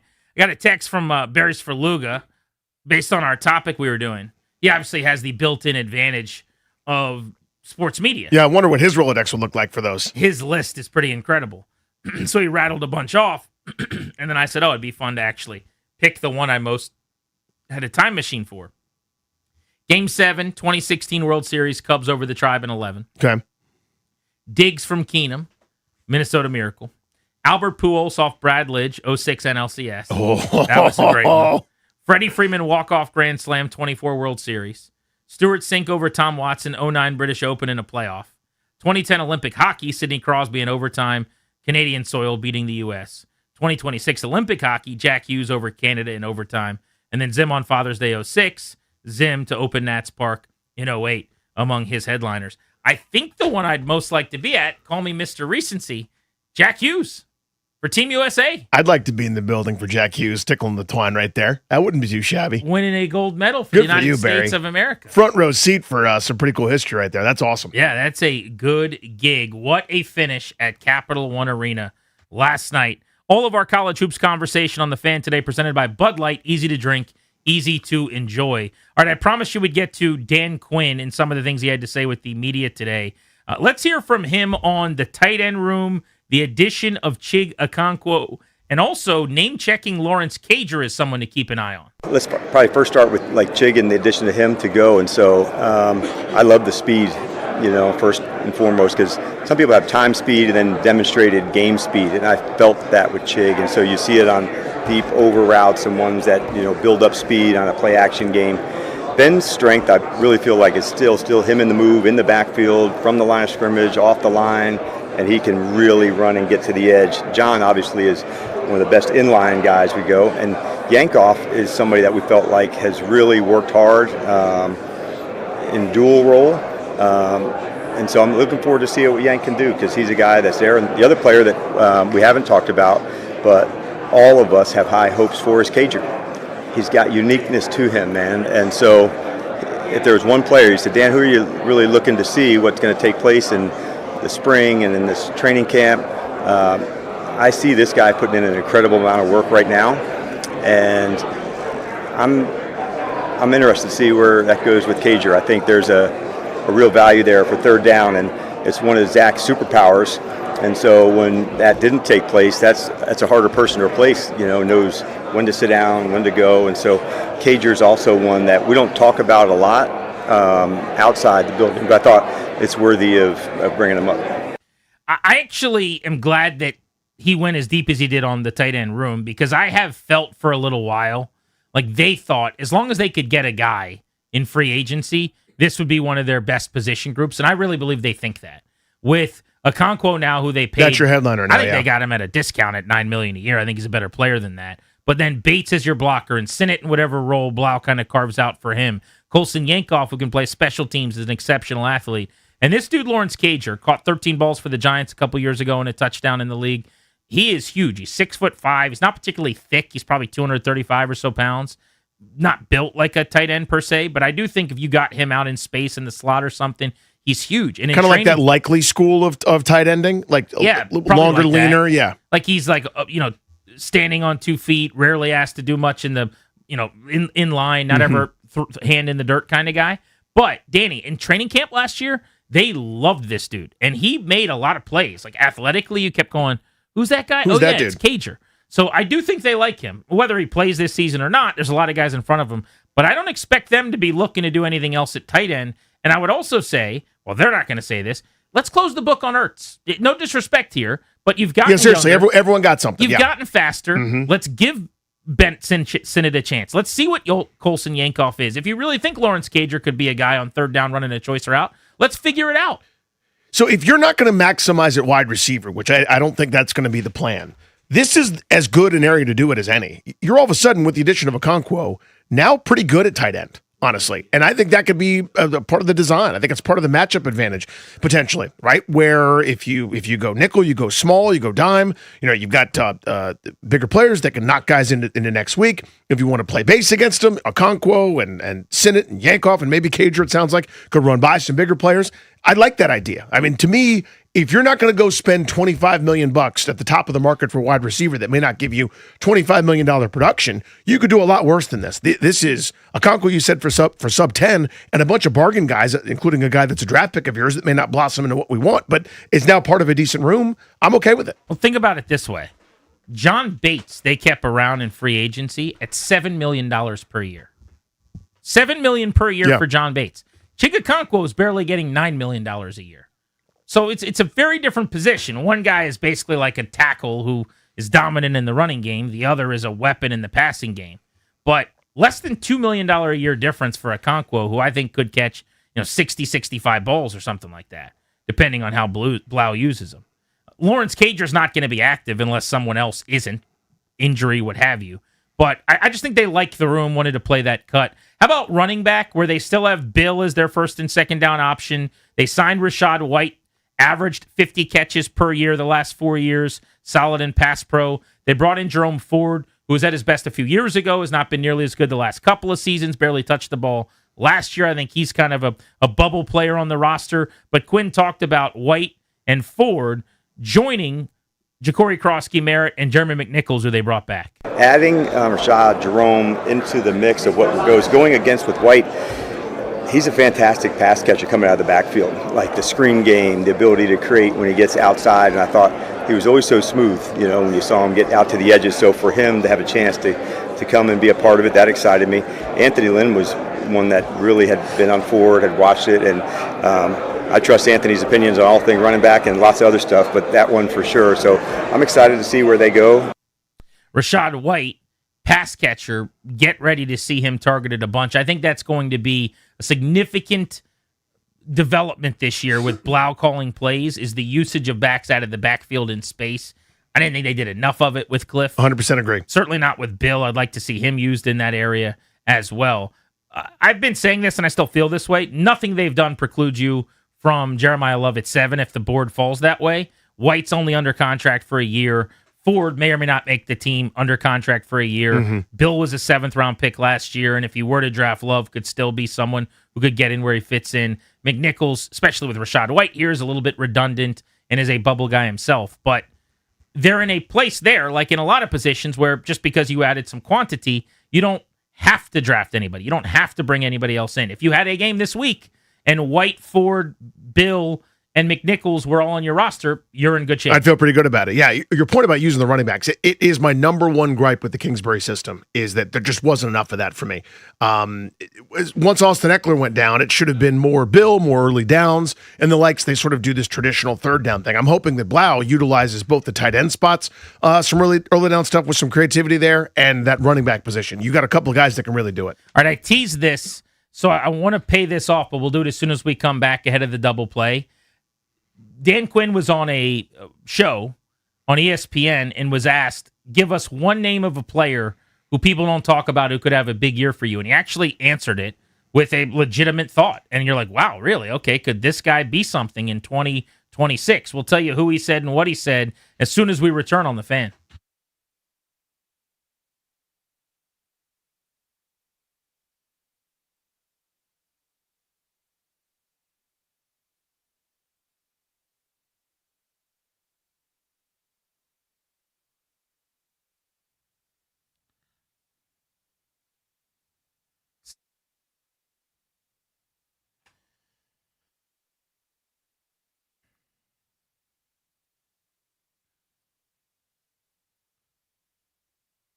What's up, guys? It's GP. The DC Defenders are back. Spring professional football is back. In fact, the Defenders opened their season in St. Louis this past weekend. They've got another road game, and then they're coming home to Audi Field to kick off a brand new home slate Saturday, April 11th. It's a noon game. A lot of day weekend games on the schedule this year. Perfect for the family, which I love.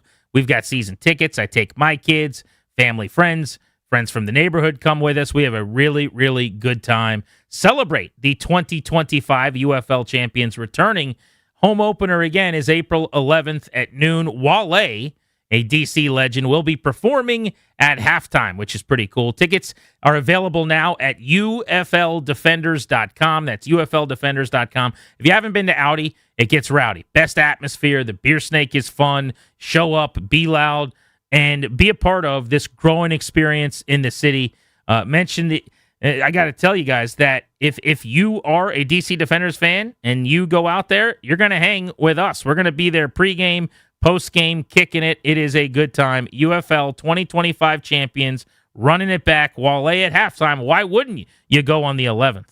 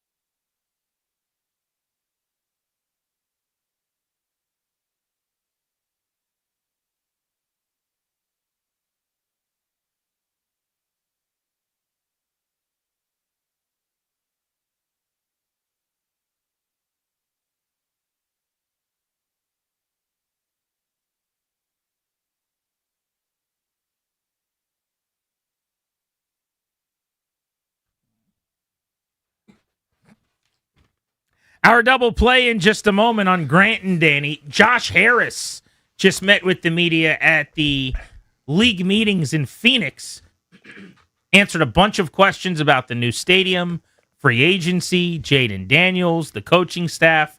We will get you some of what he had to say coming up early next hour after the Beltway Blitz right here on the Fan. But I wanted to play this clip. So this is an interview that Dan Quinn was doing with ESPN programming, and he was asked which player for Washington has the best chance to break out this football season. Here's what he said. The first one that comes to mind, he said that was defensive tackle Johnny Newton. And his first year was injuries, had foot injuries to come in. Yep. I think he's a guy that's about to just absolutely take off.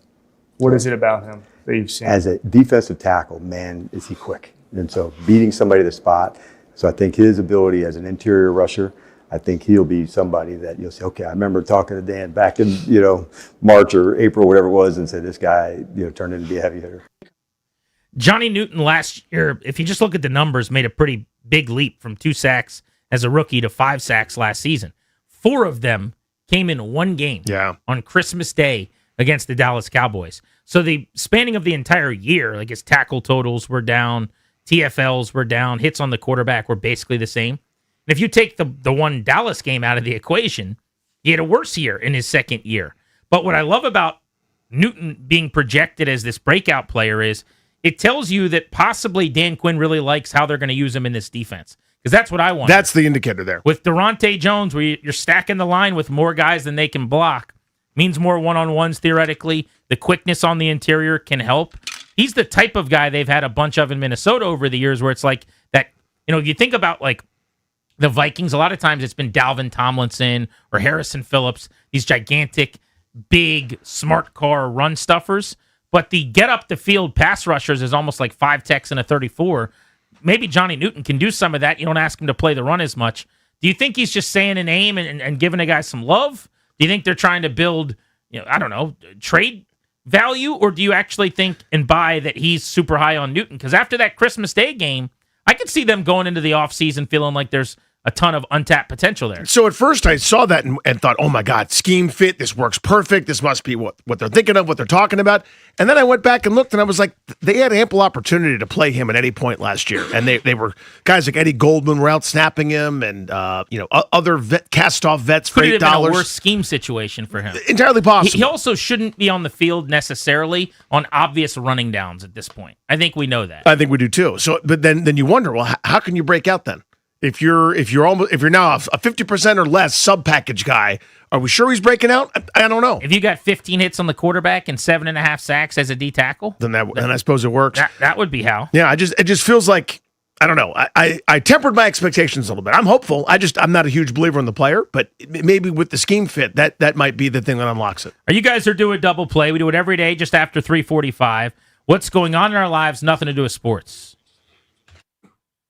Driven by your local Washington area Honda dealer. Now's the time for a great deal on a new Honda. Visit your local Washington area Honda dealer today. So it doesn't happen often, but when it does, it's always a little bit it's nice, but then it's also a little awkward. I'll tell you what happened. I had a soccer tournament this weekend for my 8-year-old. We were down in Dumfries, and 95 was just 95ing all the time. 3 different trips down there, 3 different traffic jams. You're doing great, sweetie. Dumfries, the city that Ryan Clary once educated the DMV on. Yeah, I mean, no one knows more about Dumfries than our guy, Ryan Christopher Clary. And in between games, everybody's just kind of milling around, shuttling their kids to the restroom or to the parking lot to buy some merch or get ready for the next game or whatever. And there's a dad of a player from a totally different space than our kids. In that space? In that space. Yeah. I don't know why I said it that way. That was a weird way. He's from a different city. That happens. In that space. But he's looking at me. And he's kind of doing a thing where it's like, I think I recognize the guy, and maybe he does, maybe he doesn't, I don't know. So eventually, while I'm waiting for my son, he kind of shuffles over and he's like, hey man, I'm sorry to bother you. Are you on the radio? I said, yes, I am. How you doing? Nice to meet you. Normal pleasantries exchange. And he's like, man, I got to tell you, I remember when you were writing for the local paper. And I went, you do? And he's like, yeah, didn't you used to write for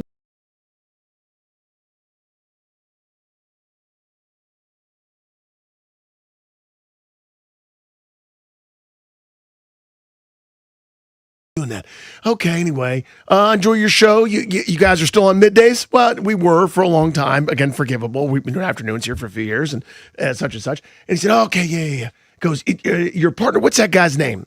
And I was like, Grant? He goes, no, your partner's name, Danny. What's he like? And I was like, I think he's a pretty good guy, like a likable guy, pretty friendly, puts up with a decent amount, I think, just kind of hopefully ushering him towards realizing that it's me.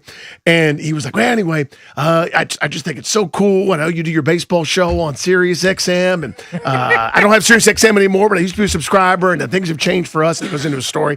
And it's like, I had to stop him at the end. I go, by the way, I just want to let you know, I'm Danny. You're thinking of Grant.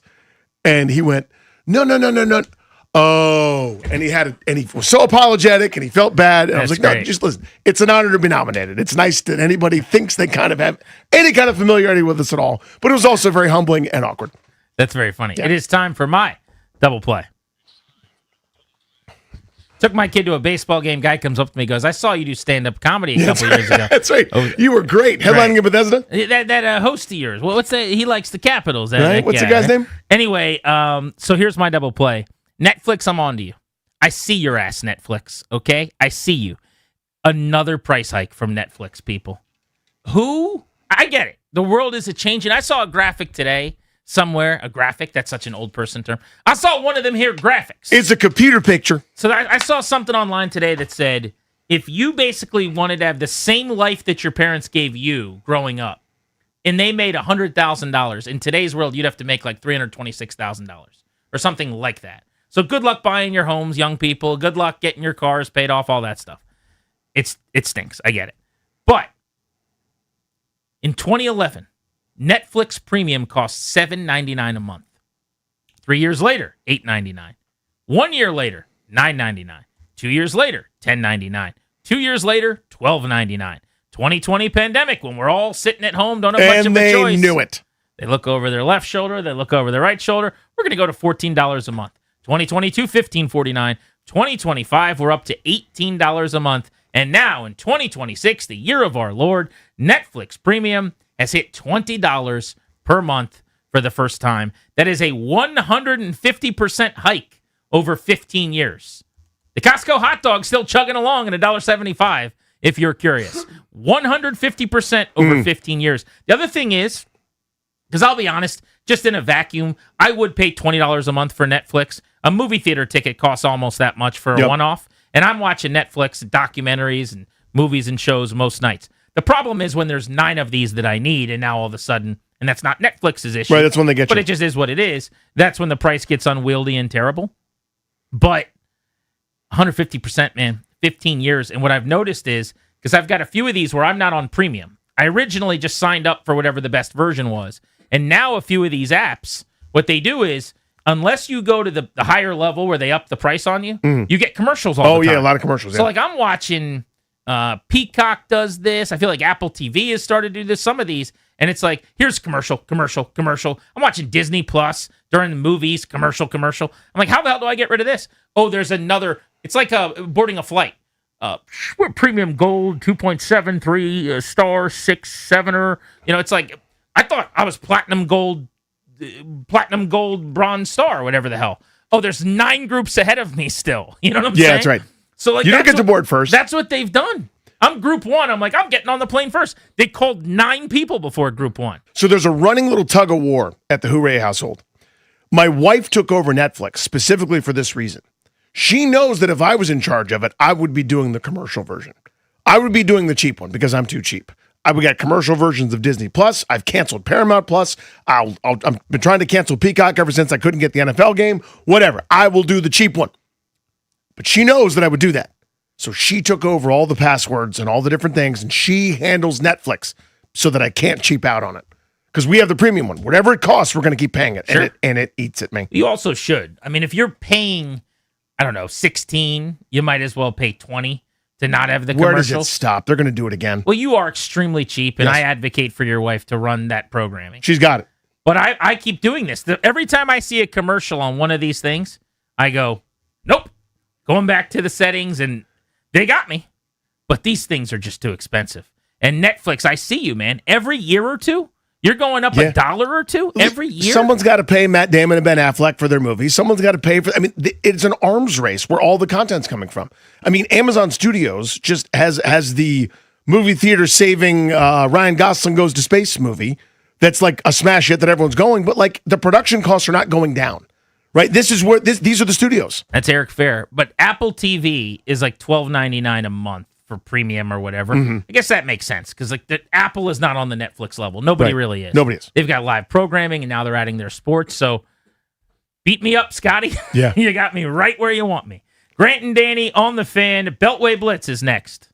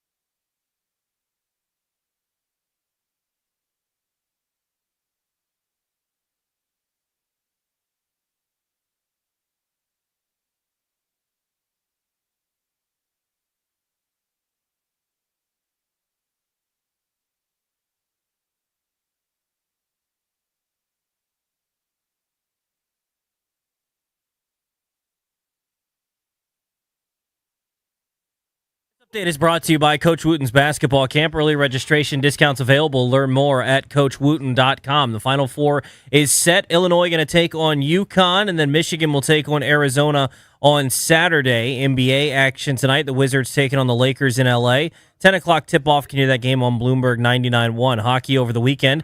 Capitals beat the Golden Knights 5-4 in a shootout. Capitals now 5 points back of a playoff spot with 8 games left to go. They'll take on the Flyers tomorrow night at Capital One Arena. Baseball, the Nationals took 2 of 3 from the Cubs to open the season. Now they take on the Phillies for a 3-game series in Philadelphia starting tonight. 6:40 first pitch. Can hear the game right here on the Fan. Foster Griffin starts for the Nationals. Taijuan Walker goes for Philadelphia. Coach Wooten's basketball camp, the world's #1 teaching basketball camp since 1961. Your child will learn the game and get an experience of a lifetime. Let your kid be a kid. Put down the screen and go shoot some hoops. Early registration discounts available. Learn more at CoachWooten.com. From the Crop Metcalf 5-Star Sports Desk, I'm Toby Altizer on the Fan.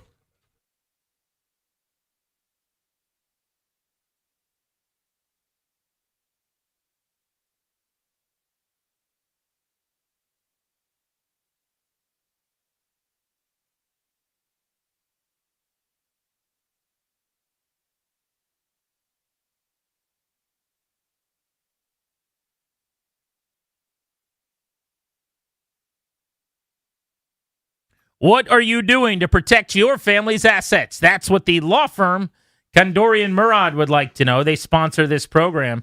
Go schedule a consultation with their attorneys today if you need some help on a last will and testament, a living trust, or a medical power of attorney. You can do that at kmlawyers.com. Just mention us to get a discount. That's kmlawyers.com. We love our guys, Kandori and Murad. Beltway Blitz every day at this time, coming up in moments. Again, Josh Harris did just speak in Phoenix at the owners' meetings, had a lot to say about the Commanders' new uniforms, the stadium, free agency. We're going to get you a bunch of what Josh Harris said and our reactions in about 20 minutes right here on the Fan. But let's kick off our Beltway Blitz. We got to start with a Final Four that is now set. PJ, why don't we begin with the unbelievable comeback and game-winning shot, Yukon overtaking Duke late. What'd you make of a 19-point rally? Yeah, guys, that was one of the best games I've ever seen. I had the fortune of being there last night. It was awesome. I mean, it was just really just Duke kind of choking that game away. You know, they were in control, up 19, Grant, like you said. And I think UConn's defense, especially late in the second half, getting some stops and finally being able to hit some three-pointers with Mullins hitting the game winner at the end was the difference. But man, if you're a Duke fan, player, that's a tough one. Being up 19, it was looking like they were going to roll to the Final Four, and instead UConn going back for the third time in 4 years. PJ, I feel like no one is paying attention or celebrating Illinois. They rolled through their first-round matchup, but there was like watch out. The former the Penn coach knows Illinois really well. Mud stomped them, beat VCU by 21, beat Houston in Houston, and then with a better team by far against an Iowa group that all of a sudden looked really, really sophisticated and pretty awesome. They're here in the Final Four also, but it's like 2 number 1 seeds, UConn. And who's the other team again? I feel like no one's respecting Illinois. Yeah, no, I agree with you. It definitely feels like they're kind of that odd duckling, right? And what's interesting about Illinois, you guys, is they're the number 4 team in KenPom, and they've been like a top 7-8 team all year. At most parts of the season, they were like the number 1 offensive team in the KenPom era ever. So, I mean, we're talking about like a really good, like historic offense, especially when they're clicking. My problem with Illinois this year was that they were dead last in college basketball in turnovers forced per game. Mm-hmm. But you look at especially their last 2 wins, Houston, Iowa, defensive-minded teams, and I think we all have seen how good they have been on that side of the floor, winning some ugly games. So it's a credit to them. And like you said, Dan, it doesn't feel like people are talking about them, but if they keep defending like they have been to go along with that offense, UConn's going to have their hands full, and, certainly the winner of Arizona, Michigan as well, and they should get a great crowd support with the Final Four being in Indy and that being like a little over an hour from campus. How tight is that Illinois-UConn line looking ahead to Saturday? It's about 2 points. Illinois -2 right now. Oh, wow. Okay. And then the matchup on the other side of the bracket in the semis, the 8:49 East time tip between Michigan and Arizona, the heavyweights, the 1 seeds. How do you break that game down?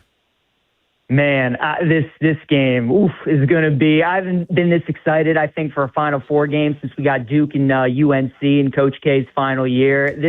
This game is going to be fantastic. I think the biggest difference for me with both of these teams, because both are great offensively, defensively, both have size, both are well coached. It's really going to come down to the three-point shot, though, because Michigan this tournament has been shooting the three really effective. And Arizona is like one of the teams towards the bottom in college basketball at three-point attempts and three-point makes. They make their living at the foul line and getting, paint touches, two-point baskets, those types of things. When you're going up against Michigan's front court, that could be a little tricky. So is Arizona going to be able to knock down like 7, 8, 9 threes in this game? Because Michigan's probably going to make about 9 or 10. I think that's the biggest thing that I'm looking for. Michigan's A game, you guys, I think is the best in the country. I think when they play their A game, they're the best team. But Arizona's A game is right there too. I picked the Wildcats pre-tournament to win it all. I'm going to stick with it. But man, let's hope that game lives up to the billing because it could go either way. PJ, thank you, buddy. Have a great week. Appreciate you guys. See you, my friend. Hit that NFL sounder, please, Darius. Our guy Eric Edholm joins us to talk about the National Football League. Eric, I'm intrigued by this. We saw the flag football spectacle. Looks like we got a pro flag football league on the horizon. What can you tell us?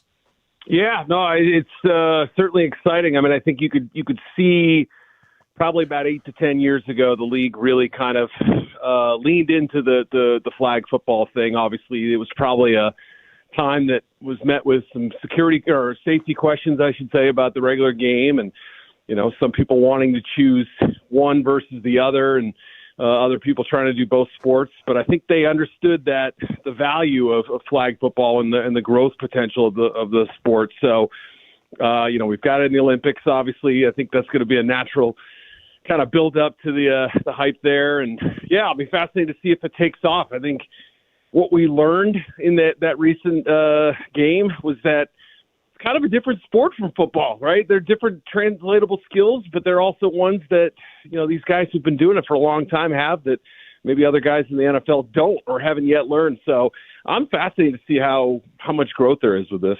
Eric, Deshaun Watson has the pole position to be the starter for the Browns again, which is pretty incredible to think about all these years later, but they're still paying him all of the money. Jimmy Haslam today said he thinks he has a great chance to succeed under Todd Monken. Is this just what we're doing? We're just going to see Deshaun Watson start again for Cleveland in 2026? I mean, wouldn't that be something, right? I mean, what was his last game midway through the 2024 season, right? I mean, we've seen quarterbacks have longer gaps away from football or away from the field anyway, but and I suppose on some level they're determined to get something out of that deal, right? They can make anything, any kind of lemonade out of this lemon of a contract, and it's a positive thing. Part of it is also because, look, Shedeur Sanders was up and down in his trial last year. Dylan Gabriel lost the job to him. I think there's a sense that Shedeur is probably a better fit for what they want to do offensively in this new staff than Gabriel, so his status is obviously unknown. But yeah, I mean, this may be a way to push Shedeur. It may be a way to see what you have left with Watson. Behind the scenes, I will say, a couple months ago, there were some whispers that, hey, look, he's looked good. He's rehabbed. He's done all the work you can ask him to do. So I'm fascinated. All of a sudden, there's a wild card option in this QB Derby that, maybe we hadn't considered a little while back. This Australia game is listen, I understand going to Europe, you hop on a bird, it's, supersonic Concorde or whatever, you get the 5 hours and, they travel better than most, but Australia's Australia, man. That's 19 hours. Like, there's kind of no way around that. I wonder what, not the limit here, Eric, is, but I wonder the logistics of this one and how it'll lay the groundwork for future much further trips. It's not like going from Seattle to Miami. This is kind of a different animal altogether. Yeah, I mean, certainly places like Mozambique are waiting with bated breath to find out, can we have a game here, right? Can we make this an even longer trip? I don't actually know if that's a longer trip, to be honest. But, yeah, I mean, this is about as far as you can go, right? And maybe too far. I mean, that's the question. And, Australian, has shown a lot of support for the NFL. There's been obviously some Australian players who have made it here, a lot of specialists, but other players too have tried their hand at the NFL. And, the International Pathway Program has helped usher in a lot of players too. But you're right. I mean, it's fair to question whether this is a logistical nightmare, whether this can be pulled off. And obviously the players are professionals. They're going to do what's on the schedule and everything like that. But behind the scenes, are they grumbling? Is this going to be something that comes up in CBA negotiations? This is something that, a players union that has struggled to kind of push back against some of these things like 17 games and maybe 18 one day. And then trips like this, again, it adds to the list of, is it the worst thing in the world? No. Is it something that we would choose to do by ourselves? Probably not from the player's perspective. So, yeah, curious to see if this is actually a trial balloon and that there are, ways of figuring out whether this is a successful operation or not, and whether they keep it in the rotation. Eric Edholm, NFL Media, NFL Draft, and all things National Football League. He's on social at Eric_Edholm. Last one for me, Brandon Ayuk. Some interesting comments from different members of the San Francisco organization this week. We've got Jed York saying he still hopes he plays for the Niners, which Kyle Shanahan and others, John Lynch, have basically said is not going to be happening. Kyle did say today, though, they're trying to get something for him, and they're not in any rush to release him. So maybe this is just part of drumming up a little bit of a market. How do you think this ends? And more importantly, when does this end? Yeah, no, great question. I mean, obviously, Ayuk is, you could say, probably misplayed his hand, the way he handled things. And you could argue the 49ers did the same thing. Maybe they could have done something different to get him back and have him playing. And obviously the health questions that surround him too are there. And just a bizarre situation. I mean, I can't remember anything quite like that to leave that much money on the table. And, getting something for him, I think, would be the pipe dream. Is it realistic? Probably not. This is a good wide receiver draft. I don't know if it's a great one, but it's a good one. And there are still some unemployed veterans with, let's just say, a lower price tag and less baggage. So who knows? There may be one specific team, and I'm sure Washington's on the list given their connections. But, I would say it's going to be hard to get much of anything for him. Eric, appreciate you as always, man. Thanks a lot. Have a great day. You got it. Hit that local 53 sounder, please, Darius. Ryan Fowler, NBC Sports, joins us to talk about the local 53. Ryan, what could Washington do at 7 that would really surprise you? And what do you think the most likely outcome is at 7? Yeah, good to be here, guys. Good to talk to you guys always. I think at 7 right now, one move that would surprise me would probably be not as a receiver. I think Carnell Tate, I'd be fine with at 7. I think a Mekhi Lemon would be a surprise at 7. I think maybe even a Mansour Delane will be a little bit of a surprise at 7. And I think right now, guys, they're in a really nice spot. If you were to put some of these blue chippers, 5 to 7 names in a hat and pull it out, and whether you get a Caleb Downs or a Jeremiah Love, Sonny Styles or Ruben Bain, or even a Mansour Delane, I think they're absolutely fine with that. So I think Adam Peters and company, what they did, checking off the boxes in free agency, what they're able to do overall right now in the draft with limited selections, they're in a really good spot at 7 to add a high-level ball player in this class. Ryan, I liked hearing Dan Quinn talking with the media today, suggesting the green dot could be worn by someone maybe that's not the Mike linebacker if they're using those guys situationally. Maybe Chenal doesn't have it necessarily, but Luvu does, or a safety does, who's on the field all the time. What do you make of that? Yeah, I think as you move closer to the middle of the field, right, you always have a guy that needs to have communication, leadership, not just with his voice, but with his play, right? They went through that experiment with Jonathan Allen, all the pregame speeches you guys remember, but when it came time to playing ball, it didn't show up. And I think if you can get a player in the middle of your defense, if it's not a Chenal, if it's not a Luvu, I know they've talked about Jordan McGee and his ability in the middle of the field as far as the versatility. I just don't see that right now. I think that really comes to the fact of where at 7 overall, if you get a Sonny Styles or you get really a Caleb Downs, I think that's a guy that absolutely could wear a green dot where he can have an impact to really at all 3 levels of your defense. You need a flat-out ball player at the middle of this defense, the core, if you will, of this group, to where you're trying to get faster, you're trying to get more aggressive. Either of those players I just mentioned is going to have an immediate impact for your defense, to where I really do think this front 7 is going to be drastically improved from the additions that they made in free agency and some of the guys are going to add here in just a couple weeks. Ryan, I'm a bit of a simpleton in general. When I see something that doesn't make sense, I can't let it go until it makes sense to me. Their release of Tyler Biadasz, and then everybody's sprinting to sign the guy. And we just found out today, officially, Dan Quinn said, no, we didn't try to trade him. I don't get what they're thinking there. I don't know why they didn't try to trade him. It doesn't make sense to me, and no, I will not let it go. What do you make of it? Yeah, it didn't make sense to me either, guys. I thought Tyler was absolutely fine at the position. I think when you look at this class, there's maybe some guys that they like maybe in the late day 2, early day 3 bucket. But then again, when you look at what they have right now and saying, hey, it's going to be a competition between Nick Allegretti and Julian Good-Jones, I sure hope not.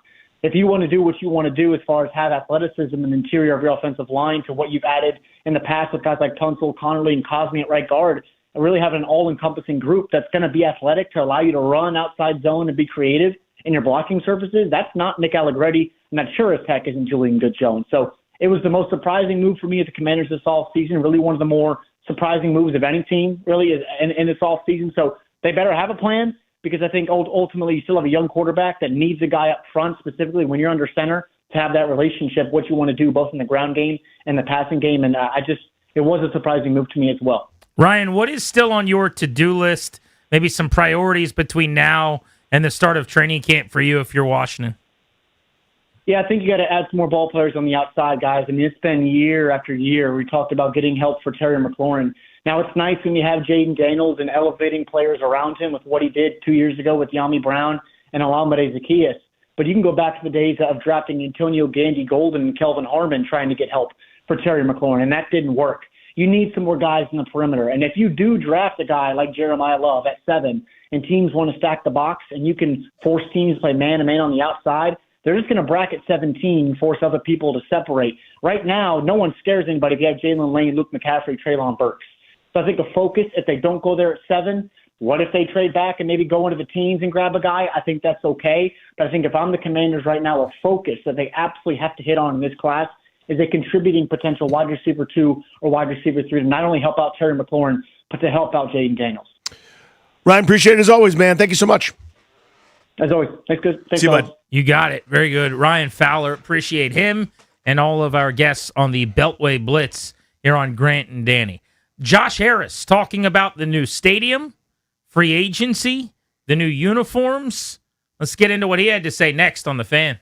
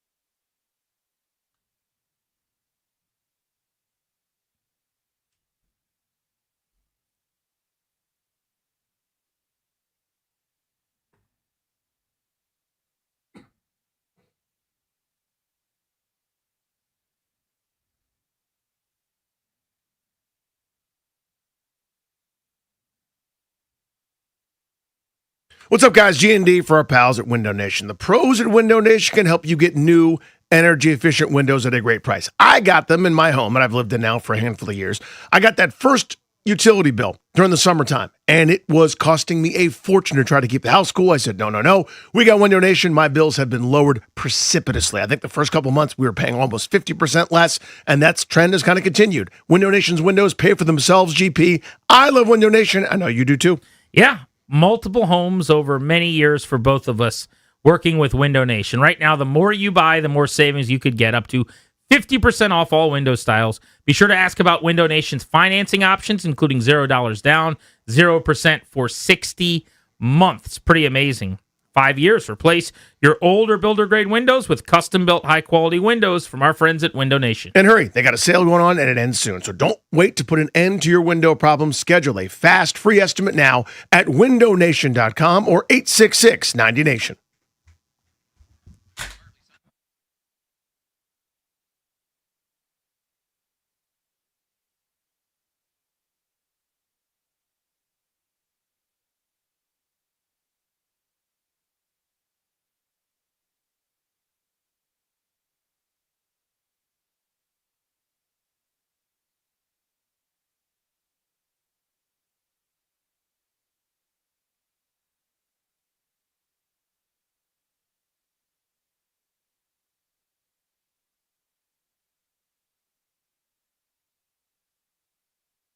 Epic game in D.C. last night settled the final spot in the Final Four with Yukon beating Duke by a point 73-72, knocking down a shot with 0.3 seconds left. Yukon will take on Illinois Saturday in the Final Four. The other game in the Final Four will feature Michigan and Arizona. Hockey over the weekend. The Capitals got a 5-4 win over the Golden Knights in a shootout and are 5 points back with 8 games left to go. They'll take on the Flyers tomorrow at Capital One Arena. In baseball, the Nationals took 2 of 3 from the Cubs to open up the season, winning yesterday 6-3 in the rubber match of the series. Tonight, they begin a 3-game series in Philadelphia against the Phillies. 6:40 first pitch. You can hear the game right here on the Fan. Foster Griffin starts for the Nationals, making his first appearance in Major League Baseball since 2022, making his Nats debut as well. He's pitched the last 3 years in Japan. Griffin starts for the Nationals. Taijuan Walker starts for the Phillies. 6:40 first pitch, 6:10 pregame right here on the Fan. In the NBA, the Wizards taking on the Lakers in L.A. tonight. 10 o'clock tip-off. You can hear that game on Bloomberg 99.1. From the Crop Metcalf 5-Star Sports Desk, I'm Toby Altizer on the Fan.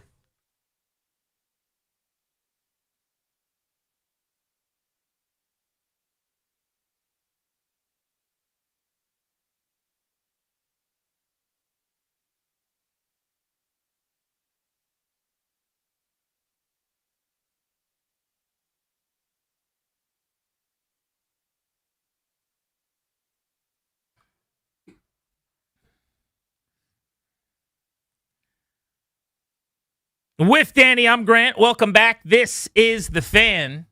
Josh Harris does not speak very often, so when he does, almost anything he's going to say is notable.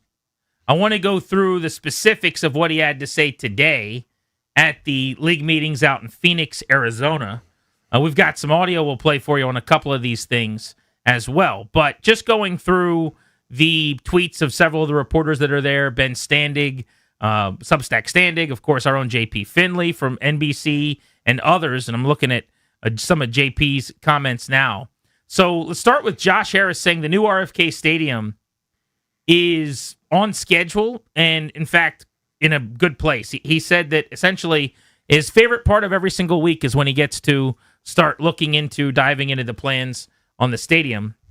But Harris said this was an interesting nugget, that the scoreboard at the new stadium will be a unique shape, which I found kind of interesting. Like, what does that mean? Harris saying the RFK Stadium will have an interesting shaped scoreboard. So my only thought is it like a curved TV kind of thing? Or could it be that they shape it like a spear or something crazy? Is it an oblong? Is it a football? What does it mean? I don't like when teams try to shape the scoreboard like a logo or an emblem or anything, because just give me the biggest scoreboard possible. Like some of these teams, it used to be way back in the day, it was like an arrowhead-shaped scoreboard in Kansas City. You know what would be better is a gigantic square with more surface area. So my hope biggest is, rectangle you can fit. Exactly. What can the buttresses support? I don't want a uniquely shaped scoreboard per se. I want the biggest rectangle that's ever rectangled. But maybe it's like a curved TV thing or something cool. It's going to be state of the art. We know that. But what do you think he means by that? I have no idea. And I don't mean to be difficult, but I don't understand what that could mean. I would love a little bit more clarity. If he's saying it's going to be huge, if he's saying it's going to be kind of uniquely built just because to fit the contour of the stadium, I don't know. I mean, again, the point of comparison is Minnesota, right? That's recently built, same architectural firm. Those screens they have in either end zone, one is bigger than the other. I mean, it is massive. You can't go anywhere without being able to see a huge, clear picture of what's going on with no doubt, right? If you're too far to one side, you can always see the other side. There's no missing it. I want that. On the uniforms, Josh Harris speaking about what could be looming in the April 15th announcement. Here's what the owner of the Commanders had to say. The priority is honoring our past and then looking to the future, right? Updating, but not forgetting about our heritage, who we are, and honoring that. And so we have a bunch of things up our sleeve. I don't want to ruin the surprise. Things up our sleeve again leads you to believe that this could be bigger than just we're going with burgundies on the road from the 91 era as well. Because that is the floor for the announcement. Worst case scenario, all we find out is you got the home whites, you got the road burgundies, and that'll be a wildly popular decision from ownership and announcement to make. Will there be something else? Is there a decal change on the helmets? I don't think so, but could we see the spear helmets on the new black uniforms? My guess is, because they have not teased the black uniforms yet, the tricks up our sleeve, the things he's referencing that are surprises, maybe the cat's out of the bag a little bit. That's the new black look that you and I have seen the images that people are assuming it'll look like that look really cool with maybe that spear on the helmet as a trial balloon. Yeah, you got to wonder what that it's leave me wanting more. I guess if that's the desire, then mission accomplished, right? You're dangling the bait there, the carrot, whatever, to get me to pursue even more. So I am fascinated by what those things mean, both the unique shape of this scoreboard 5 years from now and what else is coming out here in a couple of weeks. Harris said that both Adam Peters at GM and Dan Quinn as a head coach have his complete confidence. He said they're solidly behind them as an ownership group. Nobody was happy last season, but we immediately got on it. Seems to me like they like the fixes and the plan and free agency, certainly, which we can get into. But that was this big picture thought that everyone was having at the end of the year is, should Dan Quinn be on a warming seat? Should he be in trouble? Is this season going from 12 wins to 5 wins, going from the NFC title game to picking in the top 5 if you didn't get one empty calorie win at the end of the season? Is that a fireable offense? And a lot of people thought maybe it was the way that they got blown out for a month straight, 4 consecutive games, losing by 20 or more. But there has been a reticence to make any significant changes and just a calm, a very methodical approach from this ownership. And every time they've spoke, they just further exude confidence in Peters and Quinn. And he did that again today, as you'd expect. But good to hear, I think. And that continuity, we'll see. If they have another season like next year, like last season, this coming year, next year, I think that's a big problem, and there's going to be some heads that roll. But for the moment, they are showing one unified front after a really bad year. And this group probably did earn and deserve that based on the NFC title game run. Which is also the right way to do it publicly, too. Behind the scenes, it could be roiling. Like Josh Harris may have been throwing a temper tantrum and have Mitch Rales and company had to hold him back from going down and, getting in the face of Dan Quinn. Maybe that happened. I'm not saying it did, but publicly, this is what it should sound like. It should sound like one big unified group, not privately sniping or releasing different bad rumors about someone else, letting you know that it wasn't my fault, which is the normal, the scurrying rats, which is usually what happens at the end of a bad season here in Washington. This is what it should be. You take one on the chin and you move on, and everybody kind of pulls the rope in the same direction to try to get better. But we've been operating as if to say, hey, Dan Quinn's got to do it this year. And I think you asked a very good question is, are we sure about that? As long as they see improvement, is that good enough? Talking about Josh Harris's comments in Phoenix today, first time he's spoken in some time, speaking on the stadium and the timeline for construction. All news was good news today. On track, totally on track. Hard at work on so many cool things when you start to think about it, but basically we're starting utility construction this month. Next year, about this time, we'll start construction. We're doing some of the detailed design features, and there's so many cool opportunities with the innovation in stadiums. I mean, whether it's the shape of the scoreboard, which we may have some things up our sleeve on, whether it's size of the scoreboard, the sound, the nature of the roof, where the premium, how close many of the seats are relative to other stadiums. There's so many great opportunities, but we're definitely on track and looking forward. This is going to be an amazing project. It's the funnest part of every week for me is spending several hours on the stadium. It does have to be a really, really cool thing to be a part of. Yeah, it's got to be neat. Imagine designing your own home from scratch where you have all the money to do whatever you want. And like you and your wife or, whoever are sitting there every night talking about, here's what we want out of the kitchen. Here's what we want to do in the driveway. And you just have this unlimited amount of money to spend on this thing.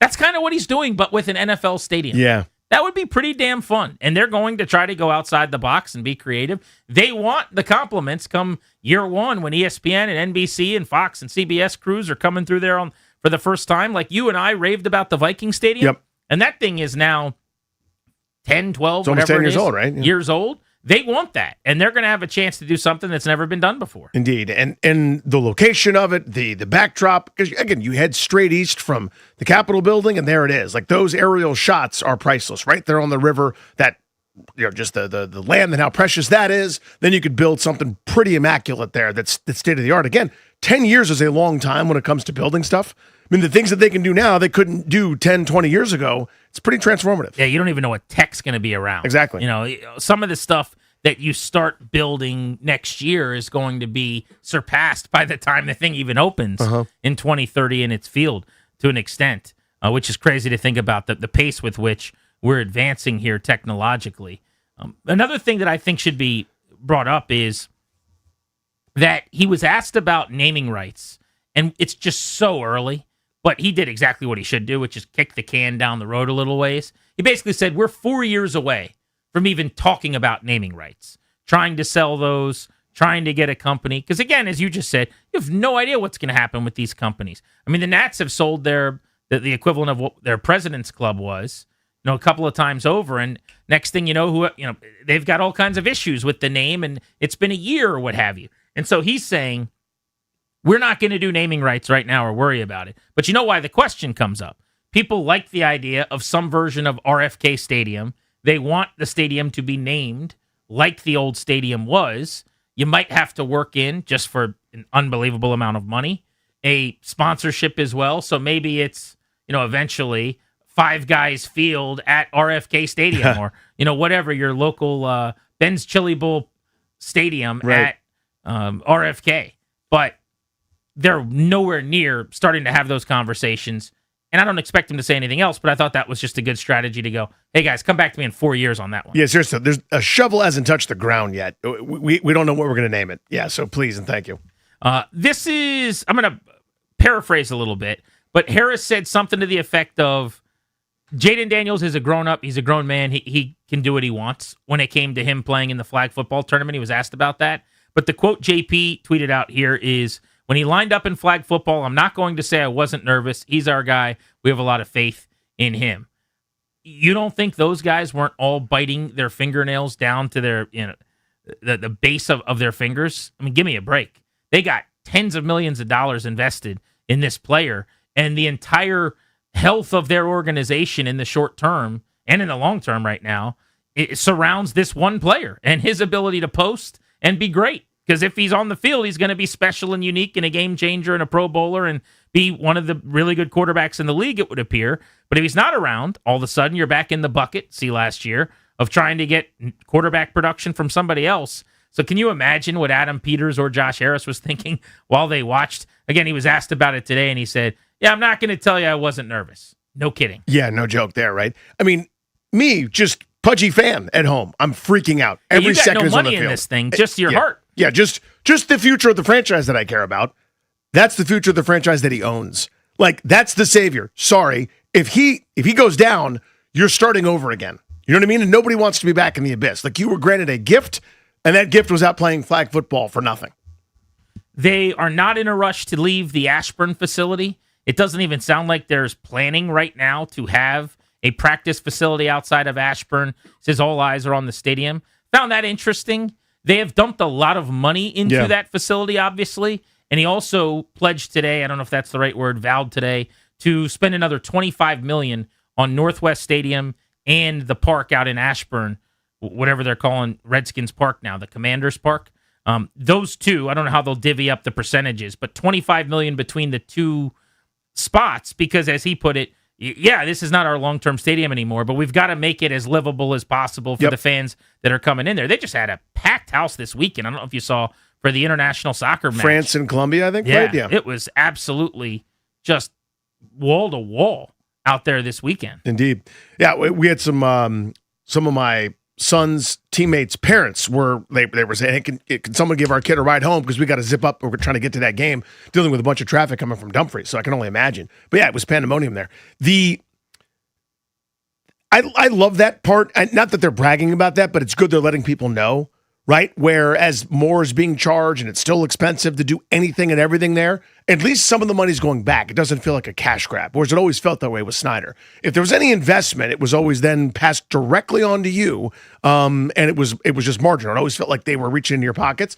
Here, yes, it's expensive, but we're also going to be able to show you some tangible things we're trying to do to make it better for you. He suggested 75,000 seats at the new stadium, which is bigger than I remember hearing. Me too. We've heard as many as I remember 55,000, which seemed light to me, upwards of mid-60, 62 to 67,000.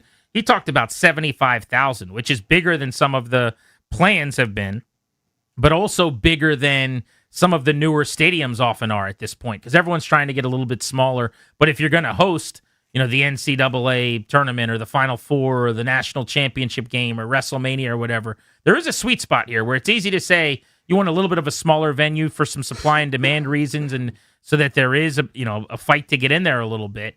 And that's where 57, 60,000 has kind of become the sweet spot, it feels like. But maybe that's less interesting to the WWE to have a multi-night WrestleMania or something. So 75,000 was the seat number he got to today. Again, I was a little surprised to hear something that started a little bigger than I thought, with the sevens, but that's fine. I mean, they got enough space over there to do that and have the town center that they want around it, so fine. As long as you build the right thing, I don't really care the size. Now, if you got into over 75,000, that's starting to get too big, because I don't think you could do a perfect stadium really, really big anymore. I think the smaller, the easier, frankly. So my sweet spot is I'd say 62 to 65,000. Yeah, I would have said right on 65K.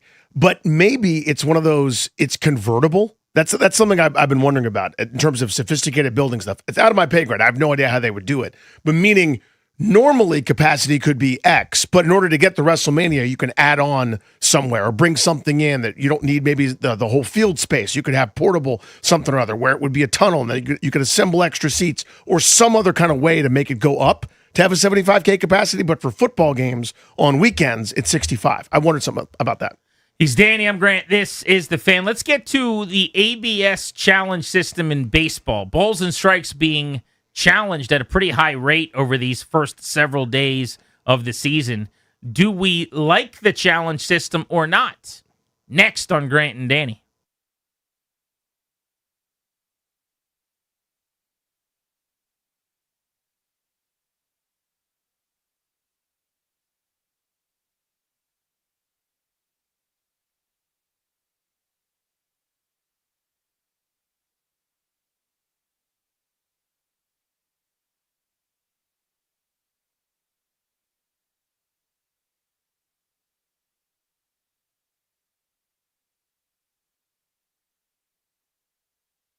What's up, guys? Danny Rouillet here for my pals and my realtors. That's Debbie, Sarah, and Reynolds of Power Home Team with Keller Williams. What if now? Selling your home could actually feel simple, less uncertainty, serious buyers walking through your door, and more money in your pocket when it's all said and done. That's what Debbie and Sarah Reynolds do. They did it for us, my family. That's right. They sold our place a handful of years ago now.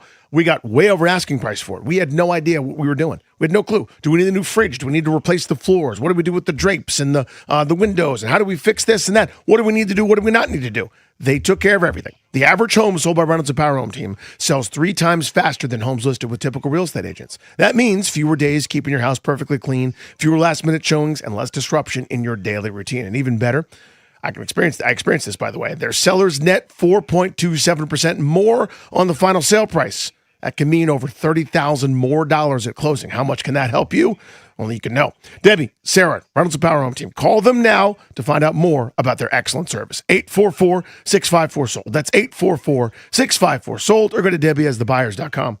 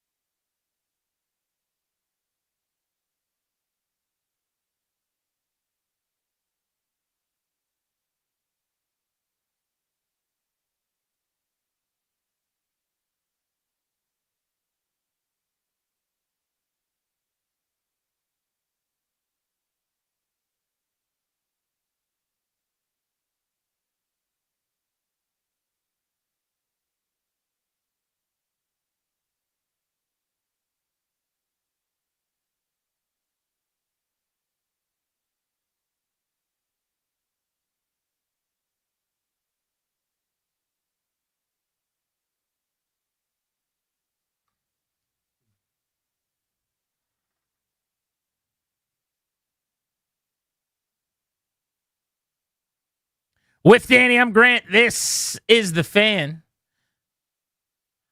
I saw this story actually online yesterday. I wanted to bring this up to you. We'll get back to Josh Harris because there's one more clip I want to play that I just saw during the break in a second. He made a comment about the Block W on the helmets and the future of the Block W, Danny. But how about this? Chick-fil-A is offering free ice cream to families who agree to put their phones away during their meal as part of an effort to encourage more face-to-face time and less screen use at the table. I think this is incredible. So what I read was this is one particular Chick-fil-A in Maryland that's doing this, but it sounds like maybe there are more. I'm not sure. The idea is when you order your food at the counter at Chick-fil-A in the restaurant for the store not to leave, they give you some type of little bag or box or something as if you're at a comedy show and Kevin Hart doesn't want you recording it. And so you put your phones in that bag or box and then you give it to them essentially. And you promise we're not going to be on our phones during the meal. And so then you sit there with your family, with your kids, eating at Chick-fil-A. Nobody's on their screen time. There's no iPads or anything. How about it? We're just having a real family time together. And then at the end of the meal, when you get your phones back, they give you free ice cream for doing that. That's pretty cool. I think that's great. They also, with their toys that they give, I use air quotes here, because my kids are Chick-fil-A kids, they often do more like puzzles or kind of mind-inspiring games, or it'll be something that like everyone in the car has to answer. So it's like, name the thing, ask everyone in the car what their first this was or whatever. Mm-hmm. So there is, I don't know if this is always the angle, but there is this element of like familial interest that they have. But I actually think this is brilliant. How many times do you go to a restaurant or somewhere and just see the dad sitting there scrolling his phone eating, and the kids have headphones on playing on an iPad? Well, because that's what it is with the kids, where when they're the age kind of around where you guys are, mine are a little bit older now. They can respond to prompts a little bit better, meaning like stop doing that or please stop making noise. But there was a table next to us on Saturday night. This poor guy is just fighting it. There were kids 4, 2, 1, whatever, like young age, and they wouldn't stop. Right. And he's apologetic, and I'm like, dude, look at me. You think I've been there? I was there not that long ago. It's all good. Make your noise, do your thing. But it's like that's why you finally just go, oh, screw it. Oh, I know. Just take the iPad and the headphones and shut up. So we went to a spot. It was actually Clyde's in Gallery Place. I was taking all the kids to a Georgetown Yukon game. We wanted to see a Final Four team earlier this Georgetown, year. you mean? Exactly. Mm. And so I took them to this game, and we were at Clyde's before, and it was super crowded. And my 3-year-old is the agent of chaos. The ones that are a little older, they're not great at a restaurant, but you can at least scold them enough or kind of get the message across. The 3-year-old, words don't mean anything. Nothing means anything. And so I took out my phone, and I kind of slid it across the TV, or the table, rather, and I turned it into like TV as if it was going to be Netflix or something, so she'd go watch something for a minute. And we'd never done this before. And my wife was like, don't do that. And I'm like, what? She's like, we're not doing that. That's not what we're going to do. And I was like, you know what? Good point. We've never done it. We can still bat 1,000 on this. And I take pride in the fact that we're not going to be those kids. But have you done that where you're like, take your iPad to the dinner and just have it on the table? Oh, yeah. You've done that? Oh, my God. Yeah. That's great. 100%. I just want the burger. You know what I mean? Like, I can't, like. Is it just, like, if your wife's there, will she be cool with you doing it? Or No, is I mean, it just we don't do you it all the took time. boys? Yeah, but it's usually when we're both so tired. Yeah. We're so beaten down. It's definitely right. a The thing. world has an advantage over us at this point.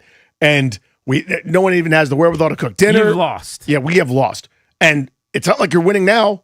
Admit defeat. Take the stupid iPad. Take my phone. Watch the dumb YouTube video where the kid shouts about opening a Lego. Enough. Just pipe down and give us peace. All we want is peace. But you don't major in that, you wouldn't say.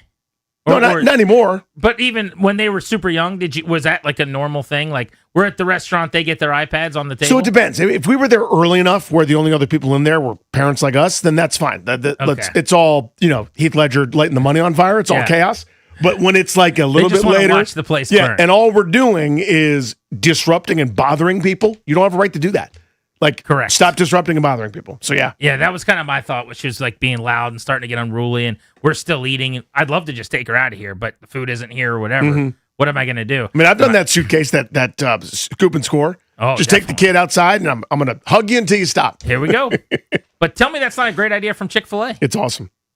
I mean, no phones. You get yourself some ice cream. Do they just get the buzz out of it? Like, in other words, what do they get from that?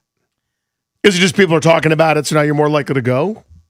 It's a good question. I think they have a very wholesome idea of what they want their restaurant to be about, to be honest with you. I think they want to be like a family restaurant, and they're trying to inspire some familiar interaction. As I said, with their toys, you could just give kids the latest Mario thing. They don't really do that. They give this other thing that's like, hey, what if you did a puzzle? What if you did a little math equation? What if we got your brain thinking? I think they have an idea of what they're trying to accomplish. Yeah, with a bunch of nuggets and dipping sauces. I'm all about it. Pretty cool. All right, Josh Harris on the Block W. This has been a major source of conversation this week. Let's hear from him. As you're looking at the changes to the uniforms, has there been any discussion about the Block W or any sort of updates to kind of logoing with the team? Yeah, we're always looking at this stuff, and like I said, we're committed to the Commander's name. I'm going to leave. We have a lot of surprises up our sleeve this season. I think people will be. I'm excited to see the reaction. I think we've got it right, and I'm going to leave it to the surprise situation. I don't know what you heard there. I heard the Block W is not going anywhere. I do think the spear's a thing on the alts, and we'll see how that goes. But we're sticking with Commanders. We like Commanders. I don't think the Block W is going away. No, that's what I heard. Yeah, that's what I heard. Stupid name here forever. Stop fighting. Get used to it. Get over it. And it probably means there's more clip art, more taco holder Block W. I'm hoping that it maybe is lessened, but I still think it's going to be prominent, even in a new logo, even with a spear. Challenging bowls and strikes has been prominent, Danny. Yes, we'll get to that next. Pretty entertaining in Major League Baseball. That's next.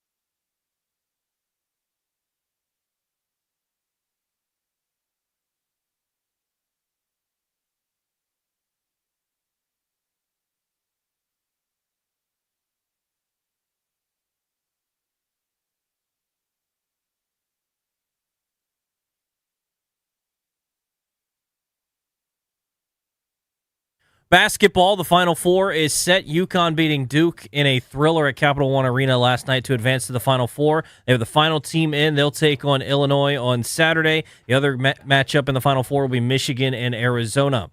NBA action tonight, the Wizards in L.A. to take on the Lakers. 10 o'clock tip-off. You can hear that game on Bloomberg 99.1. Hockey over the weekend, the Capitals beat the Golden Knights in a shootout 5-4. They're 5 points back of a playoff spot with 8 games left. They'll take on the Flyers tomorrow at home. You can hear the game right here on the Fan. Nationals in action taking on the Phillies, first of 3 in Philadelphia. 6:40 first pitch. You can hear the game right here on the Fan. Foster Griffin gets to start for the Nationals. Hasn't pitched in Major League Baseball since 2022, spending the last 3 years in Japan. He makes his Nats debut tonight. Taijuan Walker gets the ball for the Phillies. From the Crop Metcalf 5-Star Sports Desk, I'm Toby Altizer on the Fan.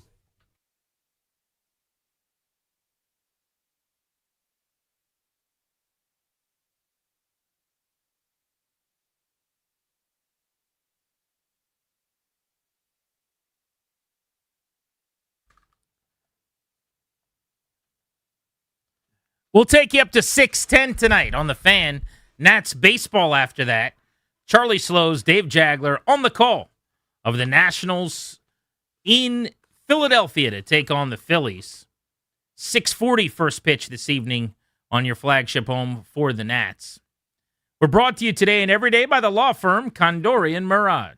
Exclusively sponsored by the law firm of Condori and Murad, estate planning, elder law, real estate transactions, probate administration. Their attorneys are always there to protect you and your family's assets. Schedule a free consultation with their team today by visiting kmlawyers.com and be sure to let them know that we sent you. That's kmlawyers.com. I have made no bones about the fact that I am pro-electronic strike zone. My goal several years ago was to get to a point as quickly as possible in Major League Baseball where every single pitch was determined as a ball or a strike by technology. And there was a lot of pushback on that. And so we have arrived at something of a middle ground, a compromise, which is the ABS system, the automated balls and strikes challenge system that we have right now. And I actually think, in hindsight, this is actually a pretty good place to be because you do still have MLB umpires calling every single pitch. And so you did not lose anything in the way of the skill of framing or receiving from the catching position. You still have the ability eventually for managers, coaches, players to argue balls and strikes, which I know people were worried about. And the human element, which is just code word for getting calls wrong, the human element is still there, which I think people really, really like. As an example, if you look at umpires around the big leagues so far, a few days into the season, Jordan Baker and Ryan Wills did a great job. They only got 5 calls wrong, best in baseball as umpires, balls and strikes in their first outing behind the plate. Chad Fairchild, James Hoy, Mike Machlinski, these guys got 6 calls wrong out of hundreds of pitches that they saw. Pretty amazing job, well done. Then there's C.B. Buckner, who got 26 calls wrong. He is notoriously terrible at calling balls and strikes. The players' union is strong. The umpires' union is stronger. Like nothing ever happens. These guys don't get in trouble. There's no ramifications for being bad. So there were only 3 guys that got more than 16 balls and strikes calls wrong in their first game behind the dish. Trip Gibson had 19 wrong. Chris Siegel had 19 wrong. And C.B. Buckner had 26 wrong. But, Danny, the idea that you can challenge is a very healthy thing because innings change, games change, outcomes change. Maybe the wrong team makes the playoffs and the right team doesn't because of enough of these calls adding up, count leverage, changing the complexion of an inning or a game many, many times over, hundreds, thousands of times over the course of the season. Yeah, and when the system was invented, I'm not talking about ABS, but when balls and strikes were invented, they had loops, they had arcs on it. And it was like, High Stockings McGee throwing 400 pitches at a twilight doubleheader after he worked a day at the factory. And they've had the same system since then. Throwing 79 miles an hour, a little easier to call a ball or a strike. Yeah, stuff has changed. Everything's changed. The art of framing, catchers receiving, and everything under the sun. I mean, it's better than it used to be. Go back to the highlights of the 90s when the Braves are on TV and Tom Glavine is in the middle of the other batter's box and Eric Gregg is just ringing everybody up, that bothers to stand in the box. It's better than it was. The point is it's too hard to do it right with great accuracy. These guys are incredible at it by and large. There's a hilarious video I've watched many times of former Nats great Levon Hernandez pitching for the Marlins in a playoff game. Just throwing balls. And he is throwing balls that are probably like 3 full baseballs off the plate, but they're being framed up behind the dish. And I don't know who the Marlins catcher would have been at the time. I doubt it was my guy Charles Johnson. Could be Charles Johnson framing him up. Maybe it was. I don't think it was. But regardless, I mean, he's just like you joked, but he's over the line in the other batter's box, like a foot off the plate, and we're just tearing phone books left and right. We're just punching people. Just out. punching the raggedy end, just tiger uppercuts and Hadoukens everywhere. Yeah, I mean, so it's better than it was.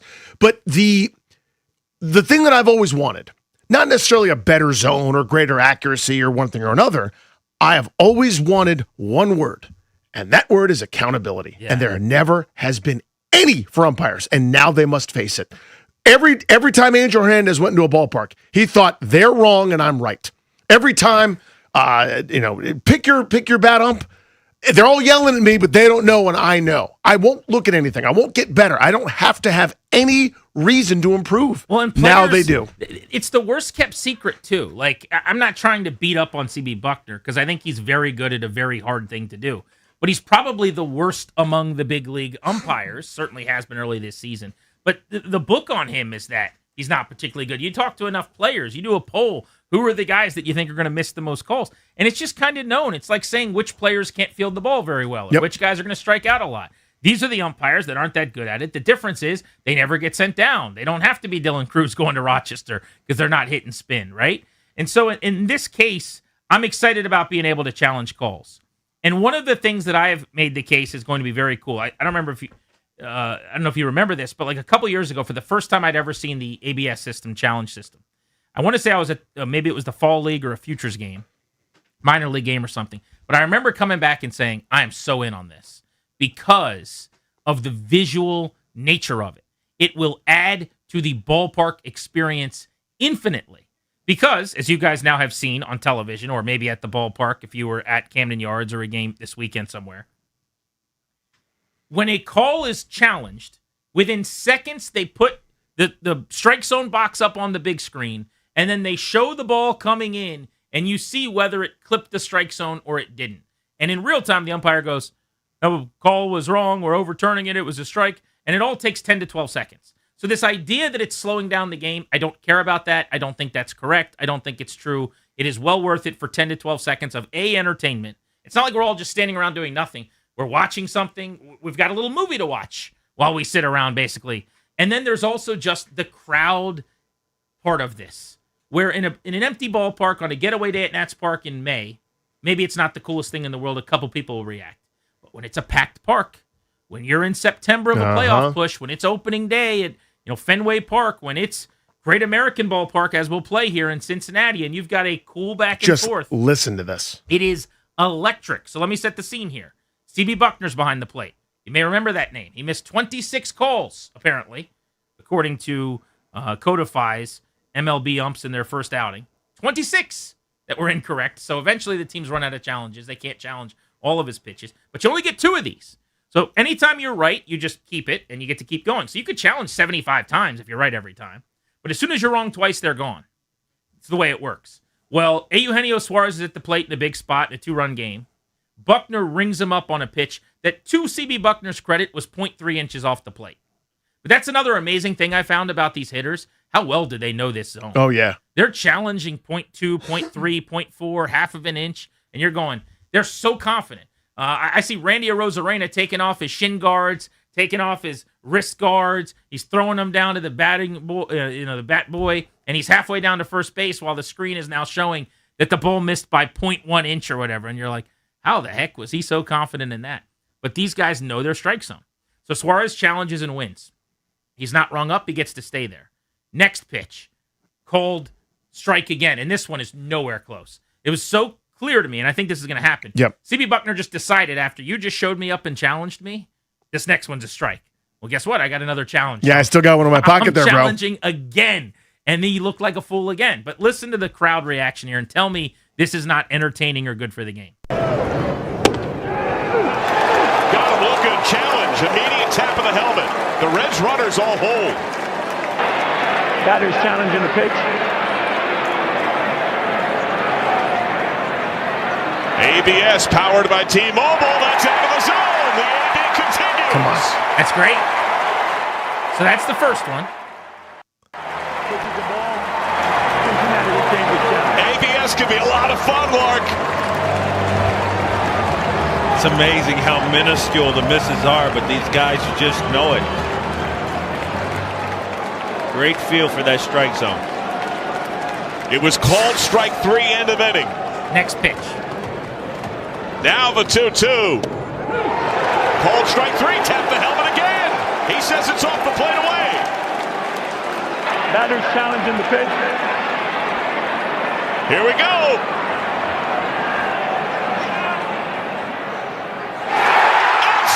Awesome. Electric. I love that. By the way, that's the Duke play-by-play version of CB Buckner saying, the batter is challenging the pitch. Oh, he was so mad. Just so annoyed. Ripped off his mask. You are wrong so often. Play the end of that because we jumped in. Play the broadcaster's reaction in the crowd as he's screaming and saying it's the most excited everyone got all day. Here we go.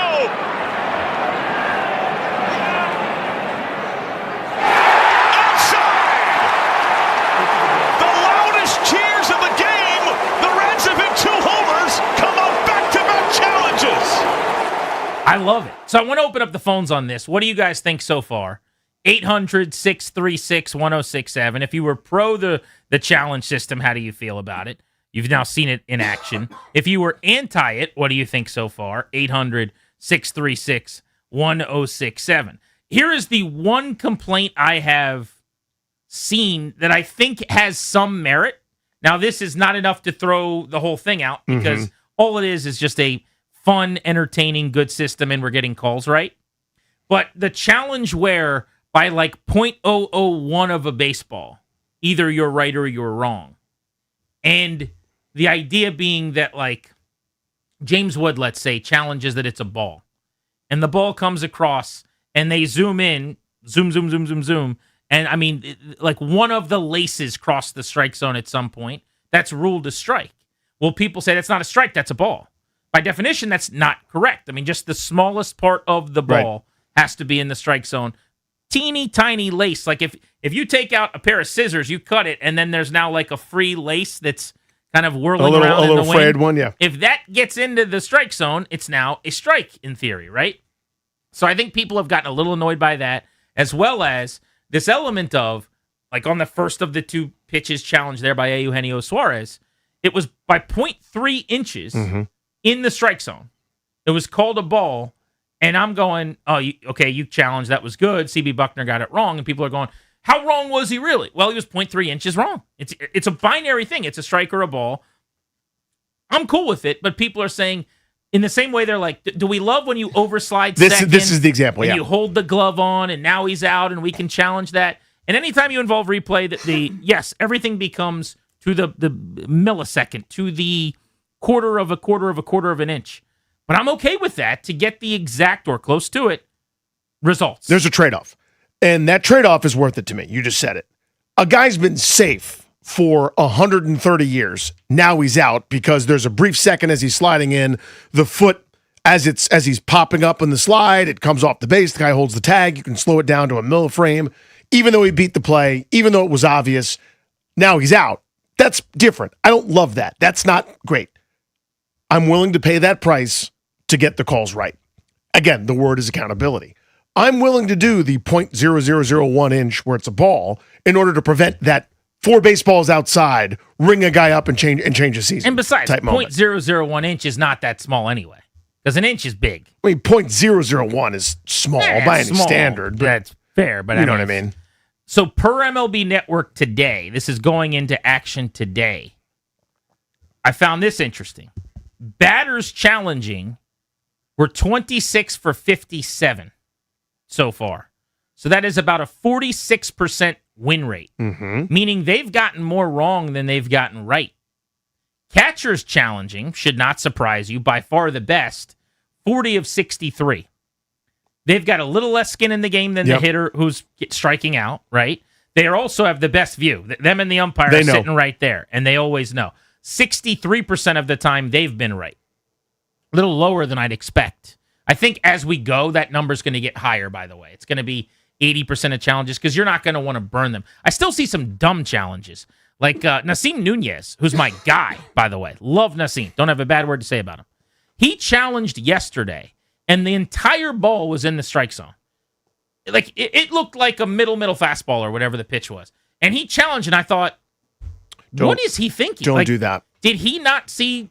Was he positioned weird in the box? Did he have a weird feel? Did he blink? Yeah, exactly. Did you blink, not see? And by the way, there were like 3 or 4 calls in the next inning that were wrong, including in his at-bat to bring him up. But the Nats were out of challenges because they got 2 wrong because K. Barrett had a challenge that wasn't very good, and then he had the terrible one. But catchers are batting at a higher rate, about 60-some%. And we actually saw 4 pitchers challenge, and they were only 1 for 4. I think a pitcher challenge is going to be rare. Yeah, the pitchers should do the Chris Sale policy. Don't do it. They think everything's a strike. Exactly. I would say let the people that are right there, that are in position to know where it crosses. Intuitively, they also have the worst view. They're falling off. They're following through. They're finishing. And to your point, your head's not steady. Pitchers joke about this, but I really do believe they think most things around the plate are a strike. But so it was catchers had the best challenge rate, then batters, then pitchers. But we had a total. Now, how many, it's 3 days of baseball, or I guess we started on Wednesday night. Right. But basically 3 days of baseball. So we had 67 plus 57. Quick math. Total challenge. 114 challenges in 3 days. That's a lot. 124. 124, I guess it is. But regardless, we've had that many challenges in 3 days. I think people think it's too many. But you only get 2. It just means that they're challenging calls that were wrong. Enough of them are right, yeah. If we're getting too many, it means the umps are screwing up. Totally. And again, it goes back to a couple different things. I want those numbers. I'm curious what those numbers are going to be over the course of the season. If the hitters, catchers will equalize a little bit. Meaning if they'll the get percentage closer. of getting it right? Yeah. I think because hitters, to your point, think nothing that a catcher catches is a strike. How do teams not have strategies on this? Like if you're a manager. Because it's so new. Yeah. But wouldn't you have had a meeting? I would. There are a lot of teams that haven't talked about this. When we were at spring training, we asked the Nats. They're like, yeah, we haven't really talked much about it. Like, I would say if you're not these 4 guys, you can't challenge. If it's not the 7th inning or later, or this is not a count leverage to get to 2 strikes or something. Yeah, we're not doing 2 outs with nobody on. You're the 9th place hitter challenging an 0-0 pitch you think is just out of the zone. We're not doing that. That was kind of the Nasim Nunez one. Yeah. You're like, there's no rules, it doesn't seem like, for most teams on this. I think you're just going, you guys know the strike zone, go be a pro.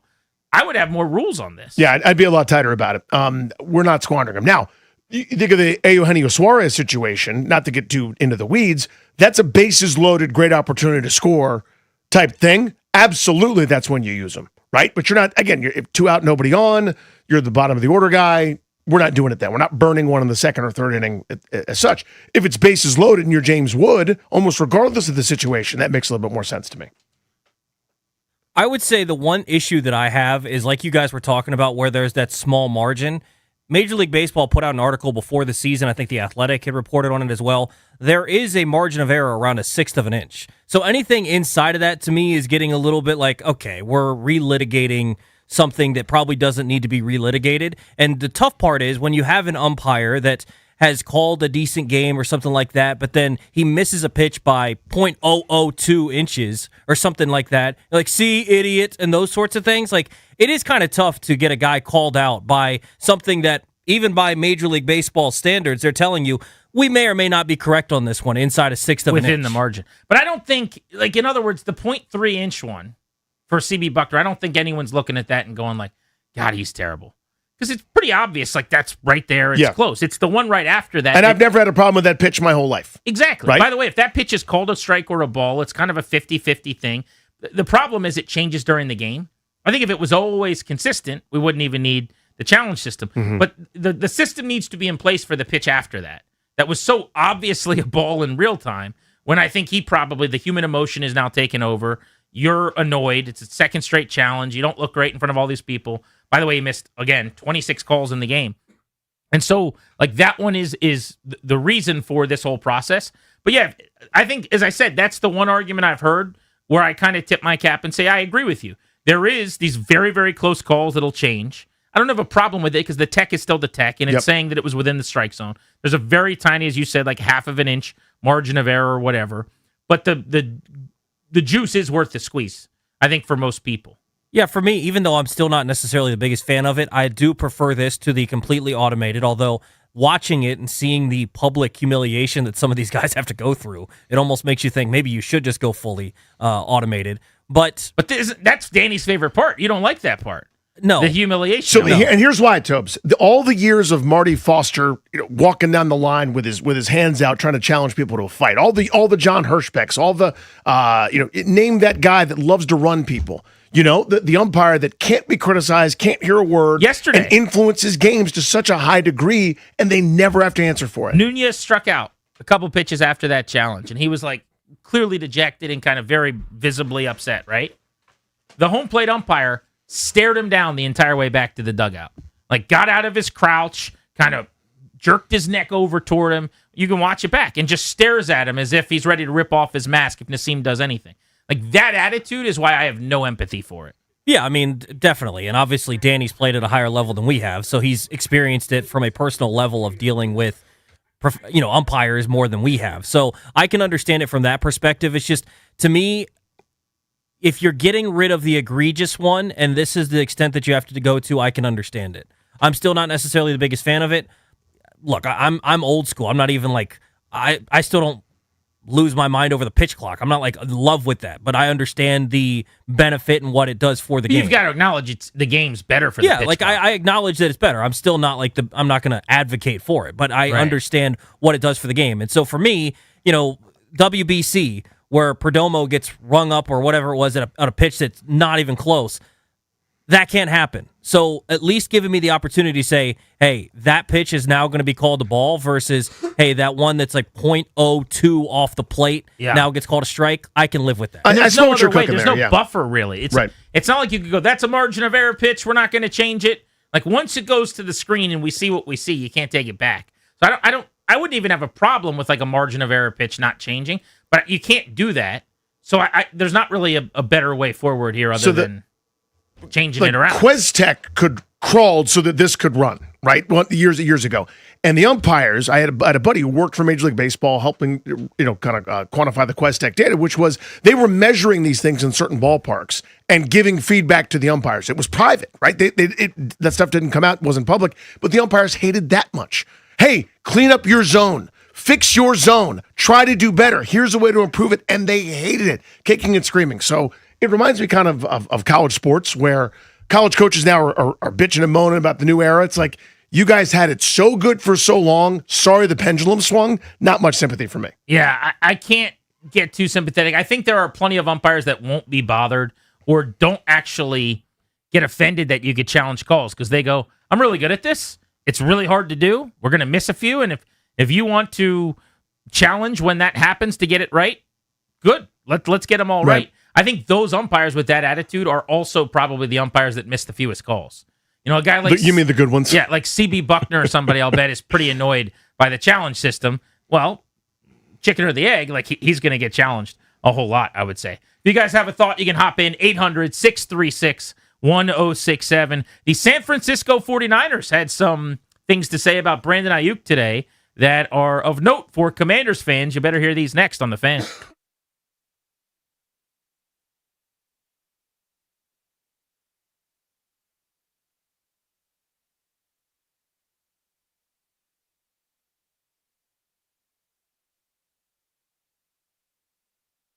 What's up, guys? Danny Rouillet here. Playoff push is here right now this minute. NBA teams are deep in the stretch run, and Fanatics Sportsbook is ready for every moment. Here's the deal. You guys have heard me talk about Fan Cash, and remember, every time you bet with Fanatics Sportsbook, what are you doing? You're earning up to 10% Fan Cash. That is win or lose. So even if your bet misses, you're still stacking Fan Cash. Fan Cash unlocks value you simply cannot get at other sportsbooks, like more bets, unlimited profit boosts for your favorite player props, authentic NBA gear, game tickets, access to exclusive Fanatics events like Fanatics Fest in New York City. But that's not the only play.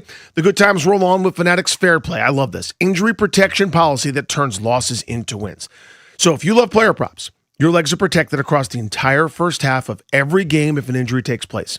If your guy goes down, you're getting your money back or your parlay plays on. Make the switch to the sportsbook that gives you more to play with. Winning hits different here. Must be 21 plus. Gambling problem? Call 1-800-GAMBLER or 1-800-MY-RESET. MD visit mdgamblinghelp.org.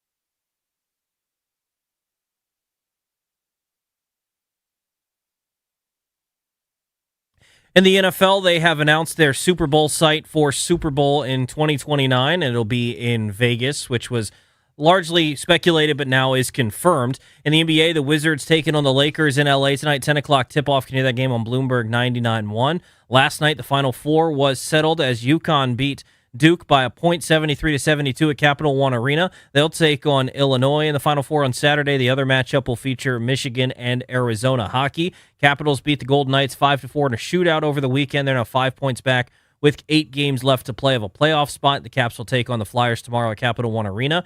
Baseball, the Nationals took 2 of 3 from the Cubs at Wrigley Field over the weekend. They now head to Philadelphia, where they take on the Phillies for the first of 3 tonight. 6:40 first pitch. Can hear the game right here on the Fan. Foster Griffin makes his Nationals debut. He'll take on the righty Taijuan Walker of the Phillies. From the Crop Metcalf 5-Star Sports Desk, I'm Toby Altizer on the Fan.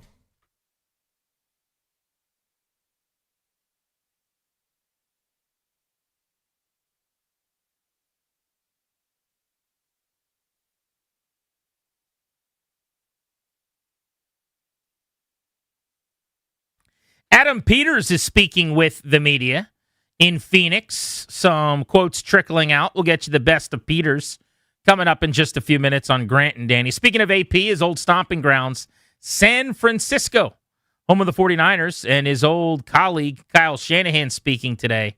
Kyle saying that the Niners are hoping to get something for Brandon Ayuk. They do not want to release him because they would like to trade him. And when asked about, well, you guys got to get rid of him at some point, right? He said they are in no rush to do that.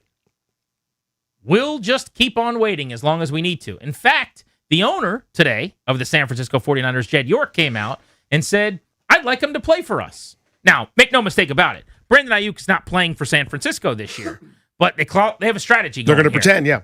The owner's going to pretend he wants him on the team. If the owner wants him on the team, then maybe he ends up on the team, even though John Lynch already kind of put his foot in his mouth and said he won't be playing for us. There was no reason to do that, but he was overly honest, which is great. Thanks for being honest. Kyle has made it clear he's kind of done with this guy. But today he said, yeah, we want to trade him. And then the owner says, we'll keep him. So they're trying to build a little market here. They are in no rush to let Brandon Ayuk move on with his life. He basically was a pain in their butt last year in their minds. You ruined part of our season. We're now going to ruin your sweepstakes. And this is petty, but it's what they're doing. Yeah, and it's also good for the team. That's the central priority. If they can get something, they should get something. But if they can't, there's no reason to do this today. There's no immediacy to it, right? But nobody's inheriting that contract. I don't think so either. That is an untradeable commodity. Totally. My point is, though, you're at least exploring that. They are making it seem like, we'll totally do it. We'll keep him. He'll be on the roster. He won't, but they're pretending. They're doing what you're supposed to do because maybe there's a dunderhead. Maybe there's an idiot. Maybe there's someone that believes it, needs him so bad, he'll give you the 4th or the 5th or the whatever, or pick swap. This is what you're supposed to do. Again, contrast that with Washington and Tyler Biadasz, right? They have a guy that was a problem there that basically flipped them the bird, that wouldn't respond to text messages, that wouldn't show up, wouldn't do anything. The only time he was close to the facility was when he was driving 130 miles an hour, literally flipping them the bird on the video. That's as close as he could get to coming to work. He could not be bothered. It's untenable. They're moving on from him, and they're still going to try to get something because you're doing what's good for the ball club. I'm all in favor of being nice to everybody. I like that you move up to number 3 on the rankings. You're doing right by folks and treating families well. Letting everybody travel in first class and taking care of the kids at the facilities and doing all the different things for the meeting rooms and meals and improving stuff. That's all well and good. But at the end of the day, that shouldn't trump what's best for the ball club, right? You do all those things, but also when it comes to it, hey, we can get something for you. We're going to try to trade. So I guess I look at it in this less altruistic way for San Francisco or strategic way. Maybe you're right. Maybe they really do have a plan, and they really do think that they're going to be able to try to get something for him. I just think that is this is not like an NBA contract that you don't think you can move and then you do. Like, whoa, look at what they got for Bradley Beal. Right. Do you remember, I don't know why this one comes to mind. This is a deep cut. But do you remember when the Blue Jays traded Vernon Wells to the Angels? And everyone was like, they'll never be able to trade that Vernon Wells contract. It always sounds like you can't trade someone and then you do. It's like there's a sucker born every day. Yeah, Gilbert Arenas got traded after that knee problem Absolutely. and everything. Yeah, you can't trade blank, and then a team takes on the deal, and you're like, oh well, I guess if you eat some money or you give up enough picks or whatever to go with him, you were able to make the trade. This is not that though. This is a guy that hasn't played in a year and a half, who is now viewed as a malcontent, who basically quit on a team after getting a huge contract, which is very, very peculiar, and who's a health risk, who's got a 4-year contract at $120 million that if you take him on, has 3 years left on it. You're talking about a 3-year deal with cap numbers, this year of 14.6, and then the last 2 years, Danny, of $41 and $43 million. That is untradeable. There is, I guess I can't say zero, but basically zero chance someone is taking on that deal. You'd have to pay a lot of money to trade him. So I just think this is, there's got to be more to it than this, I guess, but I'll just kind of finish the thought. I think this is them just kind of saying, you wanted to be a pain in the butt? Will be a pain in the butt. I think that's part of it too. I didn't mean to gloss over that. I do think that's a huge ingredient in this. But you think there's a chance they can trade him at all? No, I don't. But I think they're going to go through the exercise just in case. The other, because again, there's no incentive to do it now. But if we're both saying there's a 0% chance, there is no just in case. I think you're going through the exercise because you can, rather than just cutting him and making his life easier. Yeah, I mean, I think it's 6 1 half dozen the other. Here are the factors. Maybe some idiot trades for him. Very, very doubtful. There's a reason people play the lottery. You're not winning, but maybe the one person does. Right. It takes one GM who goes, I don't care if he hasn't played in 2 years or he might be a diva problem child. We'll pay him $41 million against the cap next year. Yeah. This one's for me. The other part is there's no urgency on the calendar. Right. If this was training camp, if this was, or they were at mini camp and OTAs and starting their year after the draft, we don't want this cantankerous person around. There'd be more urgency to it. The final ingredient, I think it's a huge one, is we are not doing you a single favor. We will not be rushed. We'll be doing this on our timeline, please, and thank you. Yeah, I wonder what the deadline is for them internally when they say we got to make the move. Because if you really want to be petty and there's no deadline, like you don't need to free up space or the money or anything, you could really screw them over if you wanted to. As of March 30th, today, the 49ers quote is that they are in no rush, that they have no obligation, no reason to move quickly on this. They don't have a specific deadline, they say. The expectation is that he has played his final snap. They're holding on to his rights so that they can explore this trade rather than just cutting him. But when everybody knows you're cutting him, normally you can't really trade a guy. Then you add in the contract to that, and it's pretty obvious. $24 million option bonus is due September 1st, is the New York Times report that I saw on The Athletic. So you can avoid that by not having him on your roster at that time. Are they really going to keep him through training camp, though, and just tell him not to be at the facility? Because then that would be like the Noah Brown thing where Washington or whoever is bringing him in 8 days before the season opener, like the week you're ramping up for your first game. So what I would do, and again, who knows what they're thinking, is I would never let anybody that's working for me in my employ or coaching or has to go answer questions from media have to answer a single more question about him when we're actually trying to prepare for the season. Right now, nothing's hurt. Doesn't matter. But if it becomes a distraction in August, September, whenever, we're not answering Brandon Ayuk questions. So we're not doing camp, that. He's gone for you. Yeah. Which is May. Yeah. But again, I'm not letting you go search for houses. I'm not letting you get your ducks in a row. You're not hearing back from me either. Like, I am not helping you a single iota. I'm not just sitting there cutting you right now so you can go to Washington and go real estate shopping. You do see teams a lot of times just kind of move on and say, all right, thanks for nothing. They are not doing that, though. No, not at all. And again, I get it.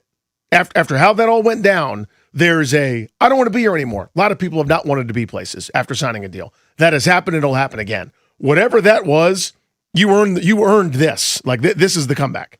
His former boss, Adam Peters, when he was in that front office as an assistant general manager, spoke today about the Commanders' offseason at length. We'll hear from Adam Peters and what he had to say next on The Fan.